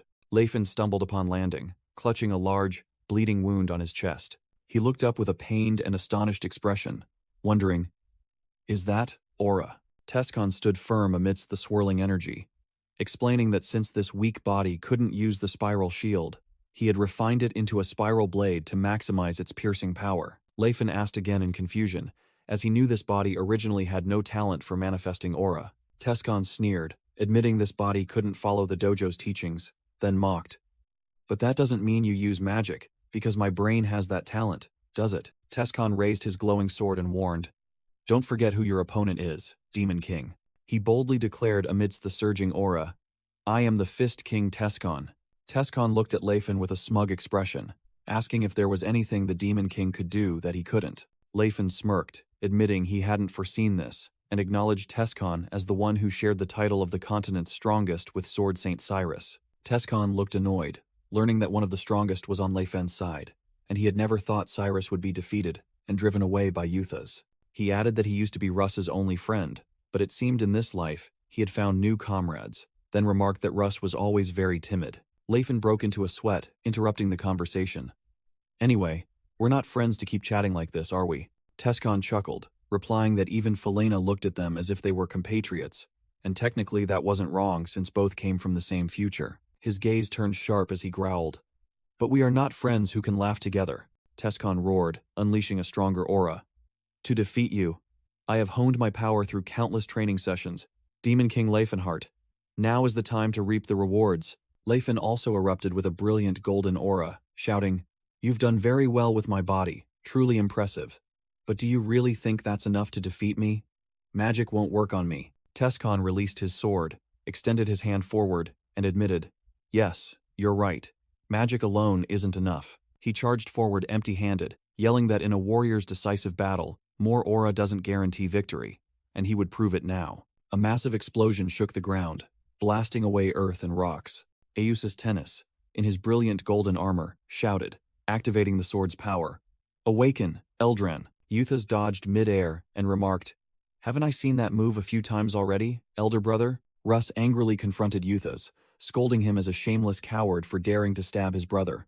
But Euthas retorted, asking if stabbing others was acceptable. Russ roared, unleashing a blue aura from his sword, and declared, "I no longer recognize a filthy knight like you as my brother, Euthas." Cirrus stomped her foot, summoning the wind spirit and calling out, "My friend, Sarana, I summon you in the name of friendship." Holy Knight Christine was held back by an invisible force, exclaiming in surprise, "What strange act is this?" Christine glared at Cirrus, growling, "Just a slave, yet so aggressive. Don't tell me you're also aiming for Killian?" causing Cirrus to ask blankly, "What?" Christine clutched her cheek, blushing with delight as she thought of Killian's popularity, while Ceylon and Felina behind her looked on with horrified expressions. Cirrus raised her hand to the sky, summoning a giant fire spirit, and commanded, "My comrade, Ignasus, fight for me." Christine charged forward at incredible speed, her entire body radiating brilliant holy light, and prayed, "Oh, Sayer, please bless your servant." Felina narrowed her eyes, observing the chaotic battle with a determined expression. The pink-haired acolyte stood blocking Felina, warning, "You won't be able to help, little mage."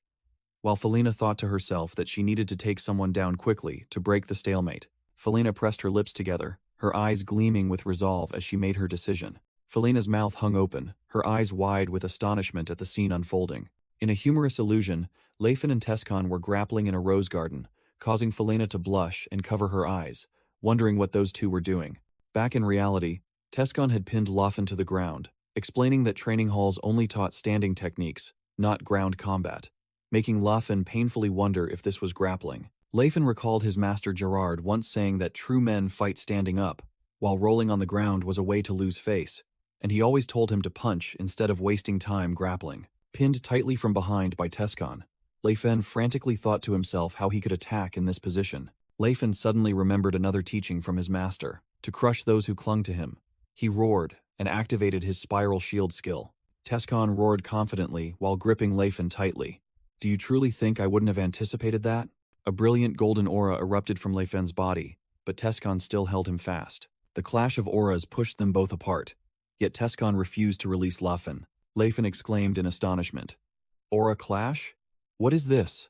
I've never learned this. Tescon replied that this wasn't something taught, but rather the fruit of training. Tescon scoffed that Lefen's aura control was no different from a child's, explaining that a slow spiral shield could be neutralized by severing the flow of vital energy and blood.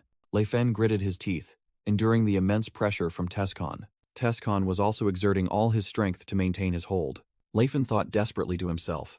Damn it, what should I do? Lefen suddenly had an idea as he realized his mistake. Tescon flipped, pinning Lefen to the ground, intending to deliver a finishing blow. Tescon thought Lefen's true mistake was pretending to be a martial artist from the start, as a surge of purple magic gathered on his fist. Tescon's eyes glowed with a purple light as he prepared to use magic. Tescon shouted the incantation, "Let everything become slippery." Grease, and a wave of purple energy enveloped Lefen. Tescon realized in astonishment that this was a spell that significantly reduced an object's friction, and it wasn't meant for living bodies. Lefen noticed that his body, like Ceylon's, seemed not to be recognized as human, so the spell had no effect. Seizing the opportunity, Lefen easily slipped out of Tescon's grasp. Tescon was flipped onto his back, surprised by Lefen's slipperiness. Lefen yelled in frustration, "Grease," while Tescon grumbled that he only learned this technique for fun. Pinned by Lefen, Tescon desperately prepared another incantation. Barrier-breaking magic. Leave my hand. Magic breaker.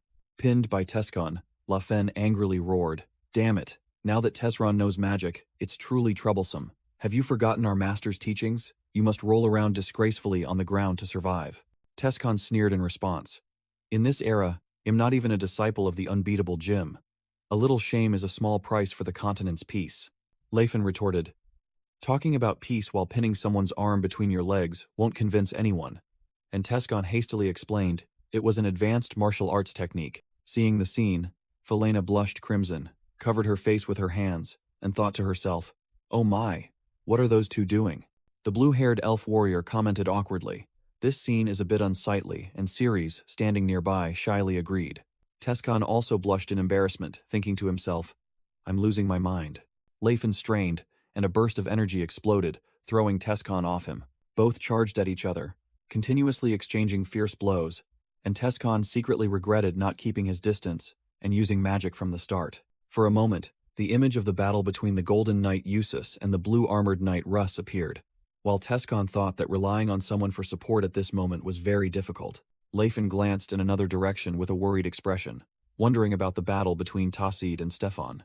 Elsewhere, Lord Stefan, his armor glowing with red energy, was overwhelming Tassid with a powerful slash. Lord Stefan continued his fierce assault, his sword clashing against Tassid's weapon. Tassid strained to parry Lord Stefan's attack, but he seemed to be at a disadvantage. Lord Stefan stood firm after striking down Tassid, causing an observer to exclaim in surprise. "What? Tassid lost to someone like Stefan again?" Lord Stefan disdainfully told Tassid, who lay on the ground. "As expected from a lowly race, you cannot grasp the situation." Radiating a brilliant red aura, Lord Stefan looked down at Tassid and commanded, "Drop your weapon and kneel." Tassid struggled to his feet, roaring defiantly. "Warriors of the Blue Bear tribe, never surrender." Lord Stefan sneered at Tassid's resilience. "Meaningless. Do you think you're a knight?" Lord Stefan swung his sword, preparing to finish him, shouting, "You should have begged for your life instead of charging forward without knowing your place." Wild orcs are no different from beasts, as Tassid still lunged. Just as Lord Stefan's sword was about to strike, Dakar unexpectedly lunged to block the blow, and Tacid cried out, "Dakar, my comrade!" Lord Stefan roared in anger as Dakar parried the blow with a brilliant red energy surge. "You're using that strange dark magic again."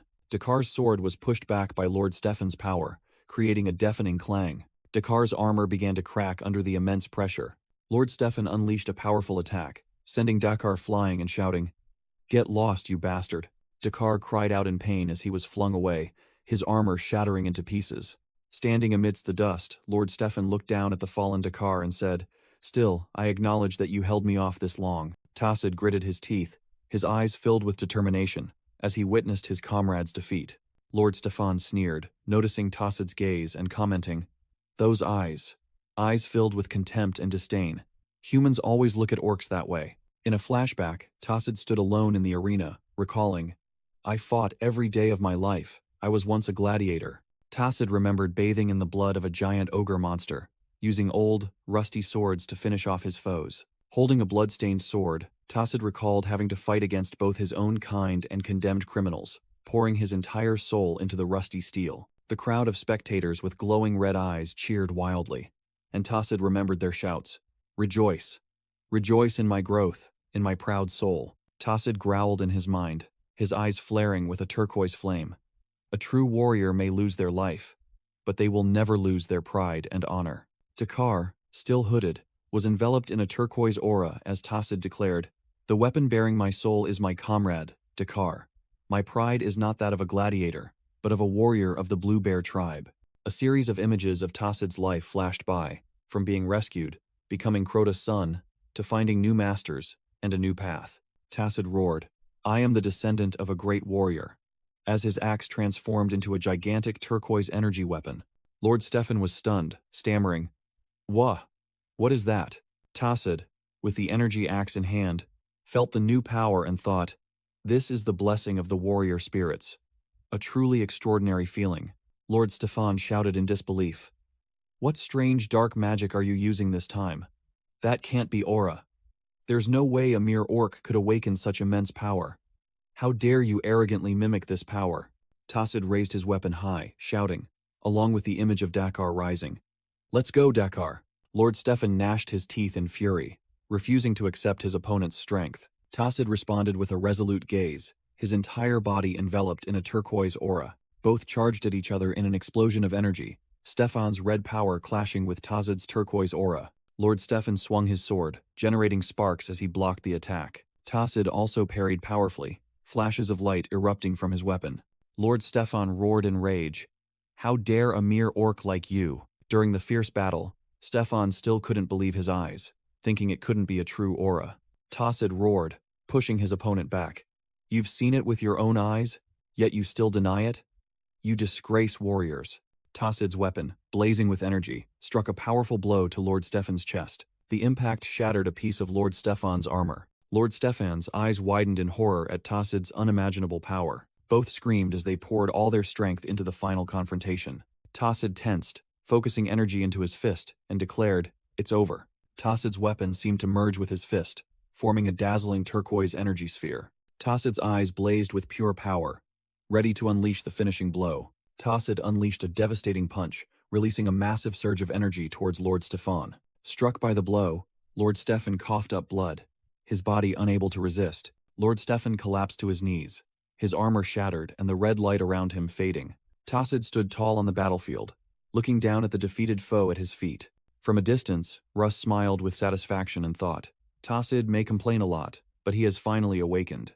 Eustace Tennis, in his golden armor, looked astonished and wondered, "How can an orc use aura?" Russ smiled confidently, his sword radiating a blue aura, and replied, "It's because he possesses enough skill to do so." "Isn't that a simple truth?" Eustace Tennis roared, "Absurd," and charged to attack, his armor flaring with dark energy. Russ raised his sword to parry Eustace Tennis's fierce attack, creating a massive energy clash. A blinding explosion erupted from their confrontation. Both continued to fight fiercely, swords and auras constantly clashing. Russ thought to himself, realizing he couldn't land a fatal blow because his opponent's armor was too sturdy. Despite numerous slashes, there wasn't a single crack. Russ' eyes flashed as an idea struck him. He thought, "That's it, that's the one." Eustace Tennis charged again with a powerful sword strike, shouting, "Die!" Russ leaned back, narrowly dodging the attack. Russ swung his sword upwards, its blade radiating a brilliant blue aura. He unleashed a series of blue energy slashes towards Tennis. Blue sword illusions simultaneously attacked Tennis from multiple directions. Tennis smugly thought his armor wouldn't break, while Russ smirked, thinking in response, "Of course it won't break, but I can still pierce through it." The blue energy concentrated its attack on Tennis's helmet and chestplate. Russ retracted his sword and raised his hand, focusing his aura into his fingertips. A dazzling point of light formed on Russ's index fingertip. The concentrated energy erupted into a brilliant beam of light. A powerful blue aura stream shot forth from his finger. Russ unleashed his full power, creating a storm of blue energy that swept towards Tennis. Tennis screamed in pain as he was engulfed by Russ's blue aura stream. Russ smiled with satisfaction, thinking to himself that there was indeed always something to learn from Stala's techniques. Felena screamed in horror, calling out the knight Euthas's name. Euthas lay motionless on the ground, his armor shattered after Russ's attack. Tacid stood proudly on the battlefield, with the fallen Lord Stefan beneath him. In another battle, Cirrus and the Holy Knight Christine were engaged in fierce combat. Felena once again cried out in panic, this time calling Tesron's name. Tescon frowned, observing the situation, realizing that both Euthas and Knight Stefan had been defeated. Russ darted past, closing in on Tescon with astonishing speed. Leifin and Russ simultaneously attacked Tescon, creating a chaotic battle. Tacid approached Lafen and asked about his condition. Lafen replied that he was fine and would soon recover with Killen's help. Tescon gnashed his teeth, thinking to himself that he had underestimated his opponents and hadn't anticipated the variables when the Demon King joined the fight. Lafen radiated a fiery aura, shouting for Tescon to surrender and declaring that he wouldn't let his dream be ruined again. Tescon declared he would retreat today, but warned that next time, it wouldn't end like this. Leifin looked with disdain and asked, "How foolish. Do you think I'll let you leave so easily?" Tescon replied defiantly, "Do you have any other choice?" Tescon roared, beginning his incantation. "Invincible spirit summoning. I invoke the cursed name." A brilliant golden energy burst forth from the ground. Fiery warrior vengeful spirits appeared, declaring they would settle their grudges. The crowd of vengeful spirits advanced, questioning Tescon about their reward after trusting and following him, making Leifin exclaim, "Huh? It's these guys again?" Tescon looked back with resentment, threatening, "Just you wait. Next time I will definitely sever your head." Leifin frowned in annoyance, wondering why the vengeful spirits didn't target Tescon's side, questioning if it was because he was the legitimate successor or due to Killian's divine power. Tescon's group was retreating down a stone corridor. Felena sadly said, "I'm sorry, Tesron. I couldn't help much." Tescon thought to himself that Felena, once a friend of the Demon King, was now on his side, while Cyrus had joined the Demon King's faction, making negotiations impossible.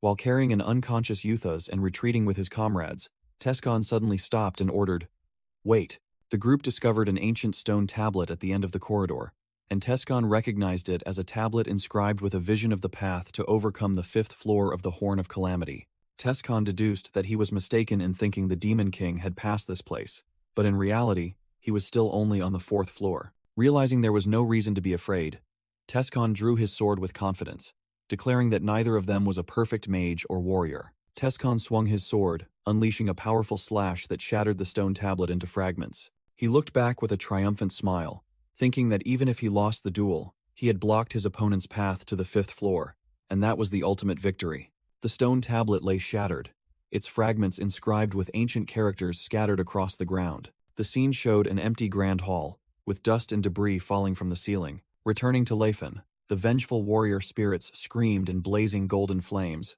declaring they would settle their grudges. Ceylon stepped forward, raising both hands to the sky and praying to Philanans to bestow love upon the pitiful souls. A brilliant pink energy radiated from Ceylon, engulfing the charging vengeful spirits. The vengeful spirits screamed in agony as they were purified by the energy, vanishing along with their unresolved grudges.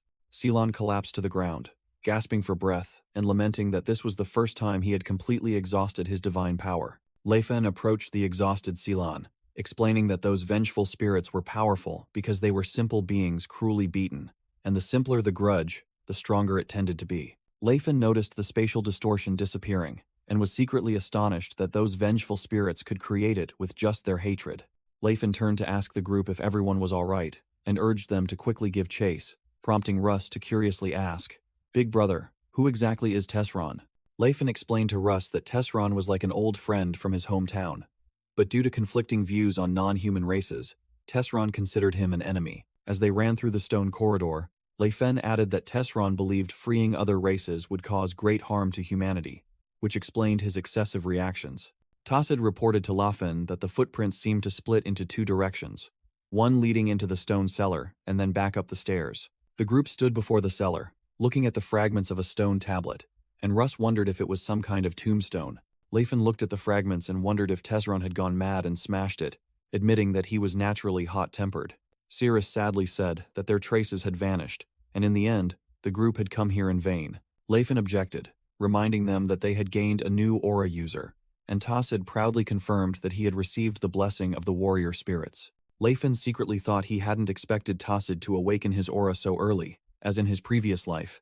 It would have taken him another 10 years to do so while fighting against the kingdom of Helene. Leifin concluded that they had found Gerunting and also received an unexpected reward, considering the trip a success, and urged everyone to go home and rest. The scene shifted to a region of rolling mountains, covered by a dense forest. Sunlight shone through the lush green foliage. Inside the dense forest, a winding path appeared under dappled sunlight.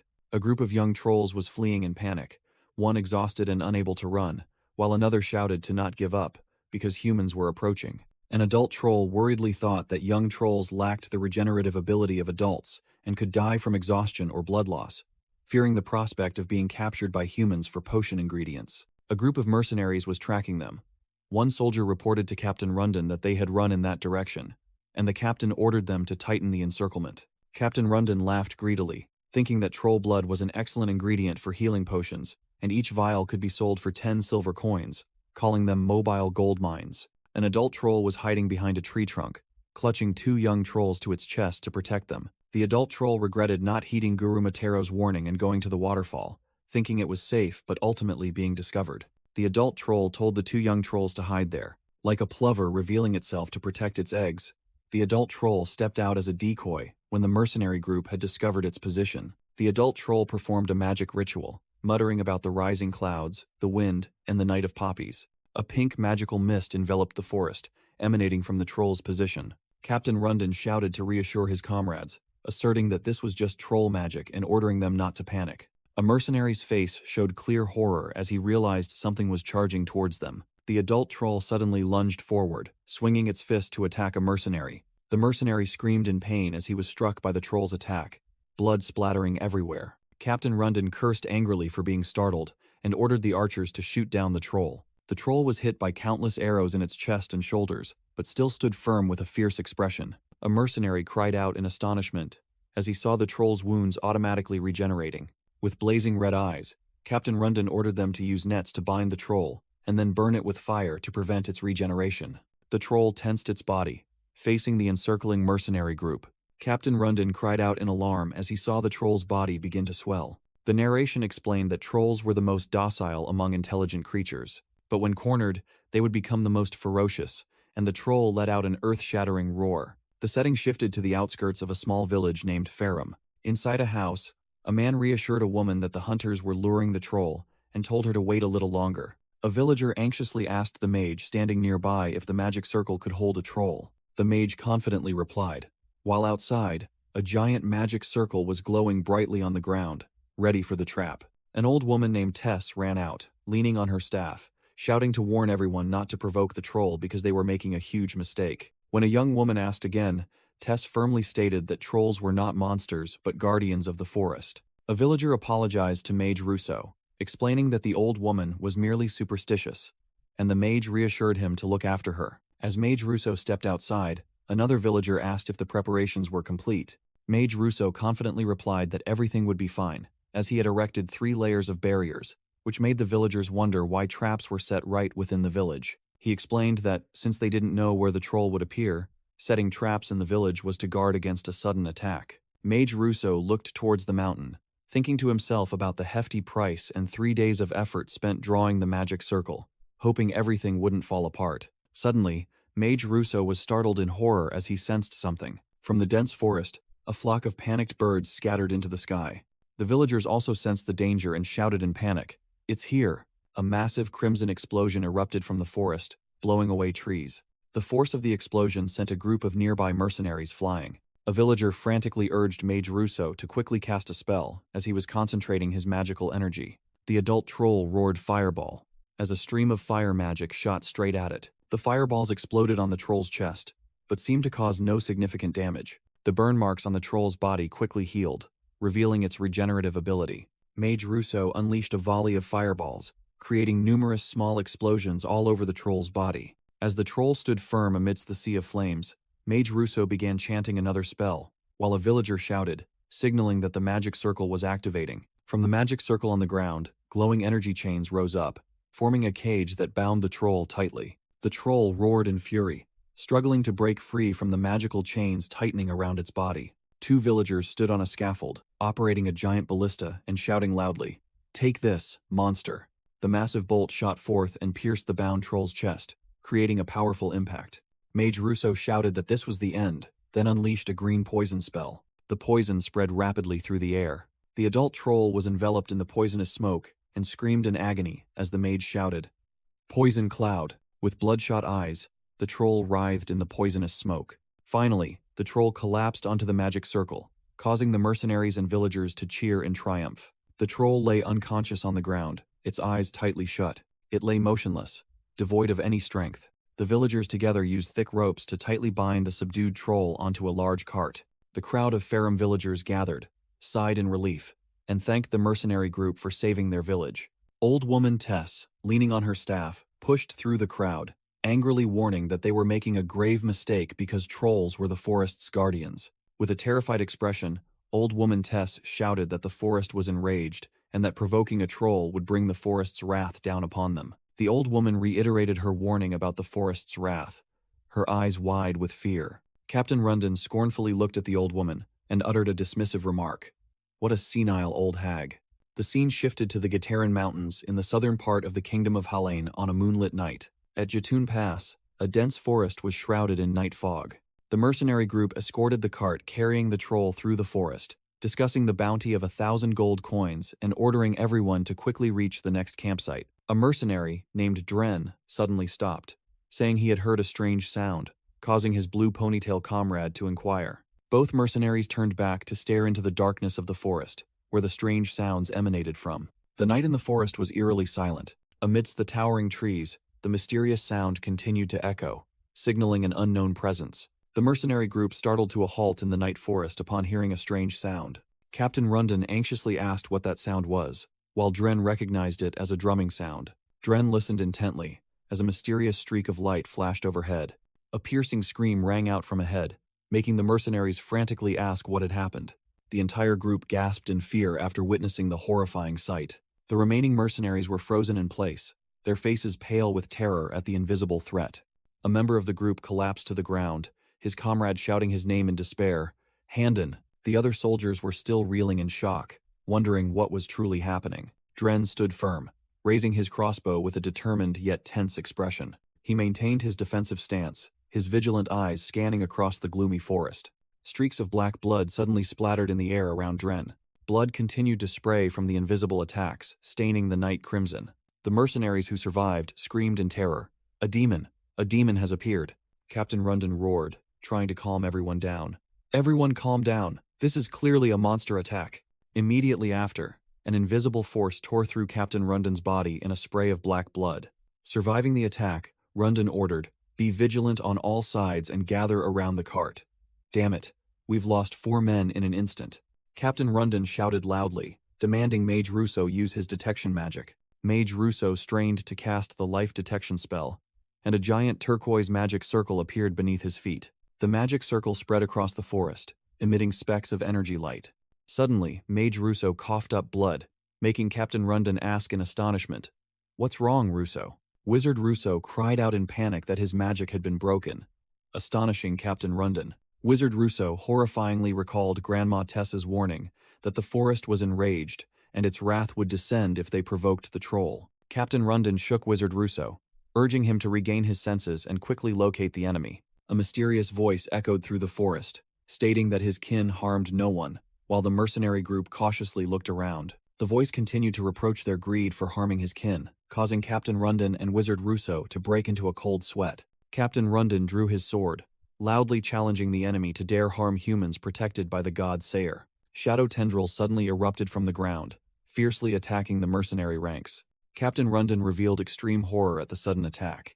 A mercenary screamed in terror, recognizing the enemy. "It's Ivory Fang," stunning Captain Rundon. Captain Rundon's eyes constricted in fear upon hearing that name. A gigantic blue-skinned troll with a pair of pristine white tusks appeared, muttering an ancient incantation. Captain Rundon tremblingly recalled the legend of Ivory Fang, the demon that had annihilated over 20 branches of the Alchemist's Guild, and even renowned monster hunting teams. Captain Rundon's face turned pale, and sweat poured down as he realized the legend was true. Ivory Fang grinned menacingly, his eyes emitting a menacing green glow. Captain Rundon was completely frozen by the monster's overwhelming presence. In the wagon, the captured adult troll still lay unconscious and tightly bound. Despite the danger, Captain Rundon muttered about his gold, his gaze fixed on the sky. Ivory Fang suddenly closed in from behind, grabbed Captain Rundon's head, and mocked.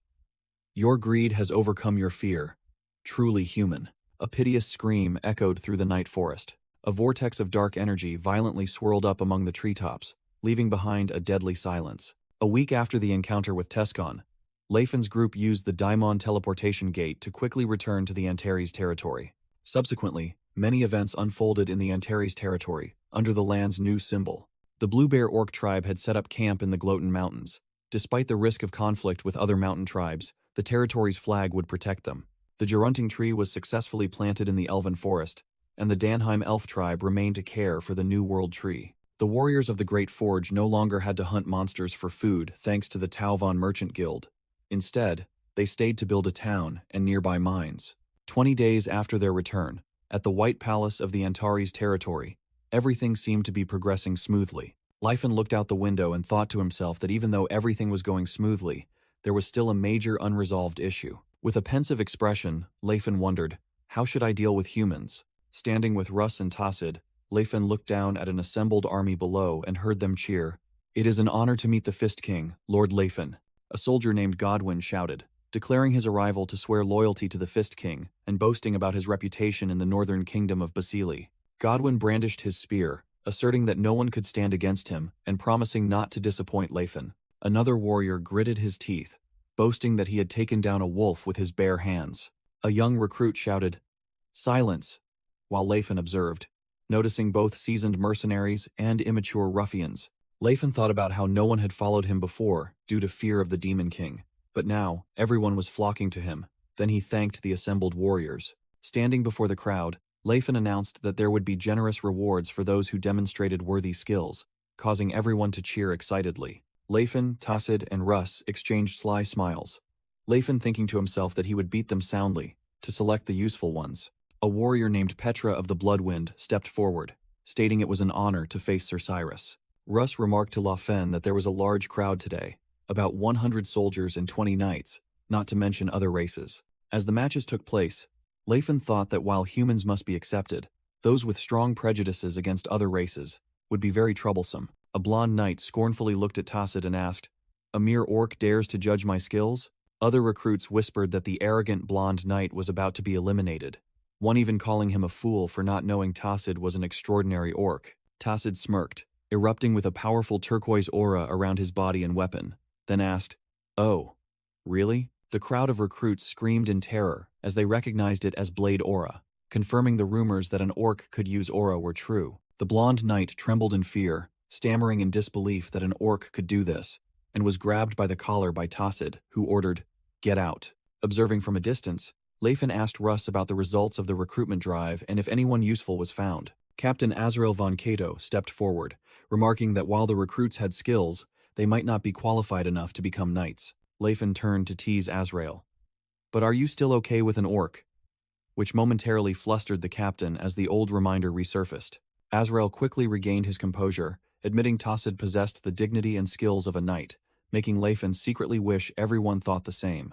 Azrael explained that over half of the Antares Knight Order were former mercenaries, and he feared that recruiting more would make them act without restraint. Leifen declared that a disciplined Knight Order was better, then entrusted all future recruitment to Azrael. Leifen entered his office, asking the elf maid Flora if there was much pending work. Leifen was speechless as Flora pointed to 2 enormous stacks of documents, confirming that was all he needed to handle. Sitting at his desk, Leifen lamented the piled-up workload, while Flora coldly handed him a pen and reminded him that times had changed from 2 months ago. Leifen read a report and was shocked to learn that 1,000 refugees from the kingdom of Krobans were arriving due to famine. He groaned, knowing he would be stuck here. Cirrus brought tea and called Leifen, who was contemplating his inability to leave the Antares territory to search for the artifacts of the 4 gods. Cirrus asked who had handled the work when he built his empire before, and Leifen replied that Macklin had served as chancellor at that time. Cirrus suggested calling Macklin to be his representative, but Leifen explained that things were different now and humans would object to that. Cirrus realized they lacked human officials, while Leifen wished he could entrust everything to a trustworthy person so he could travel. They both discussed the criteria for a representative. They must be skilled in governance and possess martial prowess to defend the territory, and Cirrus nominated Azrael. Leifen thought Azrael still had shortcomings. Then he smiled meaningfully and said, "Actually, I already have a rather talented person in mind." Leifen mused about the person he had chosen, someone too excellent to waste by killing. Karsus, now with long black hair, and Tila were strolling through a grand castle corridor. 2 knights standing guard saw them and began whispering about the strange man, wondering who he was, as he had been in the castle for a long time. One knight said that even the servants didn't know, but remarked that he exuded a regal aura. The other grew even more puzzled about Karsus's identity upon learning that even Captain Azrael knew nothing about him. Tila asked Karsus if he wanted to wield a sword and called him Knight of Knights, Sir Karsus, but he replied that he was just curious to look for a moment. Tila playfully urged Karsus to try wielding a sword, making him laugh and ask if it was alright to carelessly give a weapon to a prisoner. Karsus recalled his past self with blonde hair and thought to himself, "Karsus is dead. Now I am just a nobody." Feeling strangely relieved, Tila curiously asked Karsus what he was thinking about. Karsus replied that he was wondering if Yubel was truly talented enough to be king, which surprised Tila. Karsus explained that it was because Yubel could see their true selves, and Tila wanted to know what that meant. Tila blushed and replied that Yubel found them beautiful, wise, and intelligent, and Karsus immediately praised her for displaying those qualities. With an annoyed expression, Tila thought the compliment was cheesy and asked if all knights spoke like that. Karsus smiled, clasping his hands behind his back at her reaction. He slowly extended one hand forward. His hand approached Tila slowly. Karsus said that Tila was indeed wise and intelligent, but as for beautiful, he wasn't so sure. Tila replied petulantly, "How mean." She mischievously suggested that perhaps he would look better with a thick beard. Karsus gently took Tila's hand and asked, "Lady Tila, you said you could hear the sound of truth, didn't you?" Karsus held Tila's hand and said that with her ability, she must easily discern the truth in his words. He looked at her intently and asked, "If I said I loved you, would you know if it was true?" Tila was stunned, her face flushed crimson from the sudden confession. Karsus asked if she was confused because he was human, but Tila hastily shouted that it had nothing to do with him being human or a dwarf. Karsus continued to tease, making Tila even more flustered when he said that then there was no problem for him to love her. He laughed heartily and changed the subject, asking if she intended to supervise him, a prisoner. As they walked hand in hand down the corridor, Karsus mused thoughtfully that, after all, he wasn't qualified to condemn Yubel either. Leifen appeared and smiled, greeting Karsus. "Are you doing well?" Karsus replied that thanks to Leifen, he was living very comfortably and was probably the best-treated prisoner in this world. Leifen said he was glad to hear that, and asked if Karsus wanted to give up his prisoner life, making Karsus guess that he was about to be put to work. Leifen was pleased that they were on the same page and frankly offered, "Can you help me?"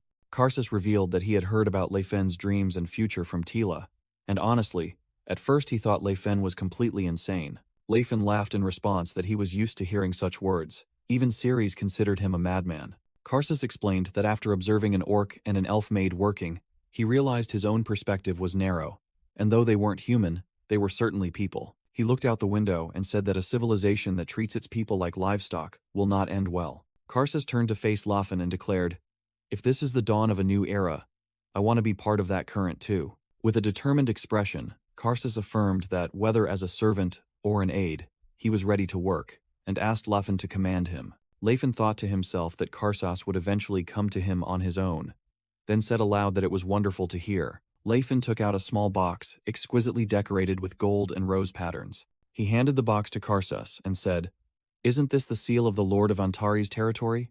Didn't you say you would do anything?" Be my representative. Karsus held the box, skeptically asking Leifin what he would do if he changed his mind and betrayed him. Leifin explained that that seal could only command humans within the Antares territory. Leifin confidently retorted, asking Karsus that even if he changed his mind, what could he possibly do? Karsus silently pondered Leifin's question. Karsus smiled and admitted, not much. With a sly expression, Karsus asked Leifin what he would do if he turned against him after transforming the humans here into a powerful force. Leifin smirked and countered with a psychological blow. Then Tila would cry, wouldn't she? Karsus froze, completely unprepared for that answer. Karsus smiled resignedly, after being cornered by Leifin. Karsus accepted the offer and promised to do his best. So Leifin then told him to change his name, as he was now the Lord's representative. Leifin teasingly suggested the name Sars, making Karsus grimace uncomfortably and request to be called Karl. Karl suggested he hold the title of Prime Minister instead of representative, and Leifin readily agreed, considering the work to be the same. The scene shifted to a magnificent castle, and the narration stated that Karl immediately began tackling his duties after being appointed Prime Minister. Karl sat at his desk, diligently handling paperwork, while Leifin thought to himself that his abilities far exceeded his own expectations. Leifin recalled his past as the Demon King, and admitted that despite having the experience of an emperor, his work was still full of shortcomings compared to Karl's. The narration explained that the first thing Karl did was assess the abilities of the elf women and assign them to suitable positions, increasing work efficiency by 30%. Karl also immediately reformed the military system, something Leifin admitted he had misjudged by only appointing a few soldiers to the knight ranks. Karl separated the knights, chose 2 experienced individuals to train the rest, helping the 100-man army unify and display its true strength. Afterwards, Karl went to gather and screen each of the wanderers, demonstrating his excellent judgment of people. Leifin spoke shirtless with Tila, praising Karl and telling her to hold on to him tightly, because he was the territory's hope, making Tila blush in agreement. Cirrus chanted in an ancient language, unleashing a fire arrow. I am the flame that burns away darkness, the arrow that pierces enemies. Fire arrow. The fire arrow flew with considerable power, creating a small explosion upon impact. Cirrus cheered in delight at her success, wondering if she had a talent for magic, while a shirtless Leifin stood beside her, thinking she would soon plateau and need his guidance upon reaching the 3rd circle. The elf maid Flora entered, informing Leifin that the people he wished to meet had been escorted to his office, to which he hastily replied. Cirrus asked Tila about her relationship with Karl, and Tila blushed, dreamily replying that he had always been a kind gentleman and recently looked very handsome.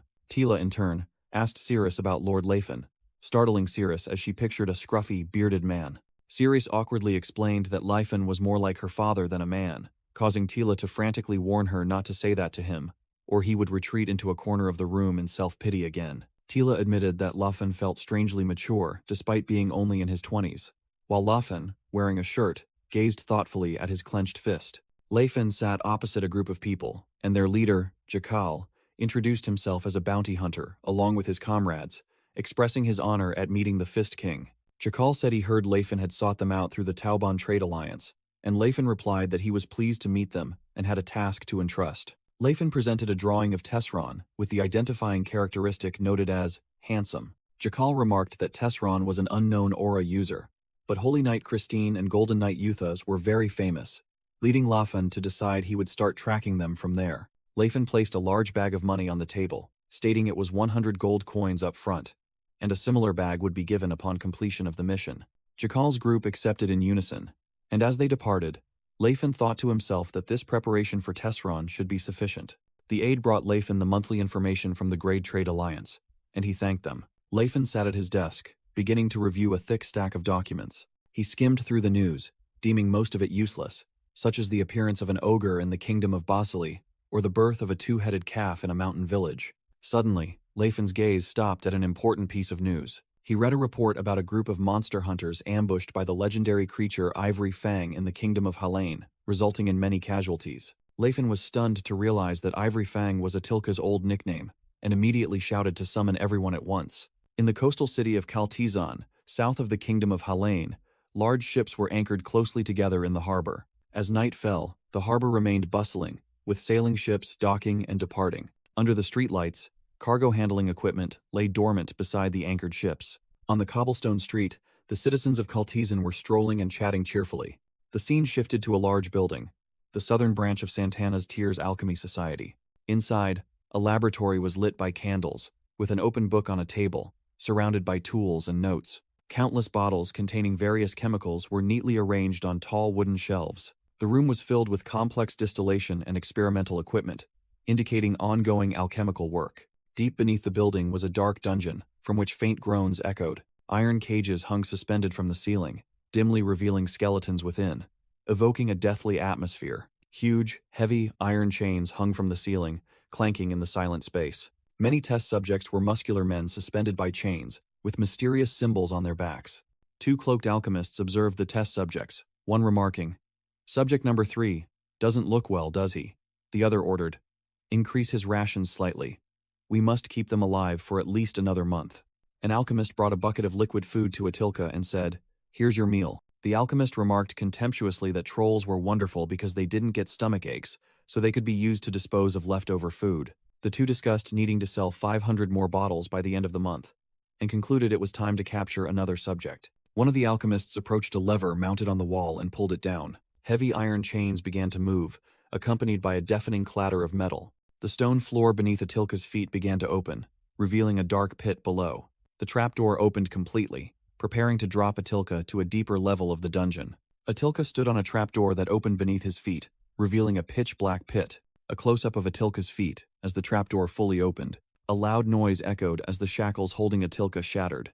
Atilka fell straight down into the pit below. His body began to disintegrate as he fell. Two arms reached up from the pit as if to catch him. Atilka's body completely transformed into a dark red liquid, splashing upon hitting the bottom. The red liquid flowed through a complex pipe system into glass flasks in the laboratory. A voice remarked, "Everything went smoothly." In the laboratory, a cloaked alchemist asked the other for a status report. A full view of a large mansion, likely the alchemist's headquarters. Inside was a torture chamber with iron cages, shackles, and other instruments. Two cloaked alchemists walked down a corridor, one lamenting, "If only we could breed these things, life would be much easier." Inside a cell, a male and female troll pair were imprisoned, the other explaining that for some reason, the females kept miscarrying. Looking through the iron grate, an alchemist said that they clearly reproduce in the wild, so there must be a way, then asked the other about the rumors. The other confirmed they were talking about Rundon's group, and stated that while the branch manager was pleased to receive a live troll, the real problem was Ivory Fang. A dark silhouette of the Ivory Fang troll sat atop a tall building, looking down at the snow-covered city and thinking, Ivory Fang. Could it also appear here? Standing atop the tower, the silhouette of the Ivory Fang troll exuded a terrifying aura under the night sky, while the dialogue explained that each time it appeared, the surrounding branches suffered losses. The two alchemists continued their conversation, one saying that the branch manager was also very worried, so this time he had invited a special guest. The other was skeptical if anyone in Kaltizan City was strong enough to confront Ivory Fang, and received the answer that they had recruited an aura user. A lavish banquet table was set with an array of dishes, from roasted chicken and lobster to grilled meats. Branch manager Dipple raised his wineglass and said, "Ho ho, it is truly an honor for my family to meet such renowned figures." The muscular man, Kapir von Sahan, replied casually, "What family honor? You're flattering this insignificant swordsman too much, branch manager Dipple." The mage Marund smiled, cutting a piece of steak with his knife and fork, and remarked that branch manager Dipple had a very keen eye for people. The priest Blay reassured, "Do not worry too much, branch manager. God Sayer will bless us." Branch manager Dipple smiled contentedly after hearing the guest's words. At a city gate at night, two guards were on duty, watching over the bridge leading into the city. One guard yawned widely while on night watch. The young guard asked his older colleague, Smid, if he had ever dreamed of becoming a sailor, adding that perhaps one day he would set sail. Guard Smid replied that he once had that dream when he was young, but gave it up after hearing sailors' tales, as life at sea was truly hell. The young guard confidently declared he would surely survive, but Smid dismissed it, stating that those who say such things usually die first, and coastal guard duty, though slow, was steady. As the young guard remained confused, Smid said he would understand when he grew older, and then suddenly noticed the fog rolling in. Thick fog quickly enveloped the entire city, despite the weather forecast predicting no fog today. The two guards vigilantly peered into the dense fog, wondering what was happening. Guard Smid tensely listened to a strange sound echoing from within the fog and exclaimed, "Drums?" A bizarre song echoed through the fog. Twilight Lake, submerged in darkness. A black flood pours from cloudy rapids. Fiery red eyes glowed in the darkness of the fog. As the song continued, a poppy night carried away on soft clouds. The two guards looked up, their faces filled with horror at the supernatural phenomenon. The young guard fell backward to the ground, unconscious. A dark figure with glowing red eyes emerged from the fog, stood over the guard, and said, "I do not harm the innocent. I only ask you to close your eyes for a moment." Ivory Fang stood on a rooftop in the fog, musing that laments were drifting across the dark sky. The fog spread past crates, and he declared, "I am the fog." Ivory Fang's hand touched a piece of cloth, and he continued.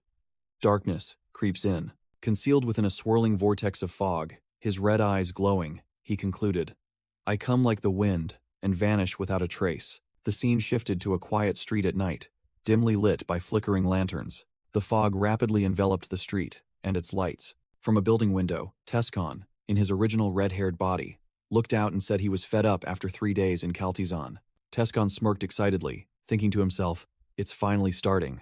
The fog continued to spread, covering a large mansion. The luxurious mansion was entirely submerged in the hazy fog. A guard, startled, spat out a black liquid as he was suddenly attacked.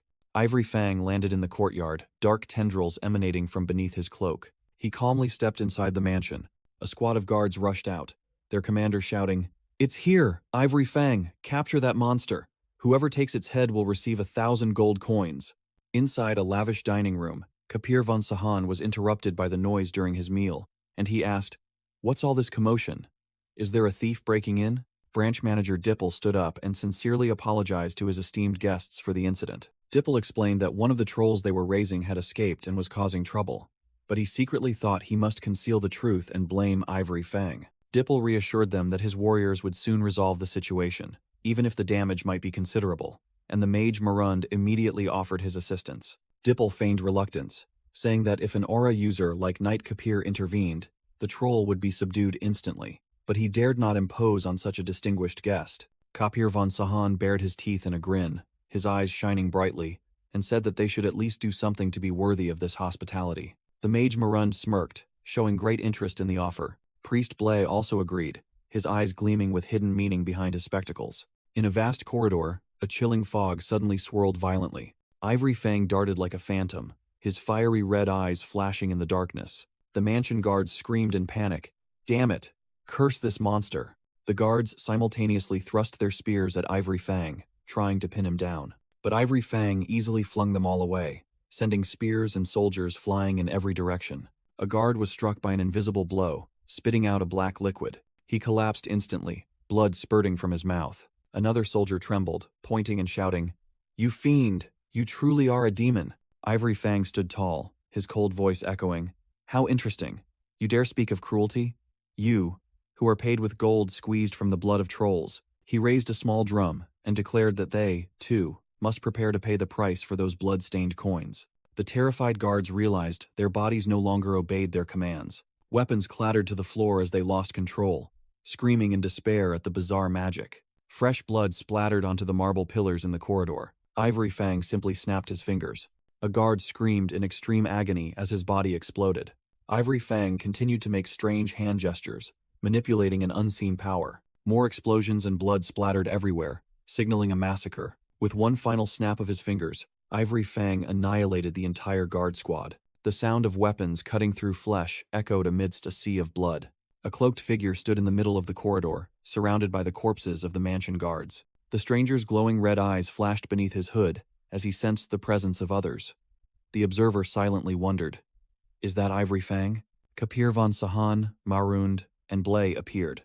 Kapir furiously realized that Dipple had tricked them into confronting the legendary demon troll. Marund sneered, remarking that truly, nothing in this world comes for free. Kapir von Sahan grinned excitedly, asking, "Well, what will you do now?" Blay adjusted his glasses, sighing in frustration at this awkward situation. Ivory Fang looked directly at the three and admitted, "They are strong opponents." Kapir expressed surprise that the troll could speak, calling it a strange creature. Kapir decided to end things quickly and began to gather his strength. He roared, determined to find that scoundrel Dipple and settle the score once this was over. Kapir charged forward, his sword erupting with a blazing red blade aura, shattering the stone floor. Enraged that his attack was dodged, Kapir bellowed, "A mere troll dares to evade my sword? I'll cleave you in two." Ivory Fang leaped into the air, gracefully evading the powerful slash. Immediately after, Ivory Fang landed and used 2 simple wooden clubs to block Kapir's aura-blazing sword. Maroon's eyes widened, utterly disbelieving what he had just witnessed. Blay was equally stunned, stammering, "What was that?" Ivory Fang stood firm as a rock, explaining that the blade aura had been blocked, then began to recite a verse. "The grace of a great mother is like the sea, and no one can harm it." Blazing red ancient runes began to swirl around Ivory Fang as he continued his incantation. "My body grows, and with it, I have kicked away the verdant junipers in the forest." Tescon's face appeared, filled with fierce determination, his entire body radiating a blazing red aura. Tescon lunged to attack, his sword clashing violently with Leston's weapon. Pushed back by his opponent's terrifying speed, Tescon gritted his teeth, thinking, "So fast." Leston unleashed a powerful sword technique, creating countless slashes that enveloped Tescon. Tescon was thrown backward by the force of the attack amidst scattering debris. After landing, Tescon thought to himself that he had created a safe distance. Meanwhile, Ivory Fang continued his incantation with glowing eyes. The spring wind makes the sprouts extend their tongues and grow. Immediately, gigantic green vines erupted violently from the ground. Kapir von Sahan flinched in astonishment at the sudden appearance of the vines, wondering, "What is this?" The vines quickly wrapped tightly around Kapir, completely restraining his body. Kapir strained, shouting, and tried to cut through the constricting vines with his sword. Despite being tightly bound, Kapir's face still shone with an unyielding resilience. Ivory Fang's large green hand reached out, grabbing the blade of Kapir's greatsword. As Ivory Fang easily thwarted Kapir's efforts, Maroon and Blay, standing afar, screamed in horror. "Kapir!" Maroon began to cast a spell, his hands blazing with fire as he loudly chanted, "Blazing heat, come to my hands, become a pillar that incinerates the world." Maroon unleashed a fire strike, a blazing magic circle engulfing Ivory Fang. A colossal fire explosion erupted, throwing back both Ivory Fang and the bound Kapir. Still tightly bound by the vines, Kapir realized with horror, "This is no ordinary demonic monster." Blay grew impatient and said, "Why bother with knightly spirit when fighting a monster? Let's all rush in and finish it quickly." Maroon prepared to cast a spell, thinking that fire and lightning magic were most effective for incinerating trolls. He unleashed a powerful bolt of lightning towards Ivory Fang. Ivory Fang braced himself, preparing to endure the incoming magical attack. A sudden red aura enveloped Ivory Fang, completely deflecting the lightning attack. Maroon screamed in astonishment. "What kind of monstrous magic is this? It's blocking all my spells." Blay cast a divine spell on Kapir, causing him to cry out in pain and shout, "Ah, Blay, go easy." Blay confusedly wondered why divine power caused pain, as it only clashed with aura in a battle between aura wielders. Maroon quickly cast another level 4 spell, Iron Will, Magic Disarmament, creating a purple energy surge. The purple energy enveloped Ivory Fang, focusing on the 2 wooden clubs in his hands. The magic caused Ivory Fang's grip to loosen, making him drop one of the clubs. Completely disarmed, Ivory Fang dropped his remaining club and fell forward. Instead of falling flat, Ivory Fang skillfully performed a mid-air somersault. He continued to execute strange and agile acrobatic maneuvers in mid-air. Kapir watched the scene with extreme bewilderment and shouted, "What are those bizarre movements? How ridiculous." Ivory Fang continued to move unpredictably, twisting and dodging. Marund and Blay stood frozen. Marund wondering if the rumors of a demon within the troll's body were true and why it was so strong. Ivory Fang landed, thinking to himself that despite being familiar with human tactics, facing all 3 at once was too much. A bead of sweat trickled down his temple as he briefly considered fleeing. He stood in a defensive stance, his face tense, wondering what to do next. A rainbow-colored beam of light, named Rainbow Force Ray, was fired at terrifying speed. Maroon and Kapir von Sahan turned with expressions of extreme astonishment at the sudden attack. The beam of light exploded violently, creating a powerful energy shockwave.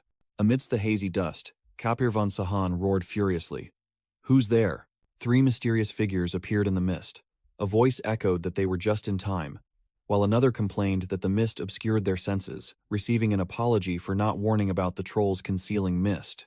Atilka broke out in a cold sweat, nervously wondering who these newcomers were. As the mist gradually cleared, Atilka saw a mage, an orc warrior, and an elf warrior approaching, thinking to himself, "New enemies?"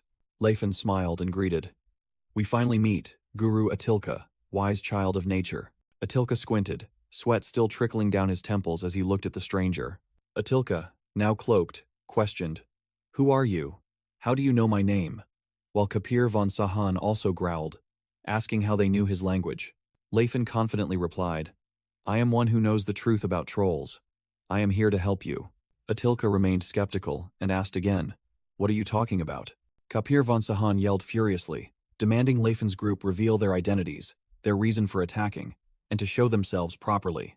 Leifin ignored Kapir, his sharp gaze fixed on Atilka as he said, "All I want is to free the trolls. I heard you are only here for a short time. Could you step aside?" Kapir roared in indignation. "I don't know what nonsense you're spouting. That troll is a demon that has massacred dozens."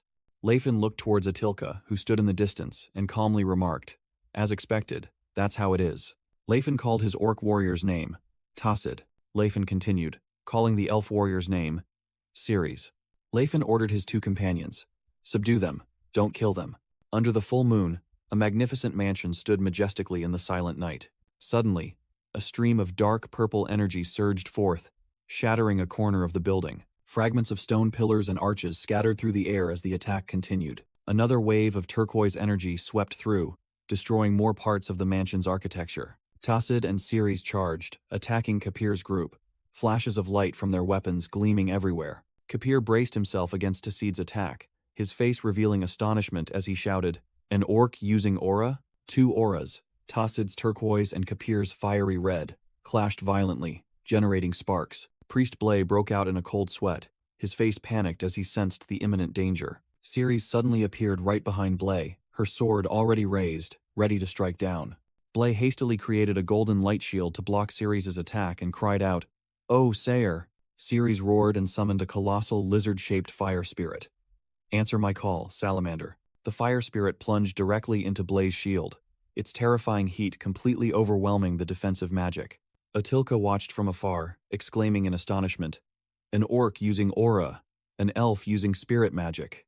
Leifin stood amidst the purple magic circle, telling Atilka, "Leave this place to us, go save your kin." Kapir mused, recalling rumors of Fist King Leifenheart having non-human allies, but he was confused because Leifin had just used magic, something a peak aura user shouldn't be able to do. Marund, the mage, confronted Leifin, while Kapir suspiciously asked, "Could you be the one from the rumors?" Leifin merely replied cryptically, "Who knows? What do you think?" Marund yelled "Force Cannon," and fired a massive green energy blast towards Leifin. Leifin extended his hand, a golden magic circle appearing before him as he unleashed his counterattack. Photon Ray. The two magic streams, one green and one gold, collided, creating a terrifying explosion in the middle of the courtyard. From Leifin's position, a colossal wave of purple and blue energy erupted, spreading outwards. Leifin smirked as he cast the spell, thinking to himself that his opponent's mind must be in disarray. Marund growled in anger, unable to believe that his 50 years of magic training had been completely overwhelmed. Leifin unleashed an area of effect spell called Lay of Blackout, creating a massive purple magic circle. Streams of dark energy from the spell shot directly into Marund, making him scream in pain. A close-up of Marund's screaming face as he was engulfed by Leifin's purple magic. Meanwhile, Kapir von Sahan charged to attack Tassid, who was wielding a turquoise aura. Kapir's red aura and Tassid's turquoise aura clashed violently, creating an energy explosion. The full view of the battle showed the two aura streams fiercely opposing each other. Tassid threw his sword, which spun through the air like an energy boomerang, as a voice echoed, "Go, Dakar." Kapir von Sahan swiftly dodged the incoming sword. Kapir mocked his opponent for foolishly throwing away his weapon, then charged to counterattack. Tassid's sword suddenly changed direction and circled back, aiming directly for Kapir's back. Kapir turned with a look of shock as he realized the sword was attacking from behind. A massive turquoise aura energy blast from the sword slammed into Kapir. Dakar caught the flying sword and unleashed a powerful overhead slash. Kapir von Sahan lay defeated amidst the rubble. Leifin smiled with satisfaction, thinking that Tassid's aura control had improved tremendously thanks to frequent sparring with Russ. Ceres and Blay anxiously asked Leifin if it was all right to leave the enemy alive, fearing his identity would be exposed. Leifin casually replied that if he truly wanted to hide, he would have worn a mask, and everything would be fine as long as nothing was confirmed. Leifin looked at the rescued pink-haired prisoner and told Atilka that they owed him, then ordered the entire group to leave immediately. Dippel's mansion was engulfed in flames, screams for help echoing everywhere. The guards tried to calm the chaotic crowd, urging everyone to evacuate in an orderly manner to avoid further casualties. Dipple stood watching his establishment burn to the ground, tears welling up in his eyes as he mumbled in despair. The magnificent mansion was now just a colossal torch, with panicked residents fleeing. From above, Leifen's carriage caravan quietly departed on the cliffside road, leaving the blazing mansion behind.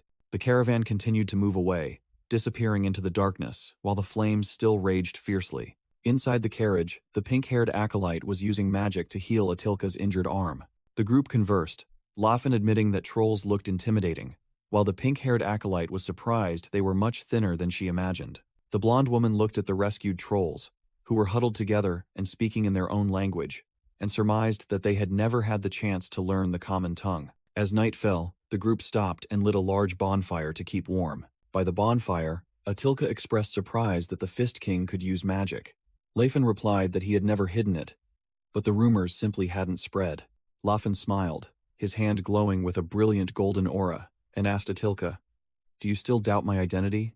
Atilka conceded that no one could doubt that aura, and believed the rumors that the Fist King treated demi-humans equally were true. Still skeptical, Atilka questioned Leffen how he knew their language and even his name. Leffen explained that he once knew a troll who was a survivor of the Babard tribe from Dynhalf Forest. Leffen secretly thought he was piecing together information from his previous life, and they had no way to verify the truth. Atilka recalled having passed through that place, and said that he now understood why Leffen knew so much about them. Leffen looked directly at Atilka and proposed that if he truly trusted him, there was an important matter to discuss. Under the night sky, Leffen told Atilka everything about the world he yearned for and the future he wished to see. A captivating vision for Atilka. Atilka's flashback appeared, showing that he had wandered for over 10 years to save his kin, killing countless humans. Yet the world remained unchanged, and trolls were still considered monsters. Leffen smiled under the night sky, inviting Atilka. "Guru Atilka, will you trust and stand by me? We have also prepared a land for the trolls in the Antares territory." Atilka looked at Leffen with a solemn expression and replied, "Before I answer, I have a question." Atilka continued to question. "You are human. Why do you care about us, those who are not your kin?" A close-up of Leffen's resolute eyes as he prepared to answer Atilka's question. Leffen asked in return, "Have you ever been to the southern islands of the Taikan Kingdom, Atilka?" Leffen spoke of a desolate village filled with human bones, explaining that its people once practiced cannibalism and felt no guilt until a sage appeared. Leffen continued the story, shadowy images of the natives appearing as they opposed the sage, claiming that cannibalism was their ancient culture and tradition. The sage in the story, an elderly man with a goatee, prepared to give his answer. Leffen recounted the sage's words, who had witnessed his loved one being devoured, and that was why he forbade this barbaric custom. Atilka listened in silence, seemingly having understood the profound implication in Leffen's story. Leffen began to explain his own reasons. An image of the red-haired girl Philena appearing in his memory as he spoke of those I know. An image of Tassid, his orc friend, appeared as he spoke of my friends. An image of the dark-skinned elf girl Ceres smiling appeared as he spoke of those I love. Leffen concluded with a resolute expression, declaring that when he saw those people treated as slaves, he simply could not accept it. The scene shifted to Alkenberg, the city of alchemists in the southern Graham Kingdom. The view focused on a large tower, identified as the headquarters of Santana's tier. Inside the headquarters, the guildmaster of Santana's tier, Orenmide, sat on a chair with a scowling face and asked, "Have we still not identified the culprit?" A guild member stammered in reply, suggesting that the incident involving Ivory Fang could be considered a natural disaster, but if humans were involved, things would be different. Another member with a thick beard reported that they had a suspect, but no concrete evidence. Orenmide glared, an image of Leffen appearing in his mind along with his identity. The ruler of Antares territory, Fist King Leffenhart. At the Santana's tier meeting, a member reported that, according to the testimony of Mage Marooned, the culprit had skillfully used magic without relying on aura. A map appeared, showing the distance from Antares territory to the southern coastal city of Kaltazan, and a member pointed out that the timeline did not match. Orunmide wondered if Leffen might have used a body double, but another member countered that the Fist King's physical characteristics were too distinct to be imitated. Another member spoke up, arguing that a ruler like the Fist King could not be accused without concrete evidence. However, another warned that rumors of Fist King Leifenhart saving the trolls were spreading, and this would diminish the guild's authority. Orunmide rubbed his forehead, believing that despite the lack of evidence, based on Leifen's circumstances and past, he could only be the culprit, and cursed under his breath. Damn it, what a headache. The scene shifted to the magnificent White Palace in the Antares territory. Inside a luxurious office, sunlight streamed through the window. Leifin sat with his feet on the table, smugly thinking that the alchemists must be tearing their hair out because they didn't know about the spatial gates, so his alibi remained solid. He smiled triumphantly, believing that everything was going according to plan, and that avoiding an all-out attack from humans while accumulating power was already a great victory. Leifin looked at the papers on the table, calling out the names of his comrades, Ceres, Tassid, Atilka, Makalin, and told himself that everything was in place. Golden maple leaves blazed under the clear blue sky. Leifin thought to himself, "Now then, shouldn't we start getting serious?" Sounds echoed in a dark mine, dust swirling around the minecarts and wooden scaffolding. Enslaved dwarves were strenuously mining ore with pickaxes in the mine. A human supervisor cracked his whip hard across a dwarf's back and yelled, "Stop being lazy, you filthy dogs. If you want to rest, finish your work first." The bearded dwarf warrior gritted his teeth, enduring the blow, thinking hatefully, "Damn it, if my family hadn't been taken hostage." Another hooded supervisor loudly asked if there were any signs of adamantium or orichalcum yet, and urged everyone to work faster because Viscount Kelburn was very angry. Suddenly, a piercing scream echoed, startling the hooded supervisor and another guard, who turned around. A young soldier frantically yelled, "What are these bastards?"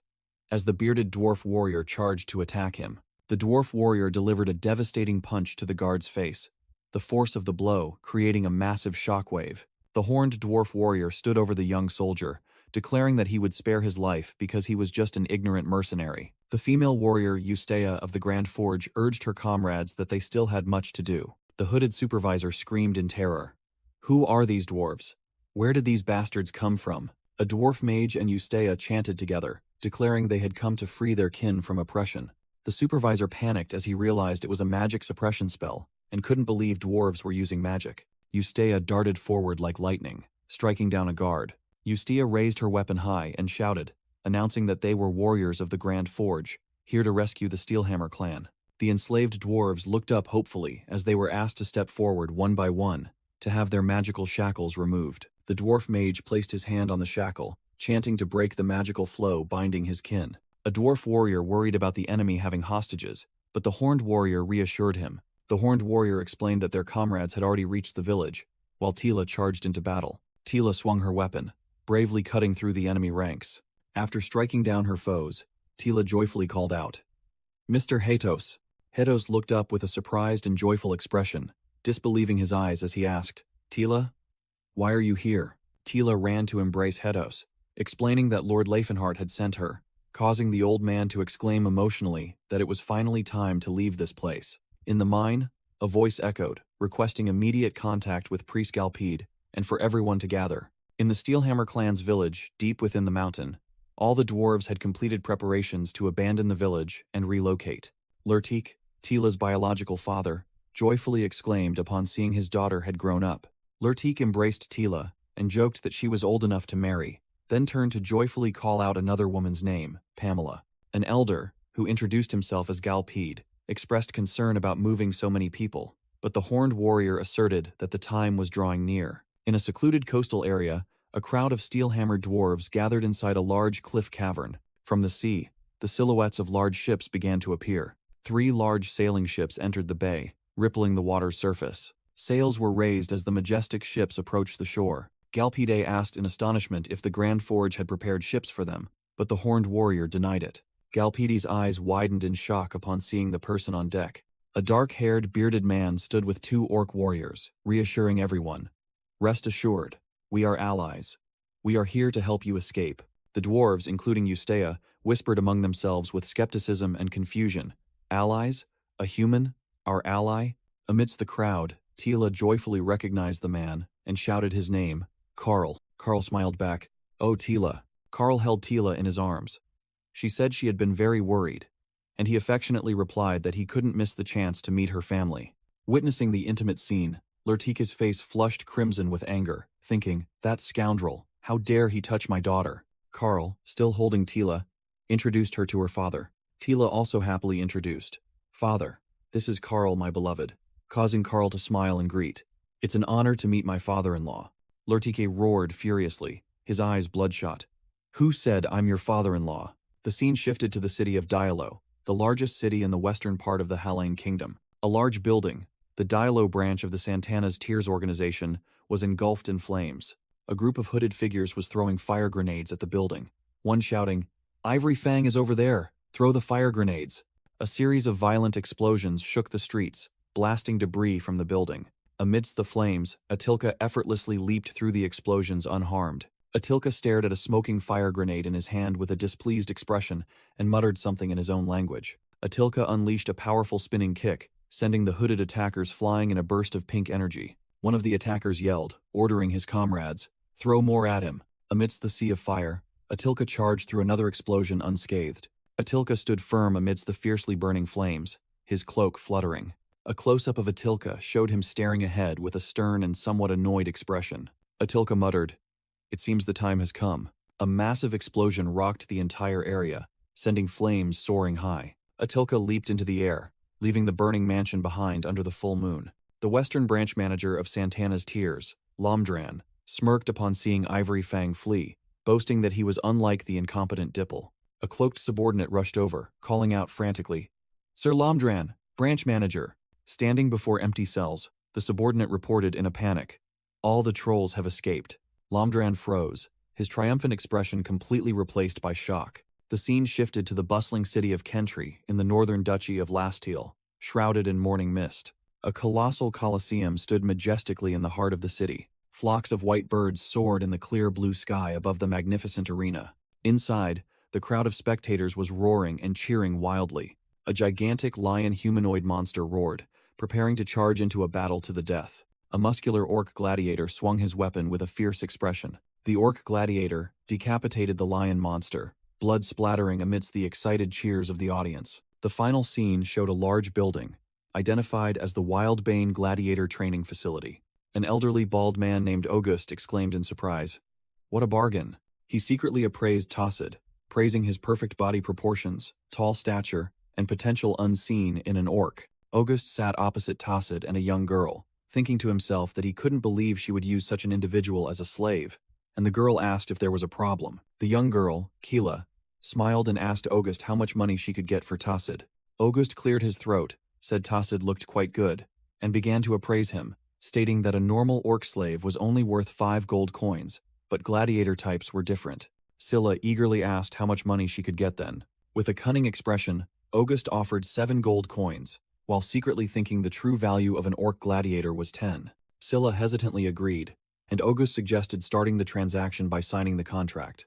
August smugly thought he had bought a bargain from a naive girl who didn't know the market price, especially since good slaves were becoming harder to find. Scylla instructed August that Tassid, though quarrelsome, was very kind and obedient, hoping he would cherish him, while Tassid pleaded with her not to sell him. August thought to himself that a girl being able to make Tassid so docile proved he was too gentle, and he would have to reshape this personality. Scylla bid farewell to Tassid, telling him to live well with his new master, while August watched with a satisfied expression. August extended his hand and said, "That was a good transaction, Miss Scylla." Scylla smiled back. "Likewise, Sir August." Both shook hands to finalize the sales agreement. The scene shifted to a vast corridor with sturdy iron cell doors. A group of fierce orc gladiators stared at the newcomer, cheering. "Fresh blood! Welcome to hell, kid." A large orc with brown hair and many scars stepped forward, blocking the others and saying to Tassid, "You've come to the wrong place. What's your name, young man?" The scarred orc leader showed surprise at the newcomer's silence. Tassid raised his head, his eyes flashing with turquoise light, and declared loudly, "I am Tassid, son of Crota, and heir to Kalken's blade." Under the full moon, a large, luxurious mansion was shrouded in the quiet night. Inside, a sturdy stone dungeon corridor featured a barred window. In a wooden bowl, 2 dice were being rolled, signaling a game of chance. A group of orc gladiators sat together. One wearily remarked that even if they survived today, tomorrow might be different, recalling Master August's words when Burrick died. Another gladiator recounted August's cruel words, that he only regretted the damaged armor, not the lost life, causing the others to curse in anger. The scarred orc leader lamented their pathetic situation, then mentioned stories of orcs in the Antares territory, where they fought as equals with humans. Another orc confirmed it was founded by Lefen, and they were known as those who carried the true orc spirit, possessing warrior's pride. A blonde gladiator lying on the floor suddenly yelled, demanding everyone be silent and go to sleep. He irritably stated that those stories had nothing to do with their plight. Tacid, who had been silent from the start, unexpectedly spoke up, asking, "What will you do if it concerns you?" Tacid sat upright before the bars, his gaze resolute, asking what they would do if a path to live like the orcs and Antares opened before their eyes. The scarred orc leader was surprised and confused, asking what Tacid was talking about. Suddenly, a brilliant turquoise aura emanated from Tacid's shackles. He strained, and the aura burst more powerfully around his fist. With a resounding clang, Tacid used the power of his aura to shatter the chains binding him. The other orc gladiators were utterly terrified, recognizing it as an aura and shouting, "It's a champion! Who are you?" Tacid stood up, his body enveloped in aura, declaring, "I am one from Antares. I have come to open a path for my brethren."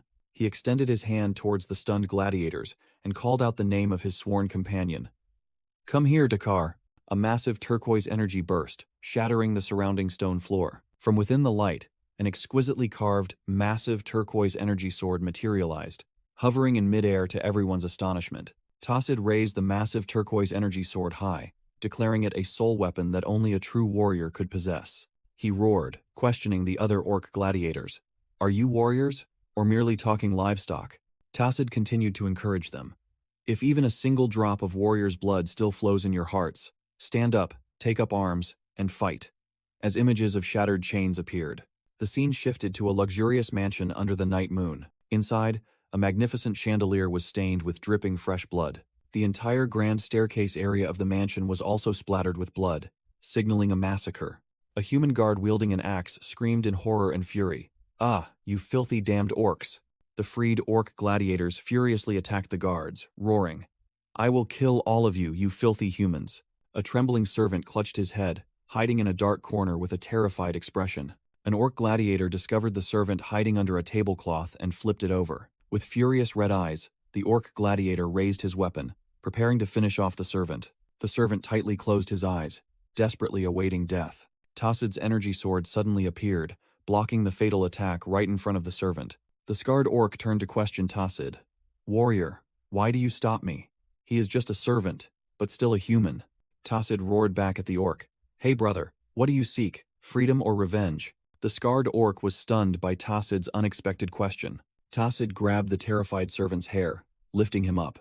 The scarred orc let out a breath, seemingly understanding Tacid's intention, and replied, "I understand." Tacid declared to all the orcs that to avoid unnecessary bloodshed and to gain freedom, they must show mercy to humans. August roared in fury. "Ungrateful beasts! After all I've done to care for you. Orcs are just animals incapable of gratitude." The scarred orc leader asked Tacid if August's life needed to be spared, arguing that mercy would become cheap if abused.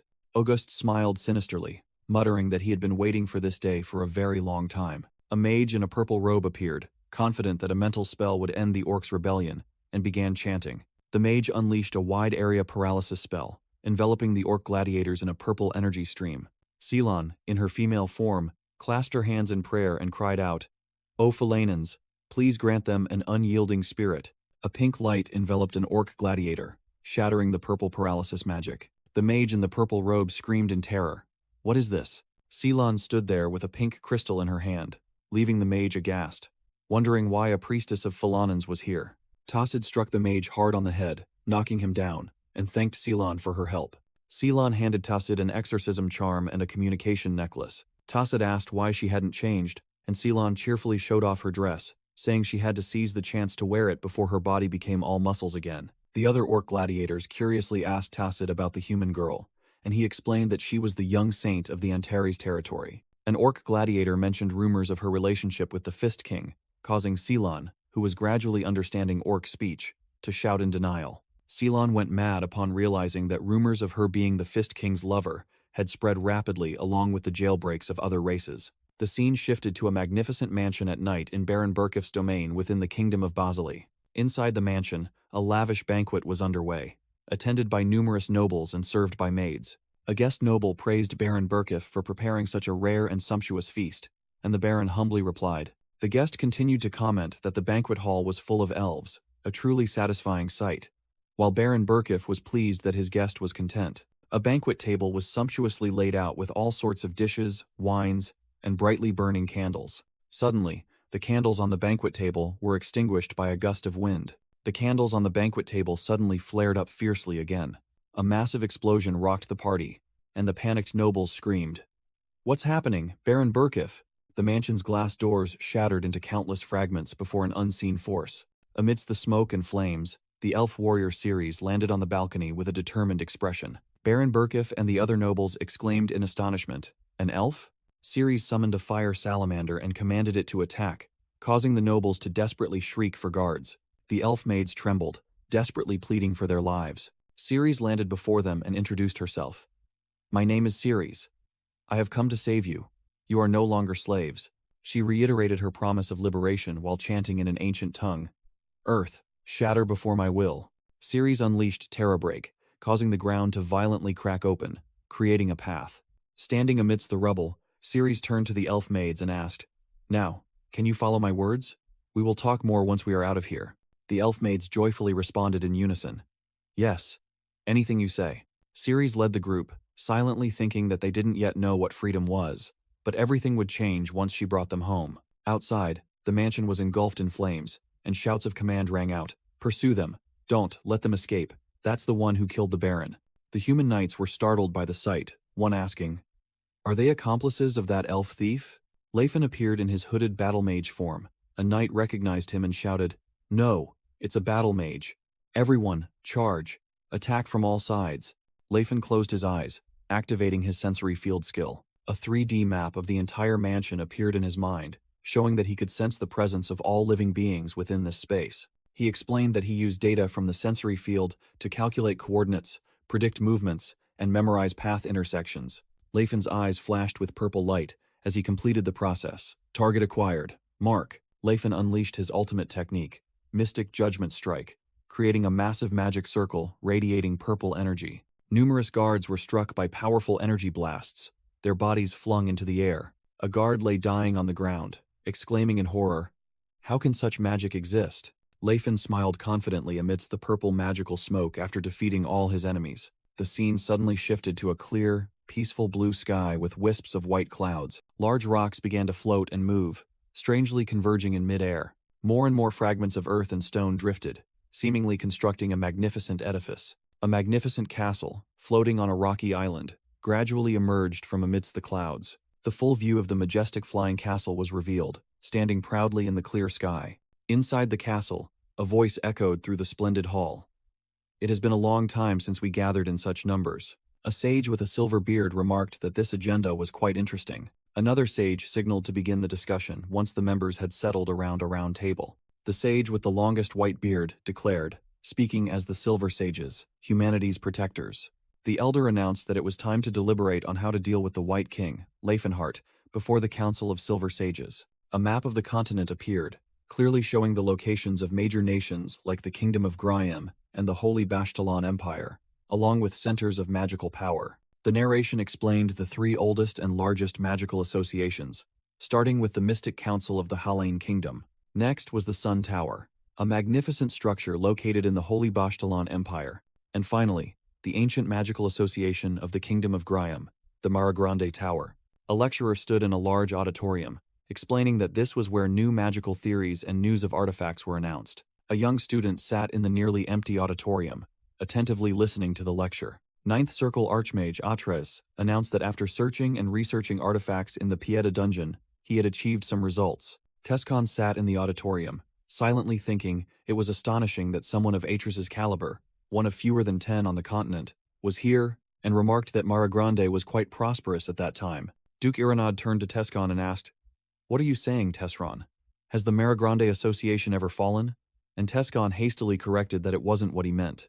A narration explained that Maragrande Tower lost its reputation because its affiliated magic tower, Delphia, had trained the most infamous mage in history, the Emperor of the Dark Empire. Tescon silently thought that from Maragrande's perspective, it was unfair, as that man would have reached that level regardless of which association he belonged to. The narration continued to explain that Lepenhart left Delphia Tower at the age of 27 with a 6th circle proficiency, a surprisingly low level compared to his talent, because the mages there feared him and refused to teach him beyond the 4th circle. After stepping into the world and encountering true magical knowledge, Lepenhart's growth rate was terrifying. He broke annual records and became a 7th Circle Archmage at the age of 30. Tescon bowed his head in thought, wondering why his progress was so slow when he possessed a similar brain, but was only at the end of the 6th Circle. Tescon suddenly looked up as if realizing something. On the podium, Archmage Atres stated that most of the artifacts he found were already known to the world, and that was not his true achievement. Atres held up a necklace and introduced it as the Necklace of Warmth, an artifact that helps maintain the wearer's body temperature at an optimal level. Atres continued to speak of another artifact that could permanently alter the wearer's body, but its activation principle remained unknown, prompting Tescon to quietly ask Duke Iranad if it was a forbidden item. Tescon recalled using the Necklace of Warmth in Friesland and realized it was an exclusive artifact of the Silver Sages, wondering if Atres intended to reveal that. Duke Iranad looked worried, thinking that Atres was a 9th Circle Archmage. His sudden death would be highly unusual, and if there were any mistakes, the existence of the Silver Sages could be exposed. Leston silently thought that fortunately, with Atres's level of knowledge, everything was still within acceptable limits, and they had avoided the worst-case scenario of having to assassinate him. Duke Iranad told Lestin that they still had to retrieve the remaining Necklace of Warmth, while Lestin took out an elaborately decorated hand mirror. Lestin explained that the mirror was an artifact that could read biometric responses to assess psychological states, a window to truth, and it remembered those who had been reflected. The mirror displayed images of Viscount Kelburn and an elderly explorer, Lestin saying it was likely the remaining necklace was in their possession. As he ascended the stairs with Duke Iranad, Lestin remarked that the Silver Sage's methods were truly complicated, and Iranad replied that deceiving everyone forever was never simple. Lestin said it was precisely thanks to this extreme caution that the world remained unaware of the Silver Sage's existence. Duke Iranad explained that humanity must not know of the Silver Sage's existence, for if they knew someone was watching over them, they would never truly develop. Lestin asked why the Warmth Necklace was a forbidden item, and Iranad replied that the Silver Sages were guardians in the shadows, not leaders or rulers of humanity. Iranad clarified that the necklace itself was nothing special, but magic that directly alters the human body must never be given to humanity. He concluded that ultimately, such magic would become the path to immortality.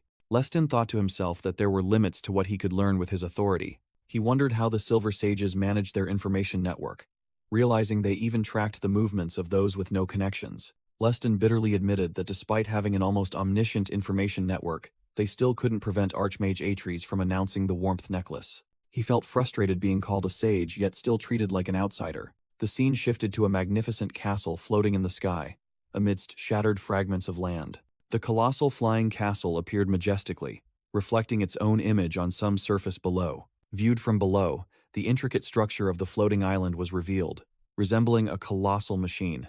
A voice echoed, remarking that it had been a long time since they had gathered like this. Inside a luxurious room with splendid chandeliers, the voice suggested that this agenda was quite intriguing and proposed starting the discussion. In a grand hall with thrones, the topic of the meeting was announced as the handling of Fist King Lepenhart. An elderly man, with grizzled hair, introduced as Silver Guardian Shitulan, remarked that a mere minnow was stirring up the entire world. A long-haired blonde man named Silver Guardian Arclight objected, stating that an aura user like the Fist King could not be called a mere minnow. Guardian Daus, an elder with long white hair and beard, stated that individuals with great influence like the Fist King and the 9th Circle Archmages needed to be handled carefully, suggesting that those around him should be cleared out to reduce his influence. Arclight smiled mockingly, finding it amusing that Daus worried about secrets after bringing Sage Lestin into their ranks. But Daus replied that Lestin already knew about them and agreed with their purpose. Arclight laughed and said he didn't think Daus was wrong, just found it amusing, and Daus sternly reminded him to be more careful as the agenda was not about Lestin. Shitulan agreed with Daus's viewpoint, saying that initially he only thought the Fist King had peculiar tastes, but looking at his actions, it was clear Lepenhart was harboring sinister intentions. A red-haired female sage observed that Lefen was not merely an admirer of other races, but seemed to possess a clear philosophy and vision. Sage Arclight suggested that Lefen's ideology, though young, was already firm and unfamiliar. A new philosophy aiming to destroy the old could not have formed overnight. Arclight continued to argue, stating that given Lefen's age, it was hard to believe he came up with everything himself, and there must have been a mentor who imparted these ideas to him. A wide shot of the Silver Sages sitting around a round table, with the affirmation that if such a mentor existed, they too could not be overlooked. A sage said that Lefen's influence had spread across the continent, as his hand touched a purple orb. Another sage also placed his hand on his orb and declared they could not ignore this matter. Sage Arclight also placed his hand on the glowing purple orb on the table, showing his agreement. Sage Iranad looked around and asked, "Has everyone decided?" Sage Arclight glanced with a resolute expression, surrounded by purple specks of light. Another sage with a rough, fierce face also showed his agreement. Two other sages, one bald and one with a long white beard, both looked forward with solemn expressions. A dark-haired female sage also showed determination on her face. The red-haired female sage from before also showed her agreement through her sharp gaze. Two other male sages, one with a mustache and one with long hair, both smiled subtly, full of hidden meaning. An elderly female sage with white hair also nodded in approval. Two more sages, a woman with wavy hair and a man with a facial tattoo, both clearly expressed their agreement. In a distant part of the grand hall, Lestine sat alone on a throne and also placed his hand on his purple orb. A beautiful female sage with white hair and purple eyes smiled serenely. Guardian Daus declared, "A unanimous decision," Sage Iranad proclaimed loudly, "in the name of humanity's protectors, the Silver Sages." Duke Iranad's voice echoed throughout the Silver Sages' meeting room, declaring, "From this moment forth, Fist King Leifenheart shall be designated as a target for annihilation." The declaration continued, targeting both related entities and those connected to him, while an image of Leifen and Cirrus smiling together appeared. The scene shifted to a red flag with a golden sun emblem, introducing the Holy Bashtalan Empire. A map appeared, showing Bashtalan as a great nation with a 1,000-year history. Though its territory was not vast, it was the strongest on the continent in terms of population and national power. A scene of a large city with majestic cathedral architecture was introduced as the land blessed by the great god Sayer and the headquarters of the Sayerian order. A close-up of a large cathedral was identified as the Sayer Temple in Yod territory, located in the eastern territory of the empire. Inside the temple, a golden emblem of Sayer shone brightly, with teachings about confession and receiving forgiveness. A voice echoed in the solemn space of the cathedral. "Father, I have sinned. I beg for forgiveness." A hooded priest with a goatee responded to the confession and asked, "What is the sin you have committed?" A young nobleman with curly brown hair and freckles hesitantly began his confession. The young man bowed his head and confessed, "I have fallen in love with an elf woman owned by my family." He looked up with affectionate eyes, smiling as he recounted that she was more lovely and beautiful than anyone, and had a voice like a nightingale. The priest's voice resonated, stating that desiring an elf was not something to be proud of, but since the young man had recognized his sin and sought forgiveness, all sins would be absolved. The young nobleman, still with his back turned, resolutely replied, "No, I do not think loving her is a sin." He turned around, his gaze firm, declaring his plan.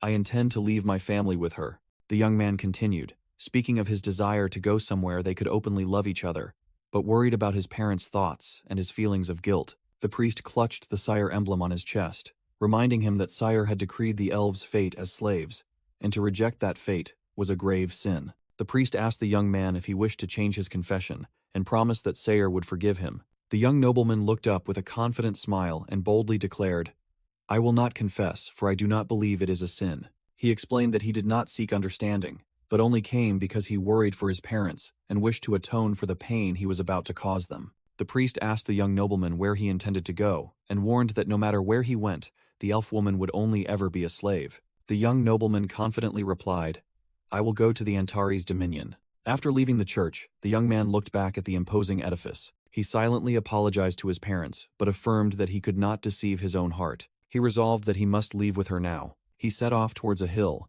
searching for a place where they could live openly together. Approaching a large tree, he called out his beloved's name loudly. "Beretti," he muttered to himself, certain that she had promised to wait for him under this Zelkova tree. The young man continued to look around in confusion, seeing no sign of his beloved. Suddenly, he looked up with a horrified expression as he realized something. A thick, carefully knotted rope hung suspended from a tree branch. In a tragically red-tinged scene, he watched in horror as his elf lover's body hung from the tree. He screamed silently as he read the words in her suicide note. "I am sorry, Lewin. I am a lowly elf, unworthy of your love." The letter explained that their relationship would anger the gods, and she wished for him to find a noble human woman. She begged him for forgiveness for having seduced him, her words piercing deep into his mind. Overwhelmed by extreme grief, the young man looked up at his lover's body and wailed in tears. His desperate cries echoed through the silent space. The scene shifted to the Juron River, which formed the border between the kingdom of Halain and Taikan. On the riverbank stood a small, peaceful wooden house, a stark contrast to the tragedy that had just unfolded. Inside the house, a brown-haired woman smiled contentedly as she looked out the window and said, "Ah, it's finished."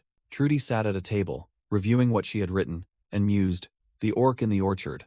I wonder if this will change people's perspectives a little." She thought to herself that she had been sent here as a sayer priest, but the hundreds of orc slaves she saw were treated merely as livestock, and she hoped this writing would change their treatment. Trudy clasped her hands in prayer before the sayer emblem, believing that even if it went against the congregation's doctrine, this was truly doing his will. The door suddenly opened, and a large, hooded figure stepped in, startling her into exclaiming, "Oh my!" The strange man, with a muscular build and a cold face, entered the house. Trudy stood up, introduced herself as Trudy, a servant of Sayer, and cautiously asked the reason for his visit. The hooded man did not reply, merely narrowing his eyes at her with a menacing expression. His sharp gaze swept across the room, seemingly searching for something. The stranger's eyes stopped on the stack of papers Trudy had just finished writing on the table. The man continued to stare at the written pages with an unchanging expression. Trudy appeared anxious and confused by the uninvited guest's terrifying silence. The man's eyes suddenly glowed fiery red, and he muttered, "No doubt about it." A fierce flame erupted, signaling an impending explosion. The small wooden house was engulfed in a sea of fire, completely incinerated. Trudy's silhouette desperately flailed amidst the raging flames before being consumed. The scene shifted to a clear blue, peaceful sky, with white clouds drifting lazily. A colossal, magnificent white tower appeared, suspended in midair. Inside the tower, countless glowing crystal orbs were neatly arranged on shelves. Shelves filled with glowing orbs stretched endlessly, forming a vast archive. At the center of the structure was a colossal, intricate machine, emitting a brilliant blue light and operating the entire system. A digital image of a bright, curly-haired boy with freckles appeared, flashing a smug smile. The boy's image dissolved into a fiery, chaotic energy burst. Inside a high-tech control room, countless holographic screens displayed data surrounding a central energy core. Two silver sages were discussing. One reported that there would be much to do due to the Fist King's influence, and Sage Arclight ordered him to proceed with categorizing the completed issues. Sage Arclight smiled, saying he felt sorry for those who sacrificed themselves unknowingly, but affirmed that everything was for the benefit of humanity. The system explained Sayer's eyes, one of the Silver Sage's most powerful holy relics, which transformed believers into their eyes and ears, allowing them to rule the world from the shadows. A Silver Sage commented that with priests and believers unknowingly providing information, this power was no different from that of a god. Sage Arclight expressed concern due to the scarce information about the Fist King, wondering if he had no Sayer followers around him, or held an aversion to the congregation. A voice echoed, calling out, "Guardian Arclight." A female Silver Sage with pale ice-blue hair appeared, and Arclight asked, "Guardian Saraline, what brings you here?" Saraline asked Arclight about the progress in dealing with the Fist King, and confidently stated that she had sent her sibling, believing that as a mere aura user, the Fist King would be unable to resist someone equipped with ancient magic. Arclight repeated in surprise, "A mere aura user?" Saraline approached a control panel and began to operate it. On the screen, an image of Leifin with red hair was blasted backward by a surge of energy. A close-up showed Paladin Christine screaming, seemingly affected by some kind of magic. Christine's face revealed extreme astonishment and confusion. Leifin stood within an intricate magic circle and chanted, "I am the one who breaks the flow, interfering with the precise point of power." Adron Linpose. Sage Arclight stared at the screen with a stunned expression, muttering, "This guy." The screen showed Leifin comically slipping as he chanted, "Make everything slippery, grease," causing Arclight to think, "He uses magic too?" The scene shifted to a dungeon entrance at the foot of a mountain, with the inscription, "Chloe's Dungeon of Mount Gloaton." A blue magic gate, named Chloe Damon Gate, Era of Silver Relics, is active. Tacit and Ceylon lead a group of orc gladiators stepping out from the glowing gate. Ceylon, bewildered, asks where they are, while a mechanical voice verifies the user's identity, Killon Phil Marsis, and announces a lockdown. Ceylon wonders if it's alright for so many people to know about the teleportation gate, but Tacit replies that there was no other way to transport them safely. The scene shows Chloe Dungeon, once teeming with monsters, now repaired by dwarves and made safe under the management of the Antares Dominion. A fortress named Chloe Guard has been built around the dungeon entrance, with a bustling military camp outside. At the training grounds, Jalcato is scolding a group of orcs. "Do you truly call yourselves warriors if you keep crying like that?" Jalkato roars, "Come, Scandal," leaping into the air to summon his weapon. A greatsword flies across the camp towards Jalkato. Jalkato catches the sword mid-air, a white aura enveloping his arm. The orc gladiators realize in astonishment that it is Spirit's weapon, the true power of a warrior. Jalkato turns to face the crowd, declaring that he is no different from them, and they can do it too. He instructs the recruits to consider the weapon in their hands as a true companion, and forget everything they learned before, and they unanimously obey. "Understood, Captain Jalkato." Jalkato and a dreadlocked orc observe, remarking that everyone's efforts are admirable, and that they also underwent similar training in the arena. Jalkato continues his inspiring speech, urging the warriors to trust their soul companions and listen to the resonance of their souls with the hope of freedom. Jalkato raises his weapon and declares, "We will become stronger." While an orc recruit roars with determination, Tacit and Silan lead the new group of recruits, and Jalkato turns to welcome them. Jalkato smiles, welcoming the recruits to the land of freedom, while Silan anxiously asks if Leifen is at the White Palace. Jalkato replies that the White King is currently on the battlefield, making Silan surprised, and asks if the Antares Dominion is currently fighting anyone. The scene shifts to a city engulfed in smoke, fire, and ruins, implying the battlefield where Leifen is engaged.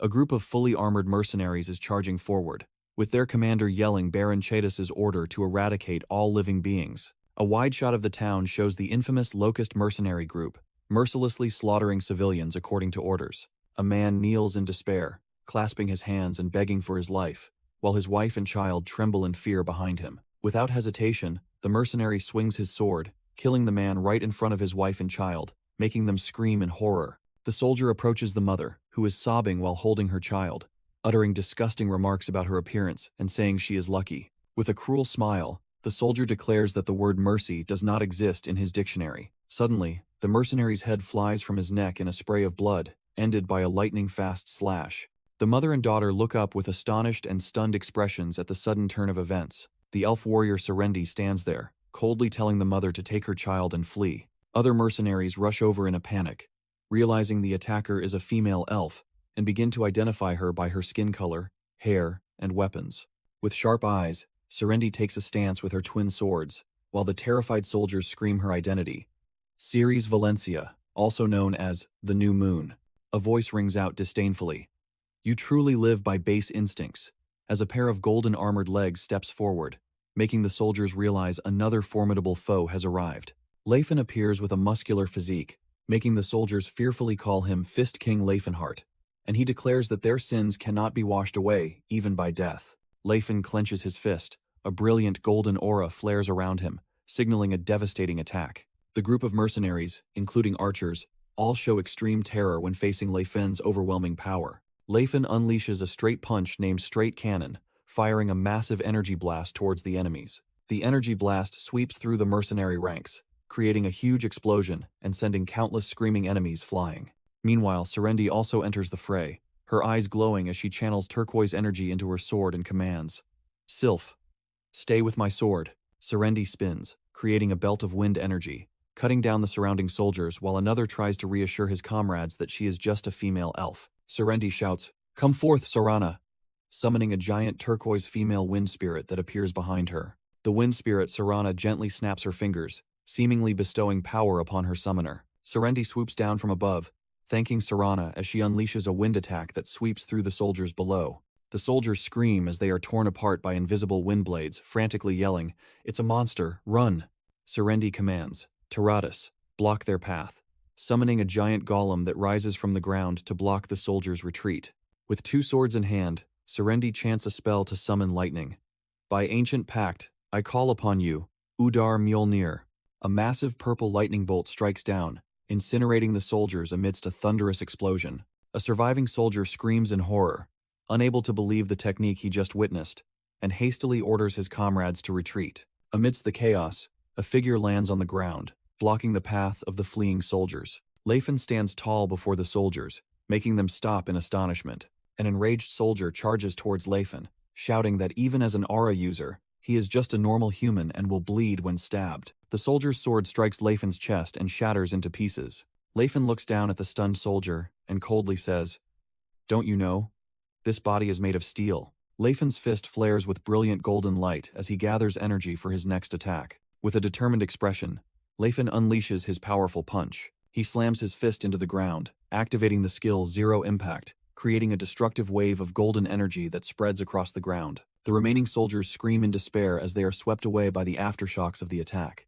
Leifin grabs the head of the soldier who attacked him, who is trembling and begging for mercy, and asks in return, "Didn't you say there was no mercy in your dictionary?" The soldier stammers that those weren't his words, but Leifin crushes his head without hesitation. The remaining soldiers kneel, begging for their lives, blaming it on merely following Baron Chadis's orders. With eyes glowing in the darkness, Leifin declares that following orders is no excuse to evade responsibility, as their own hands cause the bloodshed and tears. The scene opens on a quiet, paved road, shimmering with dust motes in the air. Suddenly, fresh blood splattered across the road, signaling a recent massacre. Standing beside Serendi, Leifin remarked that Baron Chedis had gone too far by hiring these cruel bastards, clearly knowing what kind of people they were. The narration explained that this was a war between two noble families, Baron Chedis and Baron Galen.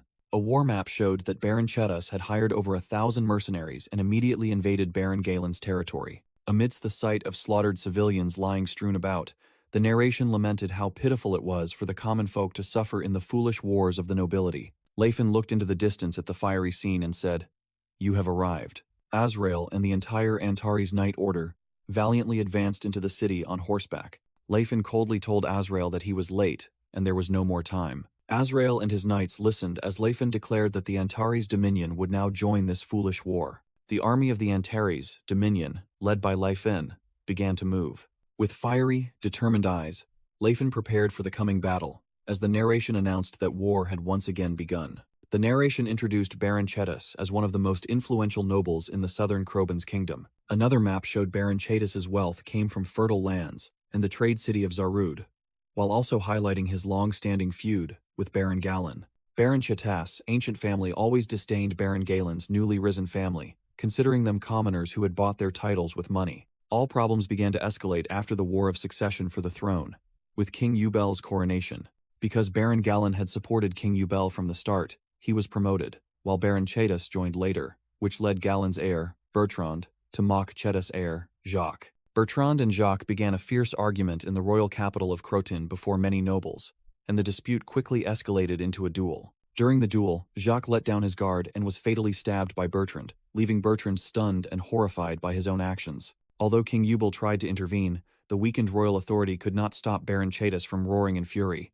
"How dare that lowly Galen kill my son? I will wipe his entire bloodline from this land." Baron Chedis hired 1,000 mercenaries and immediately invaded Baron Galen's territory, leaving a devastated city in his wake. Baron Galen appealed to neighboring nobles for help, but all turned a blind eye, fearing the aura-wielding knight Grandiad, who stood behind Chedis. Cornered with his territory ravaged and all negotiations failed, Baron Galen desperately clutched his head and seriously contemplated ending his own life. Just then, a rope of salvation unexpectedly appeared before the collapsing Baron Galen. It was a gleaming golden rope, both massive and thick, yet incredibly sturdy, radiating a brilliant aura. Wind swept through the dry branches on a desolate mountainside, signaling an approaching storm. The sound of a fierce battle echoed, shattering the silence. Amidst the chaotic battlefield, mercenaries were sent flying into the air by a surge of brilliant golden energy. Leifin unleashed a powerful attack, causing the mercenaries to scream in pain and desperately beg for their lives. Chedis's knight commander, Garand, shrieked in horror. "Fist King Leifenhart, why is that bastard suddenly interfering? How can we possibly fight a monster like that?" Garand tried to boost his soldiers' morale by offering 1,000 gold coins to anyone who inflicted even a minor wound on Leifin, making the mercenaries greedy. Leifin looked at the charging crowd and said with disdain, "Those who sell their lives for gold, if they value their lives so cheaply, have no right to complain." Leifin threw a punch that created a massive energy explosion, sweeping away a horde of mercenaries. Despite the danger, a group of mercenaries blindly charged forward, shouting, "Just one hit, then you'll have 1,000 gold coins." Leifin called them fools, then unleashed a devastating kick, his leg blazing with aura. His landslide kick created a terrifying shockwave, tearing up the ground and blowing away his enemies. Caught in the destructive vortex, Commander Garand screamed in despair, "Damn it, this wasn't part of the plan." Standing firm in the eye of the storm, Leifin clenched his blazing fist and challenged, "Do you think this much can harm the Fist King?" A knight on horseback roared, urging his comrades to charge forward and show their courage to their lord. Azrael led the Antares Knight Order into battle, ordering them to deal with the remaining enemies. A commander from the Galan faction also shouted, encouraging his knights not to fall behind and to avenge their trampled families. Facing a disadvantageous situation, Commander Garand frantically ordered a full retreat. Caught between the direct assault of the Antares Knight Order and a flanking attack from Baron Galen's forces, Baron Chita's troops had no choice but to flee. After the battle, Serendi looked at the shirtless Leifin and wondered why he was wandering around unclothed in the middle of winter. Leifin explained that after everything he had been through, he felt more comfortable without a shirt, then turned to tease Serendi that she should also put something on because she looked unsightly, which flustered her. Leifin smugly pondered his remark, wondering if he sounded like a fist king, and Serendi replied that he looked like the successor to an invincible Jim, leaving him unsure if it was a compliment or an insult. Baron Galan approached to express his profound gratitude to Leifin, saying that without him, they would never have dared to dream of victory. But Leifin humbly replied that he merely did what an ally should.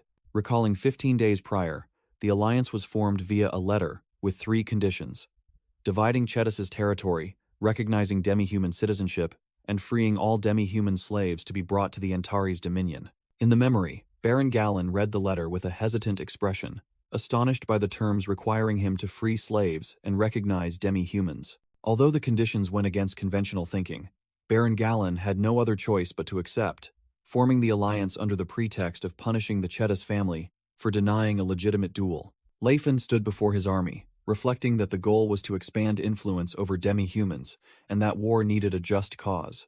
Unlike in the past, he was now carefully building his own righteousness. The scene shifted to a treacherous canyon named Natus Valley. In Natus Valley, Lafen stood alone in the middle of the canyon, blocking the path of 2 opposing armies. Leifin shouted loudly, warning those who wished to live to retreat. Chetis's mercenaries trembled as they recognized the legendary Fist King, but Commander Garand roared, threatening severe punishment for anyone who dared to flee. A commander of the Hundar Guards stood before his troops, reassuring them not to lose heart, for the other side of the valley was the real threat, and that the Fist King was also just a human. Leifin stared ahead with resolute eyes, his gaze burning with power, ready for the coming battle. Leifin tensed his fist, brilliant golden energy converging around his hand as he declared, "Those who do not retreat." He unleashed a massive surge of energy forward and boldly stated, "Will not see tomorrow." The Hundar Guards screamed in terror, unable to comprehend how a mere human could emit light and throw a punch that pierced the very sky. Despite the soldiers' fear, the Hundar commander roared his command, "Infantry, all charge." Leifin watched the charging soldiers, clicked his tongue, thinking to himself, I already scared them, yet they still didn't run? He realized these soldiers were not professional knights or mercenaries, but mere farmers forced into battle. With a resolute expression, Leifin summoned 2 purple energy staffs and decided to go easy on them. "In that case, I should show mercy. This strike won't kill you." Red energy whips lashed out repeatedly at the soldiers, sending them sprawling amidst desperate screams and cries for their mothers. The Hundar commander broke out in a cold sweat, admitting that his troops were absolutely no match for Lafen.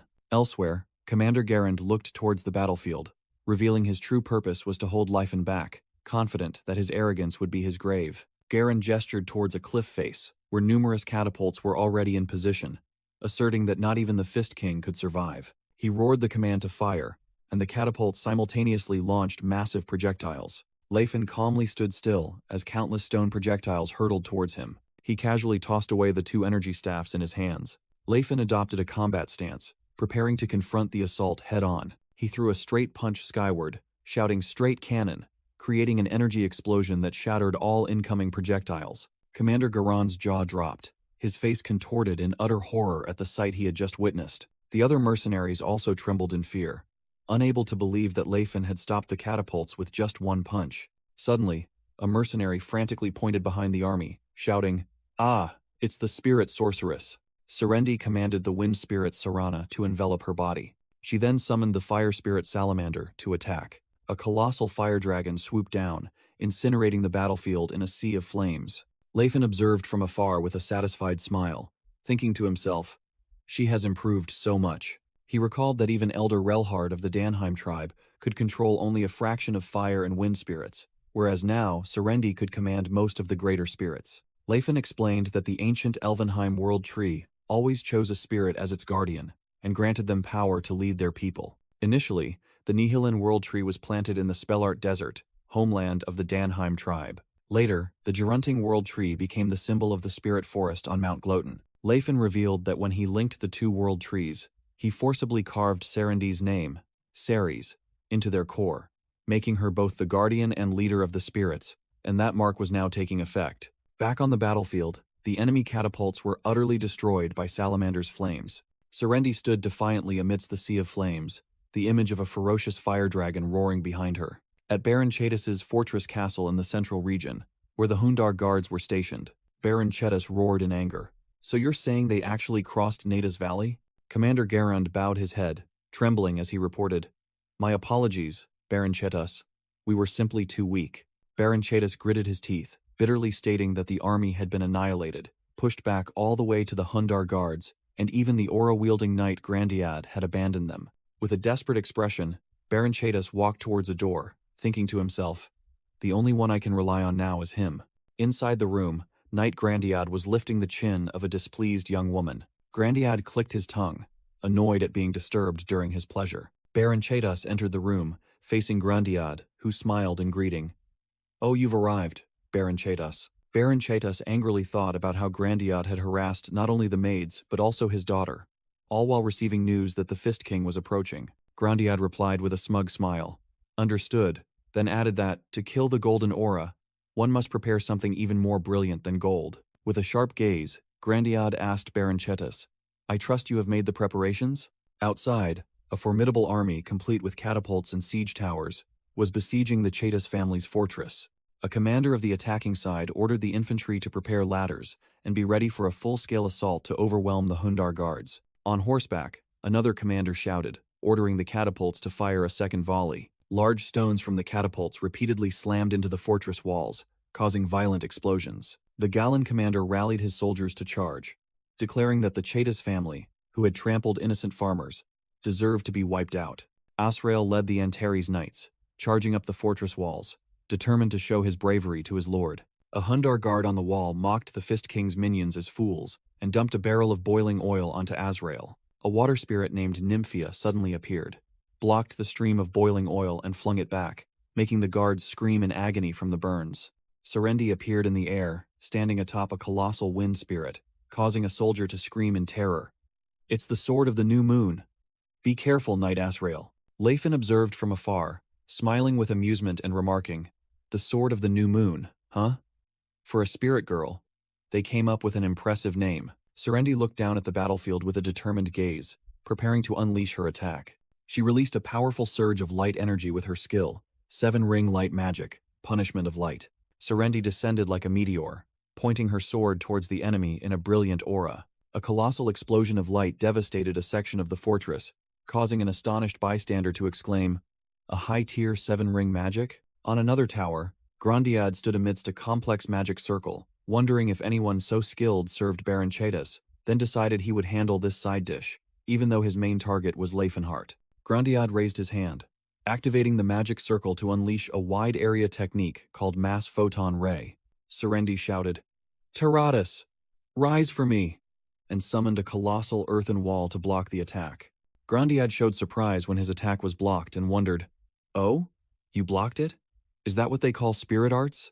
With a tense expression, Sarendi thought to herself, "How dangerous." Grandiad hovered in midair, surrounded by a blue aura, astonished to think there was such a high-level mage, and began to chant. From afar, Leifin shouted anxiously, "Ceres!" Leifin looked towards the battle atop the tower, frustratedly thinking, "I thought there wouldn't be any real danger. But where did that guy come from? Damn it. They're too far." Leifin's gaze fell upon a nearby trebuchet. Leifin leaped onto the trebuchet and asked, "Can this launch me over there?" causing Galen's commander to exclaim in shock, "What? You can't ride a trebuchet. Besides, it has a weight limit for anything over 100 kilograms. Leifin declared, "It's too close." Then the simple solution is to become lighter, and proceeded to shed his heavy armor. Grandiad unleashed a powerful wind magic attack called Air Bomb, weight distortion. Sarendi watched in astonishment as a sphere of light energy hurtled towards her, while Grandiad chanted from behind. Sarendi quickly reacted by casting binding light magic, conjuring countless magic circles and chains of light. With a panicked expression, Sarendi shouted the name of another spirit, Ignaces. A fierce explosion of fire engulfed the top of the tower where Grandiad stood. Serendi stood firm amidst the sea of flames, behind her the colossal image of the fire spirit Salamander. Grandiad stared at the scene with an astonished expression. She blocked even that attack? Grandiad smiled, filled with delight and self-satisfaction. Serendi pointed forward, commanding the fire spirits to attack. Go! Salamander, Ignacis! Grandiad smiled confidently, forming a wind magic circle in his hand and chanting, O northern winds, transform into blades and strike down my foe. Grandiad unleashed a fierce blue storm of blade aura called Prison Blade Storm, aimed directly at Serendi. The fire spirit Salamander charged into the storm, but was repelled by the power of the wind magic. Serendi's face showed surprise, thinking that even with Salamander and Ignacis, she couldn't break through her opponent's magic. She realized she needed to infuse fire into her sword, but no longer had enough strength to summon more spirits. Two smaller fire spirits suddenly appeared and rushed towards each other, merging into one. Grandiad showed surprise at this sudden transformation. Serendi thrust her sword through the fire spirits, leaving Grandiad stunned as he wondered, What is that? She's skewering spirits with her sword? I'm truly sorry. Aren't spirits supposed to be friends? Countless fiery dragon heads enveloped Serendi and her sword, forcing Grandiad to admit the situation had become more complicated than he thought. A terrifying fire explosion erupted from the clash of the two power surges. Serendi was thrown far back by the aftershocks of the explosion. The explosion collapsed a corner of the fortress wall. A large hole formed in the city wall, with bricks and stones crumbling. The destructive power of the explosion continued to spread, causing more damage. Serendi was blown into the air amidst the thick smoke and dust. Grandiad began chanting, a complex magic circle appearing around him. He hovered in midair, enveloped by a vortex of blue magical energy. Trapped in the vortex, Serendi gritted her teeth, enduring the immense pressure. Fresh blood spurted as an invisible wind blade cut deep into her hip. The wound on Serendi's body bled, soaking a patch of her attire. Knight Grandiad gritted his teeth, enduring as he was pushed back by a powerful force. A tear rolled down his cheek in that moment of being overwhelmed. Grandiad was blown towards the towering city wall. Serendi roared in anger, the two swords in her hands erupting with brilliant golden flames. Intense energy burst forth from her body. She charged directly towards the city wall, two streams of fire trailing behind her like wings. Serendi's attack collided with the wall, creating cracks that spread like a spiderweb. The stone wall began to crumble under the force of the explosion. A massive explosion engulfed the entire city gate in dazzling light. Serendi stared at the result of her destructive attack. She landed on the ground before the shattered gate, its iron chains torn apart. Serendi looked up and was astonished to see Grandiad hovering in midair, enveloped by blue energy circles. Grandiad hovered in the air, his boots emitting a blue glow, and he muttered, "Unbelievable that a mere spirit would use teleportation boots." Serendi was stunned, wondering if he possessed a treasure that allowed instant teleportation, as she was certain she had gained the upper hand. Grandiad looked down with contempt, deeming it a waste for a spirit to possess such a treasure, but decided this was no time to hold back. He raised his hand, and his gauntlet glowed with intricate yellow circuit patterns. Serendi exclaimed in alarm, "What? Magic? Aura?" Grandiad smirked smugly as his gauntlet radiated a brilliant golden light. He unleashed a massive surge of golden energy forward. Serendi Elrelpiana braced herself to face the colossal golden aura surging towards her, two small fire spirits growling beside her. She swung her sword, creating a dazzling streak of light to block the opponent's attack. The two energy surges collided in a fierce instant. However, Grandiad's aura proved stronger, piercing through the defense and slamming directly into the city wall. A terrifying explosion occurred, blowing away a section of the city wall amidst thick smoke and dust. Serendi watched the scene in astonishment, thinking, "I can't believe he has such powerful slashing strength." She was still reeling from the destructive power she had just witnessed. Grandiad suddenly emerged from the smoke and dust, challenging, "Try to block this attack yourself." He charged forward at an astonishing speed, unleashing a powerful sword technique called Severing Sword. Serendi's eyes widened in horror as she faced the direct melee attack. Blood splattered into the air after the impact. Serendi's sword erupted with fierce flames as she tried to defend against the attack. The flames enveloped the blade, forming the shape of a small fire dragon spirit. The flames flared brightly one last time, then slowly faded. As the flames vanished, cracks began to appear on her blade. The sword continued to crack and shatter under the tremendous pressure. Finally, Serendi's sword shattered into tiny fragments. Serendi collapsed to one knee, her body covered in wounds and blood flowing onto the stone ground. She gasped for breath, trying to support her trembling body, weakened by exhaustion and injuries. Serendi El Arelpiana knelt on the ground, blood continuously gushing from her wounds. A blonde mage let out a savage laugh and mocked.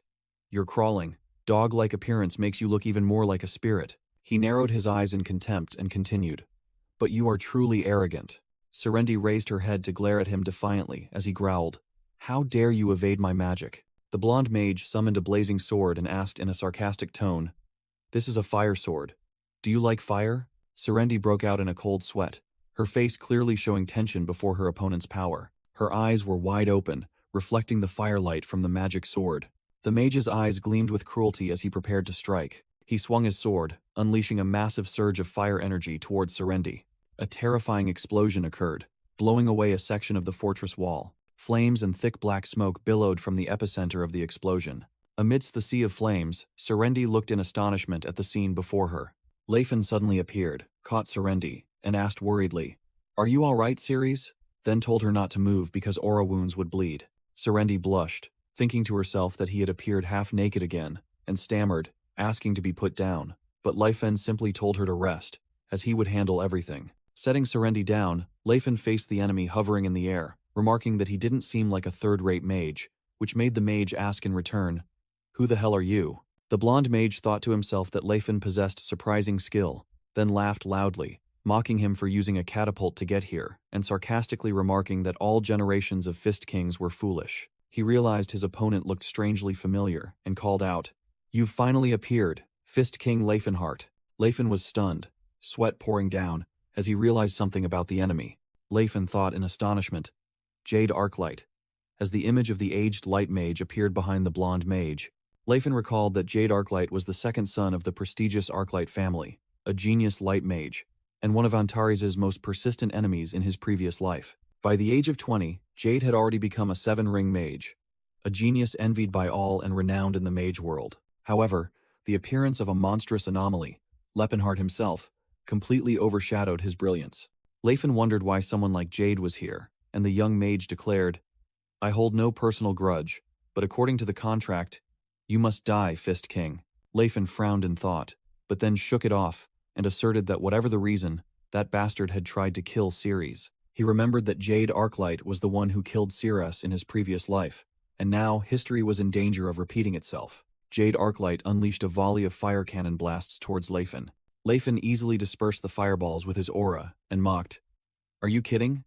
Do you think this will work on an aura user?" Jade smirked confidently, completely unfazed. He summoned a sword of light and roared, "Sword of Severance."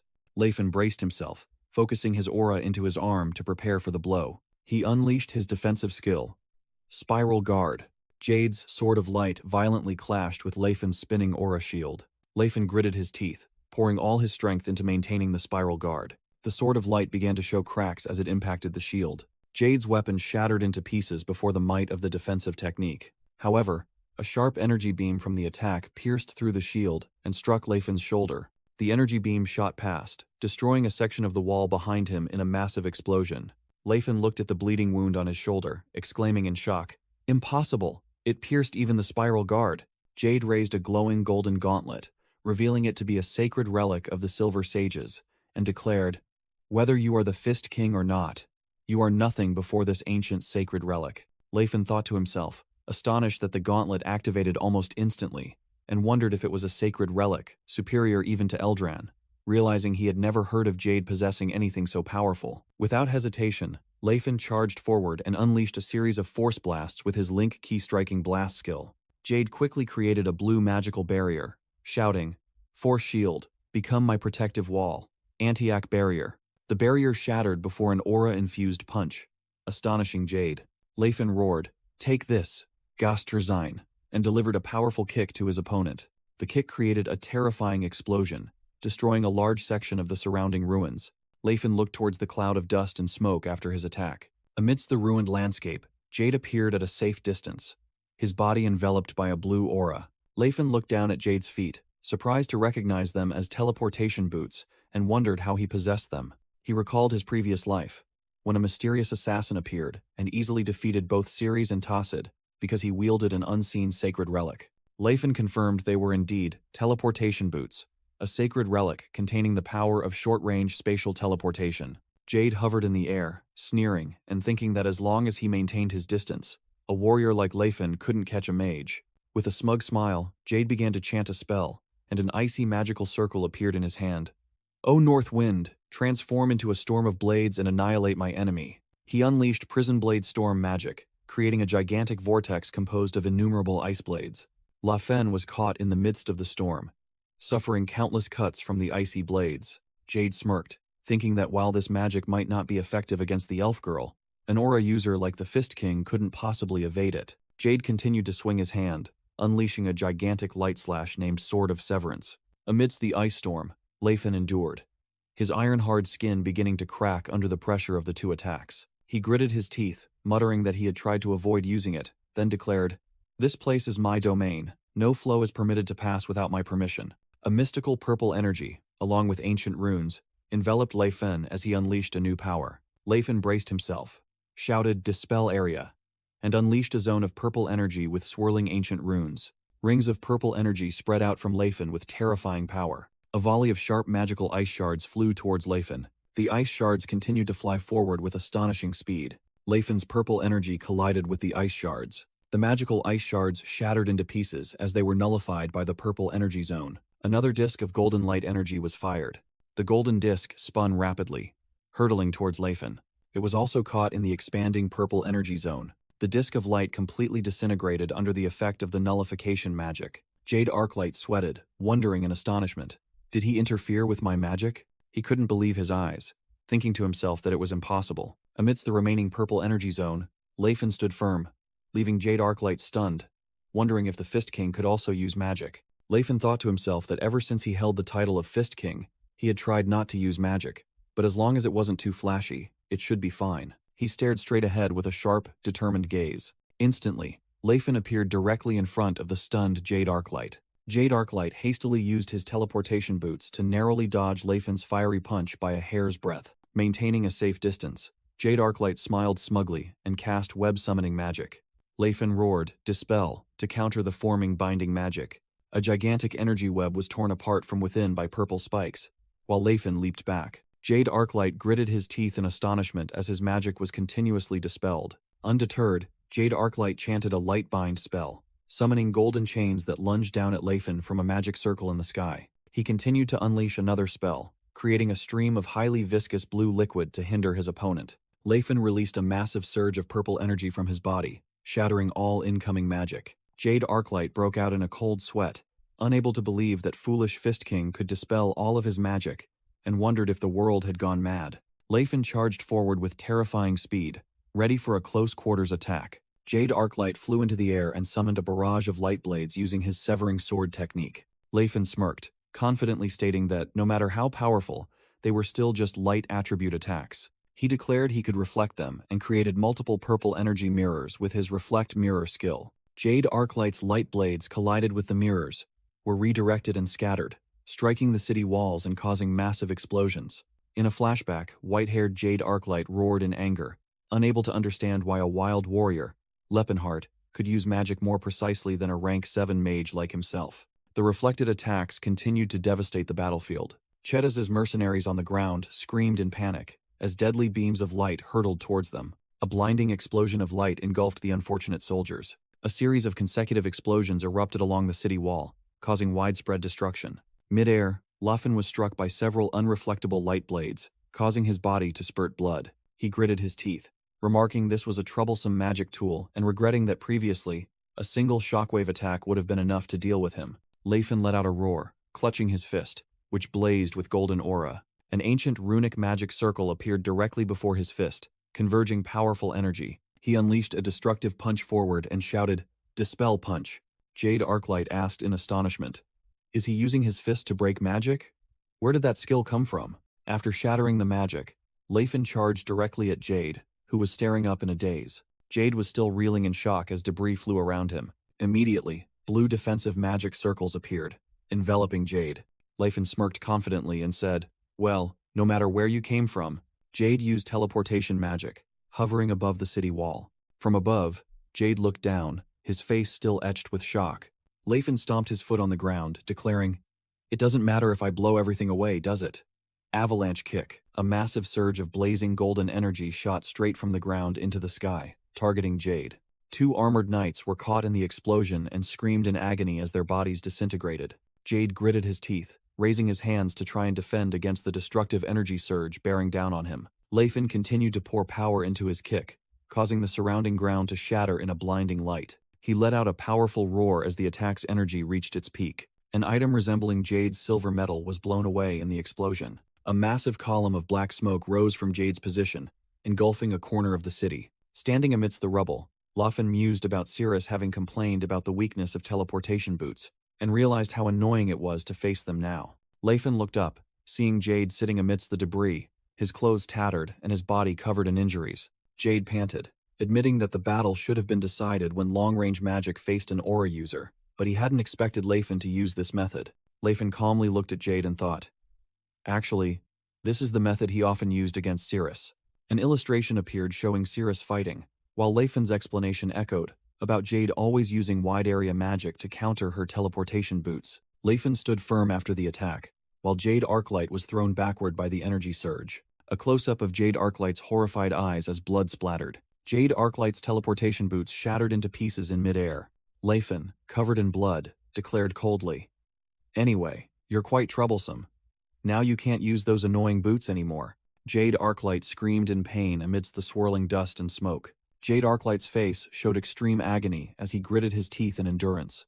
Leifin held a shard of the boots and pondered the suspicious connection between the Arclight family and the assassins in his past life. In Leifin's memory, a black-cloaked intruder appeared. He recalled that assassins' extraordinary equipment had become the foundation for Ten-Ring magic. Leifin decided not to kill Jade Arclight as he had found a living clue, and declared, "I won't kill you. I have many things to ask you." Jade Arclight staggered to his feet, desperately thinking he had to escape, and regretting having to use one of the 3 precious items received from his brother. Jade Arclight pulled out a glowing dagger-shaped holy relic and called it the Feather of Return. He activated the holy relic, creating a blinding explosion of blue light. Leifin was stunned by the sudden turn of events, exclaiming, "What the hell is that?" Jade Arclight's expression shifted from a smug smile to determination as he poured his strength into the holy relic to escape. Leifin reacted instantly, forcefully throwing the broken boot shard at Jade Arclight. The boot shard whizzed through the air amidst the flying debris. Leifin clicked his tongue with an annoyed expression. Standing alone amidst the desolate scene, Leifin realized his opponent had vanished and wondered. He disappeared? Leifin roared defiantly, "Do you think you can escape my sensory field?" Within the range of his sensory field, a small figure was seen running at full speed in the distance. A dazzling explosion of light enveloped a corner of the ruined city, marking Jade Arclight's teleportation. Blinding white light spread everywhere, making everything vanish within the teleportation energy stream. Leifin looked up at the sky, bitterly admitting, he truly vanished. He mused, analyzing that this was not a large-scale facility, but a mobile long-range teleportation artifact, something he had never seen in his previous life. Leifin suddenly snapped awake, blaming himself for getting lost in theoretical analysis and letting Jade escape. He turned back and discovered a metal fragment remaining from Jade's boots amidst the rubble. Leifin bent down to pick up the fragment of the teleportation boots. He stared at the fragment and realized it was identical to what he had obtained from the assassin in his previous life. Leifin examined the emblem on the fragment more closely and decided that he would need to investigate the Arclight family later. From across the city, cheers erupted as a soldier announced, "We have beheaded Baron Chetas. This is our victory." Standing amidst the ruins, Leifin calmly said, "The war has also ended." He unexpectedly found a bag lying on the ground and wondered what it was. Leifin recognized it as Jade's infinite bag and muttered that the mage had dropped all sorts of things during his escape. He opened the bag and was delighted to see it filled with gold coins, estimated to be tens of thousands, realizing that Baron Chetas had spent heavily to defeat him. Leifin walked, clutching the bag of gold coins, thinking that this money would greatly help the territory's budget, and Karl would be very pleased. A flashback showed nearly 1,000 people of various races had been rescued, and were being convinced that tolerance towards humans was the path to freedom. Hundreds of human soldiers, led by Azrael, had also joined Leifin's ranks. Leifin looked at the map, calculating that seizing Baron Chetas's lands and the trade city of Zarud would help fill the treasury to support the refugees and new soldiers. Cirrus appeared and asked Leifin if he was all right. He replied that he was fine, and the enemy had escaped. Cirrus was angry about letting the enemy escape, but Leifin held up the fragments of the teleportation boots and asked, "Do you mean these things?" Leifin gifted the broken boots to Cirrus, who happily accepted them to the astonishment of the 2 Hundar guards. Cirrus tried on the boots, and they fit perfectly. Leifin explained they possessed self-adjusting magic. The narration echoed, ordering the soldiers to seize Hundar Citadel and capture all who surrendered. In a flashback, the war was revealed to have originated from the death of Jacques, heir of the Chaitas family, in a duel, turning Baron Chaitas and Baron Galen into enemies. Baron Galen desperately clutched his head as Baron Chaitas's elite mercenary army cornered him. Leifin, known as the Fist King, appeared as a golden lifeline for Baron Galen. Baron Galen had grasped the lifeline from the Antares' dominion. In a metaphorical image, Baron Galen used that very rope to strangle Baron Chaitas, turning the tide of the war. The map showed the vast territory of the Chaitas family, while the Antares' dominion was initially just a small land. After the victory, the Antares' dominion divided Chaitas' territory with Baron Galen, tripling their own area. Leifin recalled Karl advising them not to seize the entire territory, as overly rapid expansion would provoke neighboring nobles. Sitting on a chair, Leifin smiled contentedly, declaring that controlling the trade city of Zarud had laid the foundation for their plans. A year passed, and a magnificent white palace was erected. The scene shifted to spring, the time when all things bud and blossom. The story moved to the Petal Lands, a vast plain in the continent's southeast. A winding trail snaked through the lush green hills of the Petal Lands. Although the Petal Lands seemed desolate, green shoots still emerged after the harsh winter. This land was too barren for cultivation, and frequently plagued by monsters. Thus, it had become home to nomadic tribes for generations. The map showed nomadic tribes raising horses and sheep scattered across the Petal Lands, divided by the 2 mountain ranges of Gloten and Rakid. Due to no external threats, the tribes had never truly united and lived in relative peace for centuries. After hundreds of years of peace, the Petal Lands now stood on the brink of a great war. At the heart of Petal, beneath the shadow of the Lying Wolf Mountains, a force of 10,000 nomadic allied warriors had gathered.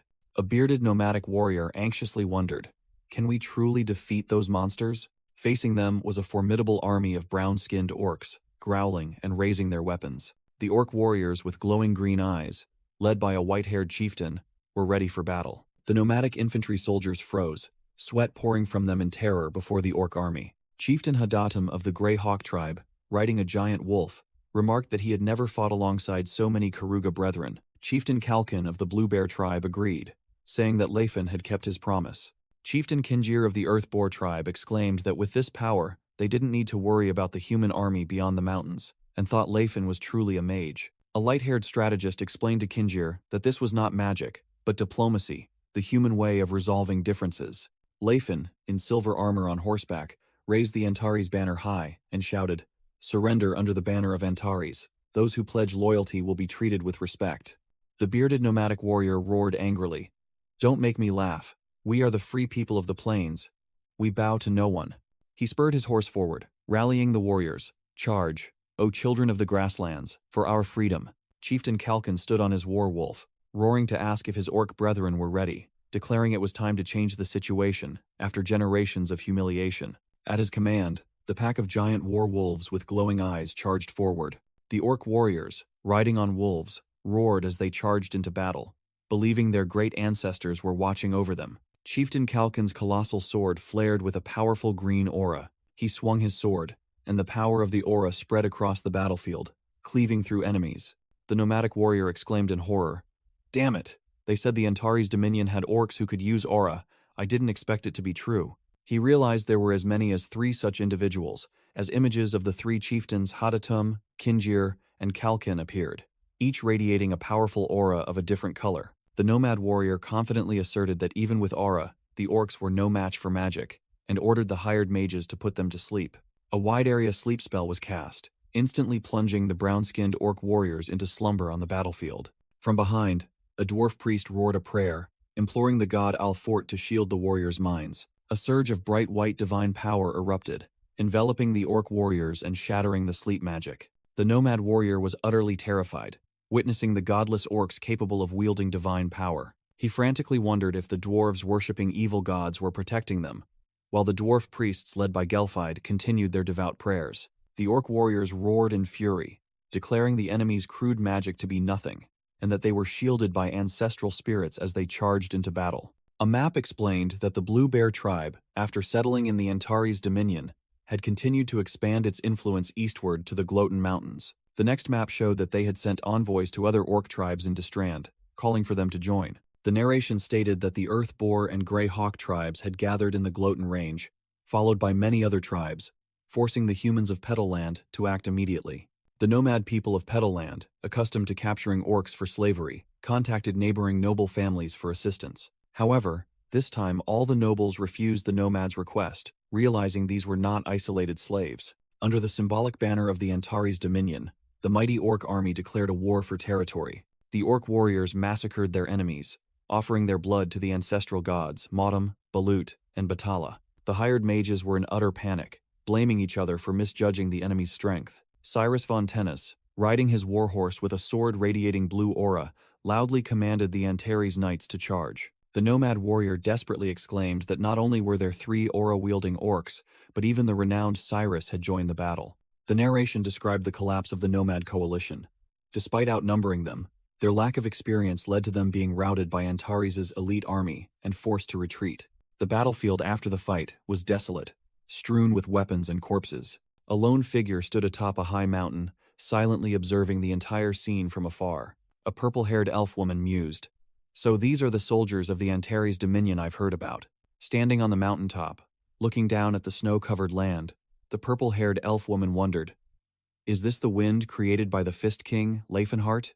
Night fell, sparkling with distant campfires. Below, a vast military camp rejoiced in a festive atmosphere celebrating victory. 3 cups were raised with a resounding cheer, "To our victory." Around the bonfire, soldiers of various races cheerfully offered drinks to each other. A brown-skinned orc warrior called out to Robert, Utunun, and even Priest Darlos, who gladly accepted. Chieftain Hadadim clapped Russ on the shoulder, enthusiastically inviting him to drink and praising his strength, but Russ awkwardly refused. "I don't like alcohol." Hadadim said it was fine since Russ was very strong, then turned to ask if he liked meat, while Chieftain Kinjir sat beside them. Azrael cheerfully stepped forward, holding a glass of wine and loudly declaring that he would eat more because he loved alcohol, drawing Kinjir's attention. Kinjir excitedly slapped Azrael's shoulder, praising his good alcohol tolerance despite being a bit weak, startling Azrael. Azrael awkwardly held Kinjir's hand and advised, "You shouldn't act like that with humans, Sir Kinjir." Azrael explained that humans have high self-esteem and would consider such an action an insult, which Kinjir realized and immediately apologized for. Suddenly, Russ's gaze sharpened as he sensed something unusual. Chieftain Hadadim's expression also immediately turned serious and wary. Chieftain Kinjir also changed his demeanor, his eyes filled with scrutiny. All 3 aura users sensed a strange presence, and Russ wondered if there was another aura user nearby. Chieftain Karkin, with his silver-white hair, appeared with the other 2 chieftains, sensing the summons and deciding, "Let's go." The night scene of the camp unfolded at the foot of a towering mountain as light snow began to fall. From a high rock outcrop, the view encompassed the entire illuminated camp below. Russ and the 3 Karuga chieftains stood before a dark mountain cave, one of them calling out, "Come forth, you who have received the blessing of the battle spirit and have summoned us." Chieftain Karkin stood before a dark cave, with snow falling all around. Inside the deep cave, a chilling atmosphere prevailed. A slender figure slowly emerged from the shadows. The figure gradually became clearer as it moved towards the cave entrance. A voice emanated from the figure, asking, "Are you orcs of the Antares Dominion?"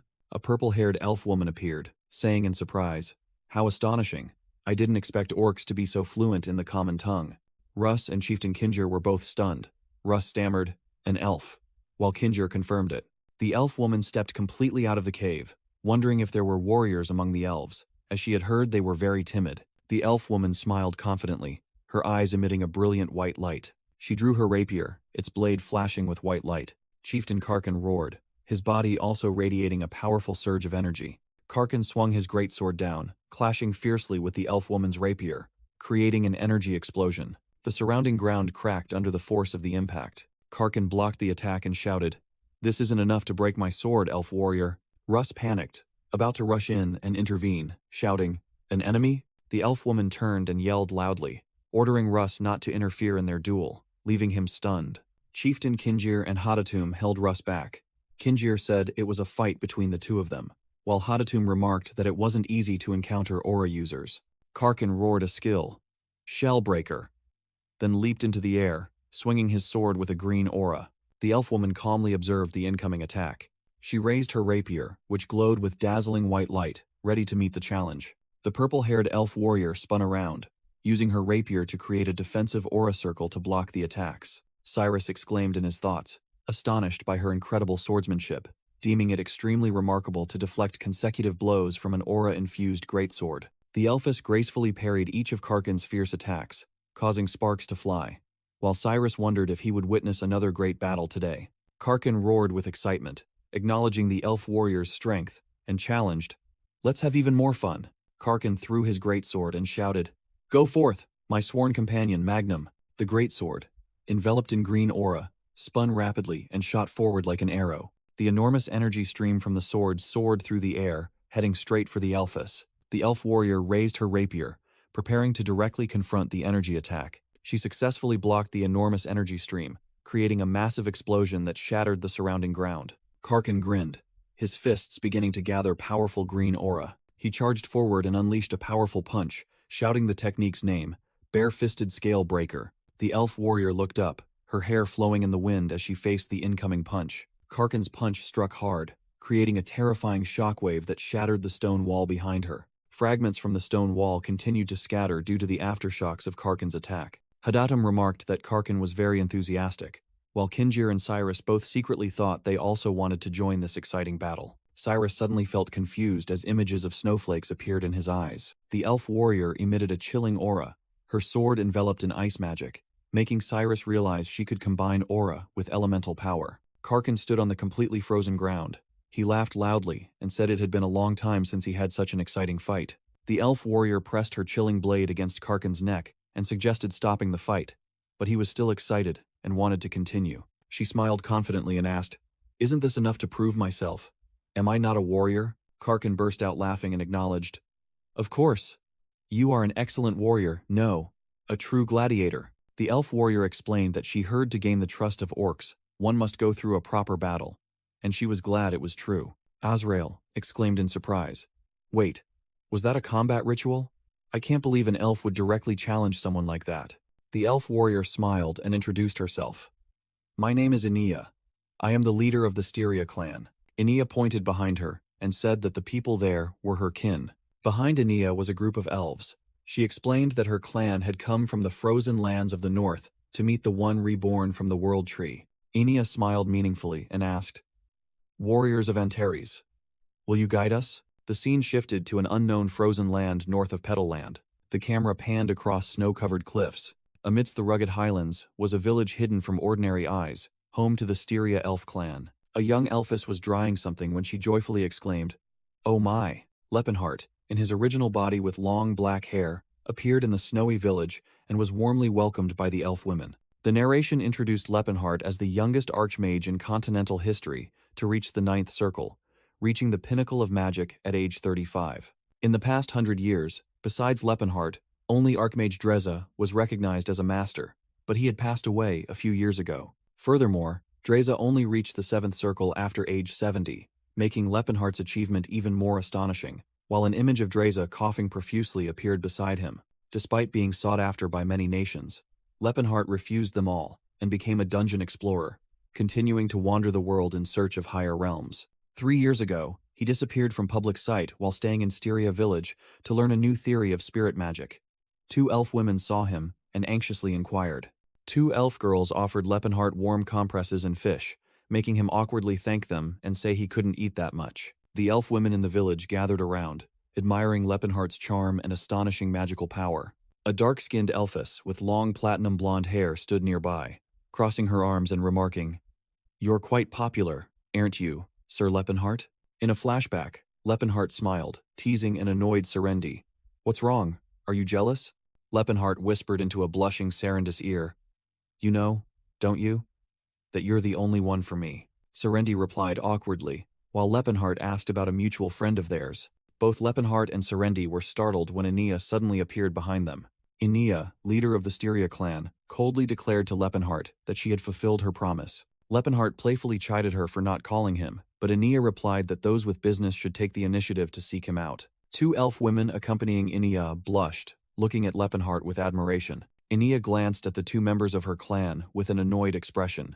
She walked closer to Lepenheart, while the other elf women were still chattering excitedly. Enia sarcastically asked Lepenheart if he was very popular, making him awkwardly reply that he didn't intentionally charm anyone. Enia looked at her clan members with disappointment and said she couldn't understand them, because Lepenheart was just flesh and blood. Lepenheart gently explained that not everyone had such keen eyes as her, before Enia got straight to the point, demanding he fulfill his promise to revive the world tree. Lepenheart held out an ancient heart-shaped glowing artifact named Generos, explaining that it was the seed containing the essence of the world tree. The scene shifted to the present. Lafen stood with a confident expression under the clear blue sky. Leifin stood on a rooftop, looking down contentedly at the village being beautifully rebuilt around the new world tree. The scene showed a new elf village, Gerunting, built in the Gloaton forest around the newly planted world tree. The colossal world tree soared high, sustaining a cycle of life for the entire forest. Leifin strolled through the village with Serendi, secretly thinking that the elves had settled down, but the gender ratio was too imbalanced. 2 elf women saw Leifin, immediately showed fear, stammered a greeting, then quickly left. Serendi watched them with an impassive expression, then turned to tease Leifin. "Well, Lord Lepenheart, you're really not popular at all." Serendi was startled when she heard a familiar voice call her name. An elf woman named Shaylin happily greeted Serendi, while 2 elf children behind her looked scared. Shaylin noticed Leifin was also present, and introduced him to the children as the one who saved them and granted them this village. Leifin tried to offer a friendly smile to greet the children, but he looked incredibly terrifying. The elf children cried out in fear, and Shaylin turned to scold Leifin for making them cry, while he bewilderedly wondered, "What did I do?" Serendi comforted a sniffling Leifin, explaining that to elves, his appearance was a bit frightening, and reassured him that they would get used to it over time. Suddenly, a messenger on horseback galloped into the village, causing the elves to move aside. The messenger quickly dismounted and knelt on one knee before Leifin. The soldier respectfully greeted the White King and reported that he brought news of Karkin, but Leifin replied that he had already heard of the victory. The soldier presented a scroll and said there was new information. During his march, Karkin had encountered a group of unfamiliar elves. Leifin took the scroll, while the soldier added that they called themselves the Styria clan, and he blurted out the name. "Enia?" The soldier stammered in surprise, asking how Leifin knew their leader's name, while Serendi also curiously asked if Enia was someone he knew. Leifin explained that she was someone he knew in a previous life, then turned to tell Serendi that they should return to the White King's castle. Night fell upon the elf village, enveloping the colossal world tree. The next day, the White King's castle appeared magnificent under the morning sun. Inside the castle was a luxurious room with splendid chandeliers, yet it was fully equipped with gym equipment. Leifin, shirtless and showing off his muscles, was training Karsas and urged, "All right, break time's over. Starting round 2, still 12 reps per set." Leifin ordered Ceylon to keep the same weight and add another set, while Ceylon struggled with the barbell on his shoulders. Leifin continued to instruct Karsas to keep the same number of sets but increase the weight, and Karsas seriously replied, "Understood, White King." Karsas thought to himself that he had to build strength to survive, admitting he had underestimated Ubel and Phineas' endurance, and now understood why Ubel's physical strength was so monstrous. Leifin observed Karsas and Ceylon training, thinking that, having been trained as a knight, Karsas was using a pulling force as if swinging a weapon. Leifin reminded Karsas not to rely on reflexes, while an attendant informed the newly arrived elf woman that he would announce her and invite her to wait in the reception room, but she refused. Leifin realized the guest had arrived earlier than expected, while the elf woman thought to herself that perhaps a wild elf would find it hard to grasp human etiquette, just like her previous life. Leifin turned around and asked Karsas and Ceylon to step aside for a moment. Karsas lowered the barbell to the floor, while Leifin offered a greeting. "It's an honor to meet you, leader of the Styria clan." Leifin introduced himself as Lepenheart, the White King of the Antares Dominion, and apologized for his inappropriate attire, as he hadn't been informed of her visit. The elf woman introduced herself as Enia, leader of the Styria clan, and said that his attire was very fitting for a warrior, so she didn't mind. The narration explained that Enia was the only aura user among the living elves, and possessed overwhelming combat power. The narration added that until Ceres, Serendi, surpassed her with magic, Enia was the strongest elf. Leifin welcomed her to Antares and stated that he had prepared a forest for her clan. Enia got straight to the point, saying that they came after sensing the world tree's rebirth in this dominion, and Leifin confirmed it. With a scrutinizing gaze, Enia asked directly, "Let me ask, are you truly the one who revived the world tree?" She explained that they believed reviving the world tree required immense magical power, whereas Leifin only looked like a powerful warrior. Leifin replied, Yes, as a brilliant golden aura began to emanate from his body. He clenched his fist, and the golden aura flared up fiercely. Immediately after, a surge of dark purple magic also gathered around his other hand. Purple magical energy erupted from his fist. Leifin stood between the two opposing energy currents, one a golden aura, the other dark magic, and declared himself both an aura user and a mage. Enia stared dumbfounded at the sight before her, her face reflecting the two colors of energy, and whispered, "Unbelievable." Enia stepped forward, placed her hand on Leifin's chest with an admiring expression, and said that she never imagined such a great intellect could reside in such a magnificent body. Leifin sweated, confusedly wondering about the girl's strange expression, while Enia blushed, gazing at him with infatuation. Enia gently placed her hand on Leifin's chest and spoke. "Excuse me." With a flushed face, she looked up and asked directly, "By any chance, are you married?" Leifin was utterly stunned by the sudden question, his face frozen in surprise.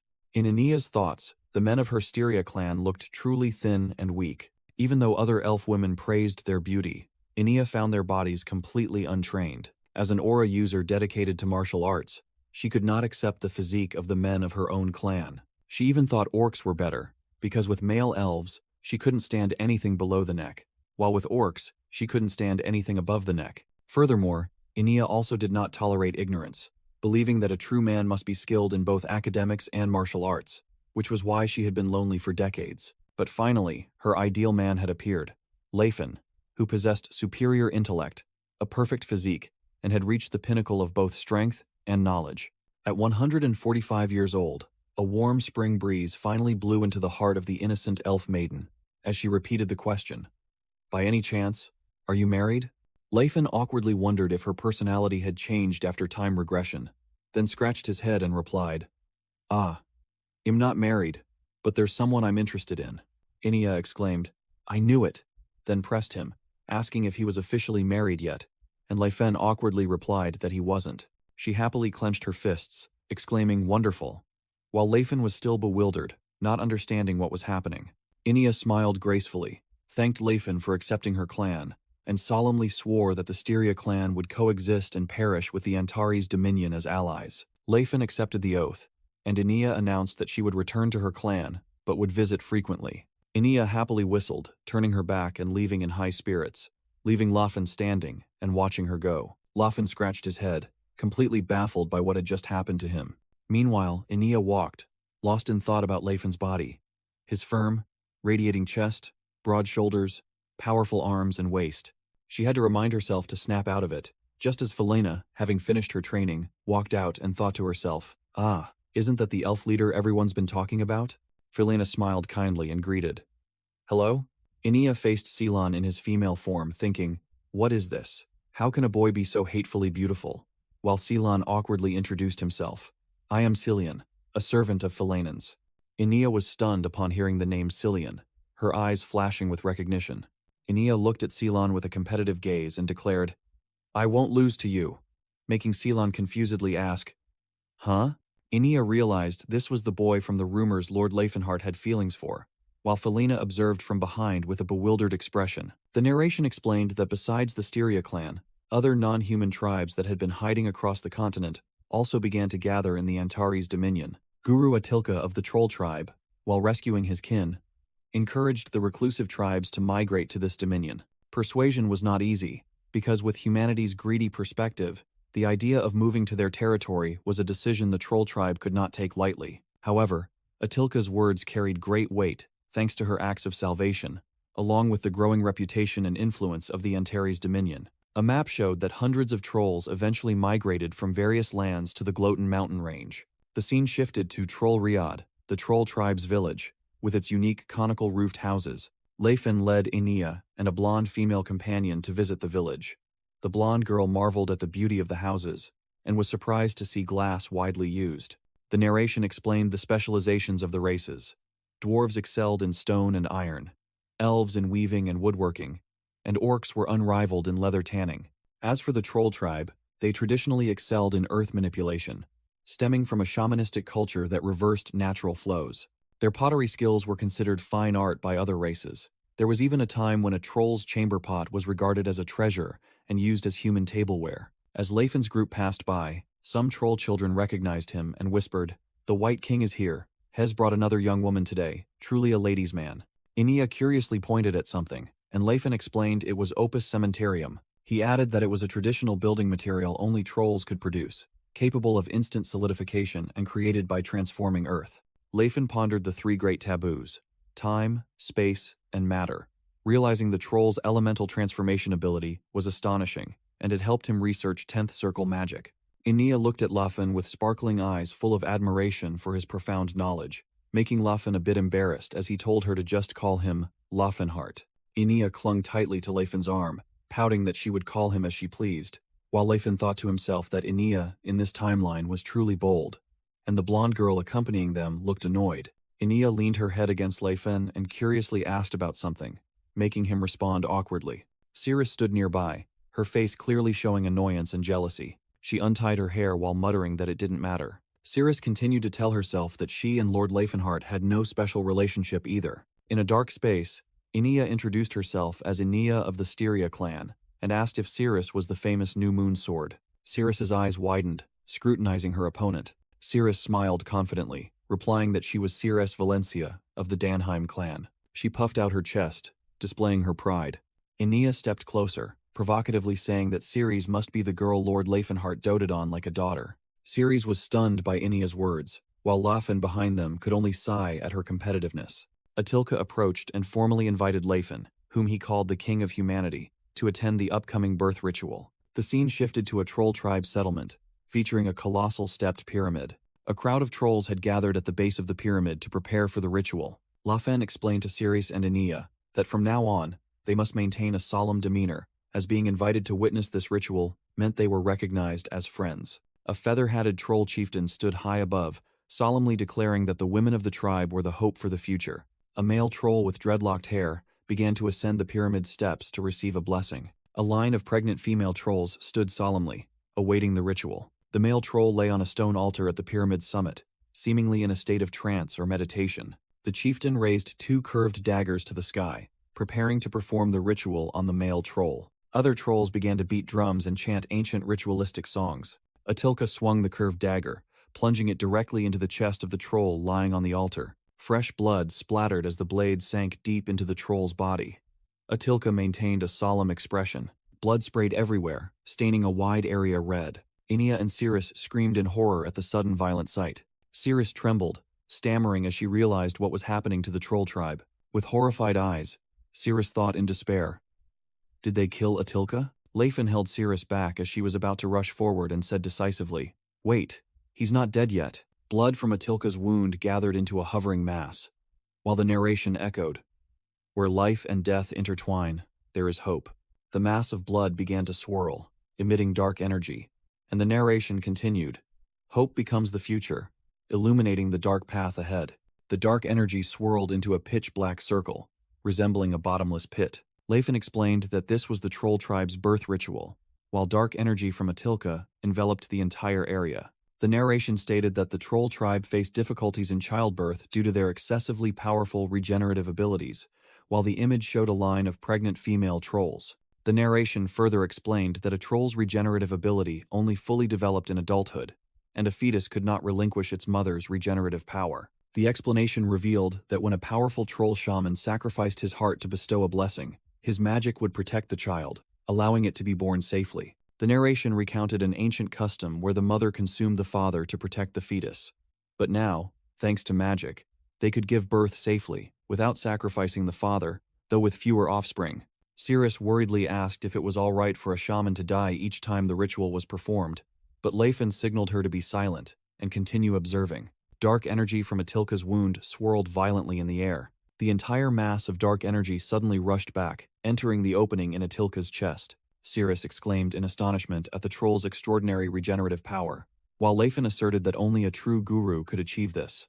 Atilka stood up, his body completely healed, and spread his arms, declaring that the birth ritual had been safely completed and calling upon everyone to bless the future. In a flashback to his past life, Tescon used the spiral guard to crush Atilka into pieces. Inia gasped in surprise, while Leifin, standing nearby, commented that this ritual looked like a human sacrifice and was very prone to misunderstanding. Atilka turned to greet Leifin formally, saying, "You have arrived, Fist King."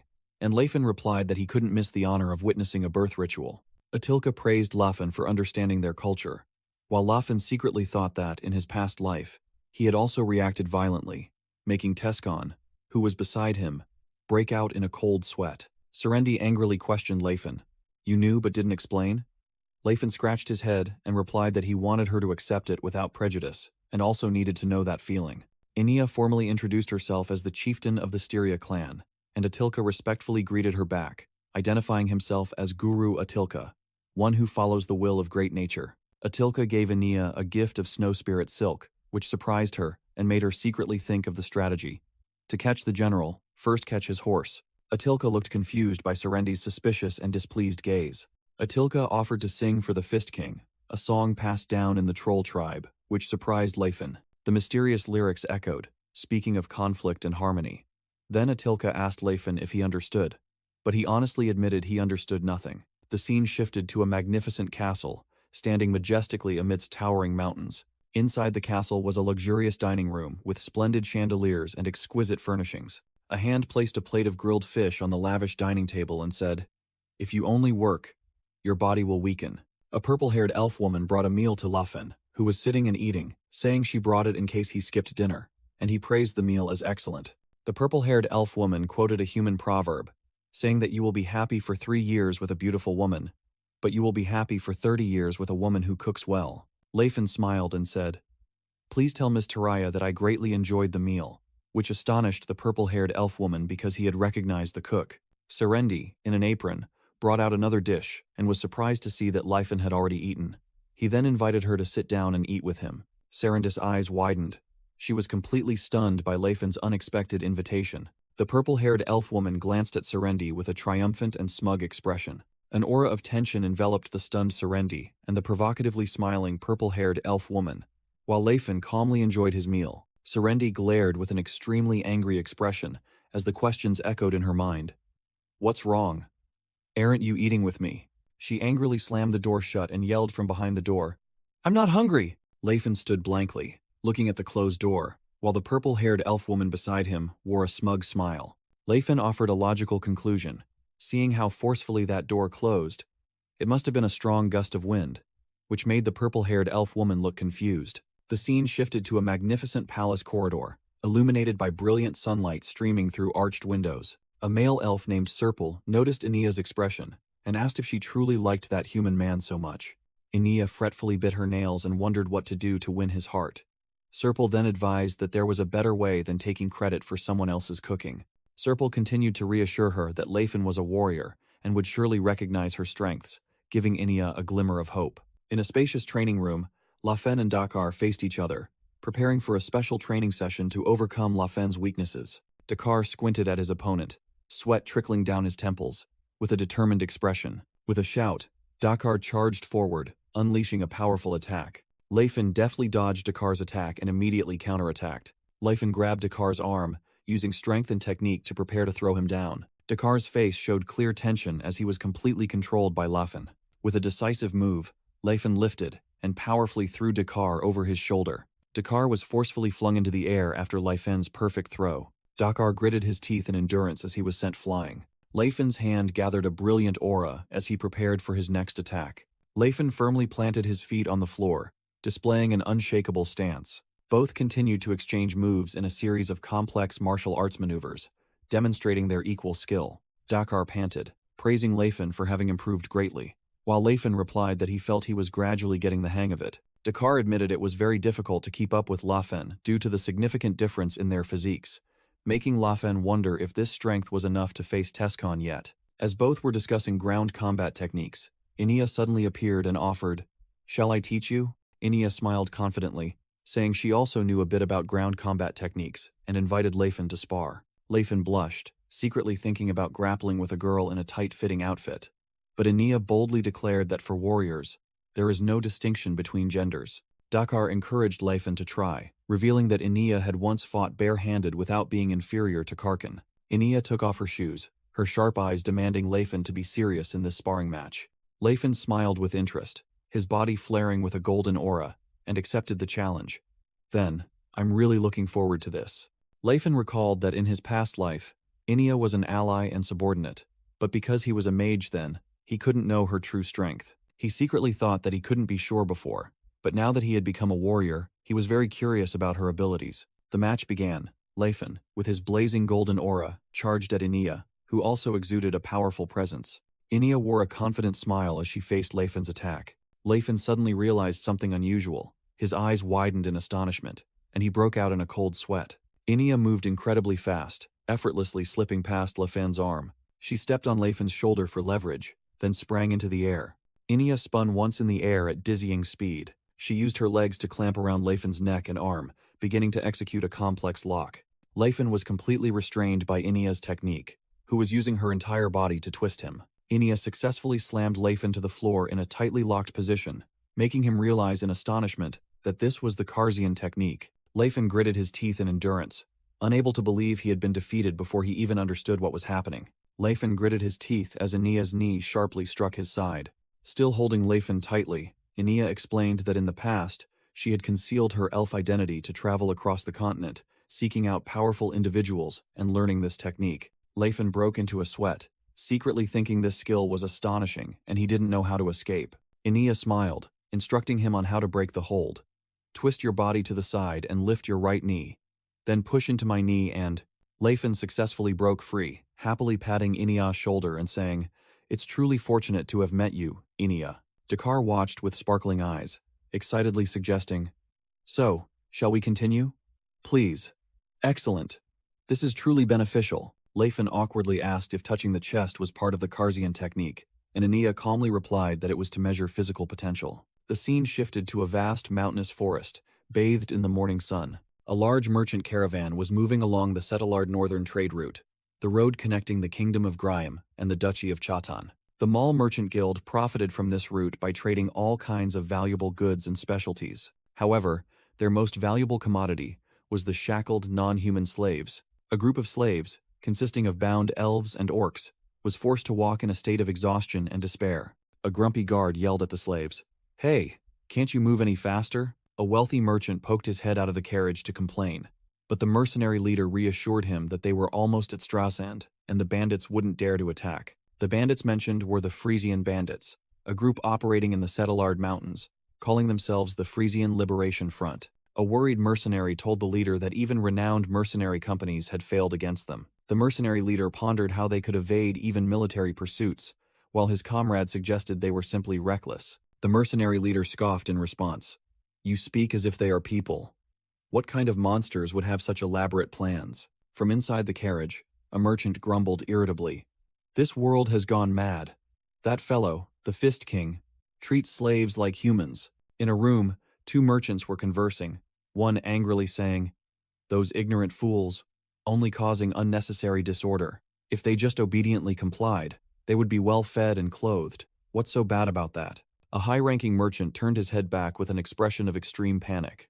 Amidst a rain of arrows, a mercenary leader on horseback screamed, "Enemy attack!" The mercenary leader tried to calm his chaotic soldiers and ordered them to form ranks to counter the sudden ambush. He was astonished to realize that the arrows had precisely targeted the gaps in their armor, indicating the skill of well-trained archers, not mere slaves. The mercenary leader's face turned pale with shock and fear. From the forest, a group of masked elves appeared, making him mutter in disbelief.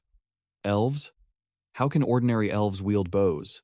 A member of the attacking group declared loudly, "We are the Frisian Liberation Front. For our oppressed kin, we rise up." The merchants and mercenaries screamed in terror as they recognized the enemy's identity. "They're monsters. It's the Frisian Bandits."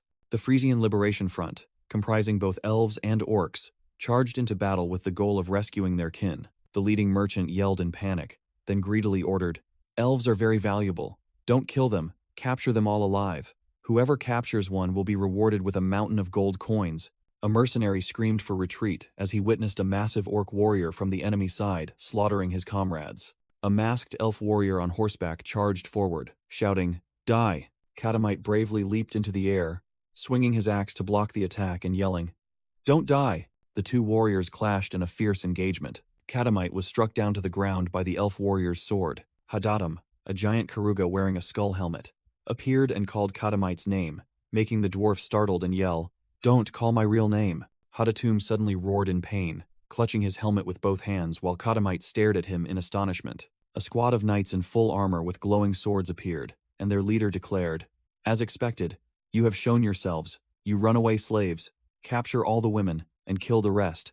The two Liberation Front warriors recognized the enemies as knights of the Duchy of Chatan, hired by the Mall Guild, and worried that they were all magic swordsmen. From inside the luxurious carriage, the leading merchant sneered smugly. Hey, did you think we would let you run wild forever?" The Chatan Knight commander shouted loudly, ordering everyone to kneel and surrender if they wished to be spared. In response, Hadatum, Katamite, and a horned dwarf warrior also roared, demanding the opponents throw down their weapons and surrender. The Chatan Knights initially appeared confident, but their expressions quickly turned to astonishment. The confident expressions of the Chatan Knights vanished, replaced by panic. The Chatan Knights recoiled in terror from the overwhelming aura emanating from the Frisian warriors. An orc warrior wearing a boar head helmet asked Katamite why he was revealing his aura, and Katamite replied that the savior had permitted it if the situation was urgent. Hadatum declared that he would lead his kin to a land of freedom, but the newly rescued slaves merely looked bewildered and asked what freedom was. Hadatum mused that it was not surprising they didn't know freedom after a long time as slaves, and he himself had once been the same. Suddenly, the newly rescued slaves awakened and began to cheer. They embraced each other in joy and shouted, "Freedom! We are no longer slaves." Hadatum wondered in surprise if they had immediately grasped the meaning of freedom. He realized they didn't need to be taught about freedom, because from the very beginning, everyone had always yearned for it. Hadatum also couldn't hold back his tears as he witnessed this moving scene. The scene shifted to a corridor inside a high-tech facility with intricate piping. Inside the laboratory, numerous containment chambers were lined up along the walls.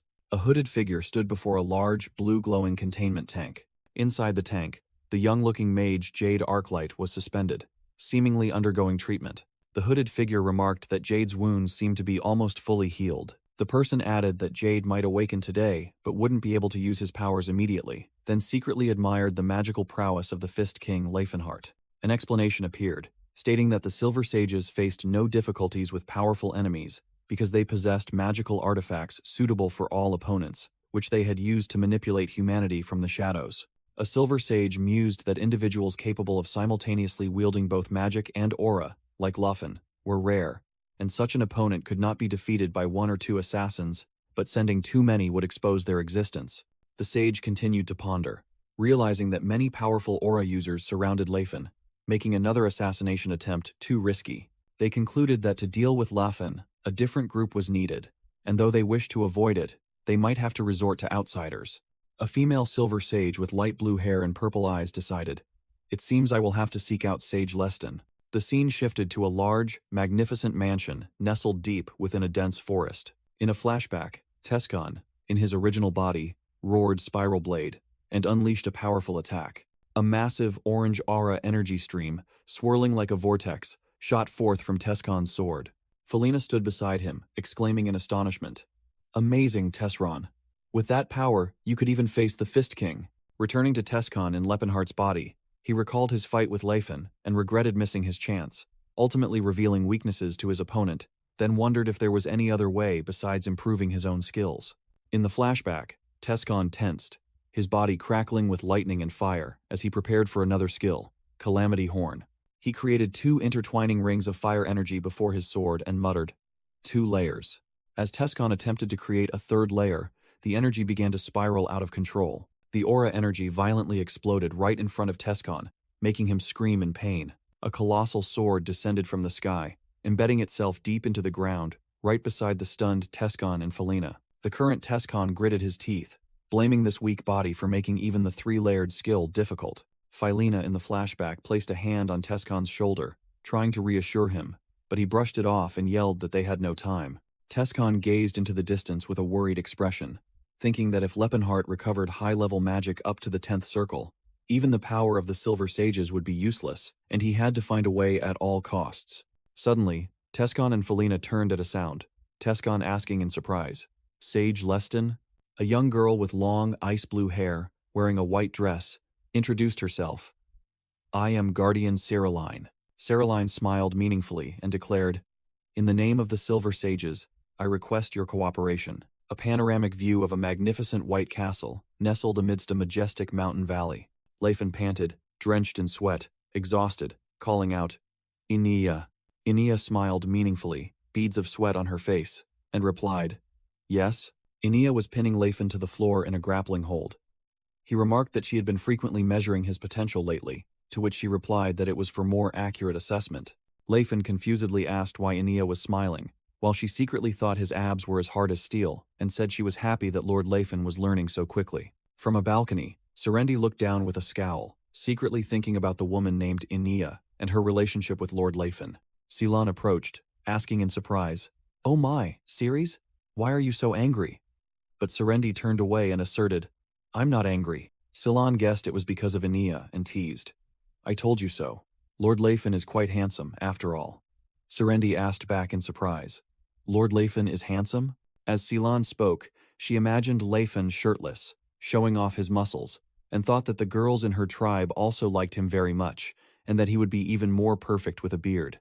As they both sat on the bench, Ceylon revealed that Leifin was also very popular with the Orc tribe, and even Cillian wanted to be like him, leading Serendi to explain that for orcs, muscles were everything. Serendi added that Lafen was also popular with the maids, including Flora and other elves who had their eyes on him, making Ceylon ask in astonishment, Really?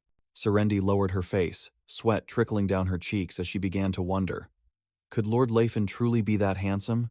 Ceylon leaned close to Serendi's ear, warning that she would regret it if she let things continue, as Inia was very aggressive, and men could be swayed in an instant. Ceylon pointed and emphasized that Inia also had a beautiful figure, a weakness for men, and that it had nothing to do with whether Serendi herself was swayed. Serendi flinched back, looking bewildered, and letting out a gulp at Ceylon's words. Ceylon stood up, cheerfully announcing that she had a date with Carl and would leave first, making Serendi ask in surprise if Carl was done yet, as she had seen him training with Leifin earlier. Ceylon blushed, dreamily praising how reliable and handsome Carl had become lately, while an image of a heavily muscled Carl appeared, making Serendi think in horror, Reliable, my foot? He looks like he's turning into a gorilla. An image appeared, showing Carl less like a chancellor, and more like a battle-hardened general, leading a mighty orc army alongside Leifin, transforming the Antares Dominion into a seasoned nation. Ceylon waved goodbye and shouted encouragement. All right, Ceres, don't let a new challenger defeat you. Go for it, making Serendi mutter the phrase back with determination. Serendi, also known as Ceres, revealed a fiercely competitive expression, showing her intense winning spirit. In a luxurious room, a person was levitating in meditation, surrounded by radiating purple energy. Leifin, shirtless, meditated in the grand hall, his body enveloped by a vibrant purple magic circle. Leifin concluded his meditation, realizing he had gathered a fair amount of mana but was still far from reaching the 8th circle, his efficiency only half of what it was in his previous life. Inia entered the room with a radiant smile, calling out Leifin's name loudly. Leifin secretly thought, It's her again, while Inia explained that she had taken the liberty to disturb him as his meditation seemed to have ended. Inia placed her hands on Leifin's shoulders, offering him a full-body massage to relieve his fatigue, making him ask in bewilderment, Massage? What kind of massage? Pushed onto the bed, Leifin confusedly said he wasn't tired and wondered why Inia was going to such lengths, but she firmly told him not to refuse. Inia explained that this was merely gratitude for Leifin saving her tribe, making Leifin blush and briefly wonder if she had feelings for him. Leifin quickly dismissed that thought, recalling that Inia was once known as the Snow Queen and hated men, while she smiled mysteriously and opened a jar of oil. As Inia poured the golden, shimmering oil onto her hands, Leifin frantically asked what it was and was told it was a special massage oil from the Philanen's order. Recalling a few days prior, Inia had declared to Ceylon that even knowing she was Leifin's lover, she would not give up. Ceylon was horrified, imagining Inia and Leifin getting married. Ceylon screamed that it was a misunderstanding, startling Inia as well. With a fanatical expression, Ceylon declared herself a priestess of the goddess of love and would cheer for Inia, while Inia secretly thought that this rumor was troublesome and could only end if Leifin got married. Returning to the present, after learning the secrets of seduction from Ceylon, Inia was massaging Leifin and asked if he felt refreshed, but he only responded awkwardly. Leifin honestly said that he didn't feel refreshed at all, only feeling as if something was touching him. Hearing this, Inia smirked confidently. Inia's hands began to gather a stream of icy blue energy, preparing for a completely different massage method. Inia smiled alluringly while massaging Leifin, asking if he felt refreshed, making the young man blush and stammer, Oh, yes, I do. Suddenly, Serendi kicked open the door and burst into the room with a murderous expression. Lefen, bewildered, turned to ask Serendi what was happening, while Inia was still using her icy energy on his back. Serendi smirked meaningfully and declared, "I came to help Inia." Inia blushed, flustered by her rival's appearance, while a mocking thought echoed about her Snow Queen moniker. Lefen innocently wondered to himself if these two elf warriors had become friends. Inia and Serendi faced each other with fiery gazes, bickering about massage skills, while Seelan enthusiastically cheered from afar. "Don't lose." Standing outside the door, Seelan observed and profoundly mused that love was inherently something to be fought for. Seelan continued his monologue with a distressed expression, wishing for someone to quickly couple up so he could have some peace. Inia thought bitterly to herself, asserting that she had even prepared massage oil, and warning her rival not to dare steal her thunder. Serendi merely snorted disdainfully at Inia's challenge. Caught between two currents of killing intent, Lefen broke out in a cold sweat and trembled, wondering why he felt such a chill. The scene shifted to a magnificent, splendid mansion nestled amidst a dense forest. A voice echoed, explaining that since the assassination had failed, they needed a legitimate reason to act again, without arousing suspicion. Guardian Saraline sat drinking tea, offering to cooperate with Sage Leston, knowing he had a long-standing feud with the Fist King. Sage Leston took a sip of tea, thinking to himself that the Silver Sages finally felt the urgency regarding the Demon King, but an assassin couldn't solve the problem. Saraline looked towards a group of people in the distance,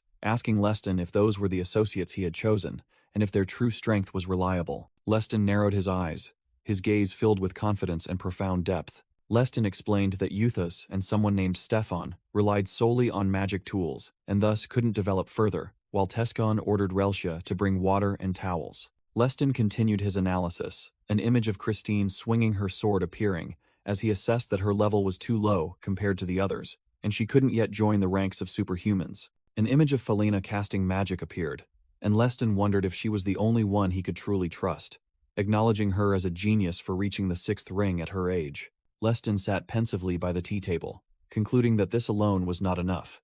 Compared to the 4 heavenly kings of Antares and Cyrus, they were too weak to confront Lefen's group with their current strength. He told Saraline that they had lost even with powerful magic tools, and no matter how well equipped they were, they still lacked in skill and needed to improve their abilities. Leston's eyes gleamed with determination. He thought to himself that time was not on their side, and they had to deal with Lefen before he reached the 10th ring. A flashback showed Lepenhart casting dark magic. Leston recalled that in his previous life, the Silver Sages were powerless against the Shadow Empire precisely because of Lefen's terrifying 10th ring magic. Leston explained that the most terrifying magic was not the nuclear blast that could turn mountains into plains, illustrating with a colossal purple magic explosion. He continued, nor was it the meteor shower that called stars down from the sky, as images of fiery meteors hurtling towards the ground appeared. And it was not the earthly hell that simultaneously summoned 10,000 demons from another dimension, as a vast army of devils poured out, wreaking havoc. An image of Lepenhart standing amidst a complex magic circle appeared. Leston recalled that it was the damned EMP shockwave, the magic that nullified all magic tools, rendering the Silver Sages completely helpless. Leston gazed into the distance with a worried expression.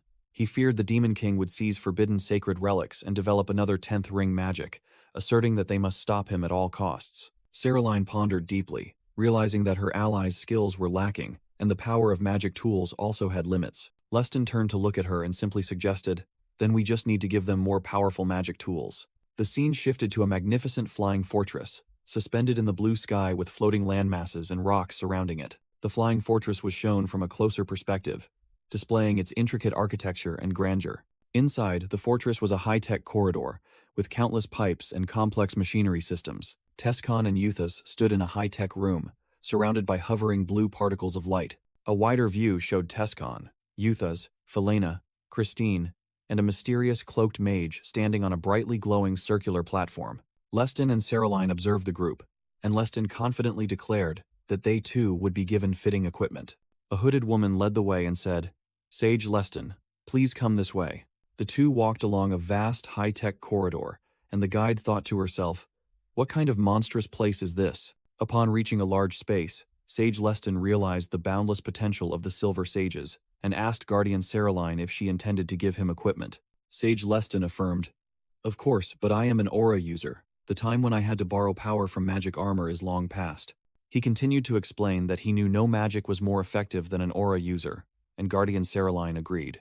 As they walked, Saraline explained that enhancing human strength with magic had clear limits that the body could not surpass. They approached a colossal structure as Saraline recounted that this was also true in the Silver Age, so the ancients devised another method.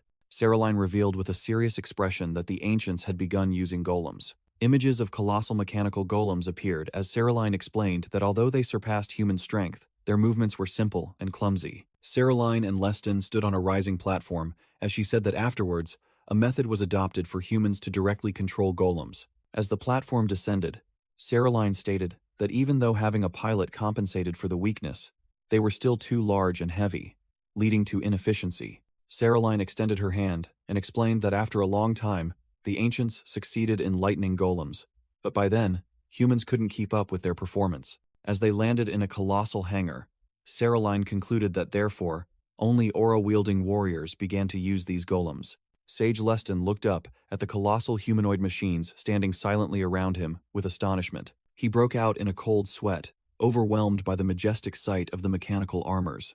Turning her back to the machines, Saraline declared, "This is an ancient, sacred relic, exclusively for aura users." A machine was shown in close-up as Saraline described it as 240 centimeters tall and weighing 180 kilograms. She continued to list its components. An orichalcon reactor, a light adamantium exoskeleton with eldritch runes. Saraline's eyes glowed purple as she concluded that it was an equipable golem that only aura users could move, thanks to mithril cables synchronized with their aura.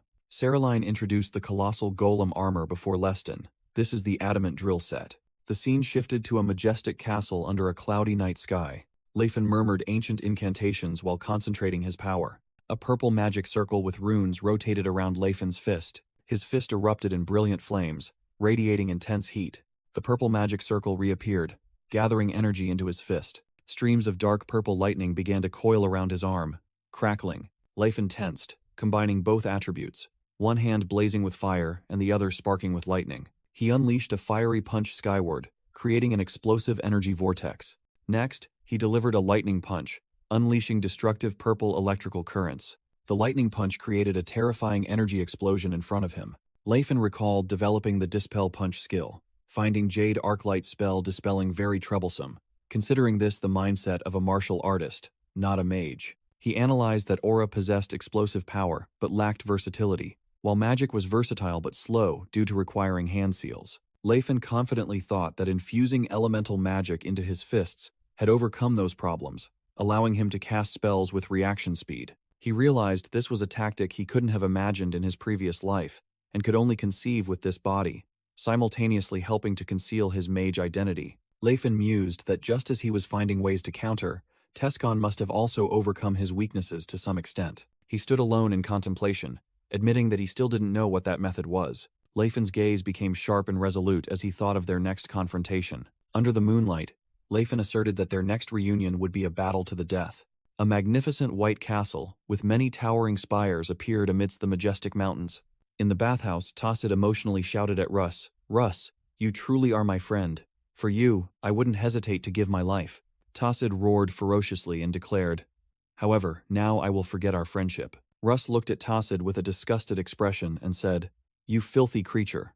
It's strange you haven't caught any diseases yet." Tacit indignantly asked if Russ was insulting the son of the Great Plains, while Russ angrily held out a bar of soap and demanded he take a bath before talking. Russ turned to ask Atilka if the water was boiling, and Atilka confirmed this temperature was perfect for scrubbing off years of grime.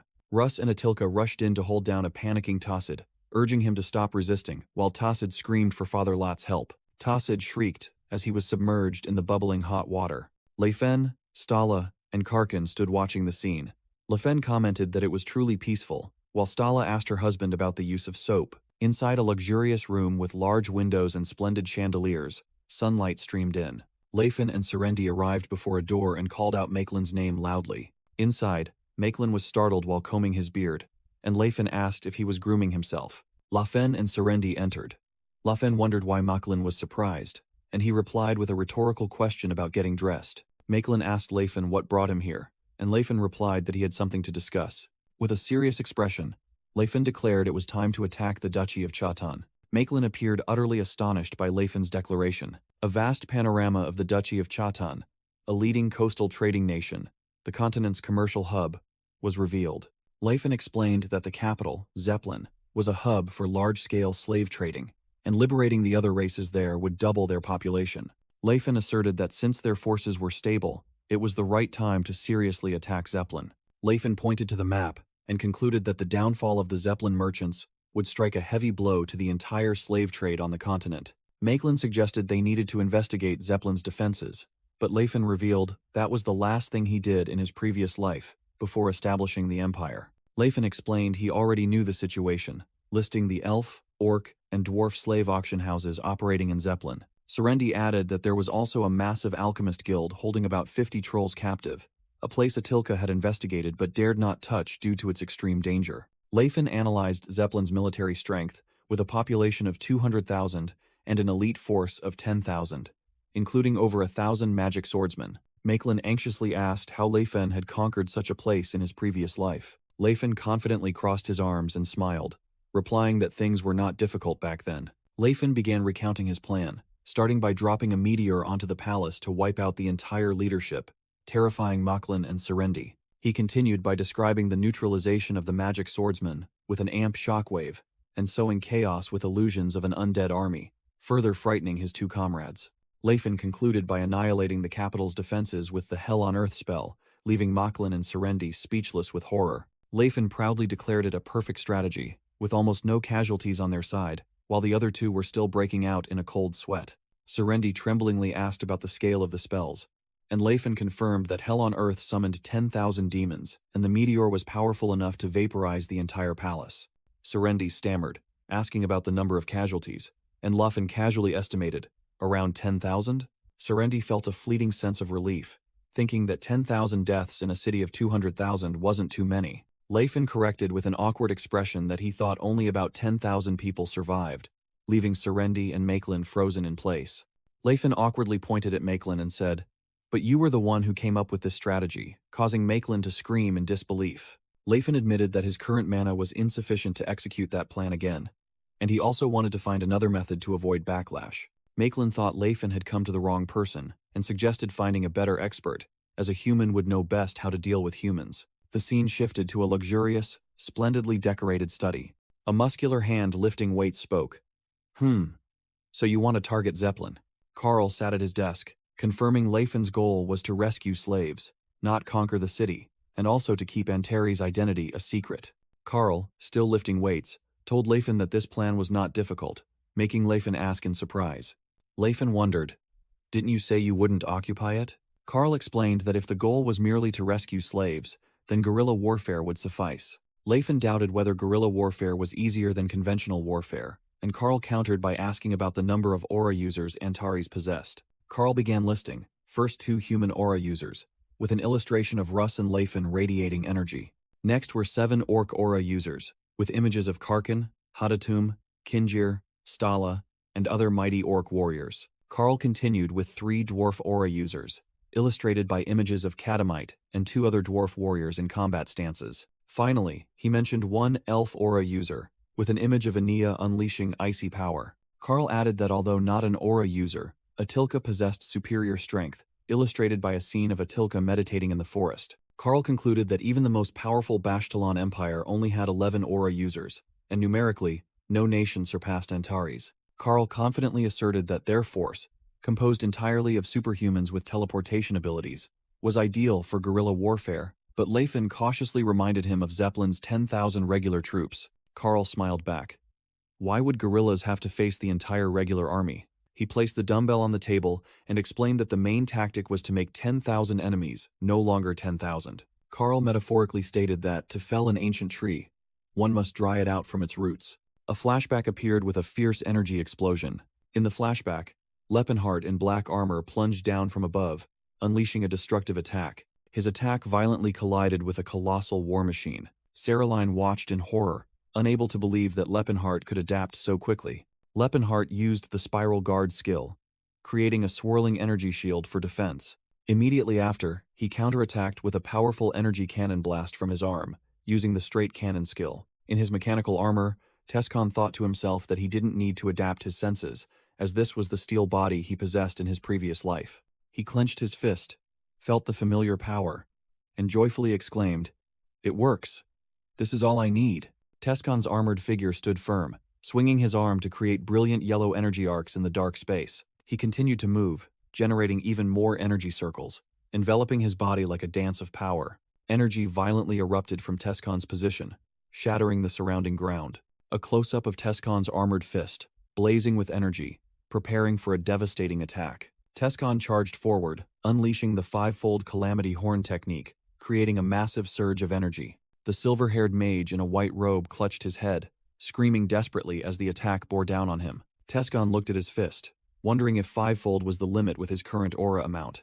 The silver-haired mage looked up, astonished to see his magic barrier shattered by an unimaginable power. Tescon laughed wildly and shouted, "Wait for me, Lepenheim!" Tescon's entire armored body flashed with energy lightning, as he declared he would show Lepen the power of the indestructible true body. The scene shifted to a vast port city, introduced as Zeppelin, the capital of the Chetan Duchy. At Zeppelin's north gate, a caravan of carriages and knights was preparing to enter the fortified city. Three figures, completely cloaked and hooded, one tall and two shorter, approached the city gate guards. The fully armored guards stood solemnly, blocking the path of the three strangers. A black-gloved hand received a few coins from another hand, indicating a bribe was taking place. After receiving the money, the guards stepped back, allowing the three cloaked figures to pass through the city gate. Cyrus pulled down his hood, revealing his face, and thought with dissatisfaction, "No. Is this really okay? After all, these people are responsible for the capital's security." Ceylon also revealed her face with a sly smile and told Cyrus, "I told you. In this country, money is everything." Ceylon explained that most people here were mercenaries with criminal records or smugglers. She continued, saying that this northern gate area was considered a slum, while the important commercial district in the west was guarded more strictly than the gates of other nations, and bribes wouldn't work there. As the group passed an old beggar, Ceylon concluded that this was Zeppelin's reality. The rich were thoroughly protected, while the poor lacked basic safety. Lepen stood on a mound, looking at the city, and declared, "Tonight, we will uproot the rotten foundations of this city." In a luxurious room, Carl explained that those living as slaves had become too accustomed to the current system, so to gain their cooperation, their consciousness must first be awakened. Carl said that with the dwarves, they could expect internal support because their culture and traditions were still preserved, helping them realize the need to reclaim their freedom. He pointed out the problem lay with the orcs and elves, illustrating with images of fierce orc gladiators and an abused elf. Carl clarified that the orcs working on farms were a different story. They were content individuals who had adapted to the current system, just like the elves. Carl stood up, saying that he had therefore made some preparations and placed a stack of books on the table. He handed a book to Serendi, who surprisingly asked if it was a fairy tale book, and Carl confirmed it. Carl explained that these were not ordinary storybooks, but old legends of other races that had been re-edited to be closer to their original versions, after being distorted to be human-centric. Carl believed that although it might seem insignificant, this would have a major impact because adults would read these stories to children. He added that humans might not feel much, but for the affected races, the feeling would be very different. The scene shifted to the Elvenheim elf slave auction house, where angry shouts echoed, "Again! You burned it again! What exactly can you do?" A pink-purple-haired elf woman stood amidst the ashes, holding a tray of burnt bread, trembling as she apologized. A pair of male and female supervisors scolded the elf, stating that she could fetch a high price but kept making mistakes, and asked if her hands were hands or animal forelegs. The woman suggested putting the elf in the disciplinary room, but the man appeared to be deep in thought. The man thought to himself that this elf had no intention of resisting. The frightened elf wondered why things had turned out this way, while the man remarked that she truly had no talent for housework. The woman decided to starve her as a lesson, fearing the disciplinary room would leave scars and devalue her. Then the man ordered number 323 to follow him. The female supervisor watched as the male supervisor led the purple-haired elf away. Inside a stone cell, moonlight shone through the bars. Serendi remarked to Ania that today's training had failed miserably again, and Ania confusedly agreed. Serendi smiled, saying she had wondered if Ania could pretend to be clumsy without being caught, and praised her for doing better than she thought. Ania was horrified when Serendi pressed her, asking if she was truly acting, and not genuinely clumsy. Serendi sat on the swing and dismissed her thoughts, believing that someone who cooked as well as Ania couldn't possibly be acting. Ania hastily changed the subject, pointing to the window and asking if that day was approaching, and Serendi confirmed it. The other female elf slaves gathered around, anxiously asking if they would truly be free and rescued by the Antari's dominion. A voice echoed from the window, firmly asserting, "Of course, my kin." Inia smiled confidently, reassuring everyone that they would soon be rescued. In a dark alley, 3 cloaked and hooded figures moved stealthily. Ceylon exclaimed in astonishment that this magic was truly fascinating as her eyes glowed purple. Leifin explained to Cyrus about the elves' infrared vision, which allowed them to see in the dark but made everything appear red. Cyrus wondered about the term infrared, and Leifin explained it was like seeing an object's temperature, then muttered to himself that he was using archaic words again. Cyrus and Leifin hid behind a corner, agreeing that moving stealthily was becoming increasingly difficult. The group looked towards the Chatan Royal Palace in the distance, and Leifin announced they were almost there. Cyrus remarked that the palace security was too strict, and if these forces were properly allocated, Zeppelin's public security would be much better. Leifin stopped his companions, explaining that they needed to deal with something magically first, because if the guards fell, an alarm would sound. Leifin confidently declared he wouldn't be caught, as there was no magical barrier he didn't know how to bypass. He explained the plan was to interfere with the mana flow using a special energy field to inject junk signals into the palace's system. Ceylon grumbled at Lafen, thinking he was about to show off and cause trouble again, while Lafen broke out in a cold sweat, secretly admitting he had indeed made many mistakes. Leifin and his group suddenly appeared before the guards, and he shouted, "Let's go, Russ!" startling the soldiers who demanded their names. Cyrus charged forward with lightning speed, striking down the guards.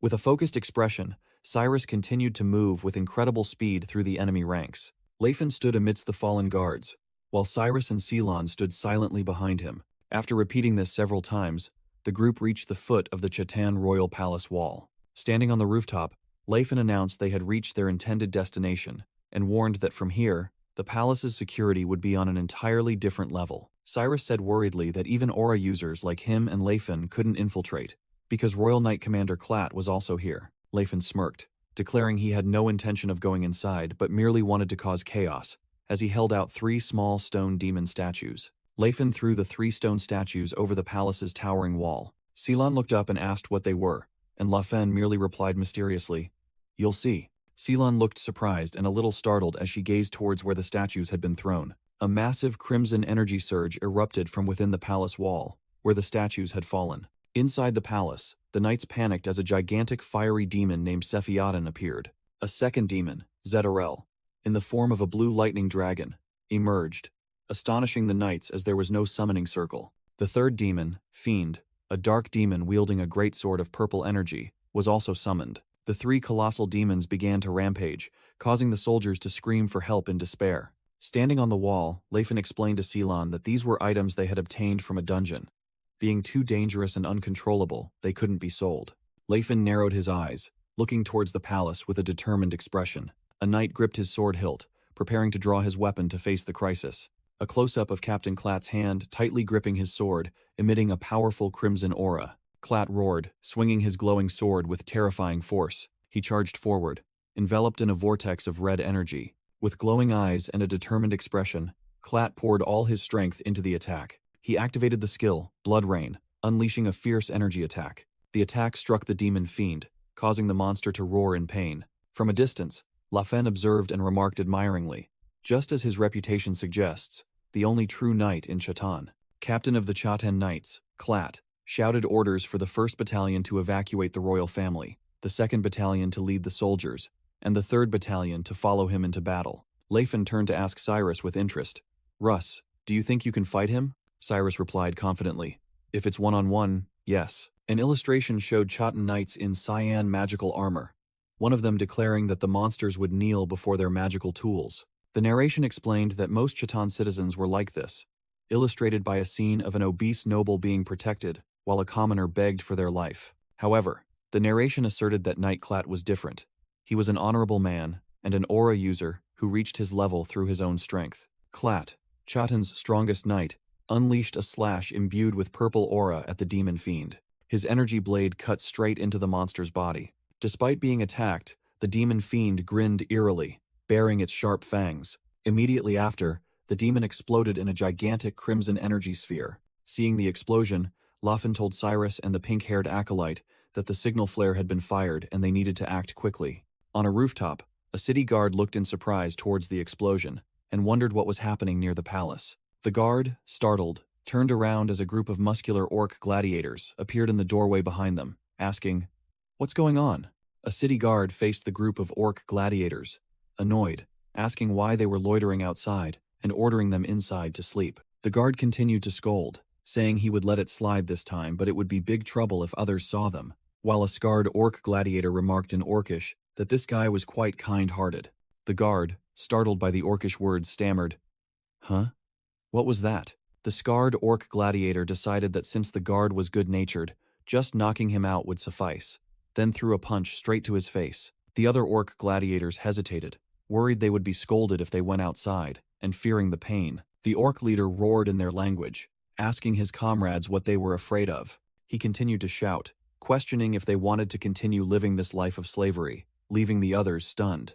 Encouraged, the orc gladiators simultaneously broke their chains with force, shouting that they couldn't live like this anymore and determined to act. A crimson signal flare shot into the sky, shining over the entire city and castle. From the streets below, the commoners looked up at the night sky, astonished by the sudden signal. In another alley, a group of people also stopped, fixing their gaze on the red pillar of light in the sky. The orc gladiators, eyes blazing, charged forward with clenched fists, ready for the first step of their rebellion. In a room, Karsus explained to Lefen and the others that thanks to rumors about Antares, the slave owners in Chatan had begun to treat slaves more harshly, fearing they might harbor hope. Karsus analyzed that slave owners couldn't treat them kindly as it wouldn't increase loyalty, and he was satisfied that everything was proceeding as planned. He continued, saying that the situation was different now. The hope of Antares would encourage the slaves to question their own lives. Laufin sweated, asking Karsus if he had deliberately manipulated the situation to make the slaves in Zeppelin suffer, to which Karsus casually replied that it was merely basic royal knowledge. Karsus predicted at least 10% of the slaves would rebel, making Laufin skeptical, as he believed brainwashed individuals were unlikely to change just because they were treated a little worse. Karsus explained that the goal was to create an atmosphere where that 10% would become the majority, and the most important thing was the leader. He concluded that when people gather, they divide into leaders and followers, and if previously the slave owners were the leaders, things would be different now. Returning to the rebellion, the orc leader roared, motivating his comrades, asking if they wanted to become true orcs, true warriors, then ordered everyone to run. A guard captain shouted loudly, ordering the fleeing orcs, "You scoundrels, stop right there, halt immediately, or you'll taste my blade." The scarred orc leader roared with determination, calling upon his sworn comrades. He chanted strange words, Skaban, Satara, causing a stream of yellow energy to begin gathering on the street. The energy swirled rapidly, forming a brilliant magic circle. With a growl, the orc leader used his newfound power to begin breaking the shackles on his hands. He let out a sky-shattering roar as he completely shattered his restraints, freeing himself. The guards witnessed the scene with horrified expressions, not understanding what magic was unfolding or why weapons were flying to them on their own. A soldier screamed in fear that it was an orc from Antares as the orc leader charged in to slaughter them. The captain tried to reassure his soldiers that there was only one Antares orc, but was immediately attacked from behind by Tassid, whose eyes glowed red. In response to the call, the other orc gladiators simultaneously raised their shackled arms to the sky, calling out the names of their swords and comrades.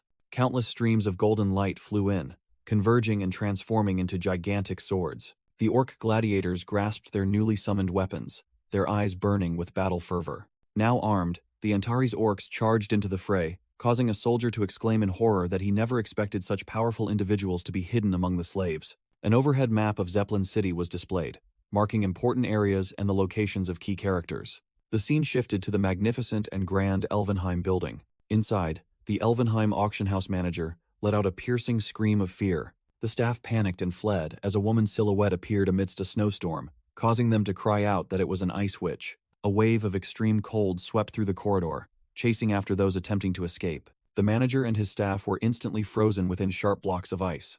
Amidst the icy landscape, Enia's silhouette stood tall, while snowflakes gently fell around her. Enia, with glowing icy eyes, reached out her hand as snowflakes hovered around her. The explanation for the Breath of the North Sea skill appeared, describing it as an advanced technique combining aura and magic to create frost. something even Russ could not replicate. This technique was proof that Ania's aura control had reached its peak, while the female supervisor screamed for help. The female supervisor was completely frozen within a sharp block of ice, her face contorted in horror. Ania casually remarked, "She's not even dead yet. Why so dramatic?" causing Serendi to explain that humans would die if frozen. Ania appeared utterly astonished by the information, and Serendi replied with a helpless expression, "You didn't know? No wonder." Amidst the ice statues, Ania anxiously asked again if all those frozen would die, and Serendi confirmed they would if left for a moment longer, reminding her of Leifen's order to avoid killing. Ania frantically shouted that she would return to thaw them, but Serendi grabbed her and offered another solution. "Calm down. I'll use Salamander to burn down the mansion and thaw them naturally." Another female elf was about to object, but Serendi signaled silence with a mischievous smile, while the other elves shed tears of emotion. A guard commander burst in, roaring furiously, "You scoundrels! How dare you cruelly murder unarmed civilians?" Leading a troop, the commander drew his sword and ordered, "How dare you do this without knowing your place? I will deal with all of you. Submissively kneel on the floor." The other female elf slaves trembled in fear at the guard troops' threat. A frightened female elf collapsed to the floor. Ania and Serendi stood firm, watching the other elves kneeling in fear, and Ania coldly repeated, "Kneel, huh?"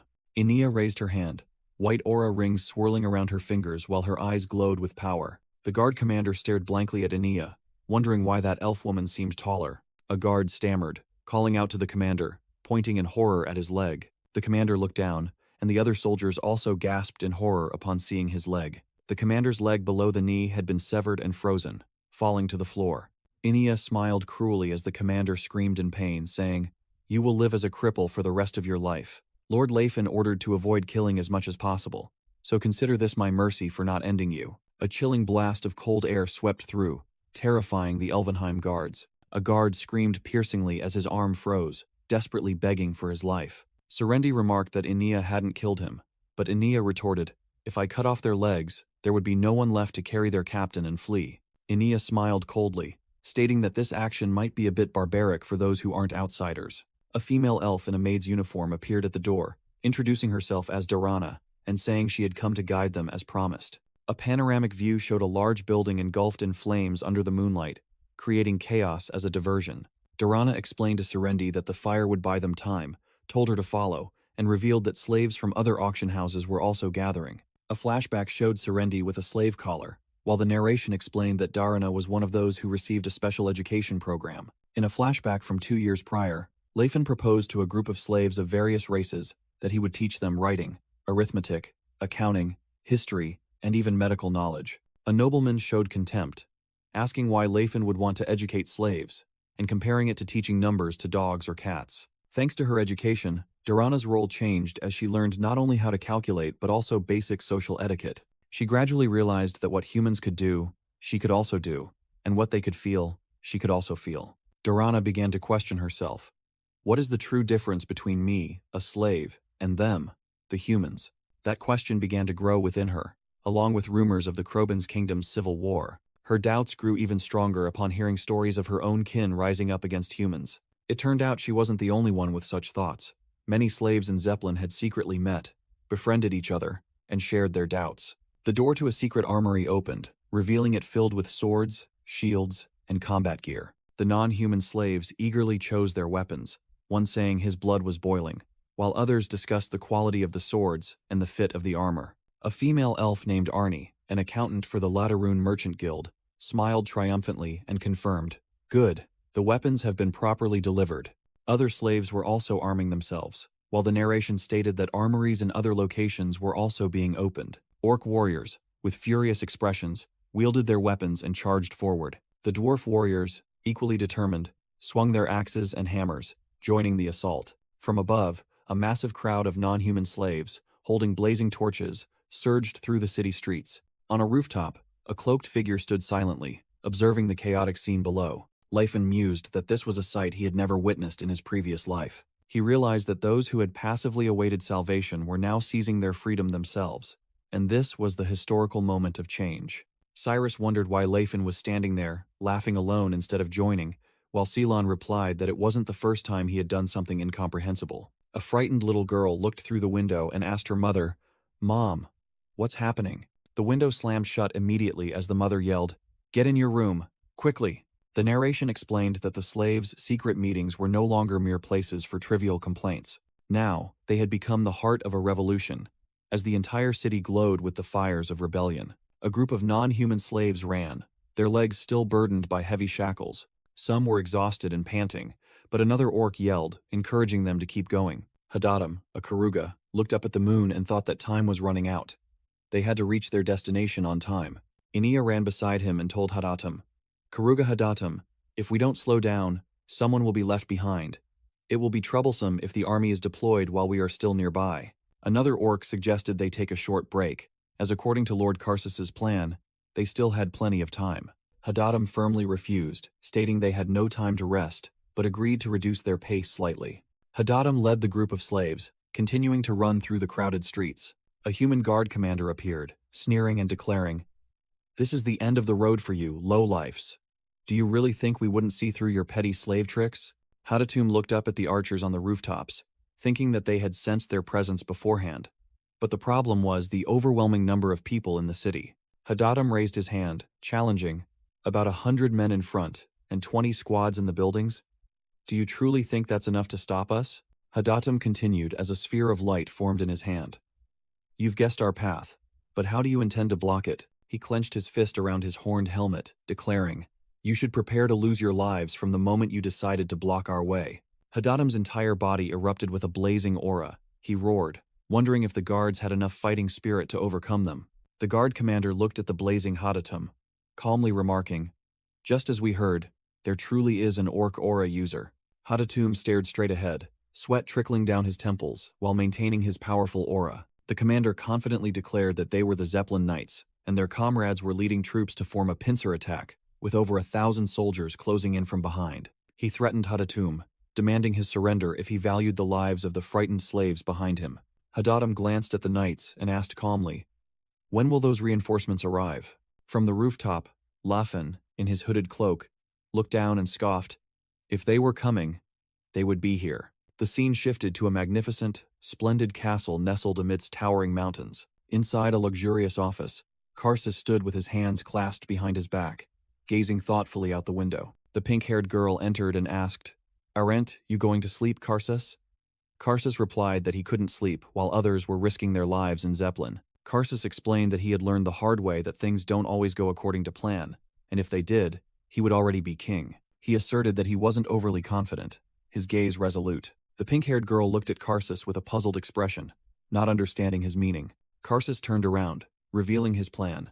"I have bribed all the mid-ranking officers of Zeppelin, the core force of their army." Back on the streets, the Zeppelin Knight commander frantically yelled, "What's happening? Why aren't the reinforcements arriving?" Lafen explained to Silan, who stood beside him, "I heard rumors that we would bribe a few people as a precaution, but the entire army has betrayed their country." Silan broke out in a cold sweat, asking in horror, "Could it go this far, even in a country where money talks? What in the world did Karsus do?" The pink-haired girl wondered to Karsus if, no matter how much was bribed, the army would truly ignore direct orders. Karsus affectionately lifted the girl, agreeing that even the corrupt Schotten Duchy wouldn't go that far, which made her ask if he had wasted money then. Karsus smiled, explaining that it wasn't him, but the merchants who had offered the bribes. An illustration showed that most of the Zeppelin garrison had already accepted bribes from merchant guilds, and Karsus had simply added his requests to those existing bribes. It was common for merchants to bribe the military to circumvent laws, and Karsus had exploited this very established channel of bribery. The content of Karsus's request was revealed through a letter, in which he posed as a merchant worried about his family and asked soldiers to protect his mansion during the chaos, accompanied by a gold coin. Karsus and the pink-haired girl shared a cunning expression as he remarked that only me was the most effective spell to corrupt people, while she secretly thought it was miraculous that they had won the war against him. The pink-haired girl secretly resolved to hold on to Karsus tightly for the future of the dwarves, while Karsus looked at her with a puzzled expression. Amidst the chaotic battlefield, the city guard commander yelled in despair, "Why aren't the reinforcements coming?" On a rooftop, Cyrus von Tennis and Kapir von Sahan observed the situation. Kapir asserted that once these guards were dealt with, no one else would stand in their way. A figure standing on a rooftop looked down at the city and commented that it was incomprehensible how this country could even function on its own. A flare was shot from a building, casting a brilliant light across the night sky. Cyrus von Tennis and Kapir von Sahan looked at each other with determined gazes, their eyes flashing with blue and red light. Cyrus unleashed his blue aura, while Kapir erupted with fiery red energy from his greatsword. Both prepared for battle. A blonde knightess in armor with a fiery red scarf suddenly appeared before Cyrus. The blonde knightess looked at Cyrus and greeted him. "Long time no see, Russ." Eustace Tennis appeared in his dazzling golden armor, astonishing onlookers who called out his name as the Sword of Tennis and the Golden Knight of Griem. From another position, Leifin told Ceylon that Eustace's presence meant Tescon was also nearby. Eustace looked towards Leifin and said that Tescon was probably heading to West Zeppelin to find him, thinking he would be with that elf woman. Hearing Eustace mention the elf woman, Leifin's eyes flashed with deadly anger. Eustace Tennis decided to leave, thinking that with Serendi and Ania, there was no need to worry, but he still had to go to Serendi and hand over this place to Russ and Mauroid. Eustace thought it was a pity, but he would leave the Fist King for Tescon to handle, as he currently had more important matters. Euthas, with his blazing blue eyes, growled, demanding Leifin to atone for his sins, while Leifin, with his sharp golden eyes, replied that he would not argue about being punished. Leifin erupted with blue energy, declaring he would finish Euthas right here, as he was utterly fed up with his face. The scene shifted to a snow-covered street in Zeppelin, blurred by extreme speed. Leifin, dashing across rooftops, wondered why he felt uneasy, believing the enemy's military force couldn't be stronger than his own. A close-up of Leifin's focused face as he moved at high speed. Suddenly, a massive surge of red dark energy fiercely attacked Leifin's position. Leifin was thrown back by the attack's power, exclaiming in shock, and wondering what kind of power this was. A close-up of Leifin's eyes.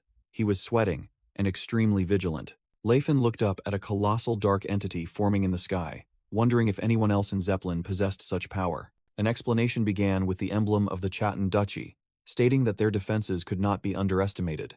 The Chatan Knights were illustrated as a force primarily using magical tools, with the entire royal guard wielding magic swords. The Zeppelin Knights were introduced as Chatan's strongest force, with 4 of them capable of confronting an aura user. Although most Chatan Knights relied on magical tools, there were still those who had reached the realm of aura users without them.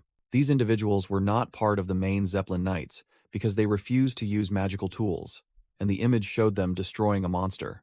Knight Commander Klatt, Chatan's strongest knight, stood amidst the battlefield, declaring he had expelled Archdemon Fiend and ordering the battalions to protect the Golden Palace and the Inner Sanctum. Klatt anxiously looked at the 2 remaining archdemons and the lesser demons they summoned, silently regretting that if the Zeppelin Knights hadn't left, things wouldn't have come to this. Klatt ordered the Chatan Knights to form 3-person teams with the Royal Guards to deal with the demons, and a knight complied. Klatt mused that the knight's disregard for honor was useful at this moment, as there was no room for duels. Archdemon Fiend roared an incantation in an ancient language. The colossal demon used an energy shield to fend off the fierce attack. Commander Klatt plunged down from above, preparing to unleash a slash on Archdemon Fiend. With a determined expression, Klatt swung his sword, his body radiating a blazing red aura. Klatt unleashed the Blood Rain skill, creating countless red energy slashes that assailed the demon. The Blood Rain skill pierced Archdemon Fiend's massive body, but Klatt realized it wasn't strong enough because the monster was too tough. Klatt anxiously looked towards Archdemon Zetarel, who was enveloped in lightning, realizing that even if he defeated this demon, the other one would still be a major problem. Tescon stared with a resolute expression, while a voice echoed, "O current. Envelop. I am a servant of power." A mysterious blonde female mage hovered over the burning city, completing the incantation. One who brings peace by pouring down the vessel of power to suppress wrongdoing. The blonde mage's staff emitted a brilliant blue light. A massive wave of blue energy spread from the staff, extinguishing all fires across the city. Commander Klatt exclaimed in astonishment at the incredible range of the magic that extinguished the fires in an instant. The blonde mage descended, making Klatt wonder how such a young girl could cast such colossal magic, and if she was an archmage. Meanwhile, Tescon focused his golden aura into his sword. Archdemon Fiend roared savagely as it faced a new opponent. Tescon swung his sword, generating a powerful spiral energy current. He unleashed the Spiral Blade skill, charging straight towards Archdemon Fiend. Tescon's aura blade struck Archdemon Fiend powerfully. Commander Klatt was stunned once again, wondering who this young aura user was, and speculating if it could be Cyrus of the Antares Dominion. But he quickly dismissed it as the description didn't match.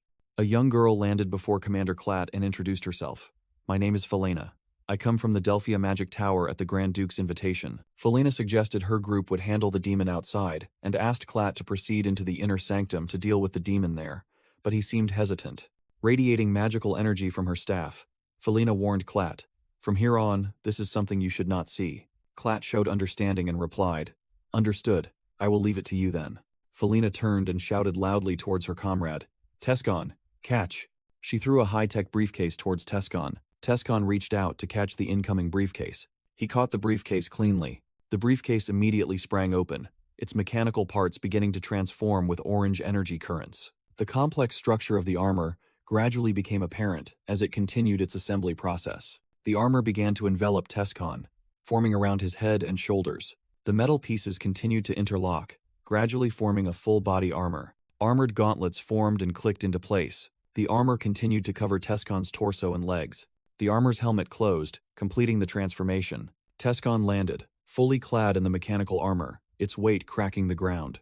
In his new armor, Tescon faced Archdemon Zetarel, who roared amidst lightning bolts.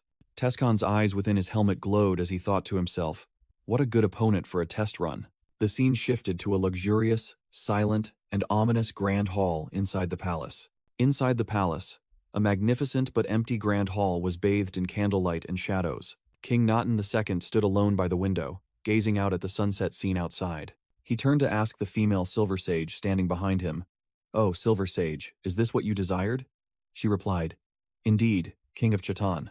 I appreciate your cooperation."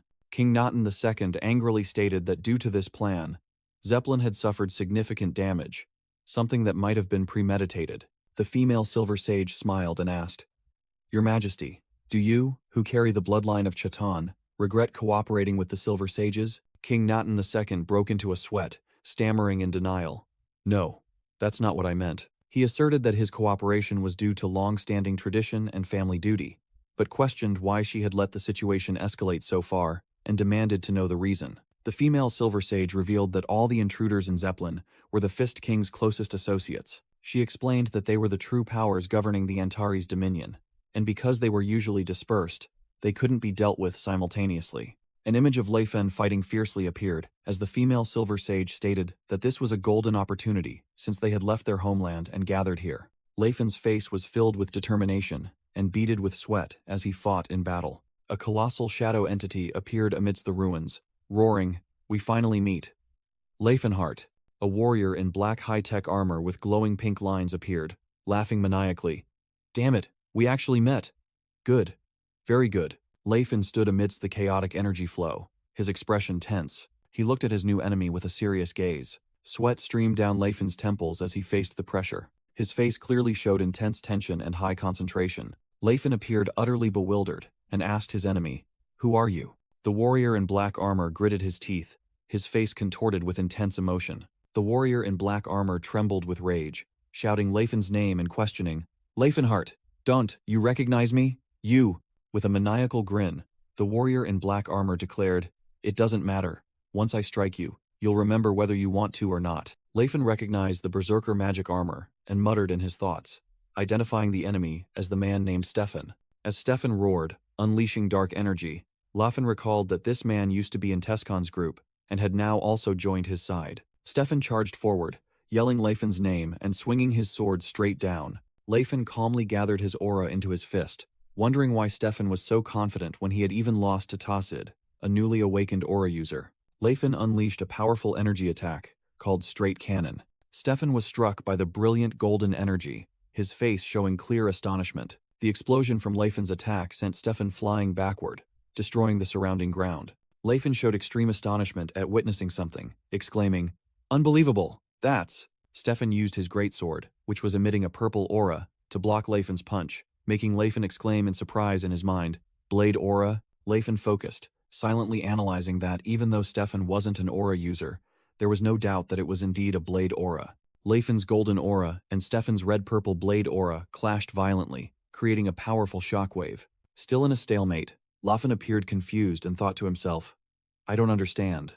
Leifen threw a direct punch at Stefan's sword, creating a dazzling point of impact. Stefan gnashed his teeth and laughed wildly, his eyes glowing red with excitement. Leifen began unleashing a series of consecutive aura punches. He charged forward at high speed, his brilliant golden punches raining down continuously. Leifen's countless punches collided with Stefan's sword, creating a storm of energy that enveloped the entire area. Stefan unleashed a series of red dark energy slashes towards Leifen. Leifen used his punches, enveloped in brilliant golden aura, to block Stefan's attacks. Overwhelmed by Leifen's power, Stefan gritted his teeth and endured as the ground beneath his feet cracked. Stefan roared and swung his sword in a counterattack, pushing Leifen back. Stefan groaned in pain, his armor shaking violently. The pain transformed into maniacal laughter as the dark energy on Stefan's armor erupted. Leifen was stunned by his opponent's sudden change and wondered, "What's wrong with this guy?" With a face contorted in frenzy, Stefan roared that he could definitely withstand this power. Stefan unleashed a colossal wave of dark energy, shattering the surrounding ground. The surging dark energy converged into Stefan's greatsword, preparing for a destructive attack. The energy core on Stefan's armor's chest glowed brilliantly. Leifen analyzed, realizing that Stefan's armor was not an enhanced magic tool but operated in a completely different way. Leifen concluded that magic could not create an aura, while Stefan screamed his old name, D. Laufenhart. Stefan swung his sword towards the panicked civilians who were screaming, "It's a monster! Save me!" Stefan showed annoyance at the civilians' screams and asked irritably, "Too noisy, aren't they?" Leifen yelled, "Damn it!" and immediately unleashed his connected energy striking blast to stop him. Leifen's golden energy collided with Stefan's attack right in front of the civilians, creating a massive explosion. Leifen stood shielding the civilians, angrily questioning Stefan about attacking innocent people, which went against the knightly spirit.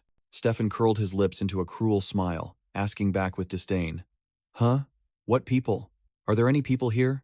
Leifen looked at Stefan with furious eyes and concluded, "You're truly insane."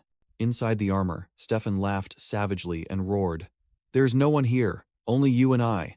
Isn't that right, Fist King Leifenhart?" Leifen gathered his strength, a brilliant golden aura enveloping his body as he declared, "I'll get serious now." Leifen's aura erupted fiercely, blowing away the surrounding earth and rocks. Stefan's face showed extreme madness as he laughed with delight. Stefan's helmet closed, concealing his face and leaving only a menacing pink glow. Clad in his full armor, Stefan unleashed a massive surge of pink dark energy. Leifen stood calmly and firmly, a magic circle with purple ancient runes appearing around him. Purple lightning bolts converged around Leifen's fist, signaling a powerful attack. Leifen unleashed a lightning punch, firing a massive bolt of electricity towards Stefan. Stefan took a direct hit from the thunder fist, his body enveloped by purple lightning. Stefan was sent flying backward by the force of the lightning punch. Giving his opponent no time to rest, Leifen continued to gather his strength, his fist now erupting with blazing flames, readying his fire fist. The fire fist struck Stefan, sending him flying in a chaotic trail of golden aura and pink energy. Stefan retaliated with a massive pink energy slash, cutting across the battlefield. Dark energy tentacles sprouted from the back of Stefan's armor, swinging towards Leifen. Leifen swiftly dodged Stefan's attack, weaving past the tentacle's trajectory.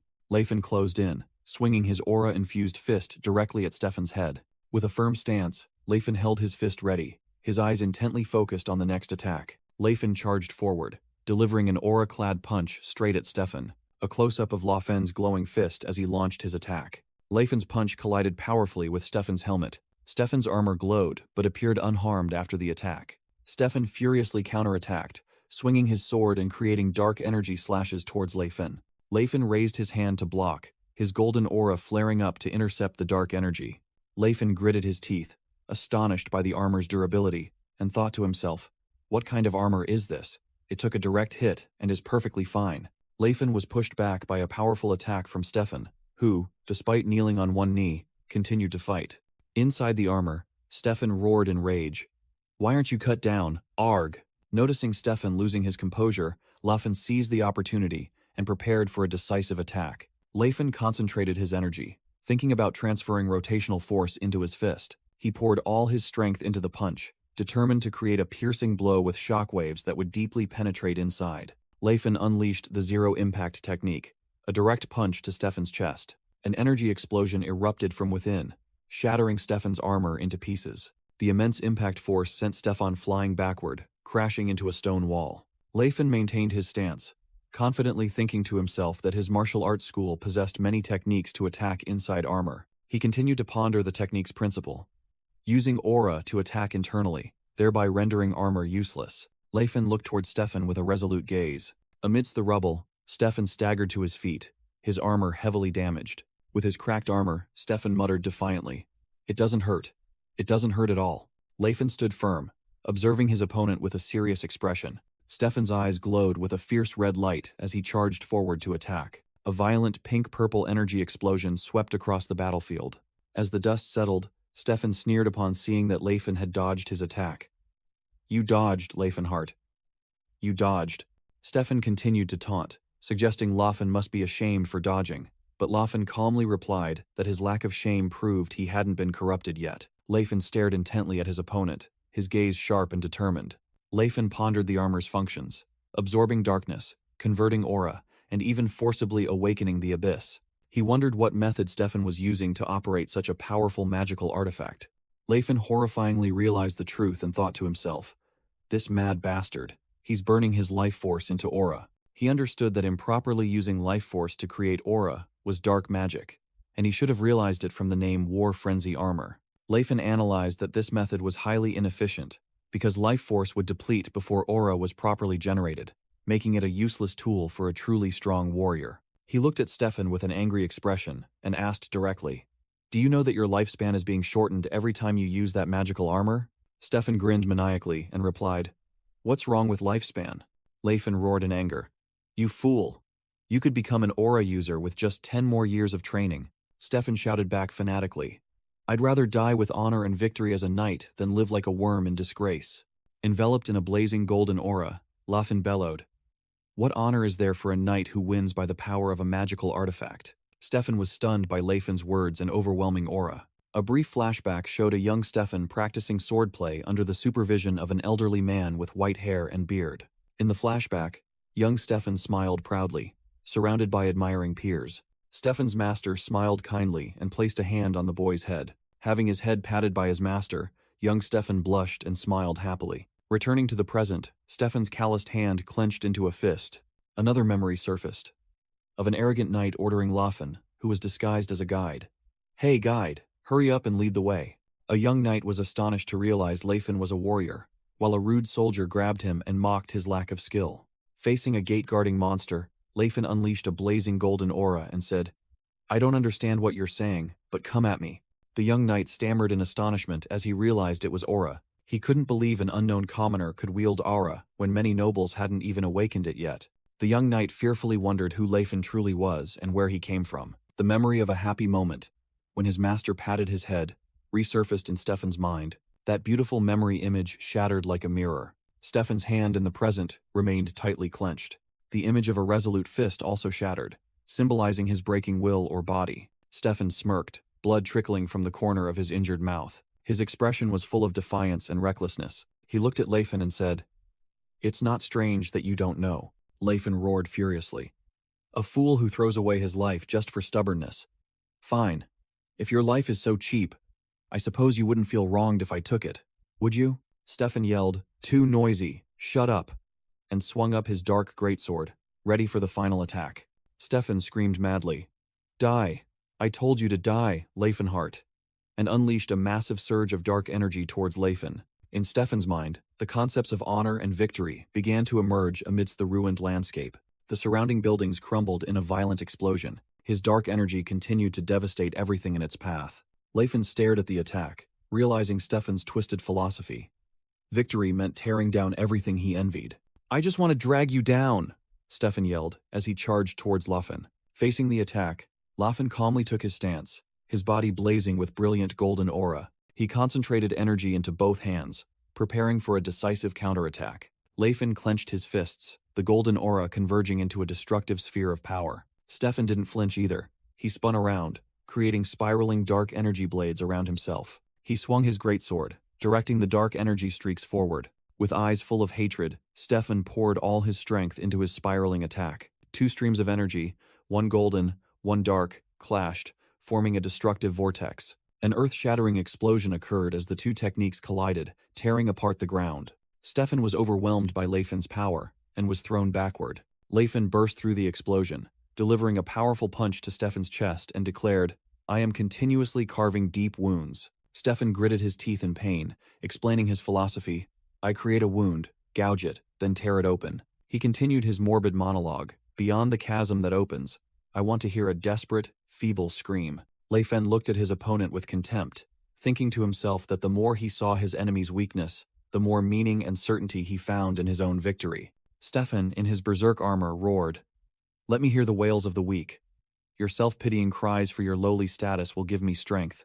With a crazed expression, Stefan charged forward and yelled loudly that he would drag Lei Fen down into the disgusting mire he was in. Lei Fen observed intently, thinking to himself that even though Stefan's internal organs should have been pulverized by the previous blow, his movements hadn't worsened at all. Stefan smirked sinisterly, telling himself that it meant his body was already half dead. Stefan unleashed a massive surge of pink energy, sweeping away everything in its path. Lei Fen raised his hands, brilliant golden aura enveloping his body to prepare to confront the attack. Lei Fen's golden aura stream directly collided with Stefan's dark energy, creating a massive explosion. Lei Fen threw a punch directly into the incoming energy surge and declared, "It's useless." Stefan was astonished to see his attack suddenly nullified, and wondered, "What the hell? Why did my attack suddenly become ineffective?" Lei Fen explained that even if it was aura, if it manifested through magic, it couldn't escape the flow of magical power. Lei Fen closed in and delivered a powerful punch to Stefan's chest, piercing through his defenses. Stefan was sent flying into the air, his armor beginning to crack under the impact of the attack. Lei Fen told Stefan that once he grasped the flow of magical power from the armor, he could deduce the aura's movements, while also disdaining the power Stefan gained as merely a shortcut. Lei Fen stomped his foot on the ground, the surrounding ground shattering as he prepared for his next attack. Lei Fen unleashed the Gastrazane technique, a kick that generated multiple golden energy rings, hurtling straight towards Stefan. Struck by the attack, Stefan screamed in pain and coughed up a large mouthful of blood. Stefan was pushed back by the force of the attack, his body unable to resist. With his armor shattered and body covered in injuries, Stefan screamed in despair and agony. Lei Fen looked at the collapsing Stefan and thought to himself about his extraordinary endurance, admitting that he had possessed outstanding talent from the very beginning. Stefan, in his shattered armor, muttered hatefully, "Die, Leifenheart, die." While Lei Fen thought to himself, "What a pity." He let out a final roar, unleashing a massive surge of pink dark energy from his body. The energy exploded into a destructive sphere, engulfing everything around it. The energy sphere continued to swell, the surrounding ground crumbling under the terrifying pressure. The destructive energy surge hurtled straight towards Laffen, who stood firm, waiting. With crazed eyes, Stefan gritted his teeth once more. "Just die." Lei Fen looked annoyed as he faced the attack and muttered, "This damn trick again." He analyzed the situation, deciding not to use Calamity Horn to conserve aura for the battle with Tescon, and realized that normal attacks would be useless. Lei Fen took an offensive stance, channeling power into both fists. He tensed his body, gathering a surge of purple energy around himself. The energy erupted, brilliant golden aura enveloping Lei Fen's fists. He clasped his hands together, focusing his energy into a single point. Golden aura rings began to swirl around his fist, ready to be unleashed. Stefan's desperate attack surged forth, engulfing Lei Fen. Stefan cried out in astonishment as his attack was incredibly blocked. Lei Fen, with a confident smile, easily used his glowing hands to control the dark energy surge. His fist, enveloped by golden aura rings, completely nullified the attack. Lei Fen gazed at his opponent with sharp eyes, his pupils flashing with overwhelming power. He explained confidently, "I devised this move while creating the Thunder Fist. It works." Stefan, in his shattered armor, roared and unleashed his final attack, the Piercing Cross. Lei Fen confronted the attack, his fist erupting with a brilliant golden aura. In the past, even after combining magic with martial arts, Lei Fen never neglected practicing the techniques of the indestructible body. He continuously trained his body and strove to improve the Calamity Horn skill. Nevertheless, he couldn't break through the fifth wall of the Calamity Horn, and began to feel dissatisfied with the skill. He realized that the Calamity Horn didn't allow the user to control its force. Once activated, its power couldn't be adjusted. Lei Fen recalled previous Fist Kings, including Rastal, who had used this skill carelessly, and he also remembered the time he used the nuclear explosion, which made everyone regard him as the Demon King. However, because the Calamity Horn was an overly perfected technique, Lei Fen devised another solution. That solution was precisely the skill he was about to use. This new skill consumed an amount of aura equivalent to consecutive energy bullets, had less destructive power than the Calamity Horn, but increased its combat range. It worked by converting mana into physical force and creating a ripple effect with artificial aura and mana. Laffen roared the name of the hybrid Calamity Horn technique, as his and Stefan's attacks violently collided. He unleashed a punch containing terrifying power towards his opponent. Leifen's punch shot forth with terrifying speed and might. Stefan was engulfed by the energy surge from Leifen's punch. Leifen's fist, blazing with aura, struck Stefan directly in the chest. The impact generated a powerful shockwave. Stefan's armor shattered under the might of the attack. With eyes burning red with fury and astonishment, Stefan could only utter, You!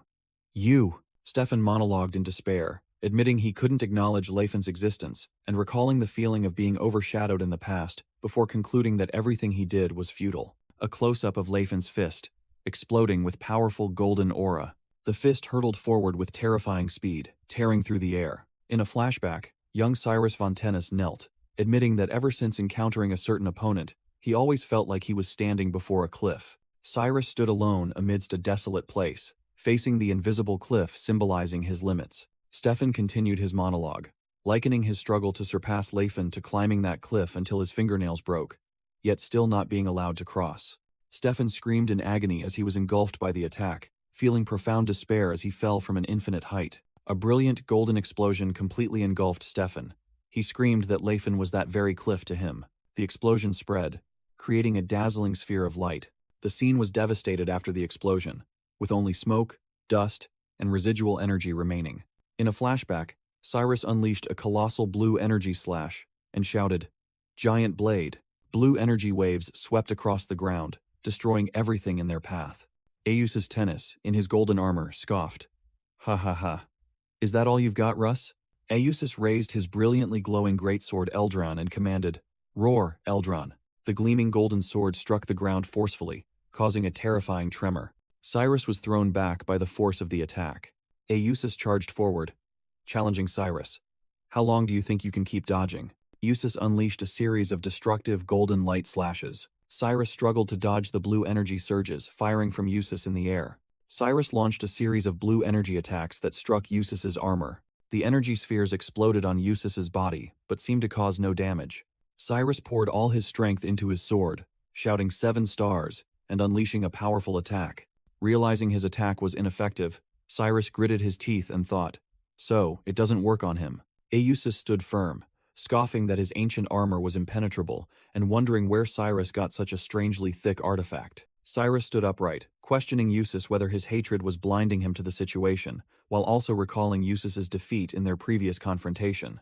Eustace, in his golden armor, admitted, "You are right." Cyrus looked surprised and confused by Eustace's admission. Eustace plunged his greatsword into the ground, admitting he had lost last time, and that Cyrus possessed disproportionate power. With eyes glowing brightly behind his helmet, Eustace declared, "But I am no longer the man I once was." Eustace began to summon power, shouting, "Come to me, O great ancient powers, envelop me in your unwavering light." And his entire body was shrouded in golden energy currents. A colossal, intricate ancient magic circle appeared in the air, radiating a dazzling light. Eustace's armor transformed, with new and more intricate details forming on his shoulders and chest. Cyrus exclaimed in astonishment, "What is that?" as he witnessed his opponent's transformation. Across the city below, countless brilliant golden pillars of light erupted from the ground, signaling a large-scale event. In another combat scene, Cyrus unleashed his prison blade. An orc warrior shouted, "Aura burst," while Leifen roared, "Explosion." A large, bearded warrior was astonished to witness the Chatan knights using magic despite wielding swords. Facing the knights in dark purple armor, the bearded warrior realized they were masters at dealing with aura users and admitted to underestimating them. Leifen stood alone, surrounded by 5 knights, thinking that a true knight would be ashamed to gang up on a weaker opponent. But the Chatan knights only cared about money and winning at all costs. Leifen thought to himself that the pinnacle of the Chatan knights were these Zeppelin knights, who were willing to do anything to win, including coordinated attacks, ambushes, or backstabbing.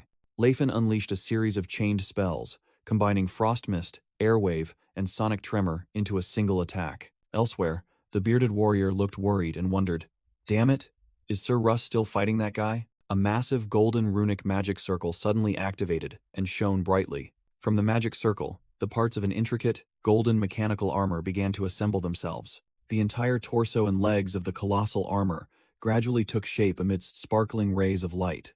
A close-up of the armor's armored gauntlets nearing completion revealed the intricate detail. Cyrus von Tennis exclaimed in astonishment, "What is that form?" Eustace Tennis, now clad in the colossal golden armor, declared it was his new power. the Eldril Gigantus armament bestowed by a great ancient sage to defeat Cyrus. Cyrus muttered the name, Eldril Gigantus, and remarked that, according to his magical perception, nothing had changed. Eusus, in his new armor, looked down at Cyrus condescendingly and retorted, "Is that so?" Cyrus charged to attack, unleashing his ultimate technique, 7 stars, with powerful blue aura streams. Cyrus' attack directly impacted Eusus' armor, creating a blue energy explosion. Eusus laughed loudly, boasting that he had lost before only because the Eldrad armor's defense was too weak. But now this new armor was an impregnable fortress that Cyrus' aura could not destroy, and he could even further enhance its defense. Cyrus gritted his teeth bitterly, realizing the armor had absorbed all the impact, and even the joints were carefully protected. Eusus roared, "Roar, Eldron!" and his armor began to emit blinding golden energy streams. Colossal golden pillars of light shot out from Eusus's armor, destroying the ground and surrounding structures. The terrifying destructive power continued to spread, causing an entire large building to collapse into ruins. From inside his helmet, Eusus let out a gleeful and maniacal laugh. Cyrus charged into the explosion, thinking that this feeling was exactly like fighting Laufin, and he hadn't expected Euthus to choose such a reckless method. Godwin watched Eusus flying in the sky in a panic, worried that there was no time left, and they had to quickly get the non-human races out of Zeppelin. At Zeppelin's west gate, snow began to fall lightly on the rooftops. Katamite led a group of burly dwarf and orc warriors rushing through the streets. With determined eyes, Katamite let out a battle cry. Inia welcomed a group of approaching elves, including Serendi, and was glad to see they had arrived safely. Katamite reported to Inia that although there were some obstacles on the way, it wasn't a big problem, and Inia agreed. Inia remarked that they were strange individuals, boasting that reinforcements were coming, which worried her, but nothing happened in the end, and Katamite encountered a similar situation when he was told an aura user would appear. Inia urged Katamite to quickly leave this place, and both concentrated their efforts to prepare an attack. Katamite swung his battle axe, radiating a blazing red aura, while Inia unleashed a stream of icy blue sword energy. The two powerful energy streams merged and shot straight towards the sturdy city gate. Suddenly, a brilliant golden aura stream shot out from behind the gate. The golden aura stream collided with their attack, creating a terrifying explosion.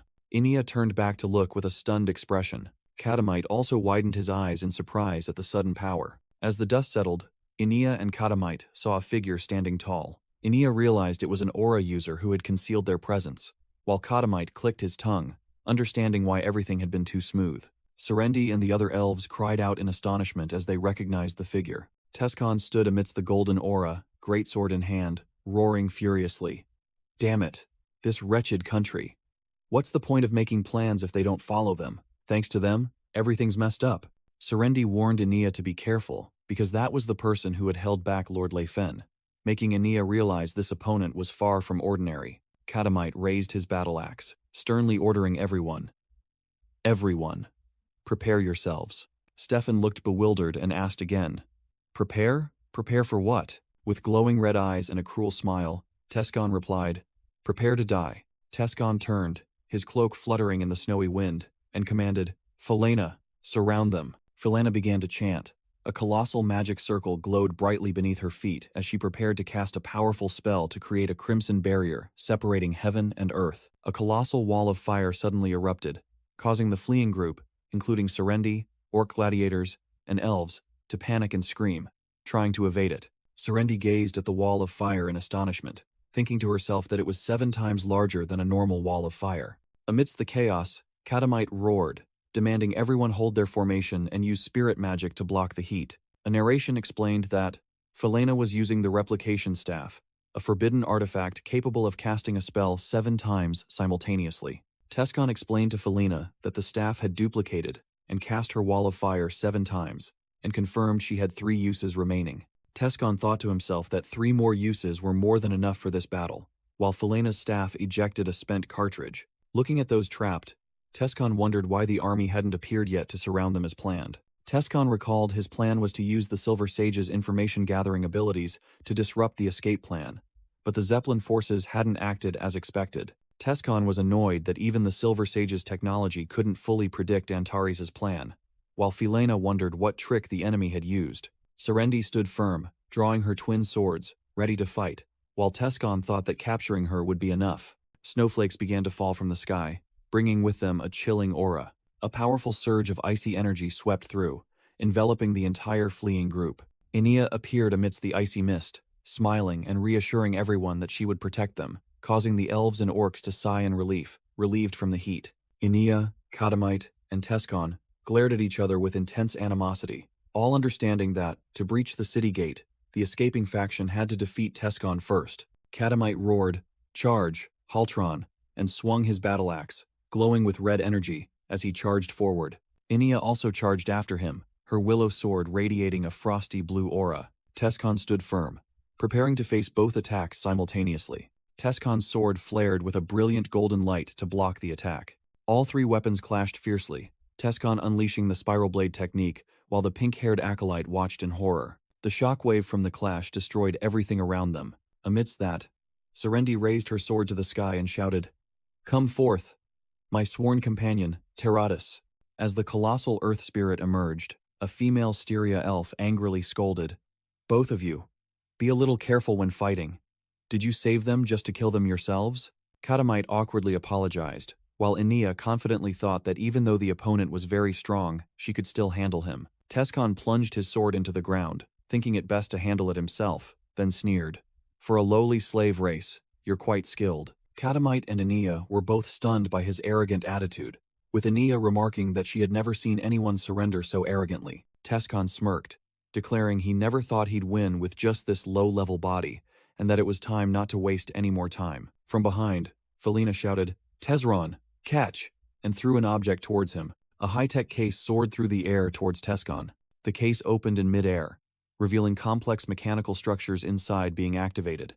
The parts began to transform and assemble into a colossal mechanical suit. The suit began to firmly attach to Tescon's body, enveloping him. The torso of the colossal mechanical suit was fully formed, radiating orange energy. The massive mechanical gauntlet was also quickly assembled and attached. Finally, the leg parts of the suit were also equipped, completing the transformation. A close-up of Tescon's colossal mechanical suit showed the complex mechanical details inside glowing with brilliant orange light. The helmet closed with a click, and streams of orange energy began to spread throughout his body. The colossal armored legs stomped heavily on the ground, causing the ground to crack and shatter into many pieces. Tescon stood towering in his complete suit, with energy surging, and declared, "I will show you your place, you servants of the fallen Demon King." Katamite looked at the strange suit with skepticism, wondering how Tescon could move in something so cumbersome. Without hesitation, Enia shot into the air, her sword in hand radiating a powerful blue aura. Tescon in the mechanical suit calmly awaited Enia's attack without any sign of defense.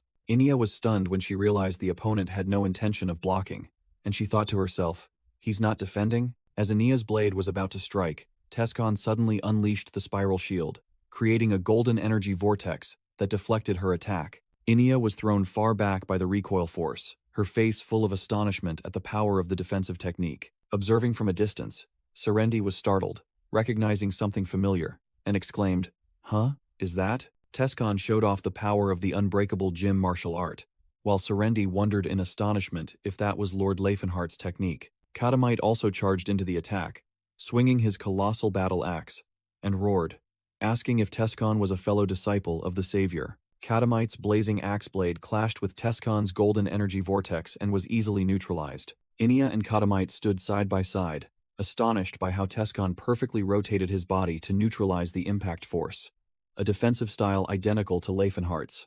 The Styria elves watching began to murmur, wondering about Tescon's connection to the unbreakable gym martial art, which traditionally only had one successor per generation. Enia unleashed a stronger technique, the Blade of the East, her sword radiating a fierce blue aura. Tescon did not dodge, but used the armored hand of his suit, radiating golden energy, to firmly grasp Enia's blade. Enia stared blankly as her sword was held firmly in the opponent's hand, unable to move even an inch. Enia used a skill to create multiple aura clones simultaneously, attacking Tescon from all sides. Countless slashes of Enia's blue aura simultaneously rained down, causing continuous explosions. The ground shattered under the fierce destructive power from her attacks. Inside the suit, Tescon thought to himself, astonished by this elf woman's swordsmanship, which was almost on par with Cyrus from back then. Enia roared in anger. "What right do you have to call me a common elf while rampaging in that bizarre suit?" Tescon clicked his tongue, realizing the battle wouldn't be easy, Enchanted. Light chains binding limbs. Hold. Blue energy chains suddenly appeared, tightly coiling around Inia, causing her to exclaim in astonishment. Huh? Magic too? Immediately, Tescon in his colossal suit charged straight towards the tightly bound Inia. He extended his colossal mechanical hand, grabbing Inia's head, and called her an arrogant elf. Tescon raised his other fist, accumulating brilliant orange energy, and shouted, "Take this!" Inia gritted her teeth, straining to resist the tremendous pressure from Tescon's hand. Tescon's blazing fist lunged right in front of her face, but Inia still bravely faced it. Inia's eyes widened in horror as she realized she couldn't escape, and she desperately thought, "No!" Overwhelmed by the power, she unconsciously thought, "I haven't even charmed Lord Lefen yet." Tescon seemed surprised to see that she had blocked the attack in that situation and praised, "You defended well." He raised both colossal fists, challenging, "Let's see how long you can hold out." Inia used both hands, emitting aura to block the two colossal fists descending upon her. Katamite suddenly appeared with an expression of extreme fury, yelling, "You brutal bastard!" The dwarf warrior leaped into the air, swinging his battle axe, blazing with red aura, striking hard at the suit's arm. Katamite attacked, while thinking to himself that he had to increase his strength to pierce through that stubborn defense. He exerted all his strength, causing the red aura around the axe to flare up more fiercely. Katamite thought to himself, "Fortunately, that guy has no intention of dodging." Tescon looked at his opponent, who was exerting himself, and thought, "So this is the unbreakable fist style, where there's no dodging in a direct confrontation." Katamite gripped his battle axe, and a fierce red aura flared violently around his hands. He stomped his foot down, causing the ground around him to crack and shatter into pieces. With a roar, Katamite swung his axe, unleashing a massive crimson energy wave forward. The blazing red energy surged straight towards Tescon, who remained motionless. Just as the attack was about to hit, Tescon suddenly leaned and deftly slipped past it. Katamite's eyes widened in astonishment, unable to believe it. He dodged? Tescon appeared right beside Katamite and said, "A direct confrontation, you say? I like it. Those who face my style are always like this." A close-up shot showed Tescon's armored fist hurtling forward at terrifying speed. Tescon unleashed a fatal counterattack, aiming directly at Katamite. Inia witnessed the scene with an expression of extreme horror. Katamite realized the truth, thinking to himself that throughout the continent, it was rumored the unbreakable fist style never dodged attacks. He recalled that previous fist kings never dodged, but always faced attacks head-on with dignity. Katamite understood that this was the trap the unbreakable fist style had set, making opponents believe they would never dodge. Inia screamed in despair as Tescon's punch was about to land. Katamite. Tescon's punch struck hard, sending Katamite flying amidst a spray of blood. The scarred orc leader and other comrades exclaimed in shock, "No, it can't be. Katamite lost?" A brown-haired female warrior and other members of the Frisian Liberation Front also stared in stunned silence at Katamite's defeat. A flashback appeared, recalling Katamite as the greatest warrior of the Grand Forge, who had defeated Knight Turvald to prove himself the strongest dwarf. The flashback ended with Knight Turvald lying helplessly dead on the battlefield. Back in the present, Tescon, in his mechanical armor, muttered that this wasn't part of the plan, but it wasn't bad either. Serendi drew her twin swords, declaring she would begin preparing bait to catch the Demon King, and lamented that the blacksmiths of the Grand Forge would hate her for breaking her swords again. With tear-filled eyes, Serendi sadly thought that perhaps she would leave this world even before her swords. Tescon thought to himself that it had been a long time since he had faced the Demon King's lover, the goddess of madness Valencia, who had caused countless soldiers to perish. Tescon loudly ordered Serendi that resistance was futile, and he would spare her life if she knelt. Serendi screamed, "Shut up, you scrap metal," and summoned 3 colossal spirits, an earth spirit, a fire spirit, and a lightning spirit, imploring the aid of Ignacis, Udar, and Mjolnir.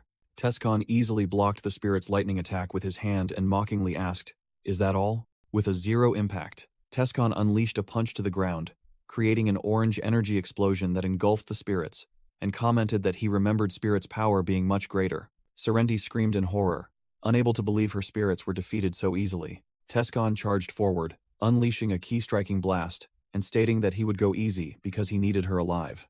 The energy from Tescon's attack struck Serendi, shattering both of her swords. Serendi screamed in pain as she was thrown backward by the force of the explosion. Tescon stood tall on the battlefield, looking at the fallen Serendi.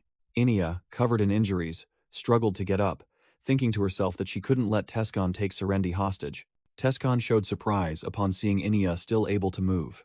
Inia stood up with a defiant smile, remarking that Tescon's punch was a bit weak and calling him scrap metal. Inia confidently asked if Tescon thought he could defeat her so easily, while Tescon, astonished, wondered why an aura user could also use magic. Tescon admitted that he had let his guard down and allowed her to unleash a fatal blow. Inia scoffed, saying that a warrior wouldn't be defeated while still holding a sword, and asserted that the nickname Scrap Metal suited him perfectly. Tescon offered to spare Inia's life if she surrendered and served him, but she flatly refused because he was too ugly. Tescon was dumbfounded by Inia's answer. Inia smirked, mocking Tescon for looking like a weak woman who had to rely on scrap metal. The injured Serendi looked at Inia worriedly, thinking to herself that she couldn't defeat Tescon in this state, and Leifin would be very sad if Inia died. Inia suddenly wondered if Leifin would be sad if she died. She pondered it silently and felt a pang of sadness. Inia sighed, wishing she could have done more with him. Before dying, determined to fight, Inia unleashed an incredibly powerful icy aura, thinking that even if she couldn't win, she would take one of his arms. Tescon was astonished by Inia's insane aura control, admitting that he couldn't replicate it. Inia's aura condensed into thousands of combining and separating particles, forming a colossal ice spear with terrifying destructive power. Inia charged forward, unleashing the ultimate technique of the Snow Queen, the greatest warrior of the elf tribe. Absolute Spear. Tescon said it was a pity she was injured. Otherwise, this could have been an interesting fight, as the thrusters on his armor began to activate. He clenched his fist, enveloped by a blazing orange energy. Inia scoffed. Ha! Why are you suddenly acting like a martial artist after using magic? Tescon charged forward, stomping his foot hard on the ground to gain momentum. Tescon's blazing fist collided head-on with Inia's ice spear. A massive explosion erupted as the ice spear was shattered by Tescon's punch. Tescon looked at his fist, surprised to realize it was an aura-shattering strike. On a ruined rooftop, Leifin, in Tescon's body, appeared amidst the fiery sunset, and called out loudly, "There you are, Demon King Leifin." Inia looked up, her face filled with shock and astonishment upon seeing Leifin's appearance. Inia staggered, the icy aura around her shattering as she collapsed from exhaustion. Leifin rushed to catch Inia and asked worriedly, "Inia, are you all right?" Inia replied with a weak smile, "I'm fine, Leifin, and happily thought to herself that he had come for her first. She gloated, thinking towards Serendi, who lay slumped on the ground. "This time, I win, heh." Serendi, with a horrified and deeply shocked expression, could only exclaim in her mind, "What in the world is this?" Leifin turned to ask Serendi if she was okay, while she merely replied, "Yeah, I guess so," with a sulky expression at being ignored. Leifin looked at Inia leaning on him, secretly worrying if she was seriously injured. His gaze suddenly shifted to Kedamite, who lay motionless on the ground with a large hole in his abdomen. Leifin was stunned, wondering, Kedamite? An aura user like Kedamite lost to a metal golem? Tescon, in his giant mechanical armor, raised a hand in greeting and laughed loudly. "Ha ha, we meet again, Leifin." Leifin stood protectively in front of Inia, both looking up at the colossal enemy with serious expressions. Leifin narrowed his eyes at Tescon, his face showing clear vigilance and intense focus. He subtly glanced, assessing the situation and the opponent before him. Leifin calmly faced the mechanical armor and remarked, "I didn't know golems could talk." Inside the helmet, Tescon's face appeared, shouting excitedly, "It is I!" Leifin recognized the voice and asked skeptically, "Tesron, what is this appearance?" While Inia also looked up, utterly confused. Leifin asked if Tescon had picked up something strange like Stefan, and Tescon explained it was an ancient holy relic, the adamant drill armor, which made Leifin sarcastically remark that their master would weep in his grave. Tescon innocently asked, "Huh? That old man isn't dead yet?" Which made Leifin respond irritably, My mistake. My thoughts slipped out." A man in a dark blue cloak stood in the middle of a large crater, looking up and saying to Tescon, "You look pathetic, Tesron. Everything is for humanity's future. I can endure this minor humiliation." The strange man raised his hand towards Tescon and declared loudly, "Now. I will end this nightmare, Demon King." Leifin shouted a command. "I'll handle this guy. Everyone, lead the citizens out of Zeppelin." Behind him, an orc gladiator was carrying an injured Tila. Leifin turned to tell Inia that she should also leave because there wasn't just one enemy. Leifin felt apologetic for asking for help, but Inia, now on the city wall, confidently replied, "Don't worry, I'm stronger than I look." Inia warned Leifin to be careful of Tescon's armor and high-level magic, but he asserted that he knew it well. Inia used her spear as a fulcrum, leaping nimbly over the city walls. Inia landed on another watchtower, facing Felena, who stood ready with her high-tech staff. Felena asked Tescon about the fleeing people, and he ordered her to deal with the aura user because taking down a strong opponent was better than chasing the crowd. The full view showed Leifin and Tescon facing each other before the city gate, while Inia and Felena prepared to engage in combat atop 2 watchtowers. Leifin tensed, angrily shouting at Tescon, "How dare you do this, Tesron? I will appease the soul of Katamite, whom you killed." Tescon, in his mechanical armor, extended his hand and declared, "I am no longer the Leifenheart you once knew. I will show you the true power of the unbreakable gem." Leifin's eyes glowed with a golden hue, full of determination and fury. Through the helmet, Tescon's eyes also emitted a similar golden light. Both simultaneously unleashed their energy, causing the ground beneath their feet to crack violently. Leifin, enveloped in a fiery golden aura, charged forward and threw a straight punch at Tescon. Tescon did not dodge, swinging the giant, energy-emitting fist of his armor to meet the attack head-on. Leifin's fist collided directly with Tescon's armored fist, creating a powerful shockwave. The impact force from the collision shattered the surrounding air, generating a shockwave. Lefen was overwhelmed by the power of Tescon's punch, his body forced backward. Tescon's devastating punch pushed Leifin a great distance, revealing the disparity in physical strength. A dazzling golden energy explosion erupted from their point of impact, illuminating the entire battlefield. Leifin's fist struck Tescon's armored arm forcefully, creating a spark of energy. Both continuously unleashed high-speed punches, golden energy streams sparking from each point of impact. Inside the armor, Tescon secretly praised, "The angle, posture, timing, all perfect for an attack. I didn't expect this body to display such power in the hands of a mage."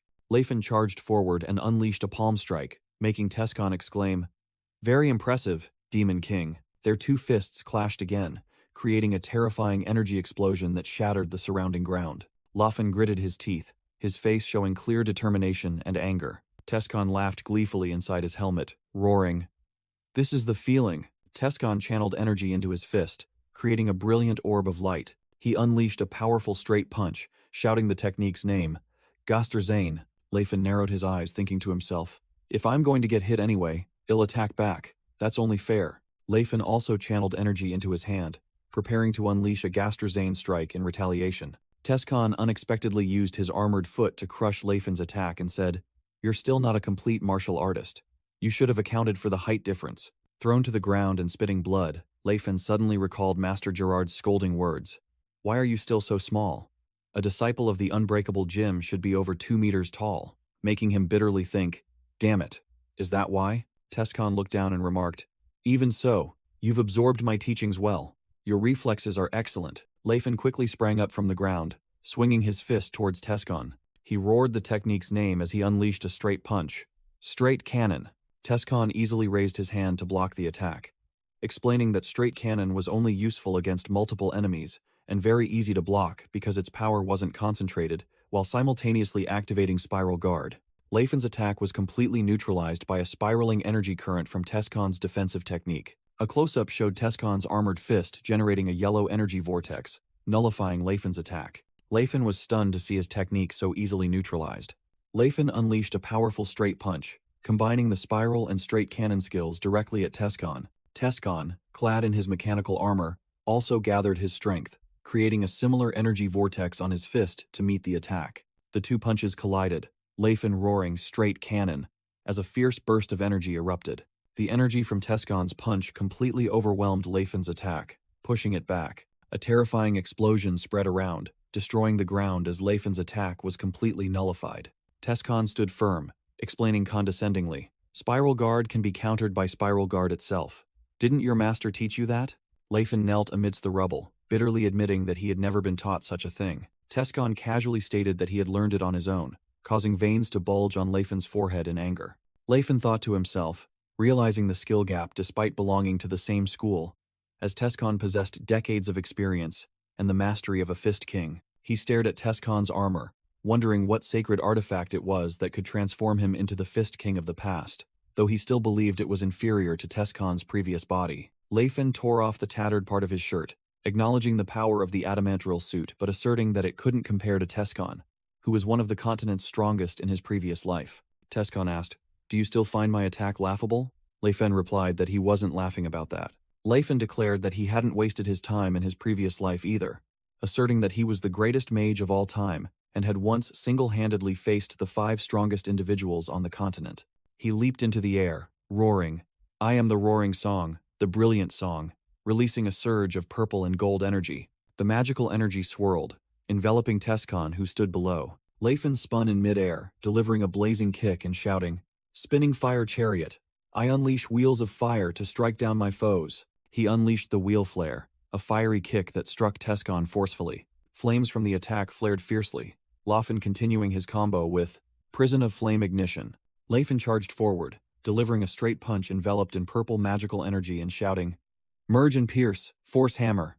Leifin's punch struck Tescon, causing a massive purple energy explosion that blew away the surrounding earth and rocks. Inside the armor, Tescon coughed and thought to himself about the astonishing power of a simple spell unleashed at the right moment. Tescon, astonished, asked how Leifin could use magic without incantations. Leifin simply replied, "I changed it."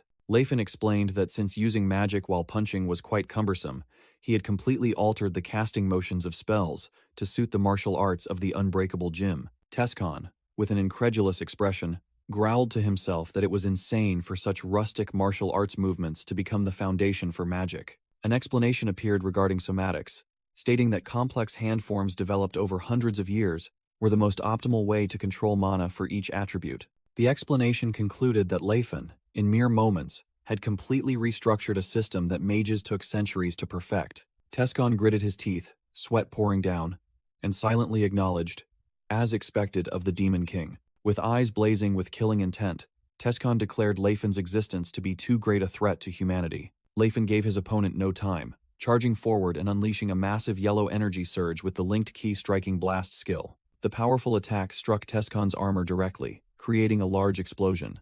The energy surge continued its assault, pushing back the colossal armor amidst a sea of flames. Leifin roared, commanding his attack, "Explode and freeze." Immediately after, he unleashed a blue icy orb named Quarter's Frozen Orb. Tescon realized Leifin had also transformed this movement into somatics, and knew he would be in great trouble if frozen. So he immediately created a vortex of fire to defend himself. Tescon's fiery vortex enveloped his armor, ready to confront the incoming icy orb. Leifin quickly unleashed another move, creating a shadow barrier that enveloped Tescon. Tescon recognized this as level 1 dark magic, and wondered if Leifin intended to blind him. The entire head of the armor was completely shrouded in purple darkness. Tescon scoffed from within the darkness, asserting that an aura user wouldn't be flustered just by being blinded, and fired a pink energy blast. Leifin replied that he knew that.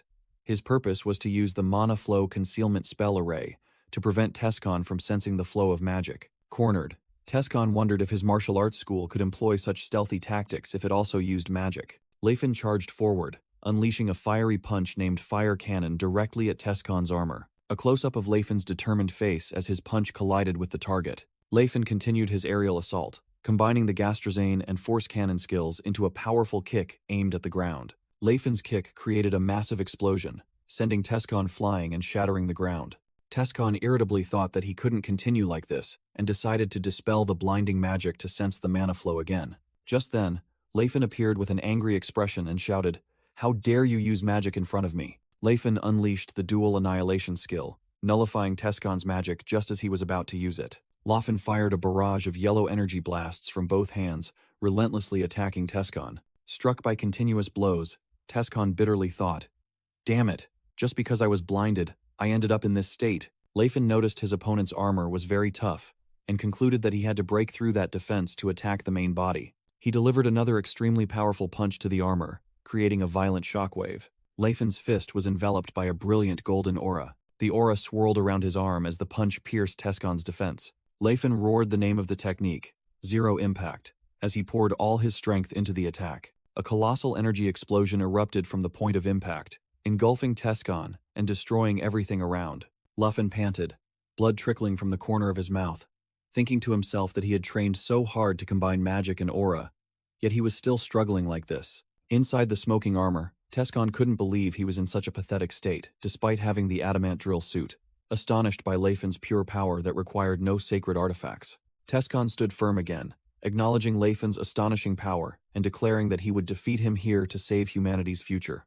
Leifin growled back that he was sick of the ridiculous future of humanity excuse and wanted to end the battle quickly. Leifin and Tescon roared simultaneously, their eyes blazing with fighting spirit. Both charged at each other, Leifin's fist colliding with Tescon's armor, creating a fierce energy explosion. The force of the impact shattered the surrounding ground into fragments. As Leifin parried, he thought to himself that he couldn't break through that tough armor with ordinary techniques. Tescon was also fending off attacks, annoyed that this body was too clumsy for his attacks to be fully effective. Tescon's determined face, in Lepenhart's body, and the adamant drill armor, appeared as he thought. Only the Calamity Horn remains. Leifin switched to leg attacks, unleashing a powerful roundhouse kick. He spun, continuously delivering kicks that formed streaks of golden aura, attacking Tescon. Leifin's final kick struck hard, causing a small explosion on the ground. Suddenly, a surge of purple energy enveloped Leifin, who cried out in surprise. Object manipulation. Leifin was flung into the air as Tescon used magic to lift a massive chunk of earth and rock. Inside the armor, Tescon sneered. How crude, Leifenhart. Leifin stood firm in midair as countless large rocks, controlled by purple energy, hurtled towards him. He let out a shout, unleashing a brilliant golden aura from his body, shattering the incoming rocks. Tescon exclaimed in astonishment, transforming Spiral Guard into a drill form. What an incredible application of aura. Leifin concentrated his aura into his fist, forming a rapidly spinning energy drill. The thrusters on Tescon's armor shoulders began to activate, emitting a dazzling light. Energy burst from the thrusters, generating immense propulsion. Tescon shot towards Leifin, who was also preparing his attack. A colossal energy beam fired from the armor's chest, engulfing Leifin in a terrifying explosion. Leifin thought anxiously. I've missed my chance to use the Calamity Horn. Caught in his opponent's aura blast, Leifin was pushed back by the fierce energy wave. Inside the armor, Tescon thought gleefully, if not the Calamity Horn, then an aura shatter. Excellent. The long-range techniques of the Jim Unbreakable school were listed, including Aura Bullet, Aura Shatter, Aura Cannon, and the Calamity Horn, a close combat technique whose power is not distance-dependent. Tescon decided to preemptively attack, declaring, if you are of the Jim Unbreakable, I won't let you unleash the Calamity Horn first. Tescon's armor fired wildly, creating a series of devastating explosions across the city as he yelled, of course, we have to go big. Leifin braced himself, gritting his teeth and cursing. That idiotic bastard. He channeled his aura, creating a defensive vortex to block the barrage of incoming energy beams. Leifin's energy vortex deflected and shattered all of Tescon's attacks. Leifin landed on the shattered ground, still steady after successfully neutralizing the assault. Tescon gave his opponent no rest, his colossal armor immediately charging forward. The armor's fist flared with a brilliant orange aura, preparing for a powerful attack. Leifin recognized the skill in surprise and exclaimed, the Calamity Horn? I've lost the initiative again. Without hesitation, Leifin also gathered his strength, preparing to unleash his own Calamity Horn to counter. Two streams of Calamity Horn energy, one from the colossal armor and one from Leifin, clashed, creating a terrifying power struggle. Leifin broke out in a cold sweat, his eyes wide as he noticed something unusual in his opponent's attack. He saw Tescon's fist enveloped by 5 rings of energy and fearfully wondered, could it be 5-layered? Leifin looked down at his own fist, which only had 4 rings of energy. He analyzed that the power difference between 4-layered and 5-layered was immense, and his hybrid skill wasn't strong enough to win. Realizing he was sure to lose, Leifin heard Tescon's declaration as the 5-layered attack completely overwhelmed him. It's over, Demon King Leifenhart. Leifin gritted his teeth, clicking his tongue in helplessness as Tescon's energy surge pushed him back. Leifin and Tescon confronted each other, their fists, enveloped in brilliant golden aura, clashing. A terrifying explosion erupted as the 5-layered Calamity Horn and 4-layered Calamity Horn skills collided. The destructive force of the attack shattered the ground into fragments. The surrounding structures were completely destroyed in the seismic shock caused by the explosion. A colossal golden energy wave shot out from the center of the explosion, sweeping away everything in its path. Overwhelmed by the power, Leifin cried out in pain as he was pushed back. The energy surge slammed into a wall, creating a fierce secondary explosion. Leifin slumped in a crater, enveloped by a dissolving purple magic shield. Standing amidst the smoke, Tescon admitted, I almost got into trouble myself. Tescon explained that Leifin had used magic to protect his body at the last moment, and since Leifin had materialized every movement, there was no reason why the Calamity Horn wouldn't be effective. Tescon declared that Leifin was lucky to have narrowly escaped death, but that only meant his demise had been delayed a little. Leifin, with a bruised and weary face, looked up, exhausted but not giving up. Amidst the ruins, Leifin gazed up at the night sky and the full moon. He let out a soft ah as a strange sensation washed over him. In his mind, Leifin saw a vast cosmic space and wondered, what is this? He continued to feel this strange change as he looked at the moon amidst the stars. Leifin recalled the image of the Calamity Horn, the horn of destruction that shatters everything. He realized that the essence of that skill was pure explosion.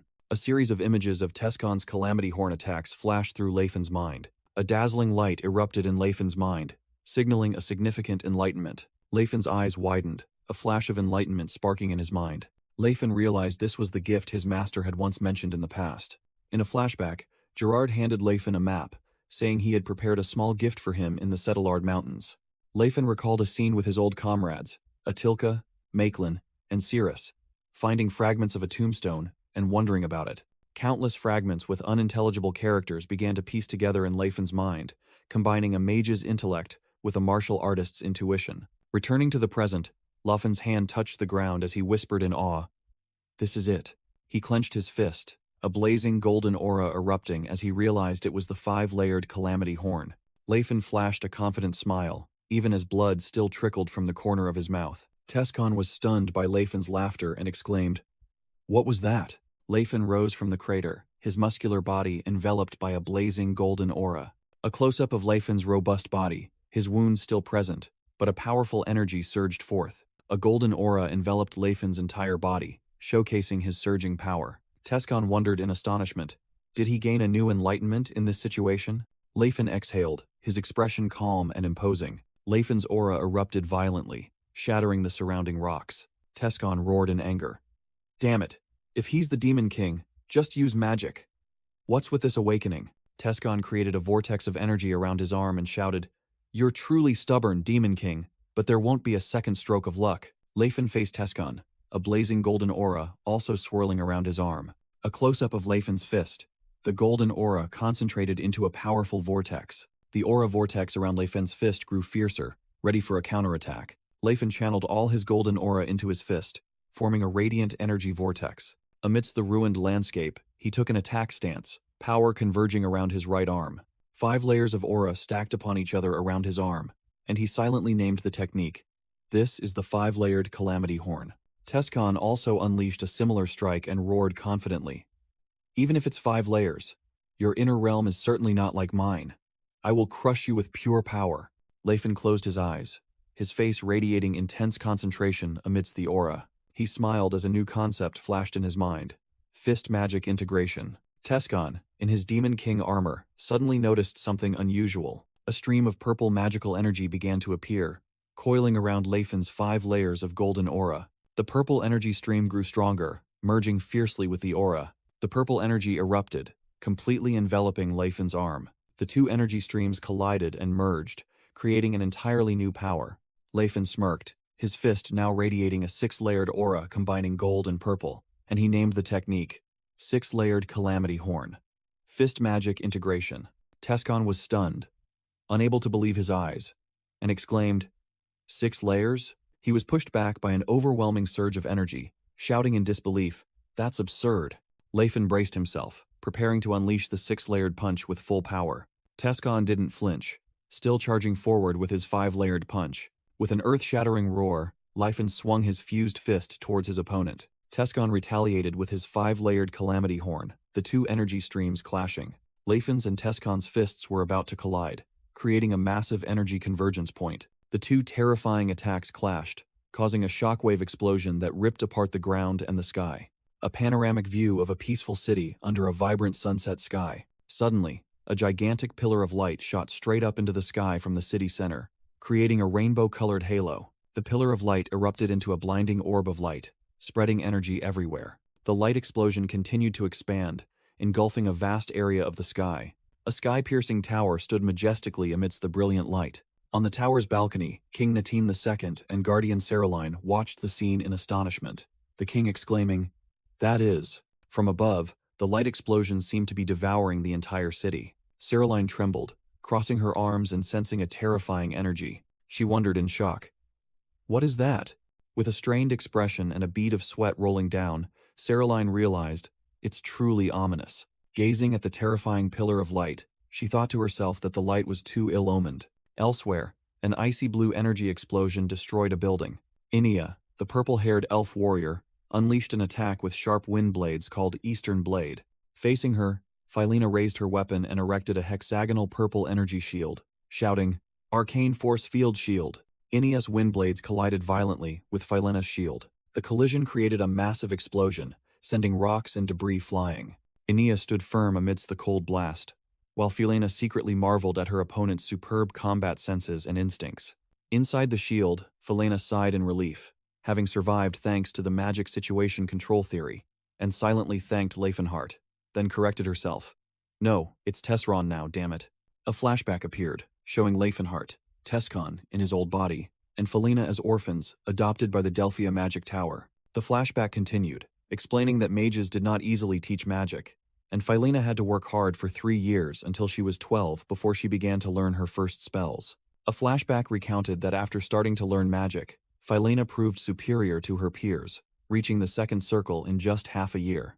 However, Philena never felt she was a genius, because there was an 11-year-old child who mastered the first circle after only 3 days of studying magic, and that was Lefen. In the library, Lefen innocently told Philena that she was a fool, so mages wouldn't worry too much when comparing others to her, making her confused and ask what he meant. 4 years later, while others were still struggling to absorb knowledge, Lefen was always idle, creating theoretical magic research for amusement. He created the magical situation control theory, a theory of causality that could change an entire battlefield, along with many new methods for mana concentration and meditation. Since Lefen often taught Philena these things whenever he was bored, it was natural for her to reach such a high level before turning 30. To Philena, Lefen was a monstrous genius, and she owed him a great debt, even after he lost his memories and became an aura wielder. Even after awakening his aura and leaving the magic tower, Lefen still brought Philena along, helping her become an official mage without harming her body. To Philena, he was both a lifesaver and a childhood friend,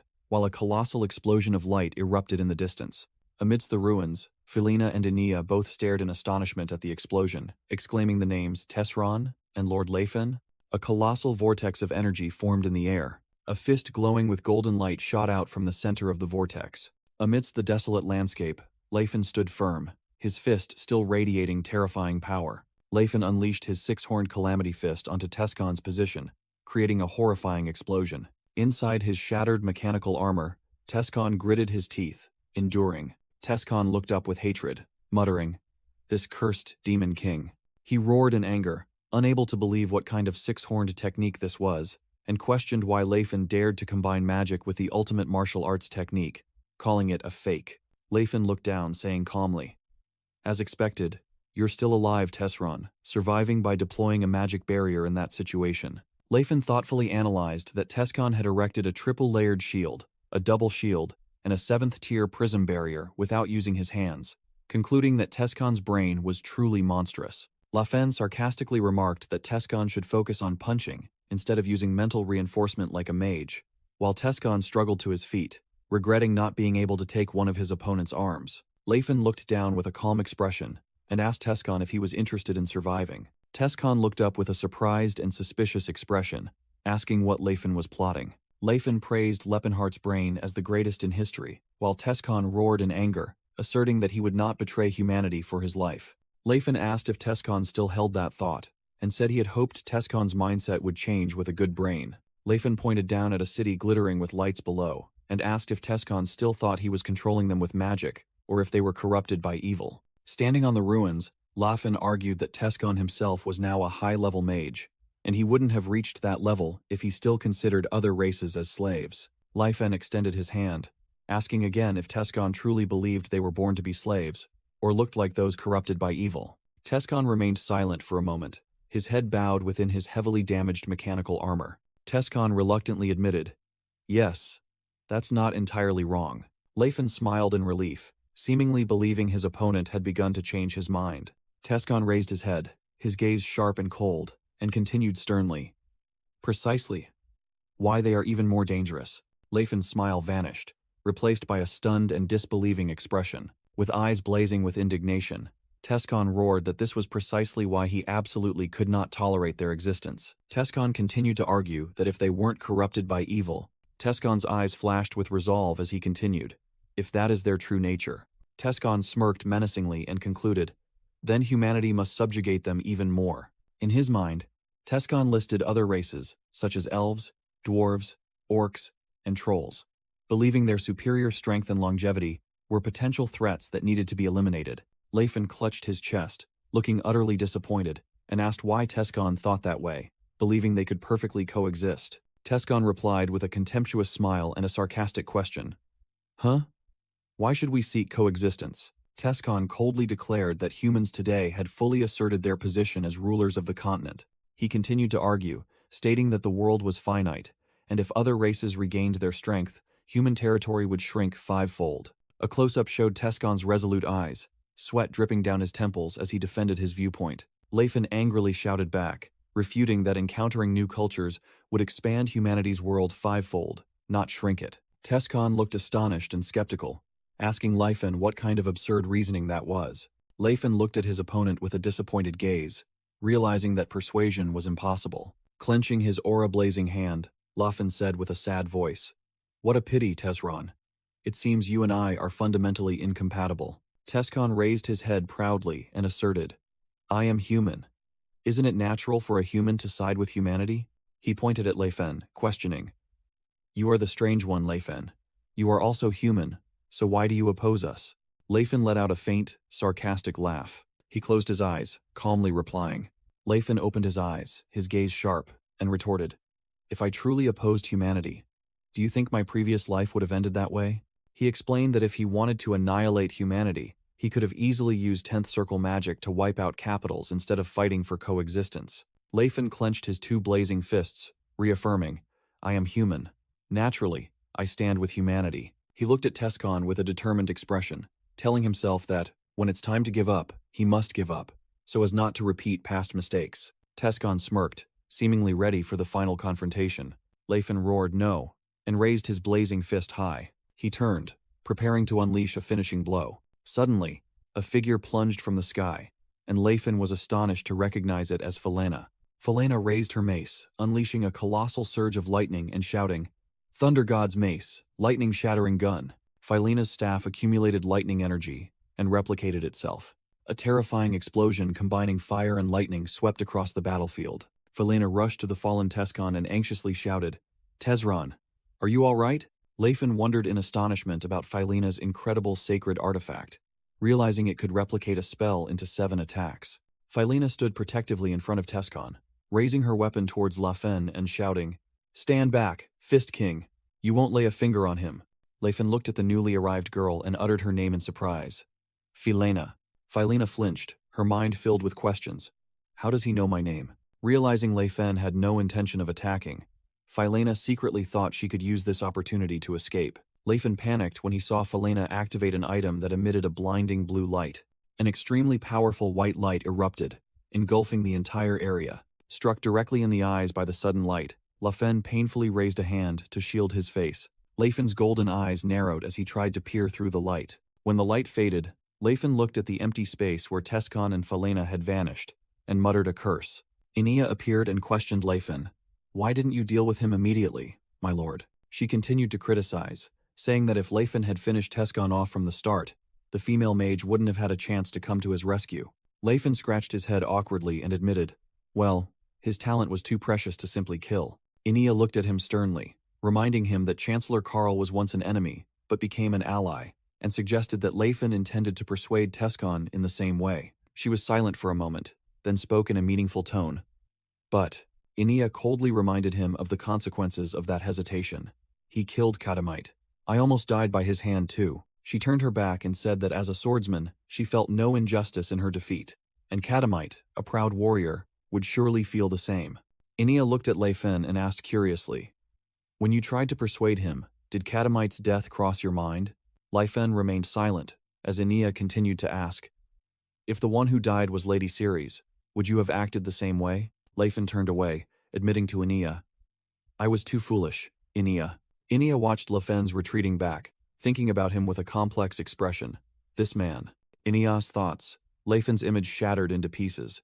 She felt something was wrong with him. The scene shifted to the southern part of Zeppelin City, where a brilliant pillar of light erupted amidst burning buildings. The Golden Knight Tennis laughed arrogantly amidst the battle.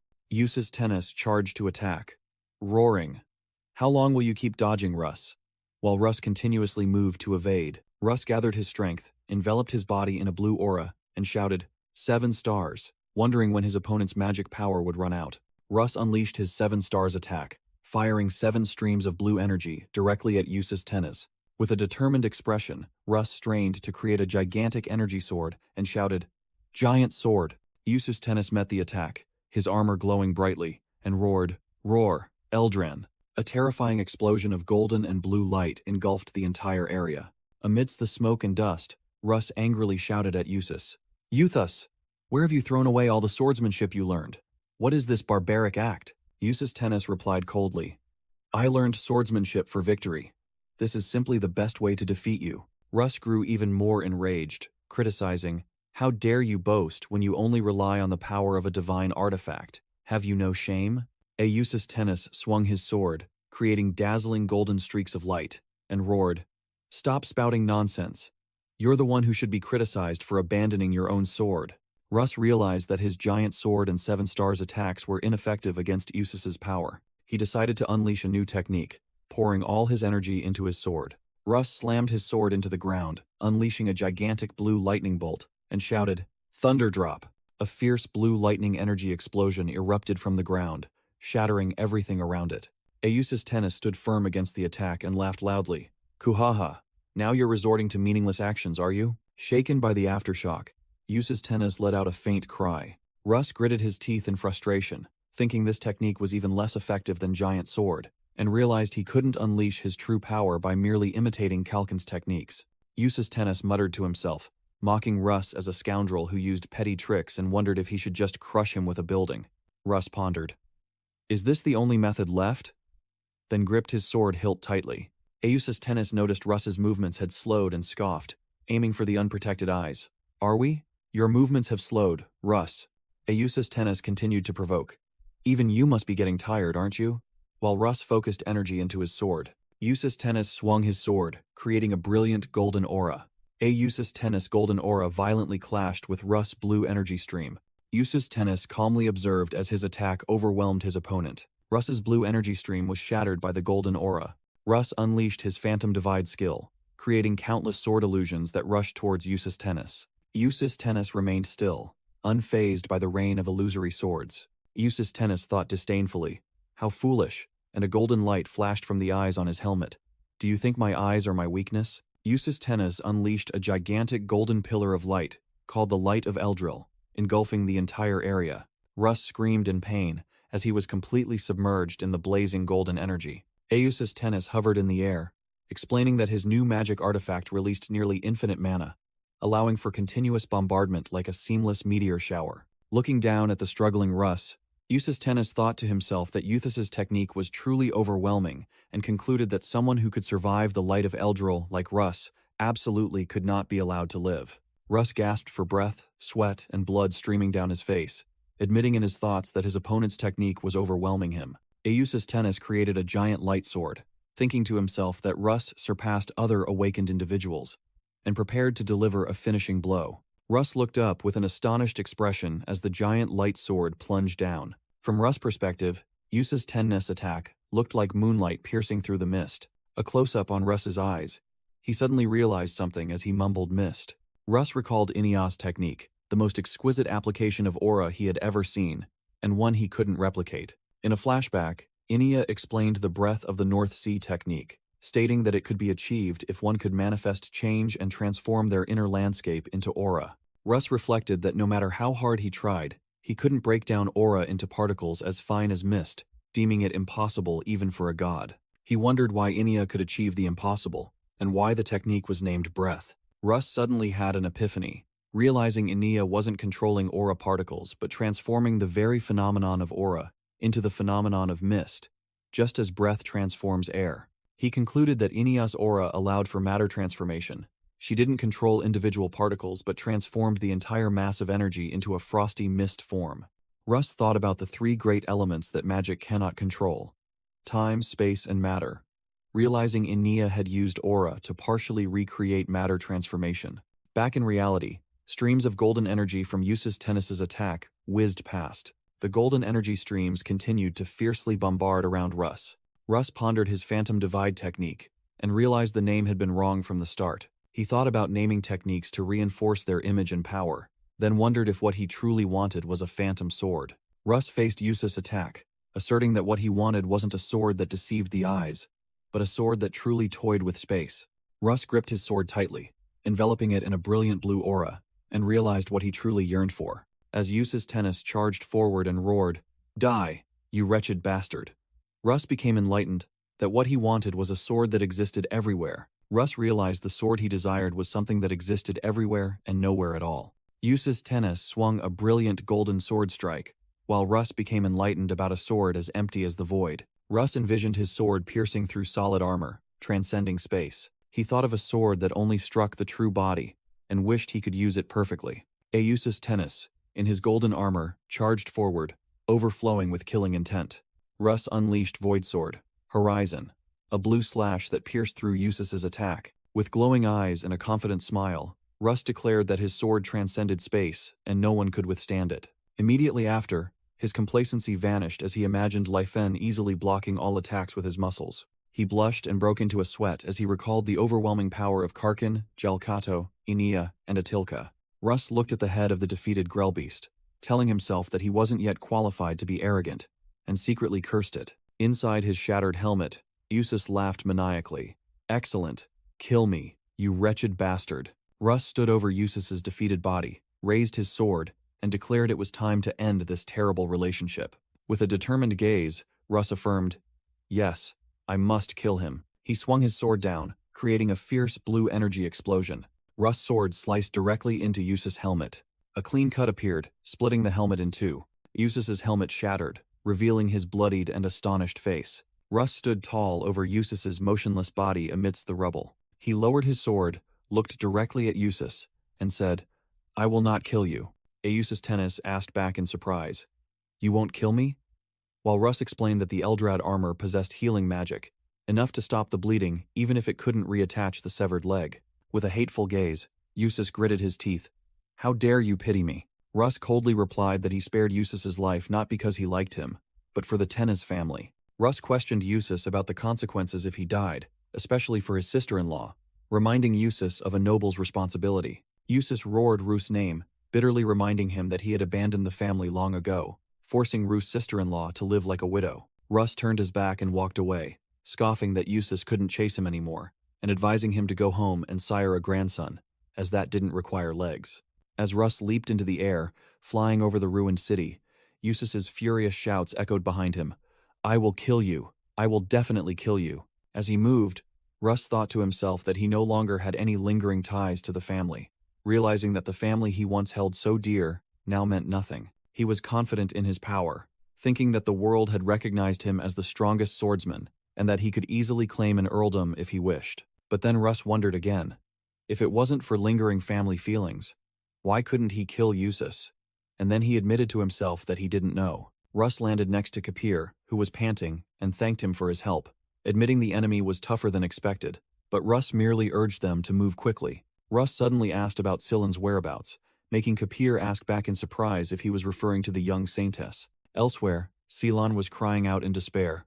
"O Philanans, why have you abandoned me?" Christine suddenly appeared and embraced Silan from behind, joyfully declaring that God Sayer had protected Silan and they were now rescued, while also boasting about her own strength. Silan tried to call for help but had her mouth covered by Christine, who demanded they be quiet lest the monsters hear, making Silan scream in her mind, "I want to be heard."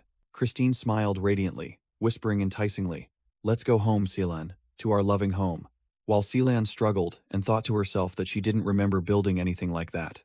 Christine carried a helpless Silan over her shoulder and turned away, asking with surprise, "Oh, my young saintess?" Suddenly, a blue-skinned troll woman holding daggers appeared on the rooftop under the moonlight, coldly asking, "What are you doing here?" Christine looked up, surprised to realize it was a troll woman, while Silan remained gagged and desperately cried for help in her thoughts. Gagged, Silan frantically screamed in her thoughts, wondering why no one realized she was being kidnapped and called for help. The blue-skinned troll woman asked in surprise. An enemy? Then answered herself that in Zeppelin, anyone who wasn't a non-human was an enemy. The troll woman charged forward with 2 daggers, shouting, demanding Christine put the young saintess down, while Ceylon desperately thought to tell her to go call for reinforcements instead of fighting. Christine showed disdain, wondering why such a useless thing was running around the city, then pushed Ceylon behind her back. Despite her screaming at her to run, Christine swung her sword, attacking the female troll, while still holding Ceylon tightly. The female troll nimbly dodged the attack, chanted a spell about her body growing larger, and kicked away the cypress forest. The female troll used her daggers to block Christine's continuous slashes, creating a series of metallic clashes. Christine chanted as her arm flared with blazing red energy, terrifying Ceylon, who stood behind her. Christine screamed, "Ceylon!" as her attack missed the female troll and accidentally sent Ceylon flying. Ceylon lay dazed on the ground while Christine frantically asked if he was all right and denied it was her fault, and the female troll laughed gleefully. The female troll bent down and introduced herself as Tidima, Atilka's successor. Ceylon realized that Paguru meant successor in the troll language, and was astonished to learn this young girl was Atilka's successor. An explanatory scene appeared, showing Atilka meditating, stating that trolls do not worship deities, but follow gurus, who pursue the roots of their spiritual culture. The explanation continued with an image of a guru sitting on a giant flower, teaching that every aspect of troll life requires the power of shamanism, and the guru is the tribe's doctor, priest, warrior, and king. Ceylon thought to himself that Tidima was not just an ordinary guru, but the successor of a great guru, and he had imagined her to be much more muscular. When Tidima asked, he simply requested her to call him Cillian. Tidima happily called Cillian intimately, which flustered him. Then she pointed towards Christine and reminded him that the woman was the enemy. Seeing Titima standing close to Ceylon, Christine erupted in jealousy and roared, "How dare you charm my Cillian?" Christine drew a second sword, stating it was too precious to strike down a common troll. Ceylon looked at the sword with wide eyes, horrified as he realized what it was. Christine raised the glowing Messiah Holy Light sword high and prayed for the god Sayer's blessing. The narration explained that this was the famous sword that had brought renown to a low-ranking priest named Notice 130 years ago. As Christine shouted, calling upon Sayer, the narration stated that this sword had the ability to amplify any kind of power its wielder possessed. Tidima wondered in astonishment where Christine had gotten that sword, while Christine charged to attack and roared, "I'll tear you apart, you filthy troll." Tidima gripped her daggers tightly, her eyes filled with determination as she faced her enhanced opponent.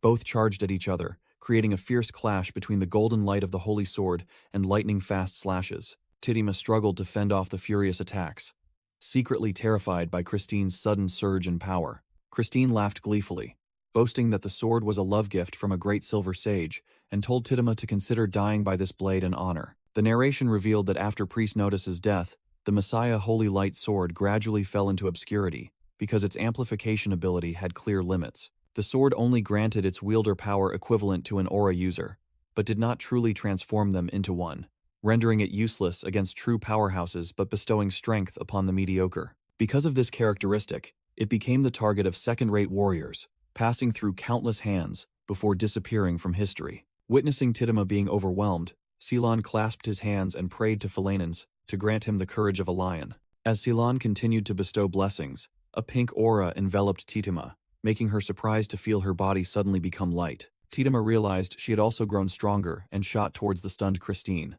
Ceylon braced himself, declared he would support Tidima, and shouted, "Taste the terror of a priest with physical endurance." The narration analyzed that despite possessing the holy sword, Christine's skills were still second-rate, unable to compare with a true aura user. Tidima's skills were already on par with Christine's, and now, with the support of an excellent priest, she could unleash her peak power and invoke the blessing of lightning. Enhanced with speed, Titima delivered a thunderous kick to Christine's sword. Titima spun in midair, her 2 knives ready, her body radiating a brilliant pink aura. Empowered, Titima unleashed a series of consecutive attacks, pushing Christine back with streaks of pink energy. Christine gritted her teeth, her face clearly showing astonishment and tension at her opponent's power. Christine gasped for breath, standing opposite Tidima in the dark alley, the holy light sword still glowing brightly. She thought to herself that the Messiah Holy Light Sword was not originally a high-grade holy artifact. It was created for anyone to use, but its power was prone to leakage. Christine bit her lip until it bled, struggling to control the sword's power. Christine angrily shouted, asking Ceylon if he wanted to cheat so badly. which made Ceylon confusedly ask back, cheat on what? With purple eyes blazing and a crazed smile, Christine misinterpreted Ceylon's meaning, believing she had to overcome this challenge to be worthy of being by his side. Ceylon was utterly terrified by Christine's expression and thoughts. Christine shrieked in a frenzy that she would become stronger to gain Ceylon's recognition. After her declaration, Christine turned and swiftly ran away into the night. Titima confusedly asked Ceylon what Christine had just said, but Ceylon only tiredly replied, just ignore her, she's always like this. Ceylon turned to thank Titima, saying that he had survived thanks to her. Titima suddenly bared her fangs and looked at Ceylon with a determined expression. Titima unexpectedly leaped onto Ceylon, hugged him tightly and shouted, Killian, I like you, you're amazing, which startled Ceylon. Still holding Ceylon tightly, Titima declared, done, you're mine now, explaining that she had a habit of marking her territory by rubbing her scent on things. Titima asked Ceylon if he wanted a piggyback ride or to be carried. Ceylon was dumbfounded, imagining other non-human companions carrying humans like luggage and wondering if Titima was serious. Titima curiously watched Ceylon, silently weeping. Wiping away his tears, Ceylon accepted the offer to be carried, and Titima happily agreed. Carried on Titima's back, Ceylon leaped over the city rooftops under the moonlight. Ceylon excitedly prayed to the god Philanans for blessings, making Titima enthusiastically shout as her speed grew faster and faster. The scene shifted to the rugged, snow-filled Colne Valley in the northern duchy of Chetan. A map appeared, explaining that Colne Valley was once a major trade route but had now become a wasteland reserved only for smugglers. Atilka stood on a rocky outcrop under the full moon, remarking that it was a magnificent sight to see everyone gathered like this. Looking from behind Atilka, a valley glowed brightly, with countless campfires of a large settlement. In this barren wasteland, the subjects who would journey to the Antares' dominion had gathered, setting up countless tents. A close-up shot of tents pitched close together in the valley at night. Inside a tent, Leifin smiled, welcoming Atilka and saying, "You have returned safely." Leifin asked about the rescue operation, and Atilka seriously reported that they had successfully rescued all 107 imprisoned compatriots without any casualties. Atilka added that although overall not much blood was spilled, no matter how little, blood is still blood. Leifin pondered Atilka's words and thoughtfully agreed. Atilka unexpectedly moved closer to Lafen with a mischievous expression, offering to share a song from his tribe. Amidst a starry expanse, members of the troll tribe sang about tears, awakening seeds, and the cycle of life for all things. Atilka finished the song and asked Leifin if he understood, calling him the king of humans, and our king. Atilka said goodbye and left, leaving Leifin completely bewildered and confused. The scene returned to the large encampment in the valley. Tescon suddenly appeared with an angry expression, yelling at Ceylon, "Hey kid, where have you been? Do you know how worried I was?" Tescon grabbed the frightened Ceylon tightly and shouted that he thought something had happened, to which Ceylon struggled and replied, "Something did happen. I was kidnapped by Christine." Tescon sighed in relief, then asked Ceylon about the person who had been glaring at them, while Ceylon explained that it was Titima, Atilka's successor. Titima approached, irritably stating that this was the third time she had to introduce herself, causing Tescon to awkwardly apologize. Leifin appeared, interrupting the conversation and calling Tescon Russ and Ceylon, urging them to prepare to move as everyone had gathered. The scene showed a vast valley filled with refugees, with a thought bubble explaining that the number of non-human slaves who escaped from Zeppelin had reached nearly 10,000, and their rescue was just the beginning of a massive logistical challenge. Sibylt Talvon, head of the Talvon Merchant Guild, and the one who had prepared the enormous amount of supplies, presented a document and said, "I have delivered all the goods. Please sign here." Leifin thanked Sibylt, saying that without his help, this mission would have been impossible, but Sibylt humbly replied that he only did what a merchant should do. Leifin admitted that he was quite surprised when Sibylt accepted this deal, causing Sibylt to awkwardly scratch his head and confess that he had also hesitated a bit.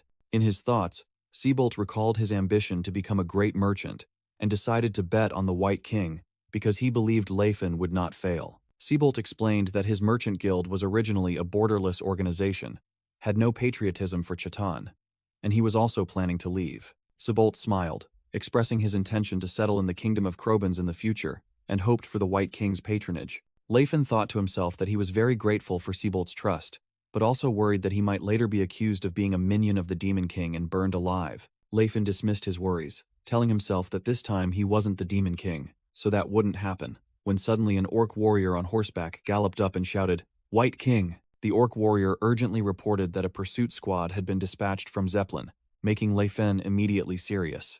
The scene shifted to a vast and desolate snowy mountain region. From a high cliff, a fully equipped squad of Zeppelin magic knights was looking down at the valley where the refugees were encamped. The commander of the knight squad, Klatt, remarked that the slaves seemed calmer than he had expected. Klatt correctly deduced that the Antares Dominion had assisted in the escape, based on the presence of aura-wielding dwarves and orcs, and the fact that many had witnessed the golden pillar of light in the Zeppelin sky. Two knights beside Klatt angrily said that the slaves were a bunch of traitors, worse than beasts for being ungrateful despite being cared for. Klatt suddenly turned and roared, scolding his subordinates to be silent because they themselves had lost track of the target, so they had no right to speak so proudly. Klatt declared that the Zeppelin knights must obey his orders, because he didn't care if they were slaves or not. He only knew that there were many aura users among them. Klatt thought to himself that his army was full of bribed, late-arriving scum, and he had to use them against the army of the renowned Fist King. Lefen asked about the size of the pursuit squad, and Darna reported that there were a total of 7,000 to 8,000 troops, including about 1,000 knights, 2,000 cavalry, and the rest infantry. Darana was relieved to see the mages absent as expected, and curiously asked Lefen what he had done to hold them back. Lefen smirked, explaining that he had prepared bait that no mage could resist by releasing some of his assets in a village. Darana recalled a hooded figure writing a magic formula on a wall, and realized that was exactly what Lefen had spoken of. Lefen explained that it was a magic theory missing its core, enough to keep the mages busy deciphering it, causing Darana to praise his cleverness, and he replied that he used to be a 10th Circle Archmage. Orange flags with the symbol of two crossed swords of the pursuit army fluttered in the wind. The Zeppelin knights rode forward, shouting loudly for the foolish slaves to stop resisting and surrender immediately, otherwise, all would be killed. The group of non-human slaves, including elves and orcs, cowered in fear at the threats of the pursuit army. Lafen stood in front of the slaves and reassured them not to be afraid, declaring that the enemy would not be able to touch a single hair on their heads. One of Klatt's subordinates broke out in a cold sweat, muttering that Gerald was over 80, so the person before them must be the current generation's Fist King. Lefen, identified as Fist King Lefenhart, strode with imposing steps towards the enemy. Klatt acknowledged the power of Fist King Lefenhart, but scoffed that he was alone and could not protect all those slaves. Klatt issued an ultimatum, demanding Lefen surrender or abandon the slaves and retreat, promising not to pursue. A Zeppelin knight angrily questioned Klatt about his intention to let them go, but Klatt challenged him to go pursue those monsters himself. Klatt thought to himself that Lefen certainly wouldn't run away, because if he had intended to retreat silently, he wouldn't have started this confrontation. Lefen smirked, repeating the opponent's offer sarcastically. Leave them behind and run? Lefen roared a definitive refusal while unleashing a powerful surge of aura. Commander Klatt angrily shouted, ordering the Zeppelin knights to advance and display Chatan's power. The mages simultaneously chanted spells, enhancing strength, speed, armor, sharpness, and bestowing the knights with demonic eyes. Klatt thought to himself that no matter how corrupt the Zeppelin knights were, they were still the strongest force, and behind them were thousands of Chatan soldiers, so an aura user could not possibly be invincible. Suddenly, Klatt's eyes widened in astonishment at the unexpected sight. Lefen, Enia, Tassid, Cyrus, and the Karuga warriors along with the dwarves stood ready for battle. Lefen erupted with a brilliant golden aura. Tassid smirked, a turquoise aura enveloping him. Katamite roared, unleashing a green aura. Hatatum, with his horned helmet, radiated a fiery surge of energy. Kinjir, in his boarhead helmet, emitted a blue aura. The horned dwarf warrior also erupted with a red aura. The dwarf warrior with the eyepiece helmet also radiated a green aura. Cyrus focused his strength, a blue aura enveloping him. Inia stared straight ahead, a purplish-blue aura radiating from her. The energy from all the warriors combined and violently erupted. A Zeppelin knight screamed in horror. By the gods, that's a blade aura. They are the aura wielders of Antares. The recently rescued non-human slaves looked at the scene before them with eyes full of hope and astonishment. Lefen roared. From now on, in the name of miracles, I represent the will of countless people. While his group's aura shone brightly before the rescued ones, a combined surge of energy from various auras descended, creating a terrifying explosion within the canyon. Lefen roared his command. Russ! Cyrus charged forward like a blue lightning bolt, aura enveloping his sword. Lefen continued to shout, Inia! As she also charged forth with her violet-blue aura. Consecutive energy slashes tore through the ground, signaling the start of the attack. Inia and Cyrus spearheaded the assault, charging directly into the enemy ranks. Cyrus unleashed the Eastern Seven-Star Sword technique, generating countless blue sword energies in the sky. The sword energies rained down like a meteor shower, devastating the ground. Each energy stream plunged deep into the earth, causing successive explosions. Leifin continued to command with an authoritative voice. Mauroid, Katamite, Kapir and Katamite roared in unison, unleashing their red and green auras. Both unleashed a coordinated earthquake attack, making the ground tremble violently with two colossal energy surges. The Zeppelin Knights panicked at the overwhelming power, one stammering, "What? What is happening?"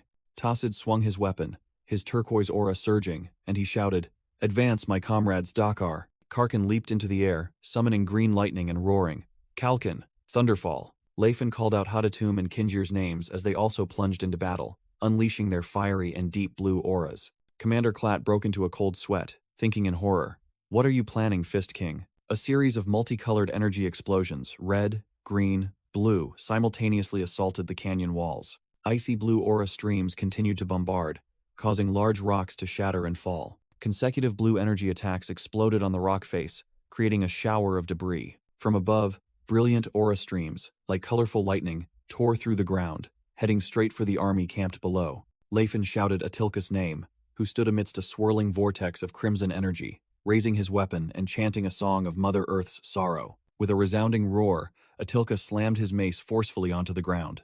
A terrifying earthquake erupted as Atilka's weapon impacted the ground, unleashing a red wave of destruction across the battlefield. The Zeppelin Knights were severely shaken, crying out in panic, "What is this? What is happening?" Warhorses neighed in panic as a knight speculated that the Fist King was using his slaves for demonic tricks. Amidst the chaos, the knight tried to calm his soldiers, ordering them to draw their swords and prepare. Leifin, radiating a brilliant golden aura, raised his fist and shouted, "I warn you, Chatan army. Those who value their lives, retreat." Commander Klatt roared furiously, urging the Zeppelin Knights not to be fooled and to continue charging, as the enemy only numbered 9. Leifin ignored the challenge, beginning to concentrate energy, causing his golden aura to swirl violently around his arm. The shimmering golden energy twisted, wrapping tightly around Leifin's arm like ribbons of light. The aura continued to converge, growing denser and more dazzling around his fist. After accumulating a colossal amount of energy, Leifin clenched his fist, preparing to unleash a decisive attack. Leifin smirked confidently and uttered the name of his technique, Fist Magic Fusion. Leifin's fist converged brilliant golden aura energy and mystical purple magic. He thrust his fist forward, unleashing an extremely powerful mixed energy surge. Leifin's entire body erupted in a vortex of purple and golden energy as he poured his full power into the attack. Commander Klatt's face revealed sheer terror at the unleashed power, while Leifin roared with authority. A colossal energy vortex, combining yellow and purple, surged directly towards the enemy army. Leifin roared the name of his ultimate technique, Sixfold Calamity Horn. Fist Magic Fusion. The ground cracked open under the might of the brilliant golden energy explosion. The entire battlefield trembled violently as the explosion spread, blasting away earth and rock. Golden energy pillars erupted from the ground, destroying everything in their path. The Zeppelin Knights cried out in horror, "Impossible! How can this be?" Commander Klatt frantically yelled orders to the mounted soldiers. "Retreat! Everyone retreat!" With a terrified expression, Klatt thought to himself about the Fist King's terrifying skill and shouted, "Retreat!" He realized this attack was also amplified by all the other auras, as the ground below began to crack with blue light. Golden energy orbs emerged from the cracked ground, ready to detonate. Another series of fierce explosions shook the battlefield, creating colossal pillars of fire. The entire area was engulfed in a sea of fire and shattered earth by the devastating power of the full-force attack. A barrage of terrifying explosions continued to ravage the battlefield, submerging everything in a sea of fire. Amidst the wreckage, the Zeppelin Knights screamed for help in despair, as they were consumed by flames and pressure. Commander Klatt watched the scene of destruction in horror, muttering in panic, "Oh my god, oh my god." The surviving Zeppelin Knights stared dumbfounded at the center of the explosion, unable to believe what had just happened. As the smoke and dust cleared, a colossal chasm appeared where the cliff face once stood, trapping their entire army below. From a distance, a soldier thought in shock about the Fist King's unimaginable power, capable of shattering hundreds of meters of cliff. A subordinate desperately asked Commander Klatt what to do, as they had no mages and could not overcome this obstacle. Leifin looked down from above with a smug expression, challenging the enraged Commander Klatt. "Try to climb up here then." Leifin's group observed the outcome, Atilka and the others acknowledged the plan's success but also felt guilty for destroying nature. Leifin explained that this catastrophe was a combination of the dwarves' topographical knowledge and his mountain-breaking experience, then ordered them to depart, as the enemy would take 2 weeks to circle around. News about Lord Antares ambushing Zeppelin and freeing all slaves spread throughout the continent, drawing widespread attention. Many believed Leifin's actions were reckless and dangerous like bandits, defying the continent's order by granting freedom to slaves. However, among those who silently opposed slavery, the moniker Liberator Reifenhart began to spread. Despite the many differing opinions, an orc slave shed tears upon hearing the news. Despite all the arguments, everyone had to admit an undeniable truth. At the dawn of a new era, the world was changing.